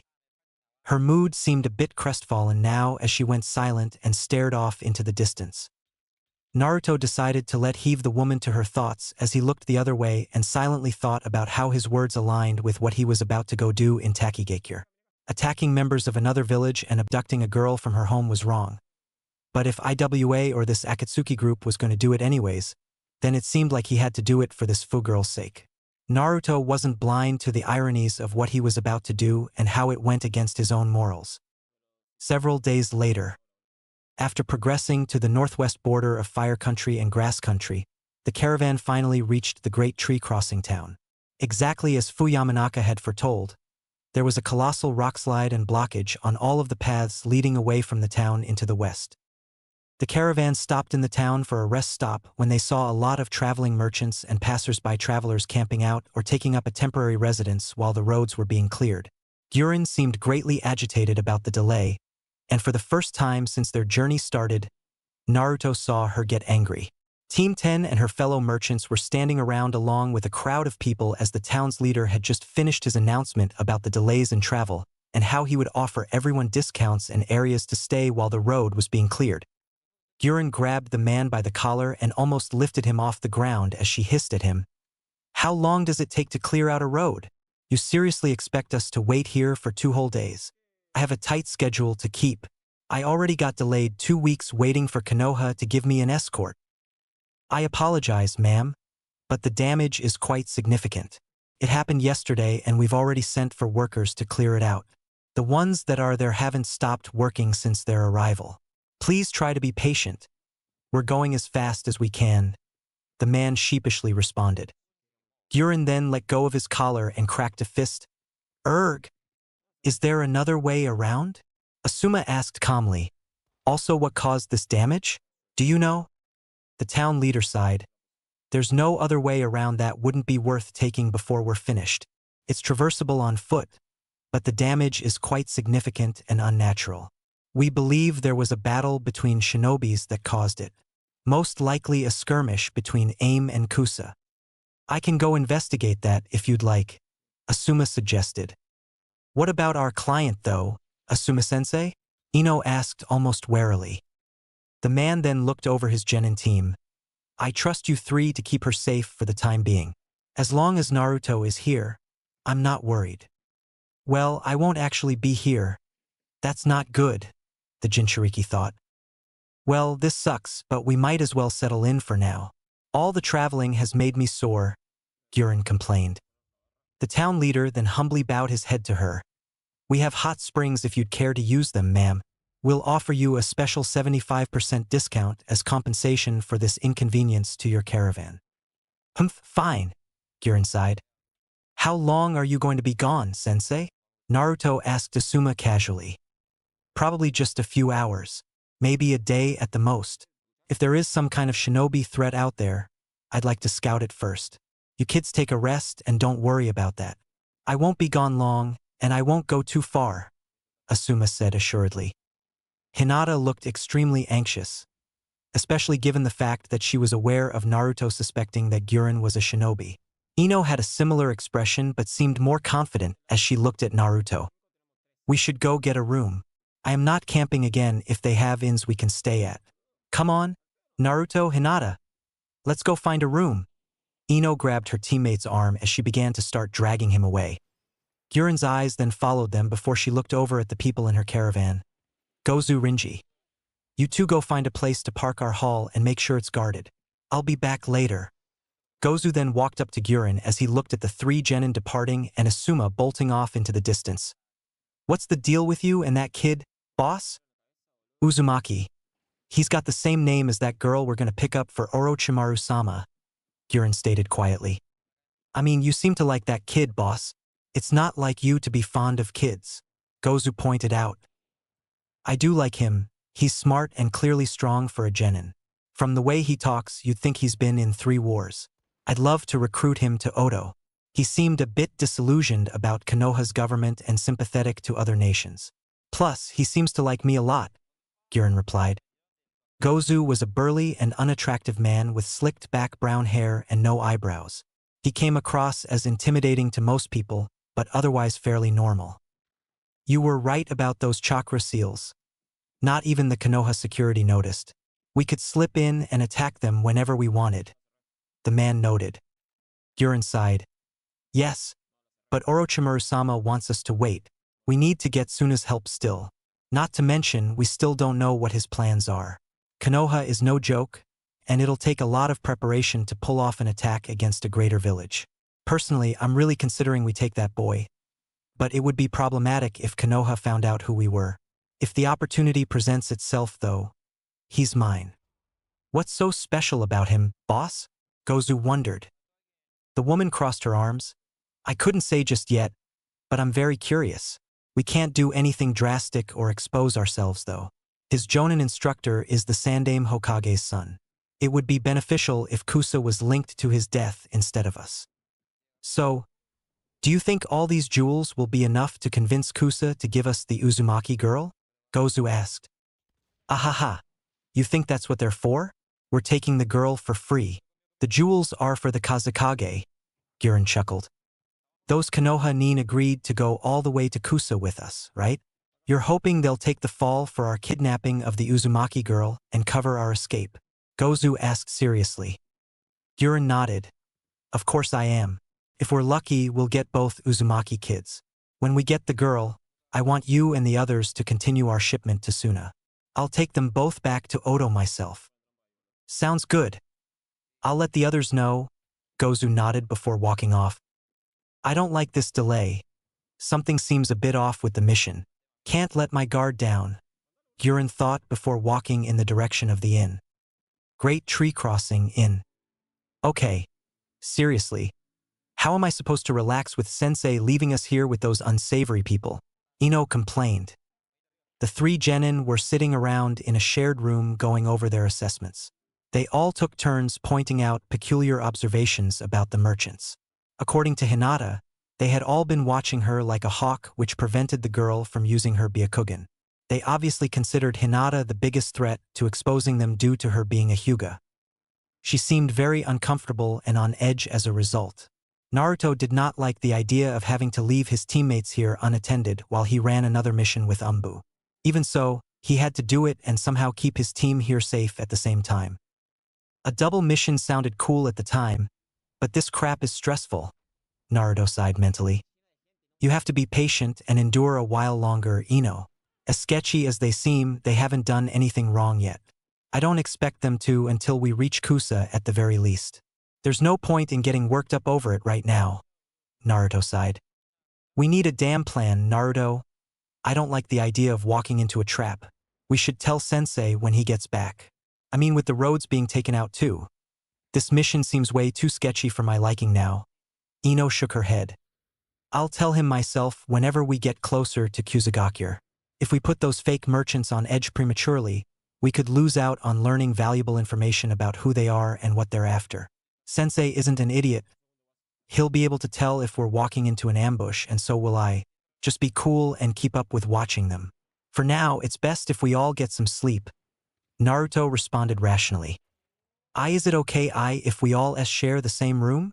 Hinata couldn't help but wonder. Naruto shrugged. We got two of them. One for you girls, and one for me and Sensei whenever he gets back. I'll be right across the hall. Make sure you two stay together as much as possible too. If they do anything weird, I'm telling Sensei immediately. Got it? Ino insisted. Naruto nodded. That's fine. I'll trust your judgment on that then. I'm gonna get some sleep. You girls should too. If you feel weird about it, then sleep in shifts. All right then. See you tomorrow morning. Ino conceded as Naruto left her and Hinata alone in their room. Hinata then looked at Ino and spoke grimly. That woman, Gurren-sen, gives me the creeps. The way she looks at Naruto-kun is scary. That bozo is probably loving every second of his old-ass girlfriend, flirting with him all day. She said she was like 20. That's so gross. That had creeps me out too. Ino huffed. She's not Naruto-kun's girlfriend. He's just pretending, Ino-chan. Hinata responded. Ino scoffed at her. Pretending or not. It still pisses me off. I mean, did you see them yesterday at dinner when she tried to feed him? EWW? Like EWW. And she has this weird smirk she does every time he looks at her. I can't stand it. I'll be glad when this dumb mission is over. Naruto-kun? Are you in here? Guren's voice came from outside the room. It sounded like she was walking down the hallway. Hinata visibly recoiled and watched fearfully as Ino moved closer to the door and held her ear up to it to listen in. Naruto's door then opened up from across the hall as his voice sounded, "Did you need something, Guren?" "Ah, there you are. I was wondering if you would like to browse the town with me. A beautiful woman like me would feel a lot safer having my bodyguard close," she teased. The veins on Ino's forehead were bulging as she radiated disgust from the other side of her door. Hinata soon joined her to listen in. "Sure. I'll go do a lap around the town with you. I'm kind of tired though, so I don't want to stay out too late," he replied. "You're probably hungry, I imagine. Come on, let's go have dinner together. My treat." Guren's voice began to grow fainter as Ino and Hinata could hear her dragging Naruto away. A few seconds passed as Ino and Hinata traded looks with one another and waited for Guren to be out of range. Finally, Ino cracked a fist. "That lady is seriously annoying. I'm worried about Naruto-kun." Hinata frowned. "Did you hear her, Hinata? A beautiful woman like me would feel a lot safer having my bodyguard close." Ino mocked Guren's voice as petulantly and spitefully as she could. "I also don't like that woman, Ino. Her eyes seem predatory, and she has a very uncanny obsession with Naruto-kun." Hinata sighed. Ino continued to mock Guren. "Come on. Let's go have dinner together. My treat. Ugh, I'm gonna kill that damn hag. No, scratch that. I'm gonna beat Naruto half to death for forcing us to watch and listen to this stupid nonsense for 8 days. That Guren bitch is even worse than Forehead. I don't think I've ever hated someone so much in my life. Do you think we should watch them and make sure she doesn't try doing anything to Naruto-kun?" Hinata asked. The blonde girl looked at her seriously before a horrified expression crossed her face. "She wouldn't dare. Not if I have anything to say about it. Come on, Hinata. Let's go make sure that creepy hag doesn't try anything." "Okay, Ino-chan." The Hyuga nodded as she followed Ino out of the room. North of Great Tree Crossing. Naruto made it about 1 kilometer or 2 north of the Great Tree Crossing town before finally stopping to pull out his scroll that Fuyamanaka gave him. He made sure to leave a wood clone instead of a shadow clone so that it could be much more durable and capable of withstanding some damage. Wood clones also had an advantage in the fact that they could mentally communicate with the original body and host. Well, at least his could. According to Tobirama, his brother's wood clones worked that way. Naruto didn't use them very often for obvious reasons, but he figured it was worth doing since the clone would be able to update him on any major issues. He gave it a lot of chakra, but not enough to inhibit him on the mission he was about to go do. He also made sure to tag Guren with his flying Raijin so that he could show back up quickly if needed. The boy wasn't entirely certain about the max range of flying Raijin, but he knew he could at least cover the distance from Taki back to the border where Team 10 was staying. Teleporting over longer distances took a lot more chakra. Theoretically, it had no limited distance between two seals and was only limited by the user's chakra, but Naruto was not willing to test it out like that lightly, at least not yet. Supposedly, the Yondaime could teleport to Konoha from the battlefield, but Minato never used the ability to infiltrate other villages or to sneak attack someone he marked in their home territory. This implied there was some kind of limitation or drawback to it. He highly doubted Minato wouldn't have done this to take out IWA or Kumo if he safely and easily could. Considering Tobirama didn't use flying Raijin the same way Minato did, Naruto lacked his father's insight into the skill and would have to learn what worked best for himself. He hoped to eventually gain a similar competency to Minato, but he was certainly skilled in it already. Naruto did know how to mark people and living things with the seals, but he didn't see himself warping into other villages to assassinate people anytime soon. It could potentially endanger him if he wasn't smart about it. For the immediate future, it would probably be in his best interest to only travel vast distances when he absolutely had to. More than likely, he'd be using it to return home quickly, but would still have to travel to his mission destinations. Even so, this gave him a lot of advantages that he was eager to experiment with in the future. After shaking aside his thoughts, Naruto quickly unsealed the scroll as he saw Umbu attire fitted for his size inside of it. The blonde removed his orange armor and several other parts of his outer clothes to put into the seal before strapping up in his Umbu uniform. It wasn't anything special, but it also came with a full head covering and inner mask to cover up his hair and face. The outer mask that was in there for him almost seemed a bit too on the nose for him. It was a creepy white fox mask. The design had a similar vertical stripe on the forehead to signify his status as a sensory ninja, and it also had 3 red stripes over each cheek. Naruto assumed it was probably meant as an insult in some way, but he actually liked it and put it on over his other apparel, which completely concealed his identity now. With his other armor and clothes resealed into the scroll, Naruto was now geared up. He kept his sword out though and was looking forward to using it in action for the first time. About a minute after getting geared up and moving further north, he was soon intercepted by a group of 15 other Umbu members. "Glad to see you actually made it, Itama." Kuma's voice sounded as Naruto fell into formation and followed along at high speed. "What's our ETA, Kuma?" Naruto replied to Fu Yamanaka. The bare-masked Umbu sighed as the platoon kept running. "At this pace, we'll get there in a day. It'll take another one for you to get back. Hope you rested up. We're not stopping." Sai then flanked Naruto's other side as he addressed him in a monotone voice. "Many of us are looking forward to seeing you in action, Itama. Some of the platoon here that you knocked unconscious didn't get the chance to see these legendary abilities you apparently possess." "What's the latest on Iwa's movements?" Naruto asked. He completely ignored Sai's comment. Fu Yamanaka quickly answered him. "Strike Team 4 went on ahead and reported that they're about a day out. We'll likely get there around the same time." "How long do you think it'll take for the road to be cleared in Great Tree Crossing?" Naruto asked. 2 days at the least. 3 at the most. Also, Kasaka had something she wanted to say to you," Kuma replied. The snake mask Umbu then came up between Sai and Naruto as she joined the conversation. "Your report about those merchants being frauds was correct. I recognized the woman leading them." "You do?" Naruto asked Anko, surprised. "We can talk about it on the way back. But she's dangerous.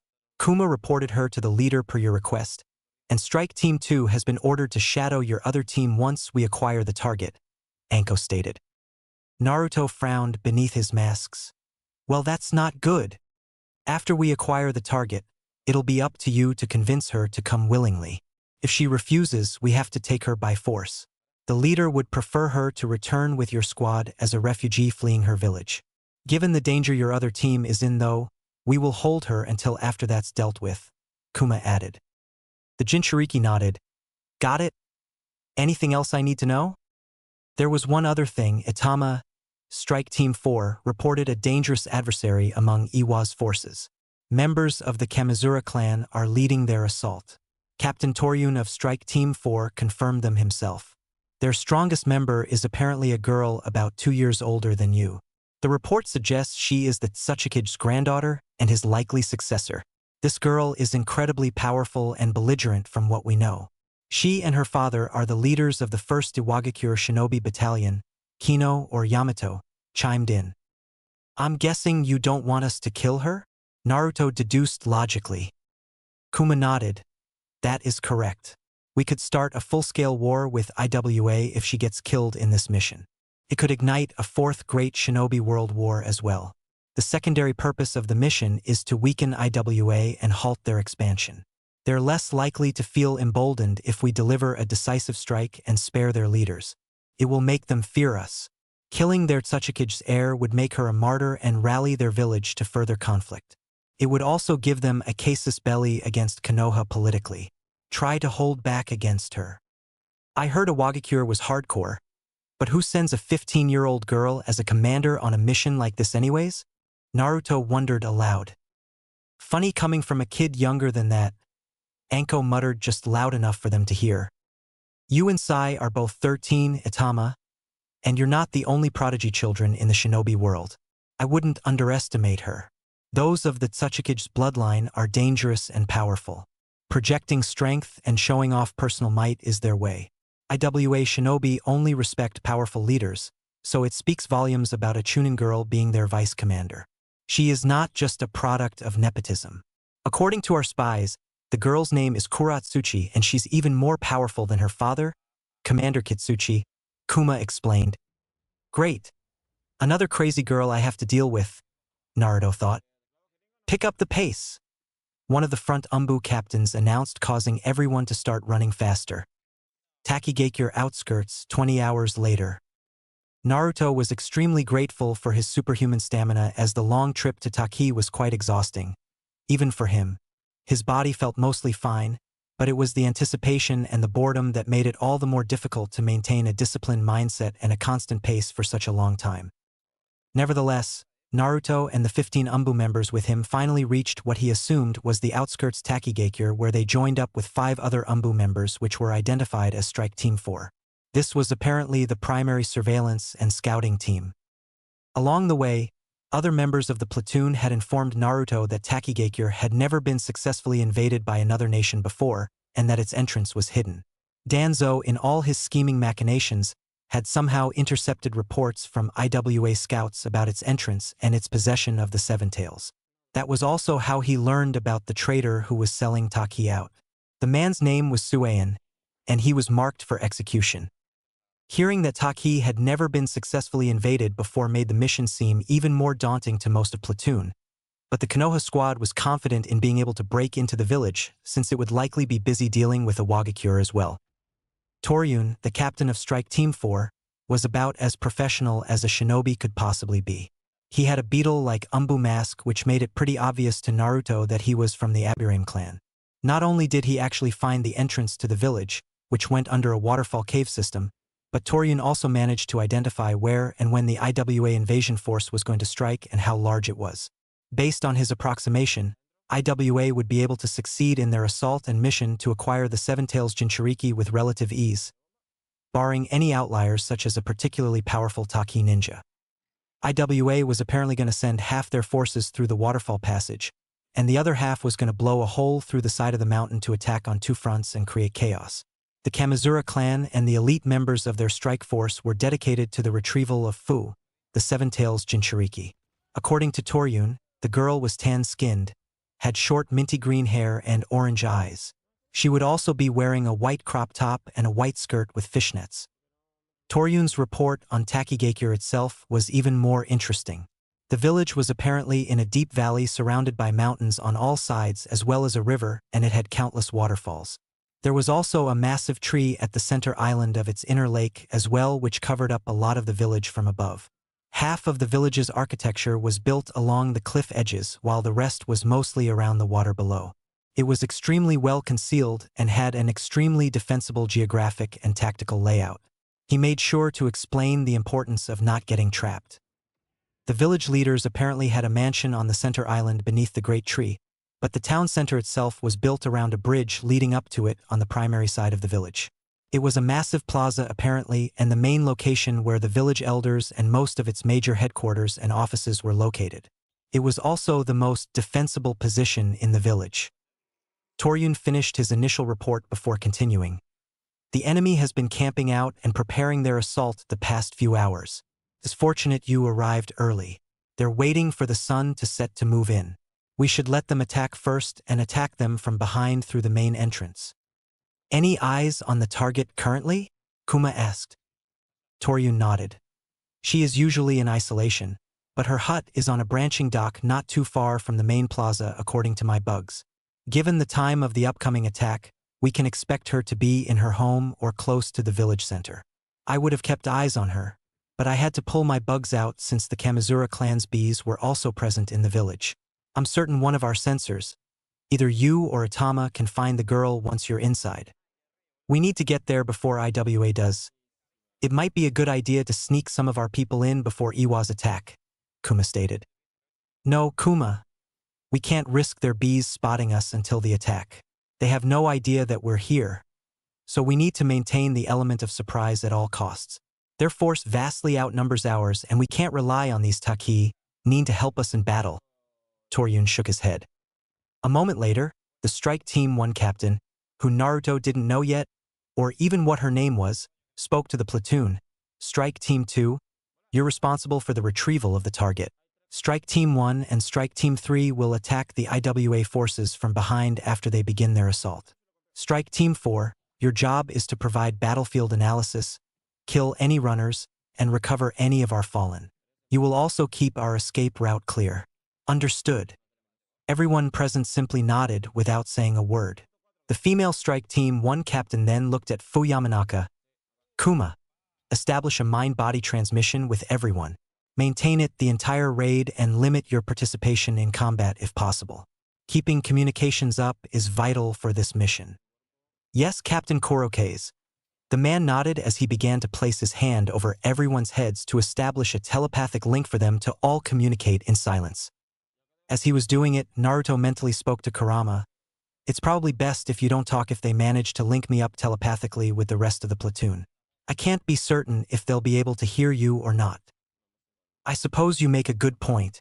Before I'm relegated to silence as to not scare your teammates, I have a request. Use my chakra when you encounter the Nanabai. Kurama requested. That's not a good idea, Kurama. The whole point of this outfit is to conceal who I am. If they see me using your chakra, those people will easily be able to figure out my identity as a Jinchuriki, Naruto pointed out. Chome isn't as aggressive as I am, but he won't react well to seeing with style, and he's very likely to take over his Jinchuriki if he feels cornered or threatened. He'll take this better if he knows I'm giving you chakra. The Kyuubi sighed. Chome. Is that his name? Naruto asked surprised. Yes, use it when you're dealing with him. We Bijou don't share our names lightly with mortals. Call him Lucky 7 Chome. He'll know I told you if you do, and he'll be more likely to cooperate. I suppose that might also work if you can't use my chakra on this mission. Just don't do it in front of any of the other humans. Kurama sighed. I'll do what I can, but one way or another we're getting Fu and Chome out of here, Naruto stated in response. A moment later, Yamanaka reached Naruto last as he placed his hand on the Jinchuriki's head. Unlike with the other Umbu there, he seemed to struggle a bit more establishing a telepathic link with Naruto. Eventually he got it to work, and Naruto could hear the others speaking in his head. Did it work on Itama? Kuma? Enko asked. There's no telling if it will considering he has that fox inside of him, someone else commented. I can hear you guys, Naruto responded without speaking. Yamanaka then nodded silently as his voice sounded in the telepathic link. Looks like we're all synced up. Everyone try to limit communication unless absolutely necessary. It'll put a strain on me otherwise. Acknowledged. Most of them spoke in unison. For the ever-briefest moment, Naruto couldn't help but think of how useful Yamanaka's clan ability would be for his genin team. If Ino could learn that skill, their whole team could communicate telepathically on missions. Naruto then stood up as he went about preparing himself for the battle. He made sure to set up some seals so that he could teleport away if things got too crazy. Part of him felt like he could do this mission by himself, but at the same time, Naruto couldn't help but feel anxious about actually taking part in a life-or-death battle for the first time. All the training in the world didn't exactly compare to the real thing. Plus, it didn't help that every single member of the Umbu platoon had their masked faces turned in his direction as they all waited to begin the attack. A lot of their lives and the success of the mission heavily depended on him. And they knew it. They were putting their lives in his hands whether they'd admit it or not. Clearly most of the Umbu platoon did not trust Naruto still, and many more were likely still wary of him after he battled them over a month ago. Most of this platoon were the same Umbu members that Naruto took down alone prior to his meeting with Danzo. It would take a lot to make them trust him completely, and Naruto could tell that they likely spoke about him before linking up last in the telepathic link. The blonde boy took a deep breath as he calmed himself in preparation for the battle. If they screwed this up, they were going to accidentally start a war with IWA and possibly a fourth Great Shinobi World War. If he screwed up, he would lose whatever little trust these Umbu members had for him and never be able to get it back. He was going to succeed. Takigakure Village Center. A young, minty-haired Kunoichi walked through the streets of Taki as she made her way to her riverside hut. She was normally upbeat and energetic in public, but she couldn't even hide her own sadness right now as she went to her shack of a home. The village leader Hizen had been sick for the past few weeks but was finally well enough for her to talk to today. After patiently waiting for his recovery, she had just asked him if she would be able to enter the next Chunin exam, which was apparently going to be hosted in Konoha, but the man refused. The girl, Fu, could only sulk in disappointment as she sat down on the docks and looked down at the water in self-pity. All she wanted was to get stronger and higher ranked as a shinobi so that she could prove herself to her village. Why was the universe so poised against her? Everything she ever did was treated with scrutiny, contempt, and disregard. No matter how she acted, what she did, or how she talked, people just didn't seem to like her. She knew why, of course. Hizen, the village leader, was the one to tell her. She was a Jinchuriki, and was apparently too valuable of an asset to leave the village. She was trapped in this accursed place with people that despised her and didn't want her to grow. If it were up to them, she'd be locked up and ignored forever. It was why she couldn't help but act out to get attention. She wore a mask of happiness most of the time and willed herself to try and fake it, in the hopes that being friendlier and endearing would make people want to befriend her. It usually only resulted in getting negative attention and a scolding from Hizen or his son Shibuki. Even so, bad attention was better than none at all. She didn't know what she would do without Hizen or Shibuki. They were the only people that remotely treated her like a human being. And even still, they were afraid of her. She could see it in their eyes. They wanted to control her. They wanted to cage her. It's just not fair, Fu said aloud as tears unexpectedly began to fall down her face. She never cried in front of other people. It was the only amount of true pride she even had anymore. She didn't want them to see her pain or her fragility. She wished every single day that she could be someone else, be somewhere else. Nobody in the world could understand this pain, and beneath her happy mask that she wore in public, Fu was a deeply depressed girl on the inside. Hizen's refusal to let her take the Chunin exams in Konoha hit her way harder than she thought it would too. It made her feel like nothing would ever change, that she would just have to suffer alone forever, and that they didn't care about all the hard work she had put in. Despite being a relatively skilled young kunoichi, she was the village pariah. Nothing she ever did seemed good enough for anyone else. They all called her annoying, petulant, freak, bug girl, monster, and worst of all, demon. Even the rare few instances where she did almost make a friend, it was ripped away from her by the village elders as she was forced into further isolation. The village leader's son Shibuki seemed nice, and she could almost call him a friend, but he was no different than the rest of them deep down. In his eyes, she would never be a true friend, and Shibuki would never understand how she felt all the time. If they want me to be their weapon, the least they could do is let me rank up as a shinobi.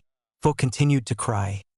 She was used to crying out here, especially because her home was nowhere close to anyone else's and almost nobody ever came to visit. It was her one safe place in the world. The girl wiped her tears away as she looked up at the massive tree in the village's center. Past it, she could see the night sky finally coming out and went wide-eyed as a shooting star flew over the horizon. Her heart almost skipped a beat as she smiled weakly. She read in a book that shooting stars could grant wishes and almost saw it as a good omen. Without hesitation, she made her wish. I wish I could make a real friend, someone who can truly understand me. The girl then sniffled before standing up and heading into her little hut. She sprawled out over her bed and snuggled up comfortably in it as she grabbed a nearby book on her nightstand and started reading. She loved to read. It was her only outlet and escape from reality. This particular book was about a downtrodden girl being rescued by a prince. She loved stuff like this and always wished that she could be like one of the girls from these stories. Despite being a tomboy in most regards, Fu had a super-sensitive and romantic side. She would never share it with anyone, but she wanted her prince to come save her one day, if one even existed. A dark and deep voice then filled her head. Still reading that romantic smut, girl? I thought I told you not to talk to me when I'm reading, she yelled in her head at the Nanabai.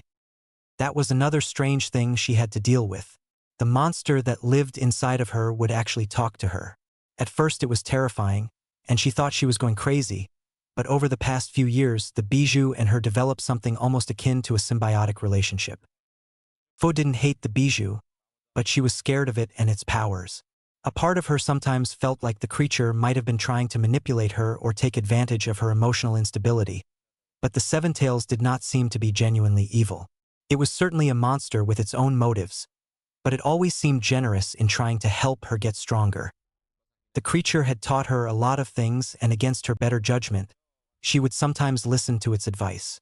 Despite it being the reason for her being an outcast, the bijou was ironically enough the only person that gave her any sort of validation in her life. She would sometimes practice using its chakra in secret. She hoped that one day when she mastered it well enough that she could run away. It often encouraged her to do that, and the idea seemed more tempting the worse Takigakure became for her. The only thing that kept her here was her loyalty as a shinobi. Fu strongly believed in keeping oaths and promises. I was thinking, Fu, we should start practicing with more tails tomorrow. You've made exceptional progress being able to use 3, the bijou suggested. Yeah, I guess so. If we're stuck together forever, then I might as well at least progress at something. It's not like I have to worry about training for the Chunin exams anyways. Stupid Heizen. Stupid Shibuki. Stupid elders.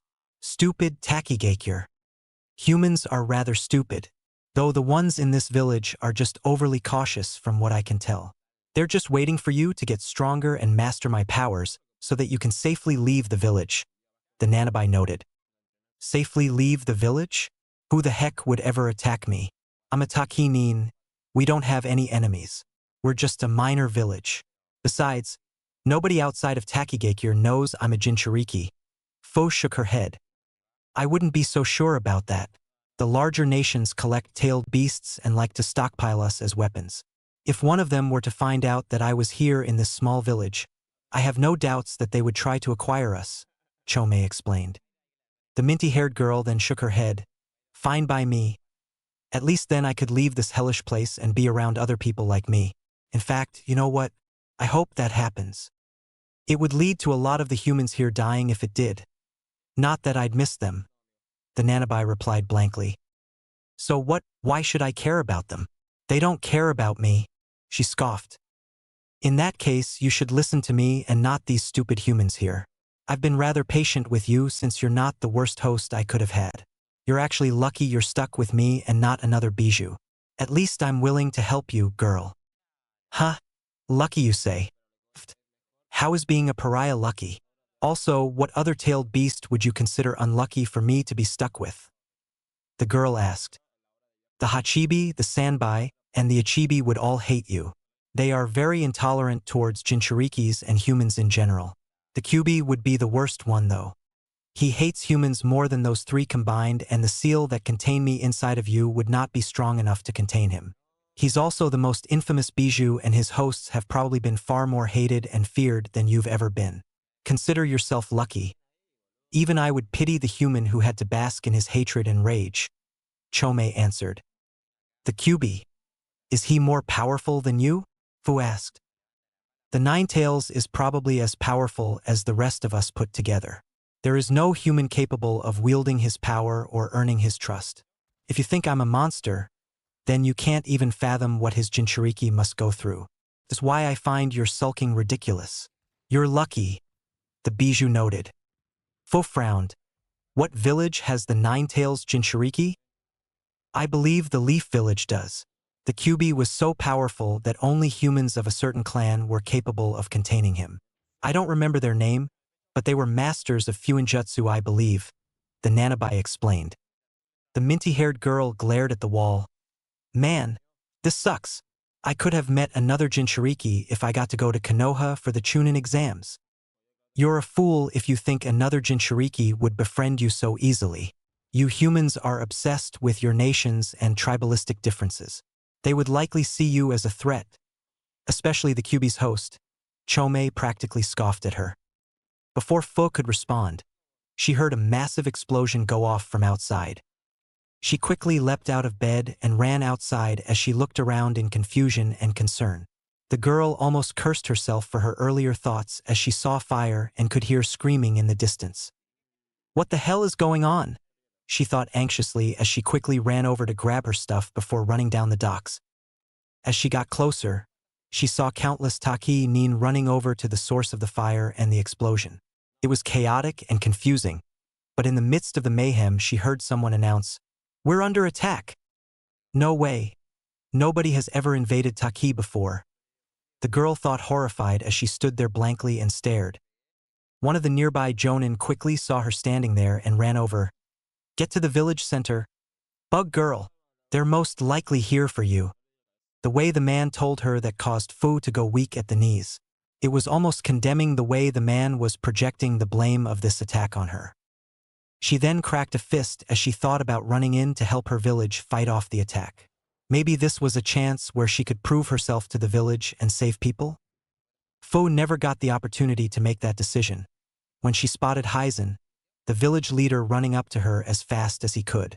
His son Shibuki was with him. Fu, fall back now.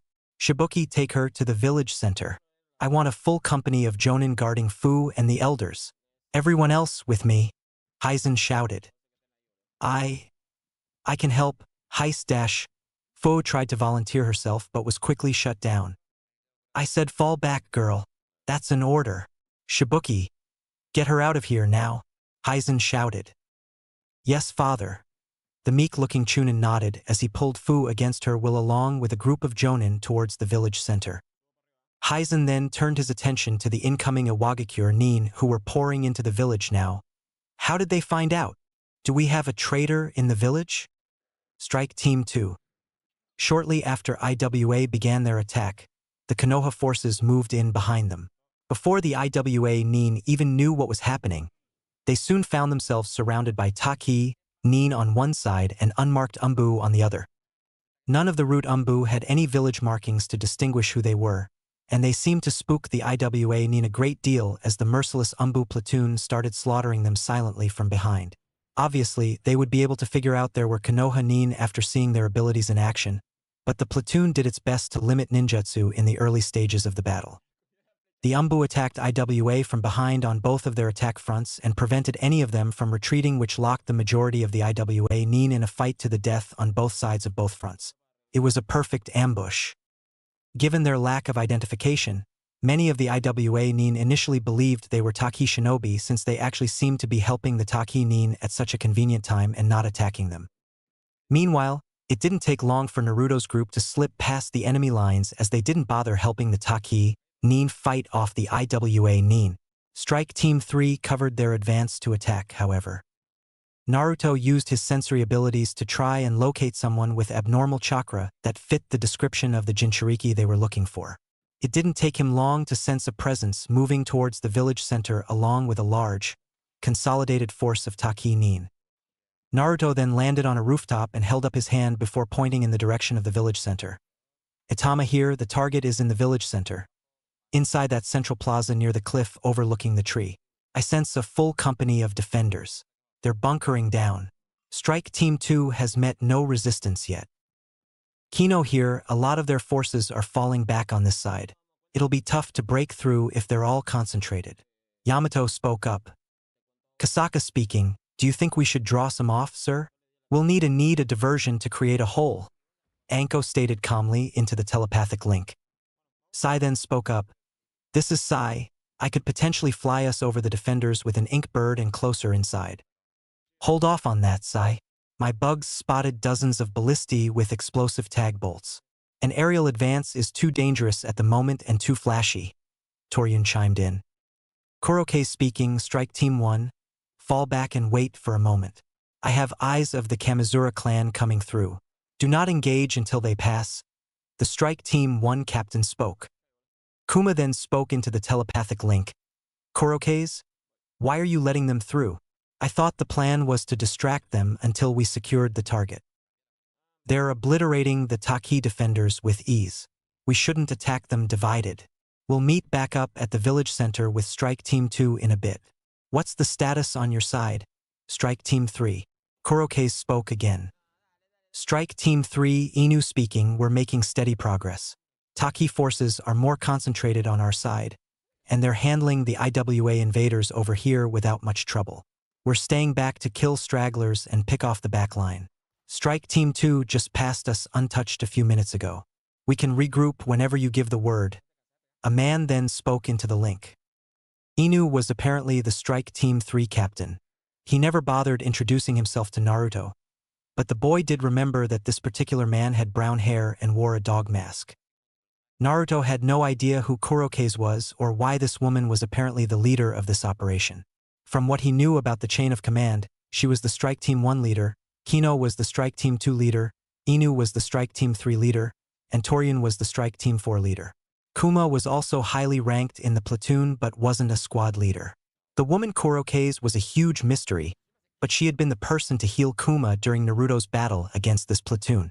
All Naruto knew about her was that she had black hair and wore a raven mask. The groups had been communicating concisely and regularly over the course of the battle, but they were professional and to the point about every situation that arose. No small talk, no panic, and no urgency could be heard in anyone's voice as every Umbu member that spoke into the telepathic link had a calm and ominous tone. Kurokaze speaking, I want Strike Team 2 to wait for the Kamizura clan to pass them and join up with our assault from behind. We cannot kill the enemy leaders, but they are more likely to flee if we cull their ranks prior to engagement, the Strike Team 1 captain announced. Itama here, do I have permission to advance alone if the Taki leaders are in danger of dying? It's risky letting the enemy leaders through. If things get too rough, I can try teleporting them and the target out of the village center. I could also teleport Strike Team 2 into the village center after getting inside, Naruto asked. A brief silence filled the telepathic link, and it was quite obvious that everyone thought Naruto was being audacious to request something that was seemingly suicidal and showy. His suggestion of being able to teleport was likely incredulous to many of them, but this particular platoon did know he could use flying Raijin. Almost none of them actually understood how this ability worked, but them hearing that this was an option would likely change their initial plans. Kurokaze then answered him, permission granted, Itama. If you get overwhelmed, then teleport out with the target and the village leaders. You're also authorized to kill anyone except the Kamizura clan members. Strike Team 2 should still remain with the combined force. Even without anyone speaking, Naruto could tell that it was a big deal for this Umbu captain to grant his request or to trust him to do something so crazy. Clearly, she took him seriously, but that made sense considering that she had been present to watch Naruto do a demolition job on the root platoon back when he first met them. Strike Teams 3 and 4. Finish up what you're doing and move in to regroup afterwards for the final assault. Try not to get bogged down with unnecessary engagements. Kurokaze followed up. Sai here, I have eyes on the Kamizura clan leaders. 5 of them by the looks of it.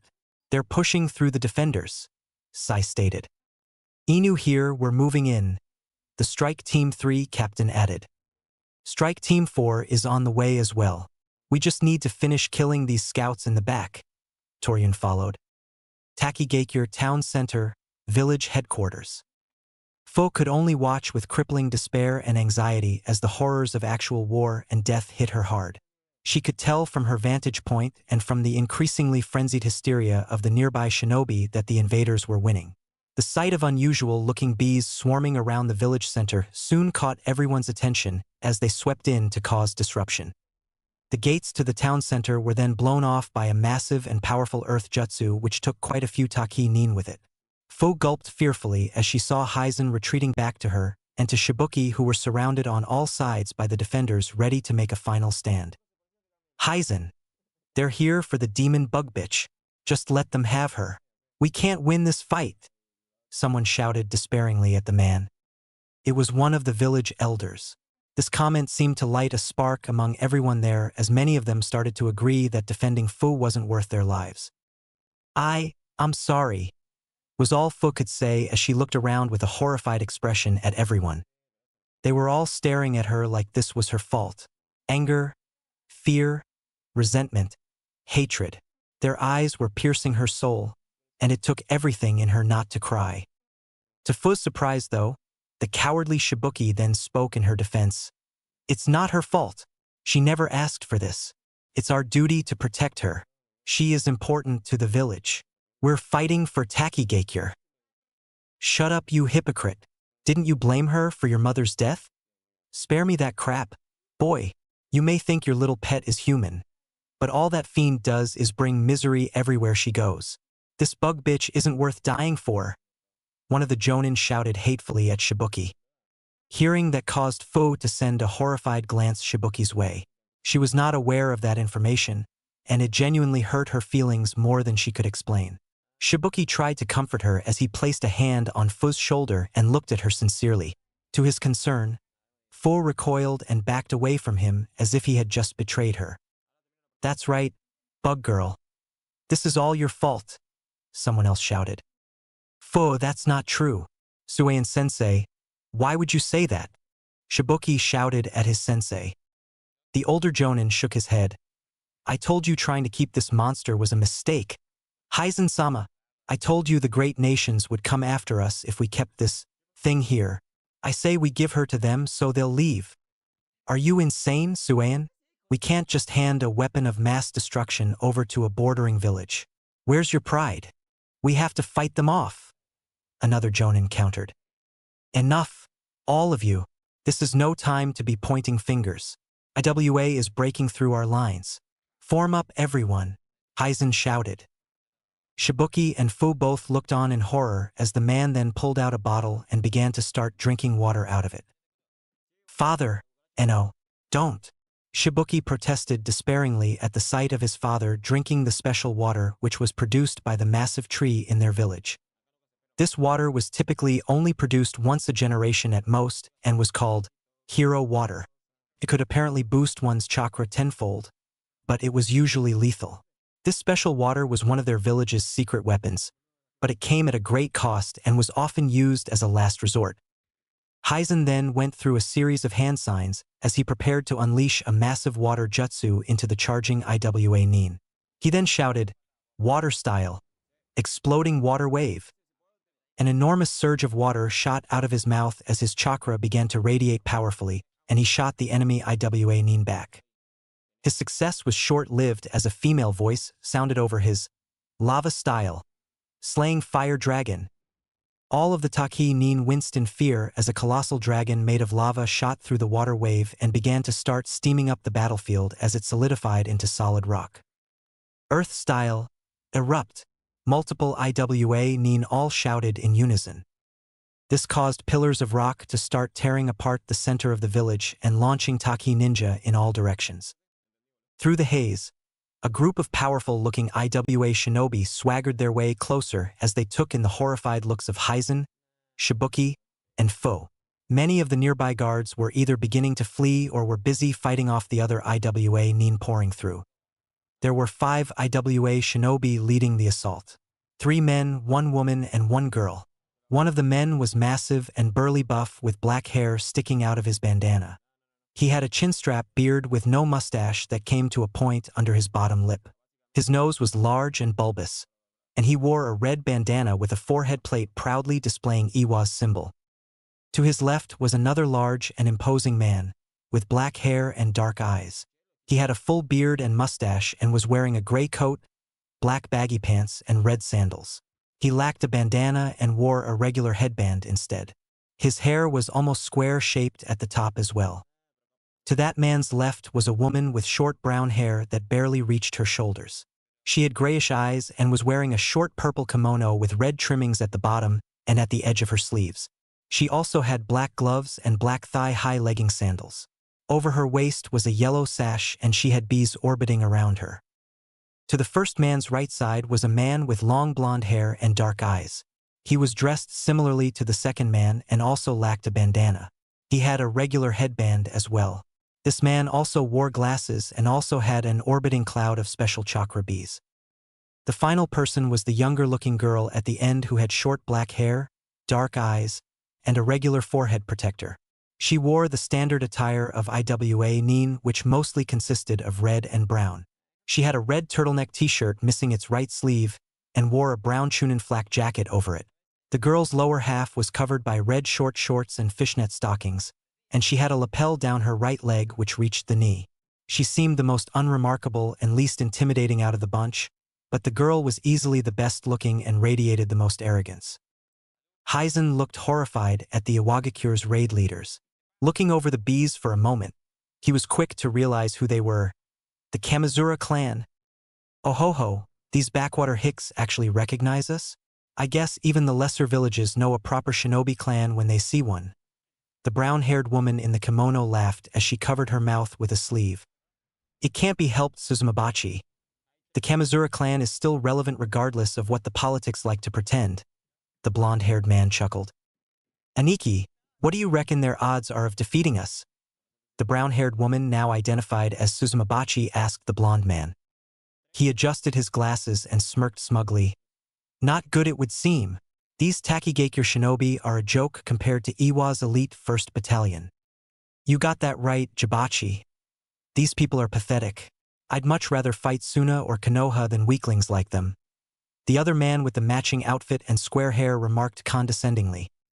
Just then a jonin ran up behind them and spoke to the leaders in a hurried voice. Kitsuchi-sama, there's a secondary force attacking from behind. A secondary force? Who? The man with the bandana and the obvious leader of the attack asked. Sir. We don't know how many, but they're decimating the back line. I saw chakra bugs attacking Company 3. They're Konoha forces, the jonin announced seriously. The bandana man, Kitsuchi, then looked at the other bearded man among his group. I guess you get your wish after all, Kurobachi. Chakra bugs. The Aburame clan? Kurobachi hissed angrily. How in the world would Konoha know about this attack, Dad? The younger Iwa girl asked as a serious expression crossed her face. We'll worry about that later. Let's deal with these people first. That's the Jinchuriki girl over there, Kuratsuchi. She's the highest priority. Secure her while we deal with the rest of them. Kitsuchi ordered the black-haired girl. Kuratsuchi was apparently his daughter, and she smirked proudly as her dark and haughty eyes met a fearful fuzz. I'll get her, Dad. Let's wrap things up quickly here, so we can go slaughter those Konoha fools, Suzumabachi exclaimed with bloodlust. Water style. Drilling water spears. Heizen, the Takigaikure leader, shouted. Pillars of water spiraled and shot towards the Iwa leaders, but they quickly countered with earth jutsus, forming a wall. The Kamizura clan bees then began to swarm around the battlefield, stinging anyone they could. Earth style. Earth plate barrage. Kitsuchi shouted as he flashed through hand signs. Chunks of the ground began to lift up and launch towards Heizen. His water drills were able to deflect most of them, but they gave Kitsuchi enough cover to run in and start engaging Heizen in taijutsu. The man formed rocks over his fists as he charged and managed to get an early sucker punch in. His attack landed successfully as he cracked Heizen square in the jaw, sending him flying in the opposite direction. Father! Shibuki called out, but before he could even move and assist, bees swarmed around the chunin, stinging him repeatedly. Some bees had explosive tags on them and flew suicidally into the other jonin there as explosions and countless elemental jutsus began to cause chaos in the battle. Kurobachi, Jibachi, and Suzumabachi were all fighting the rest of the elite jonin with their own forces there, while Kitsuchi and a few jonin dealt with Heizen. This left Fu unprotected, and she could only back away in fear as the girl, Kuratsuchi, strutted up to her with a dangerous and condescending smirk. So, you're the demon girl, huh? Well, are you going to come quietly, or are you really dumb enough to try fighting me? Kuratsuchi taunted her as she got in closer. Fu then felt a surge of emotions boiling within her. She couldn't be certain if they were all her own, or some of the Nanabai's as well, but she detested the way the smug girl looked at her and spoke. I'm not a demon. Fu spoke angrily as her newly arisen anger overrode her fear. How'd a slummy little village like this even manage to get a tailed beast? You Takigaikure hicks are pretty audacious, aren't you? Kuratsuchi remarked condescendingly. Fu looked around concerned as she saw everyone around them fighting as hard as they could. Heizen was not faring well against Kitsuchi, and the other Kamizura clan members were making quick work of the jonin company there. One of the village elders then walked over and bowed his head. We surrender. Please take this accursed girl and cease your attack. Kuratsuchi looked at the older man blankly for a moment and then looked back at Fu, completely ignoring him. What's the matter, demon girl? Are you mad? By that look on your face, I'm guessing we're doing this the hard way, aren't we? Haha. Fine by me. Kuratsuchi chuckled at Fu's obvious anger. The Iwa girl was clearly powerful and confident, as she didn't even flinch when Fu's chakra erupted out of her body and scared the nearby village elder away. The Jinchuriki was now glowing a sparkling greenish-gold color, which was clearly the Nanabai's chakra. Fu seemed beyond angry and the look in her eyes was full of hate. "I'd rather die than surrender to some arrogant bitch like you," Fu shouted as she charged in to attack the IWA girl. Right before she could hit Kuratsuchi, the other kunoichi formed stone over her fists and fainted before sucker punching her in the gut.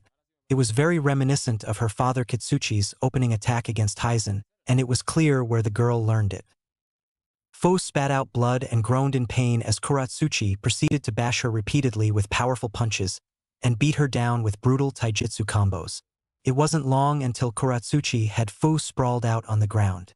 Before Fu could get all the way up, Kuratsuchi put her in a headlock from behind and started compressing both arms against the front and back of the girl's neck. The IWA girl was unbelievably strong for someone with her physique, and Fu couldn't do anything to overpower it. The minty-haired girl tried to reach back and felt herself reflexively tapping in desperation against the chokehold. A moment later, Fu's anger skyrocketed tenfold as she felt years' worth of repressed emotions rising to the surface. The Nanabai's voice then sounded in her head, "Kill these people, Fu. Use my power." Kuratsuchi seemed caught off guard as Fu began to start peeling the other kunoichi's arm off her throat. To her shock, Fu then bit her arm. "Arg, you really are a beast. Who bites someone in battle? You're a savage little bitch, aren't you?" Kuratsuchi shouted in pain as she was forced to let go of the Jinchuriki.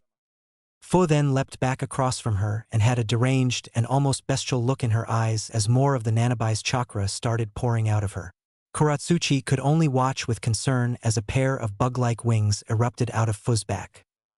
Fu looked like she was shaking and struggling against something for a brief moment before an even larger surge of bijou chakra exploded out of her, and she roared, "Ah!" Kuratsuchi didn't waste any time to prepare her defense as Fu then flew at her like a rabid beast. "Lava-style quicklime congealing," the IWA kunoichi shouted as she launched a white substance from her mouth. It hit Fu midair, which caused her to lose altitude and set her up for another attack. "Earth-style, erupt." Kuratsuchi shot a series of pillars out of the ground in front of her to launch Fu into the air. "Earth-style, lightweight rock technique." The IWA kunoichi followed up as a strange fluctuation of chakra enveloped her body briefly. Kuratsuchi then began to levitate into the air after Fu, who was still launching up. The Jinchuriki looked shocked by this as the IWA girl flew above her before delivering an earth-shattering kick from above. This sent Fu crashing back to the ground. She couldn't even get up in time to move as Kuratsuchi went through another series of hand signs. "Water style, water trumpet." The IWA ninja cupped her hand over her mouth, as she then launched a jet stream of high-pressure water down on Fu. This caused the quicklime covering her body to harden into a cement-like texture and immobilize her. If it wasn't clear to anyone participating in this battle at the village center prior to this moment, it was now. Kuratsuchi was the strongest person in their invasion force. Her presence there despite her young age made perfect sense now. Many Taki ninja could only look up in fear as the IWA kunoichi levitated lower and hovered over the trapped Fu. The hardened quicklime kept Fu from moving, and it was beginning to burn as she felt her chakra cloak sizzling against it. "Earth-style, added weight rock technique." Kuratsuchi followed up as she landed and touched Fu on the head. This caused the minty-haired Jinchuriki to slam into the ground with an enormous surge of gravity. She felt like her body was way heavier now and it was impossible to stand up. "I kind of expected a Jinchuriki to put up a better fight. Even Han and Rashi are tougher than you are. I guess your weakness is a result of this pathetic village's training system," Kuratsuchi noted. A nearby group of Taki nin then jumped in and tried to attack the young kunoichi, but they were blasted back as a swarm of exploding bees intercepted them. Kuratsuchi then looked over and saw her father Kitsuchi was struggling against Hizen now. The Taki leader's surplus chakra was making all of this attacks extremely potent. "Go back up, Commander Kitsuchi. I have things under control here," Kuratsuchi ordered any nearby IWA forces. Obeying her orders, dozens of them ran in to reinforce the girl's father as they started overwhelming Hizen with earth attacks. Shibuki himself was with a large group of Taki nin that were trying to get closer to Fu, but they were all busy fighting against Kurobachi, Jibachi, and Suzumabachi. Glancing down at the immobilized Fu now, Kuratsuchi then formed earth over her fist again. It quickly lit up with intense heat and almost seemed like magma after a moment. The IWA girl proceeded to bash Fu in the face with these strikes, causing massive damage and breaking her out of her cemented quicklime. Lava style. Volcanic ash. Kuratsuchi followed up as she blasted an ashy substance from her mouth, which enveloped the down Jinchuriki and quickly solidified all around her body. Fu's chakra cloak was beginning to dissipate from this overwhelming surge of attacks, and she could feel herself slipping in and out of consciousness as Kuratsuchi looked down at her and waited for the girl to pass out. Urgh! Arg! Fu howled as she unleashed more power. A second pair of wings then erupted out of her back as chitinous armor began to form around her skin.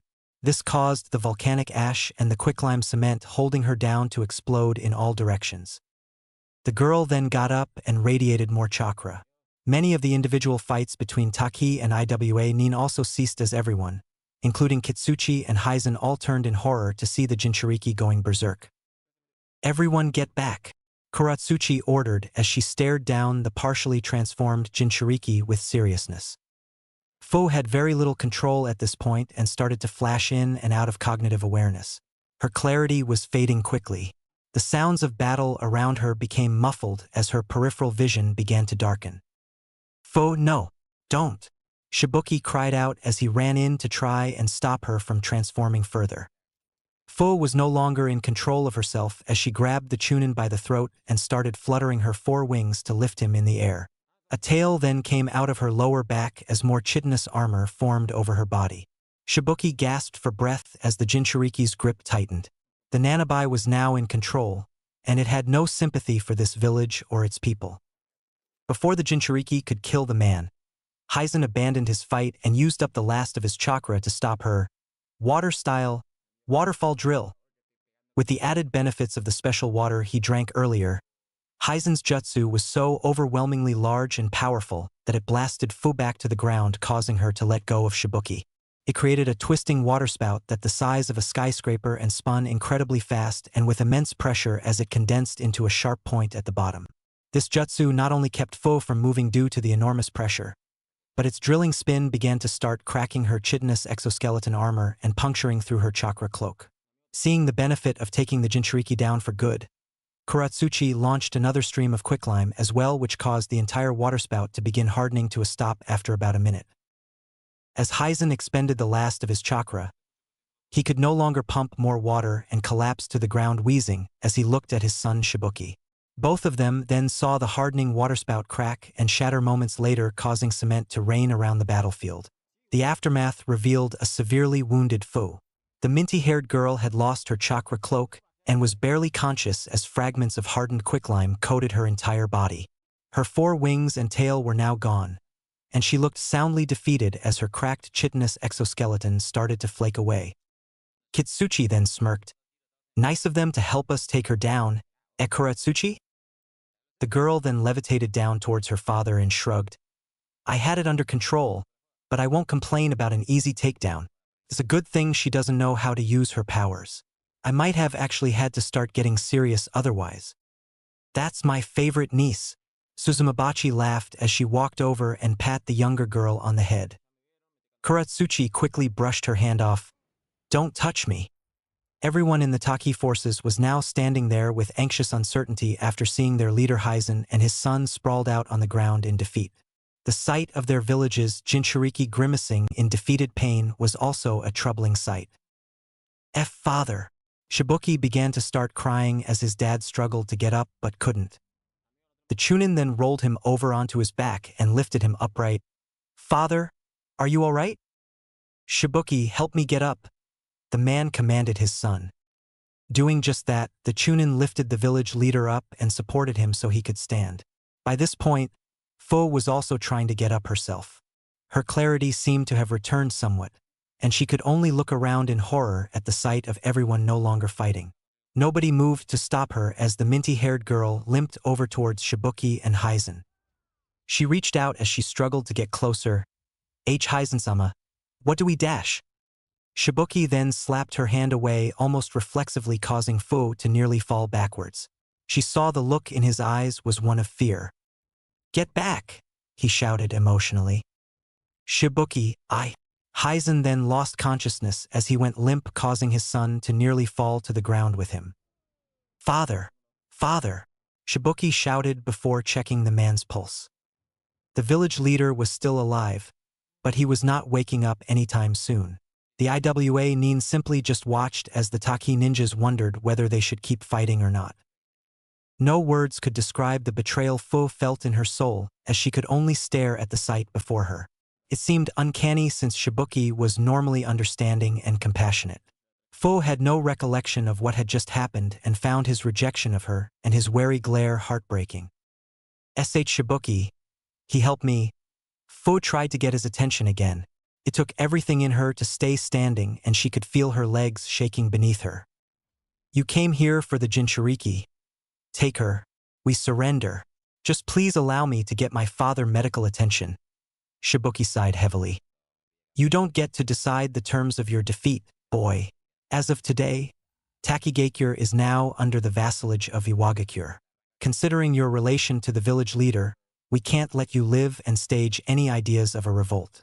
Nothing personal, kid, but you need to die along with your father. In your stead, we will select one of your senior members to run the village. Who is the next in line? Kitsuchi announced. Fu could only stare in disgust as Suein seemed all too eager to step up and announce himself. I am. Good. You're in charge now, and we will discuss the terms of your vassalage after we've dealt with the Konoha Umbu. Are there any among you here who object to the deaths of these two? Kitsuchi asked, looking around. Many of the Taki shinobi looked like they did, but they were smart enough to stay quiet so that they could live. Shibuki was looking at Suein now and was horrified that his sensei wasn't objecting. Kitsuchi then formed a rocky fist and reared it back to crush Shibuki and execute him. Fu could only stare on in despair and seemed too weary to even scream out. Shibuki then closed his eyes as he shielded his unconscious father and waited for the end. Before the blow could land, everyone saw kunai launch towards Kitsuchi. It was infused with wind chakra and flew almost faster than anyone could see. Not even a split second later, someone practically appeared in front of the IWA raid leader holding it. The figure was obviously young, but he was wearing Umbu attire and had a creepy-looking fox mask on. Kitsuchi looked spooked and caught off guard by the arriving Umbu and looked over at the countless IWA and Taki ninja surrounding the area in disbelief. How was someone able to get here this fast and past so many other ninjas? There were several companies' worth of shinobi between the village center and where the Konoha Umbu probably were.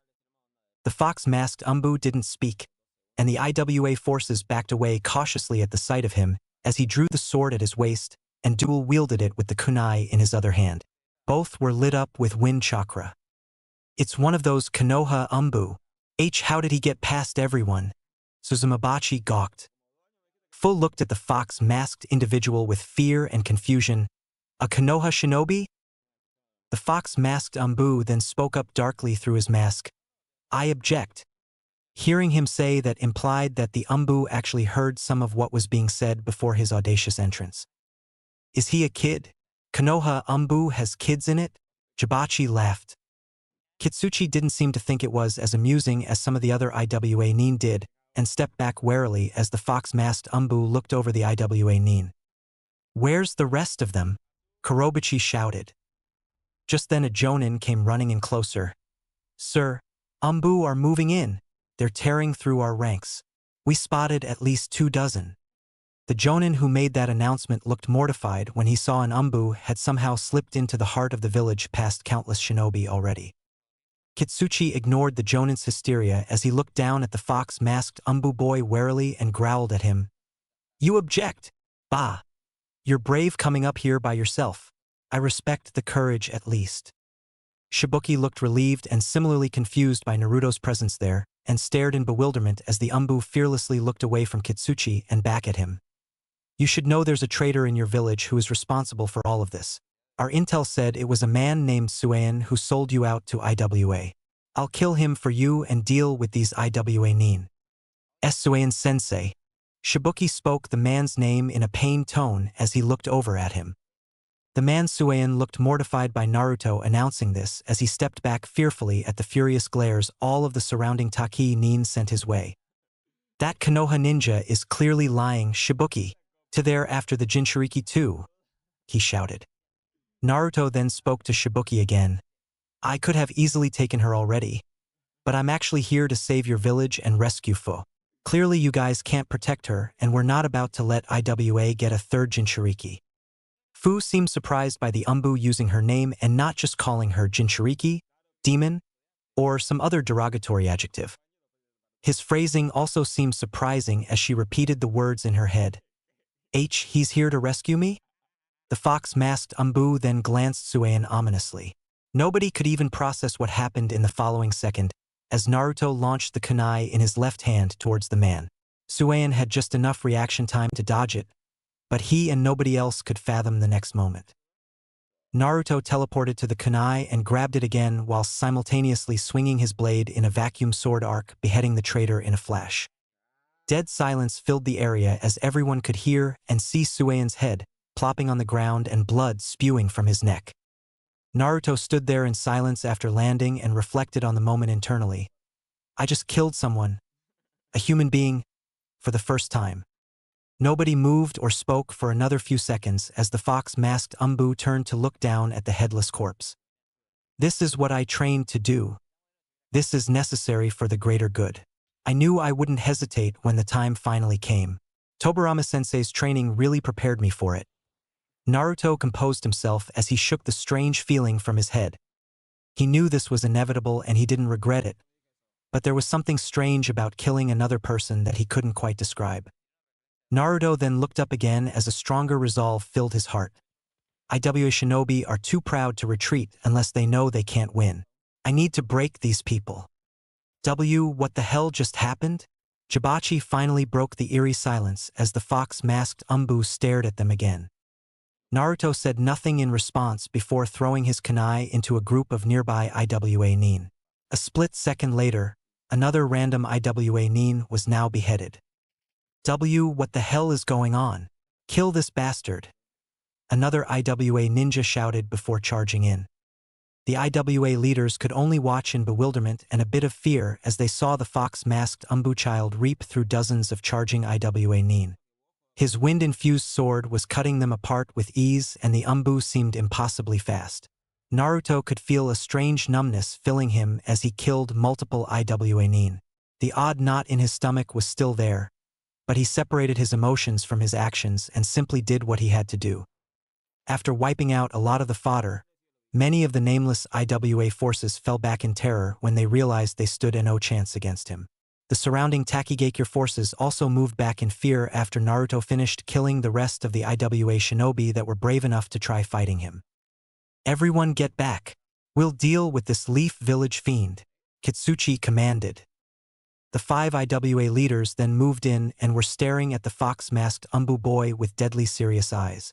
They didn't seem to think he was a joke now. Jibachi, Kurobachi, and Suzumabachi actually looked intimidated at the silent and utterly composed Konoha shinobi. Kitsuchi was glaring at him like he was a real threat, and Kuratsuchi looked horrified that someone that young was a Konoha Umbu member capable of killing 24 people in seconds. How did he kill so many people that quickly? Suzumabachi exclaimed with anxiety creeping into her voice. Fo could only stare in utter awe and amazement at the fox-masked Umbu. This person was terrifying, of course, but he was incredible. Seeing how seriously the IWA nin were treating him was definitely eye-opening as well. None of them were cocky anymore like they were against the Taki forces. Fo could only look at Kuratsuchi, whose smug demeanor was rapidly dissipating into anger and fear. I suggest you all retreat. The fox-masked Umbu spoke again as he stared down the IWA leaders without fear. This kid is a monster, Kurobachi remarked. Kitsuchi himself was staring at him confused as he tried to make sense of how the Konoha shinobi was moving so fast. Is he using some kind of body flicker? His combat style seems so unique. The wind chakra is definitely giving him speed too. I can't even see him move. Naruto then sheathed his sword and kunai much to their bewilderment before flashing through a series of hand signs. Wood style, wood dragon. A colossal dragon made of wood then erupted out as it coiled around and launched its way towards the IWA leaders, splitting them up. They were all shocked beyond belief at the sight of the legendary wood style. Lava style. Slaying fire dragon. Kuratsuchi countered the wood dragon before it could do any real damage. Her attack caused the wood dragon to ignite and then splinter everywhere. The Kamizura clan bees all moved in to swarm the Umbu boy afterwards as the IWA leaders dodged the smoldering remnants of the wood dragon. Unfortunately for them, the bees never got close as Naruto followed up with another jutsu. Wind style. Vacuum wave. Naruto shot a massive gust of wind out in all directions which began to start shredding the bees all around him and blasting the flaming splinters of his destroyed wood dragon into countless IWA nin. Earth style. Rock wall. Many of them shouted as they created cover from the flaming splinters beginning to impale any IWA nin who were unfortunately still too close. He can use would release too. Kurobachi gawked almost fearfully. Naruto then went through another series of hand signs before speaking ominously. With style, deep forest emergence. Colossal trees began to sprout out of the ground all around the battlefield now as they demolished buildings. Many began to coil into sharp points as they moved and obliterate the surrounding IWA shinobi. If they weren't scared of him before, they definitely were now. Wood style was terrifying to Iwagakure and the shinobi world in general, and many of the surrounding people were beginning to understand why almost immediately. Kitsuchi and the other leaders seemed smart enough to realize that the fox-masked Umbu wasn't actually targeting them with this terrifying attack, as he specifically attacked their onlooking forces instead. This attack was meant to massacre the army and to split the Kamizura clan up from them. Naruto then drew his sword and a kunai again, once dispatching, scaring away, or immobilizing all of the enemy onlookers. The cover of trees made it hard for them to track the Umbu's movements as Naruto pinballed between trees and was seemingly coming at them from multiple angles. Earth style, erupt. All of the IWA leaders said in unison as they combined their jutsus into a massive one. This leveled a portion of the new miniature forest at the village center and caused earthen chunks to uproot many of the trees as they tried to hit Naruto. Just then, Kitsuchi saw Naruto pop out in front of him and managed to punch him with a rock fist as hard as he could.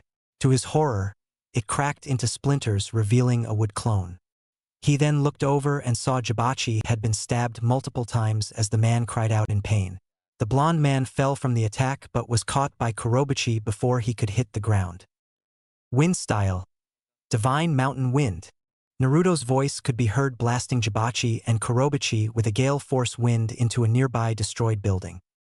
Itama, we're coming in now. Status report. Kuroke's voice sounded in Naruto's head. I'm beating down their leaders. I made the trees to separate them from their army's line of sight and sow confusion for your advance. Naruto answered. Good, strike teams 1 and 2 are coming in to back you up. 3 and 4 are picking off the rest of the enemy out here. Kuroke's responded. Lave style. Volcanic eruption. Kuratsuchi shouted, catching Naruto's attention. A pillar of earth then emerged from the ground before spewing magma in all directions and melting his small forest that he had just created. Not even a second later, the kunoichi levitated towards him and had magma fists as she tried to land a hit. She actually managed to get a few in, much to Naruto's surprise. But her success was short-lived as a moment later snakes shot her way and wrapped around the girl from her flank. The arrival of Enko or Kasaka was the source of this attack. Countless other Umbu then began to arrive at the scene of the burning forest at the village center. Kuratsuchi nimbly wrestled free and drew a sword. The blade lit it up with lava, cutting off the snakes a second later. She ignored Enko as she flew down to engage in a sword battle against the fox-masked Umbu.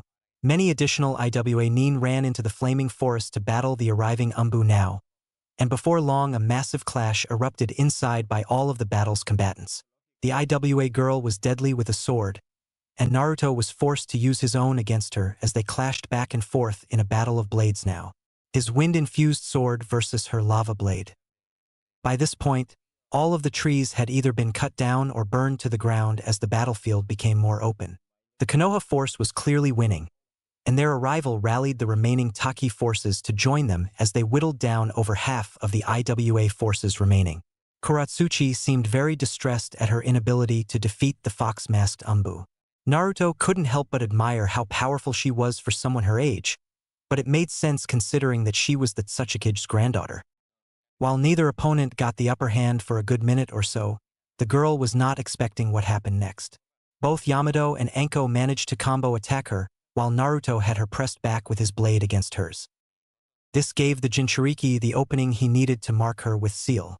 Not even a second later, Naruto was behind the girl and had his blade pressed against her throat. His voice then sounded across the battlefield, "Commander Kitsuchi, surrender now or I'll kill your daughter." Everyone who was fighting immediately stopped and could only stare in horror as they saw the fox-masked Umbu holding Kuratsuchi hostage. Kitsuchi immediately complied when he saw his daughter was somehow a hostage now. "Everyone stop!" Countless onlookers could only stare in disbelief as Naruto, Anko, and Yamato all carried the restrained girl closer to the IWA leaders. "Call off the attack and leave, or she dies." Naruto threatened again as all the various leaders in the battle gathered around and stood across from each other now. Kuratsuchi looked humiliated and ashamed to be in this predicament and even tried to break free before Naruto pulled her hair and pressed his blade even closer against her throat. While IWA shinobi were prideful, Kitsuchi was not willing to risk his daughter's death. In spite of that though, he asked a very valid question. "How can we so sure you'll let us go?" To everyone's bewilderment, Naruto then threw the girl at her father's feet. Several of Naruto's Umbu allies were confused and asked why he released the hostage so early, but he didn't answer them. The IWA Nin seemed equally surprised by the fox-masked boy doing it, but to them it was likely meant to show that the fox-masked Umbu boy didn't think his victory depended on holding the hostage. He thought they were weak from their perspective of this action. Naruto then looked around at all the remaining IWA ninjas before speaking out loud. "We're not here to start a war. We're here to protect Takigakure and retrieve Fu and the Seven Tails. You can leave, and we won't kill you. Keep fighting, and we'll assume you wish to go to war with Konoha." Many of the Taki shinobi began to voice their disapproval of this boy making the decision to let the invasion force retreat, but it wasn't like they were in any position to object considering that the Konoha forces were the ones who won the battle and were stronger than them. Pretty much all of them took the fox-masked Umbu seriously after witnessing his use of wood style and his solo job prior to that. The idea of Konoha declaring war on them also weighed heavily on Kitsuchi, who didn't want to be responsible for that without approval from Inoki.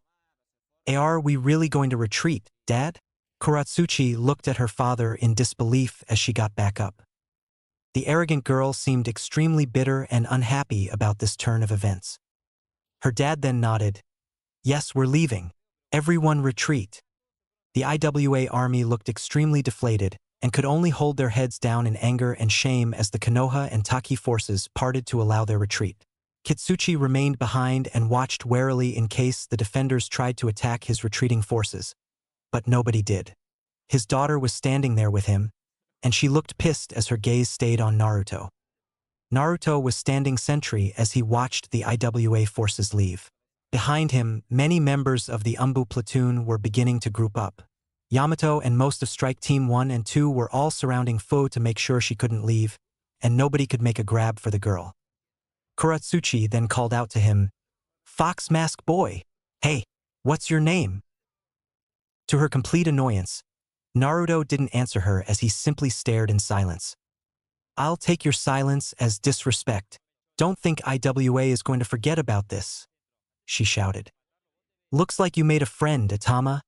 Anko chuckled aloud. She couldn't help but revel in the sight of the proud IWA Kunoichi looking flustered and humiliated. The black-haired girl then leered at the snake-masked woman and Naruto. "Itama, huh? I won't forget your name." Naruto finally responded to her. "Hopefully I won't have to kill you next time, Vice Commander Kuratsuchi.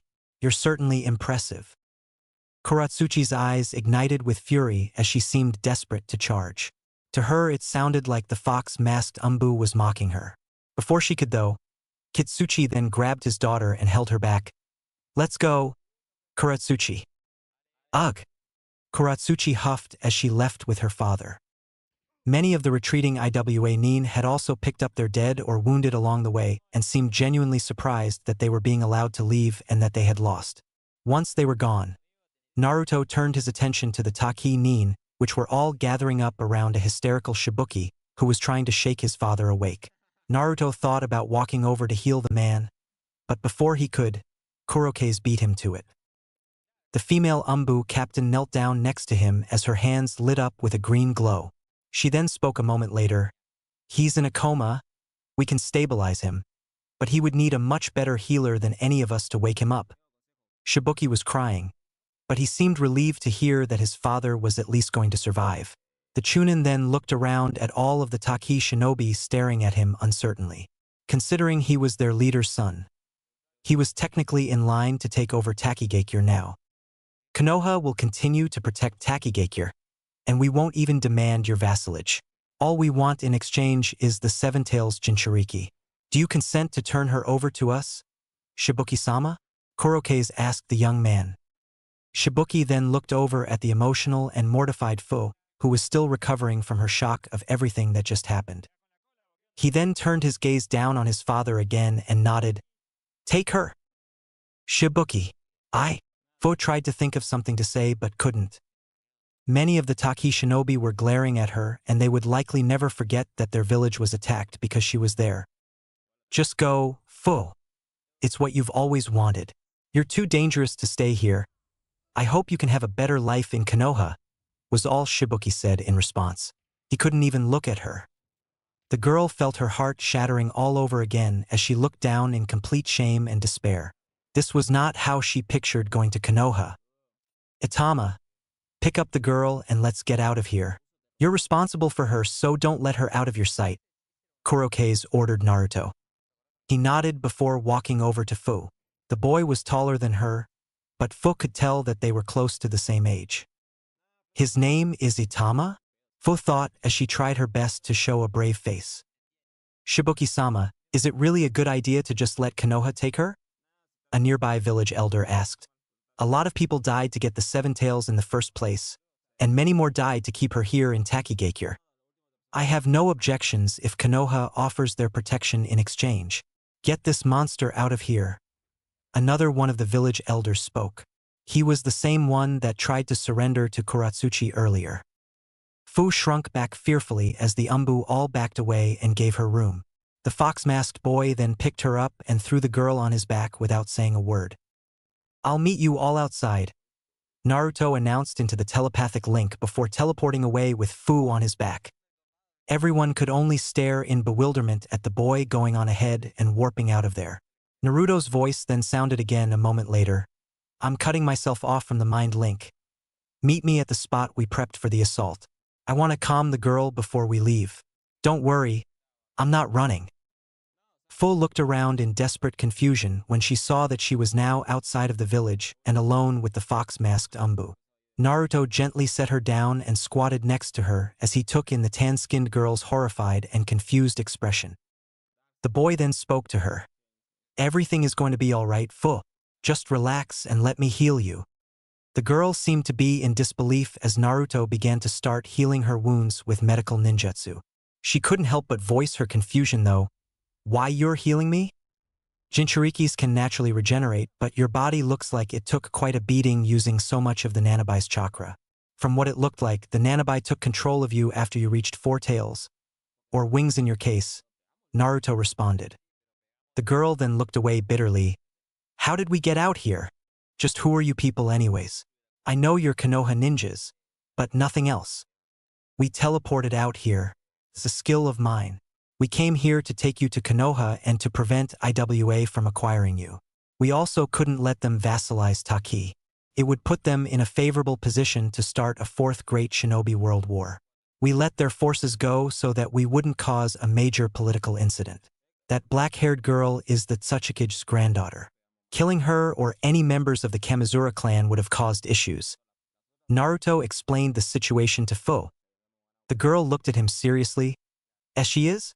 She certainly seemed to think I was a beast or a demon. That's how most people see Jinchurikis. Takigakure is not exclusive in that regard. Jinchurikis are too dangerous to leave in a smaller village like this. Plus, there's nobody in this place capable of keeping you from going on a rampage. That's the other reason we have to take you away, Naruto explained. Fu looked gravely depressed as she looked back at his fox mask and spoke solemnly. You think I'm a monster too, don't you? Just some demon that doesn't belong around normal people, right? I didn't ask for this. It's not my fault. I tried to help them. I tried. The great shinobi nations collect jinchurikis like weapons of mass destruction. They're not the only people who have an interest in them either. A group called Akatsuki is also looking into abducting them according to our sources. You can't stay in this place, or you'll put yourself and everyone around you here at risk. Naruto sighed. So what's going to happen to me now? I'm going to Konoha with you guys? She trailed off uncertainly. Naruto nodded. Yes, and I'll be looking after you there. I've been entrusted to keep you under my watch. He's a wood-style user. Fo. That Kekii Genkai is ideal for taking down Bijou since it can absorb chakra. How unlucky. The Nanabai spoke in her head. The girl then looked away bitterly. So I'm just your pet instead of Shibuki's then? Pfft. You're nobody's pet. We want you to assimilate into Konoha. As far as I'm aware, nobody except the higher-ups of Konoha are even going to know about you being a Jinchuriki besides the members of our Umbu platoon. You can live a normal life there and you won't have to suffer alone. Naruto followed up. Fu then shot a glare at him. What would you know about my suffering? I'm not dumb. I know you Konoha guys just want the Nanabai's powers too. How could any of you people possibly understand how a Jinchuriki feels about being seen as a weapon or a monster? I'm not a traitor to my village, even if they didn't want me. Naruto sighed heavily before removing his fox mask. This caused Fu to go wide-eyed as he placed it down and pulled back his head covering underneath as well as the inner mask. Fu felt her heart skip a beat at his beautiful blonde hair and crystal blue eyes. He was extremely cute, the kind of boy she dreamed about, the kind she envisioned in her books. Naruto then lifted up his flak jacket and his undershirt showing Fu his 8 trigram seal. I know what it's like because I'm a Jinchuriki too. We're here to help you and Lucky 7 Chome. What did he just say? Is he the Kyuubi's Jinchuriki? The Nanabai's voice rang through Fu's mind. It was clear her tailed beast had a very strong reaction to hearing the words Lucky 7 Chome, and the Nanabai was equally surprised by Naruto actually being a Jinchuriki as well. Fu then went wide-eyed and stared in utter disbelief as she leaned back and began to stutter. Why you're to the Jinchuriki of the Nine Tails? Ask him what he meant by we. Fu. This can't be possible. Chome exclaimed in her head. What do you mean by we? You mean you and your tailed beast? Fu asked for Chome. You can drop my name for them, Naruto, but only this once so that we can convince Chome to trust us. Kurama spoke in the boy's mind. Naruto sighed. Kurama and I. He doesn't like me using his name around anyone else, but he wanted Chome to know that he and I are allies. Kurama, impossible. He's working with a human. He told his Jinchuriki his name. Chome sounded amazed by this information. Fu could feel her tailed beast's emotions somewhat. The Nanabai was clearly less agitated now and seemed almost in as much awe as she was by this situation. So you're the Nine-Tails Jinchuriki from Konoha, and you came here to rescue me? Fu asked for confirmation again. It seemed like she couldn't even believe that this was a real scenario.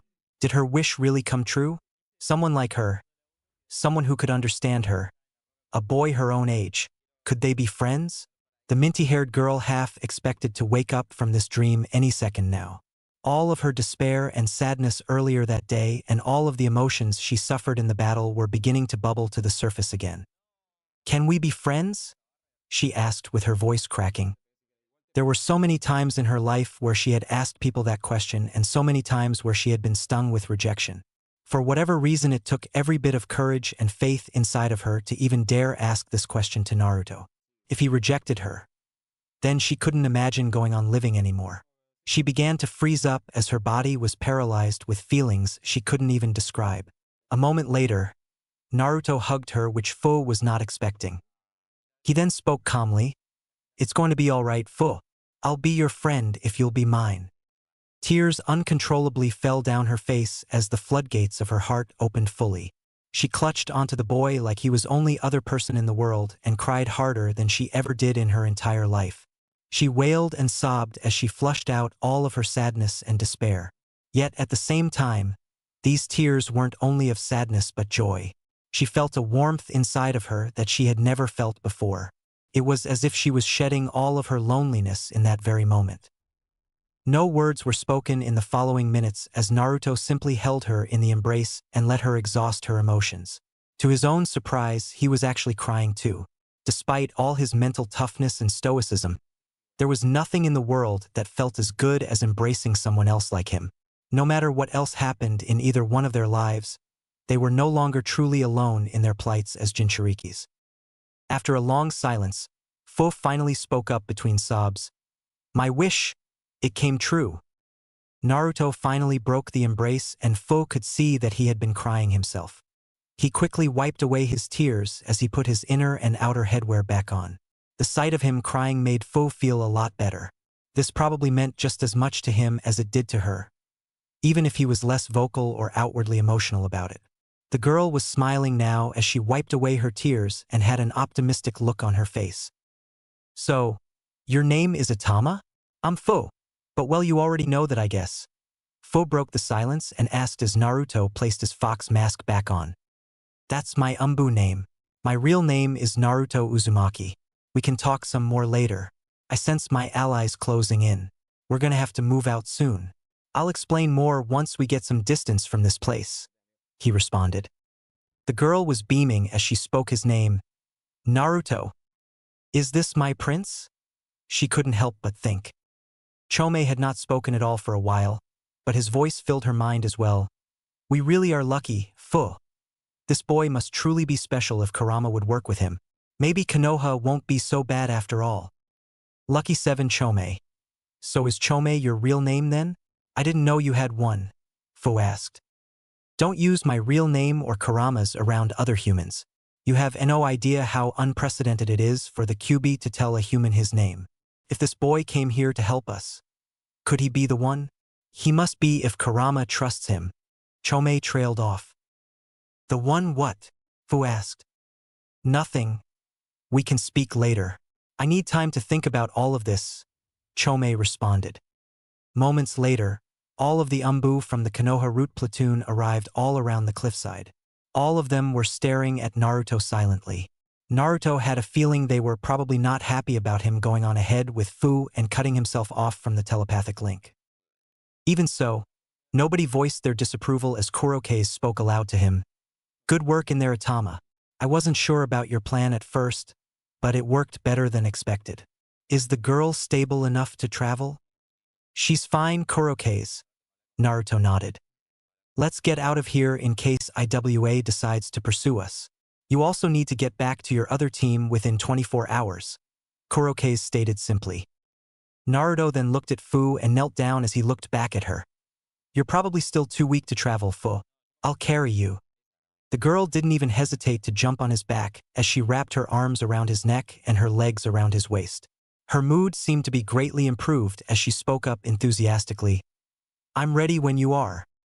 It seemed a bit odd to some of the Umbu that the girl had taken such an immediate liking to Naruto, but given the fact that both of them were Jinchurikis, it didn't take a genius to figure out why. The boy most likely told her to make the girl compliant. "Move out," Kurokaze ordered.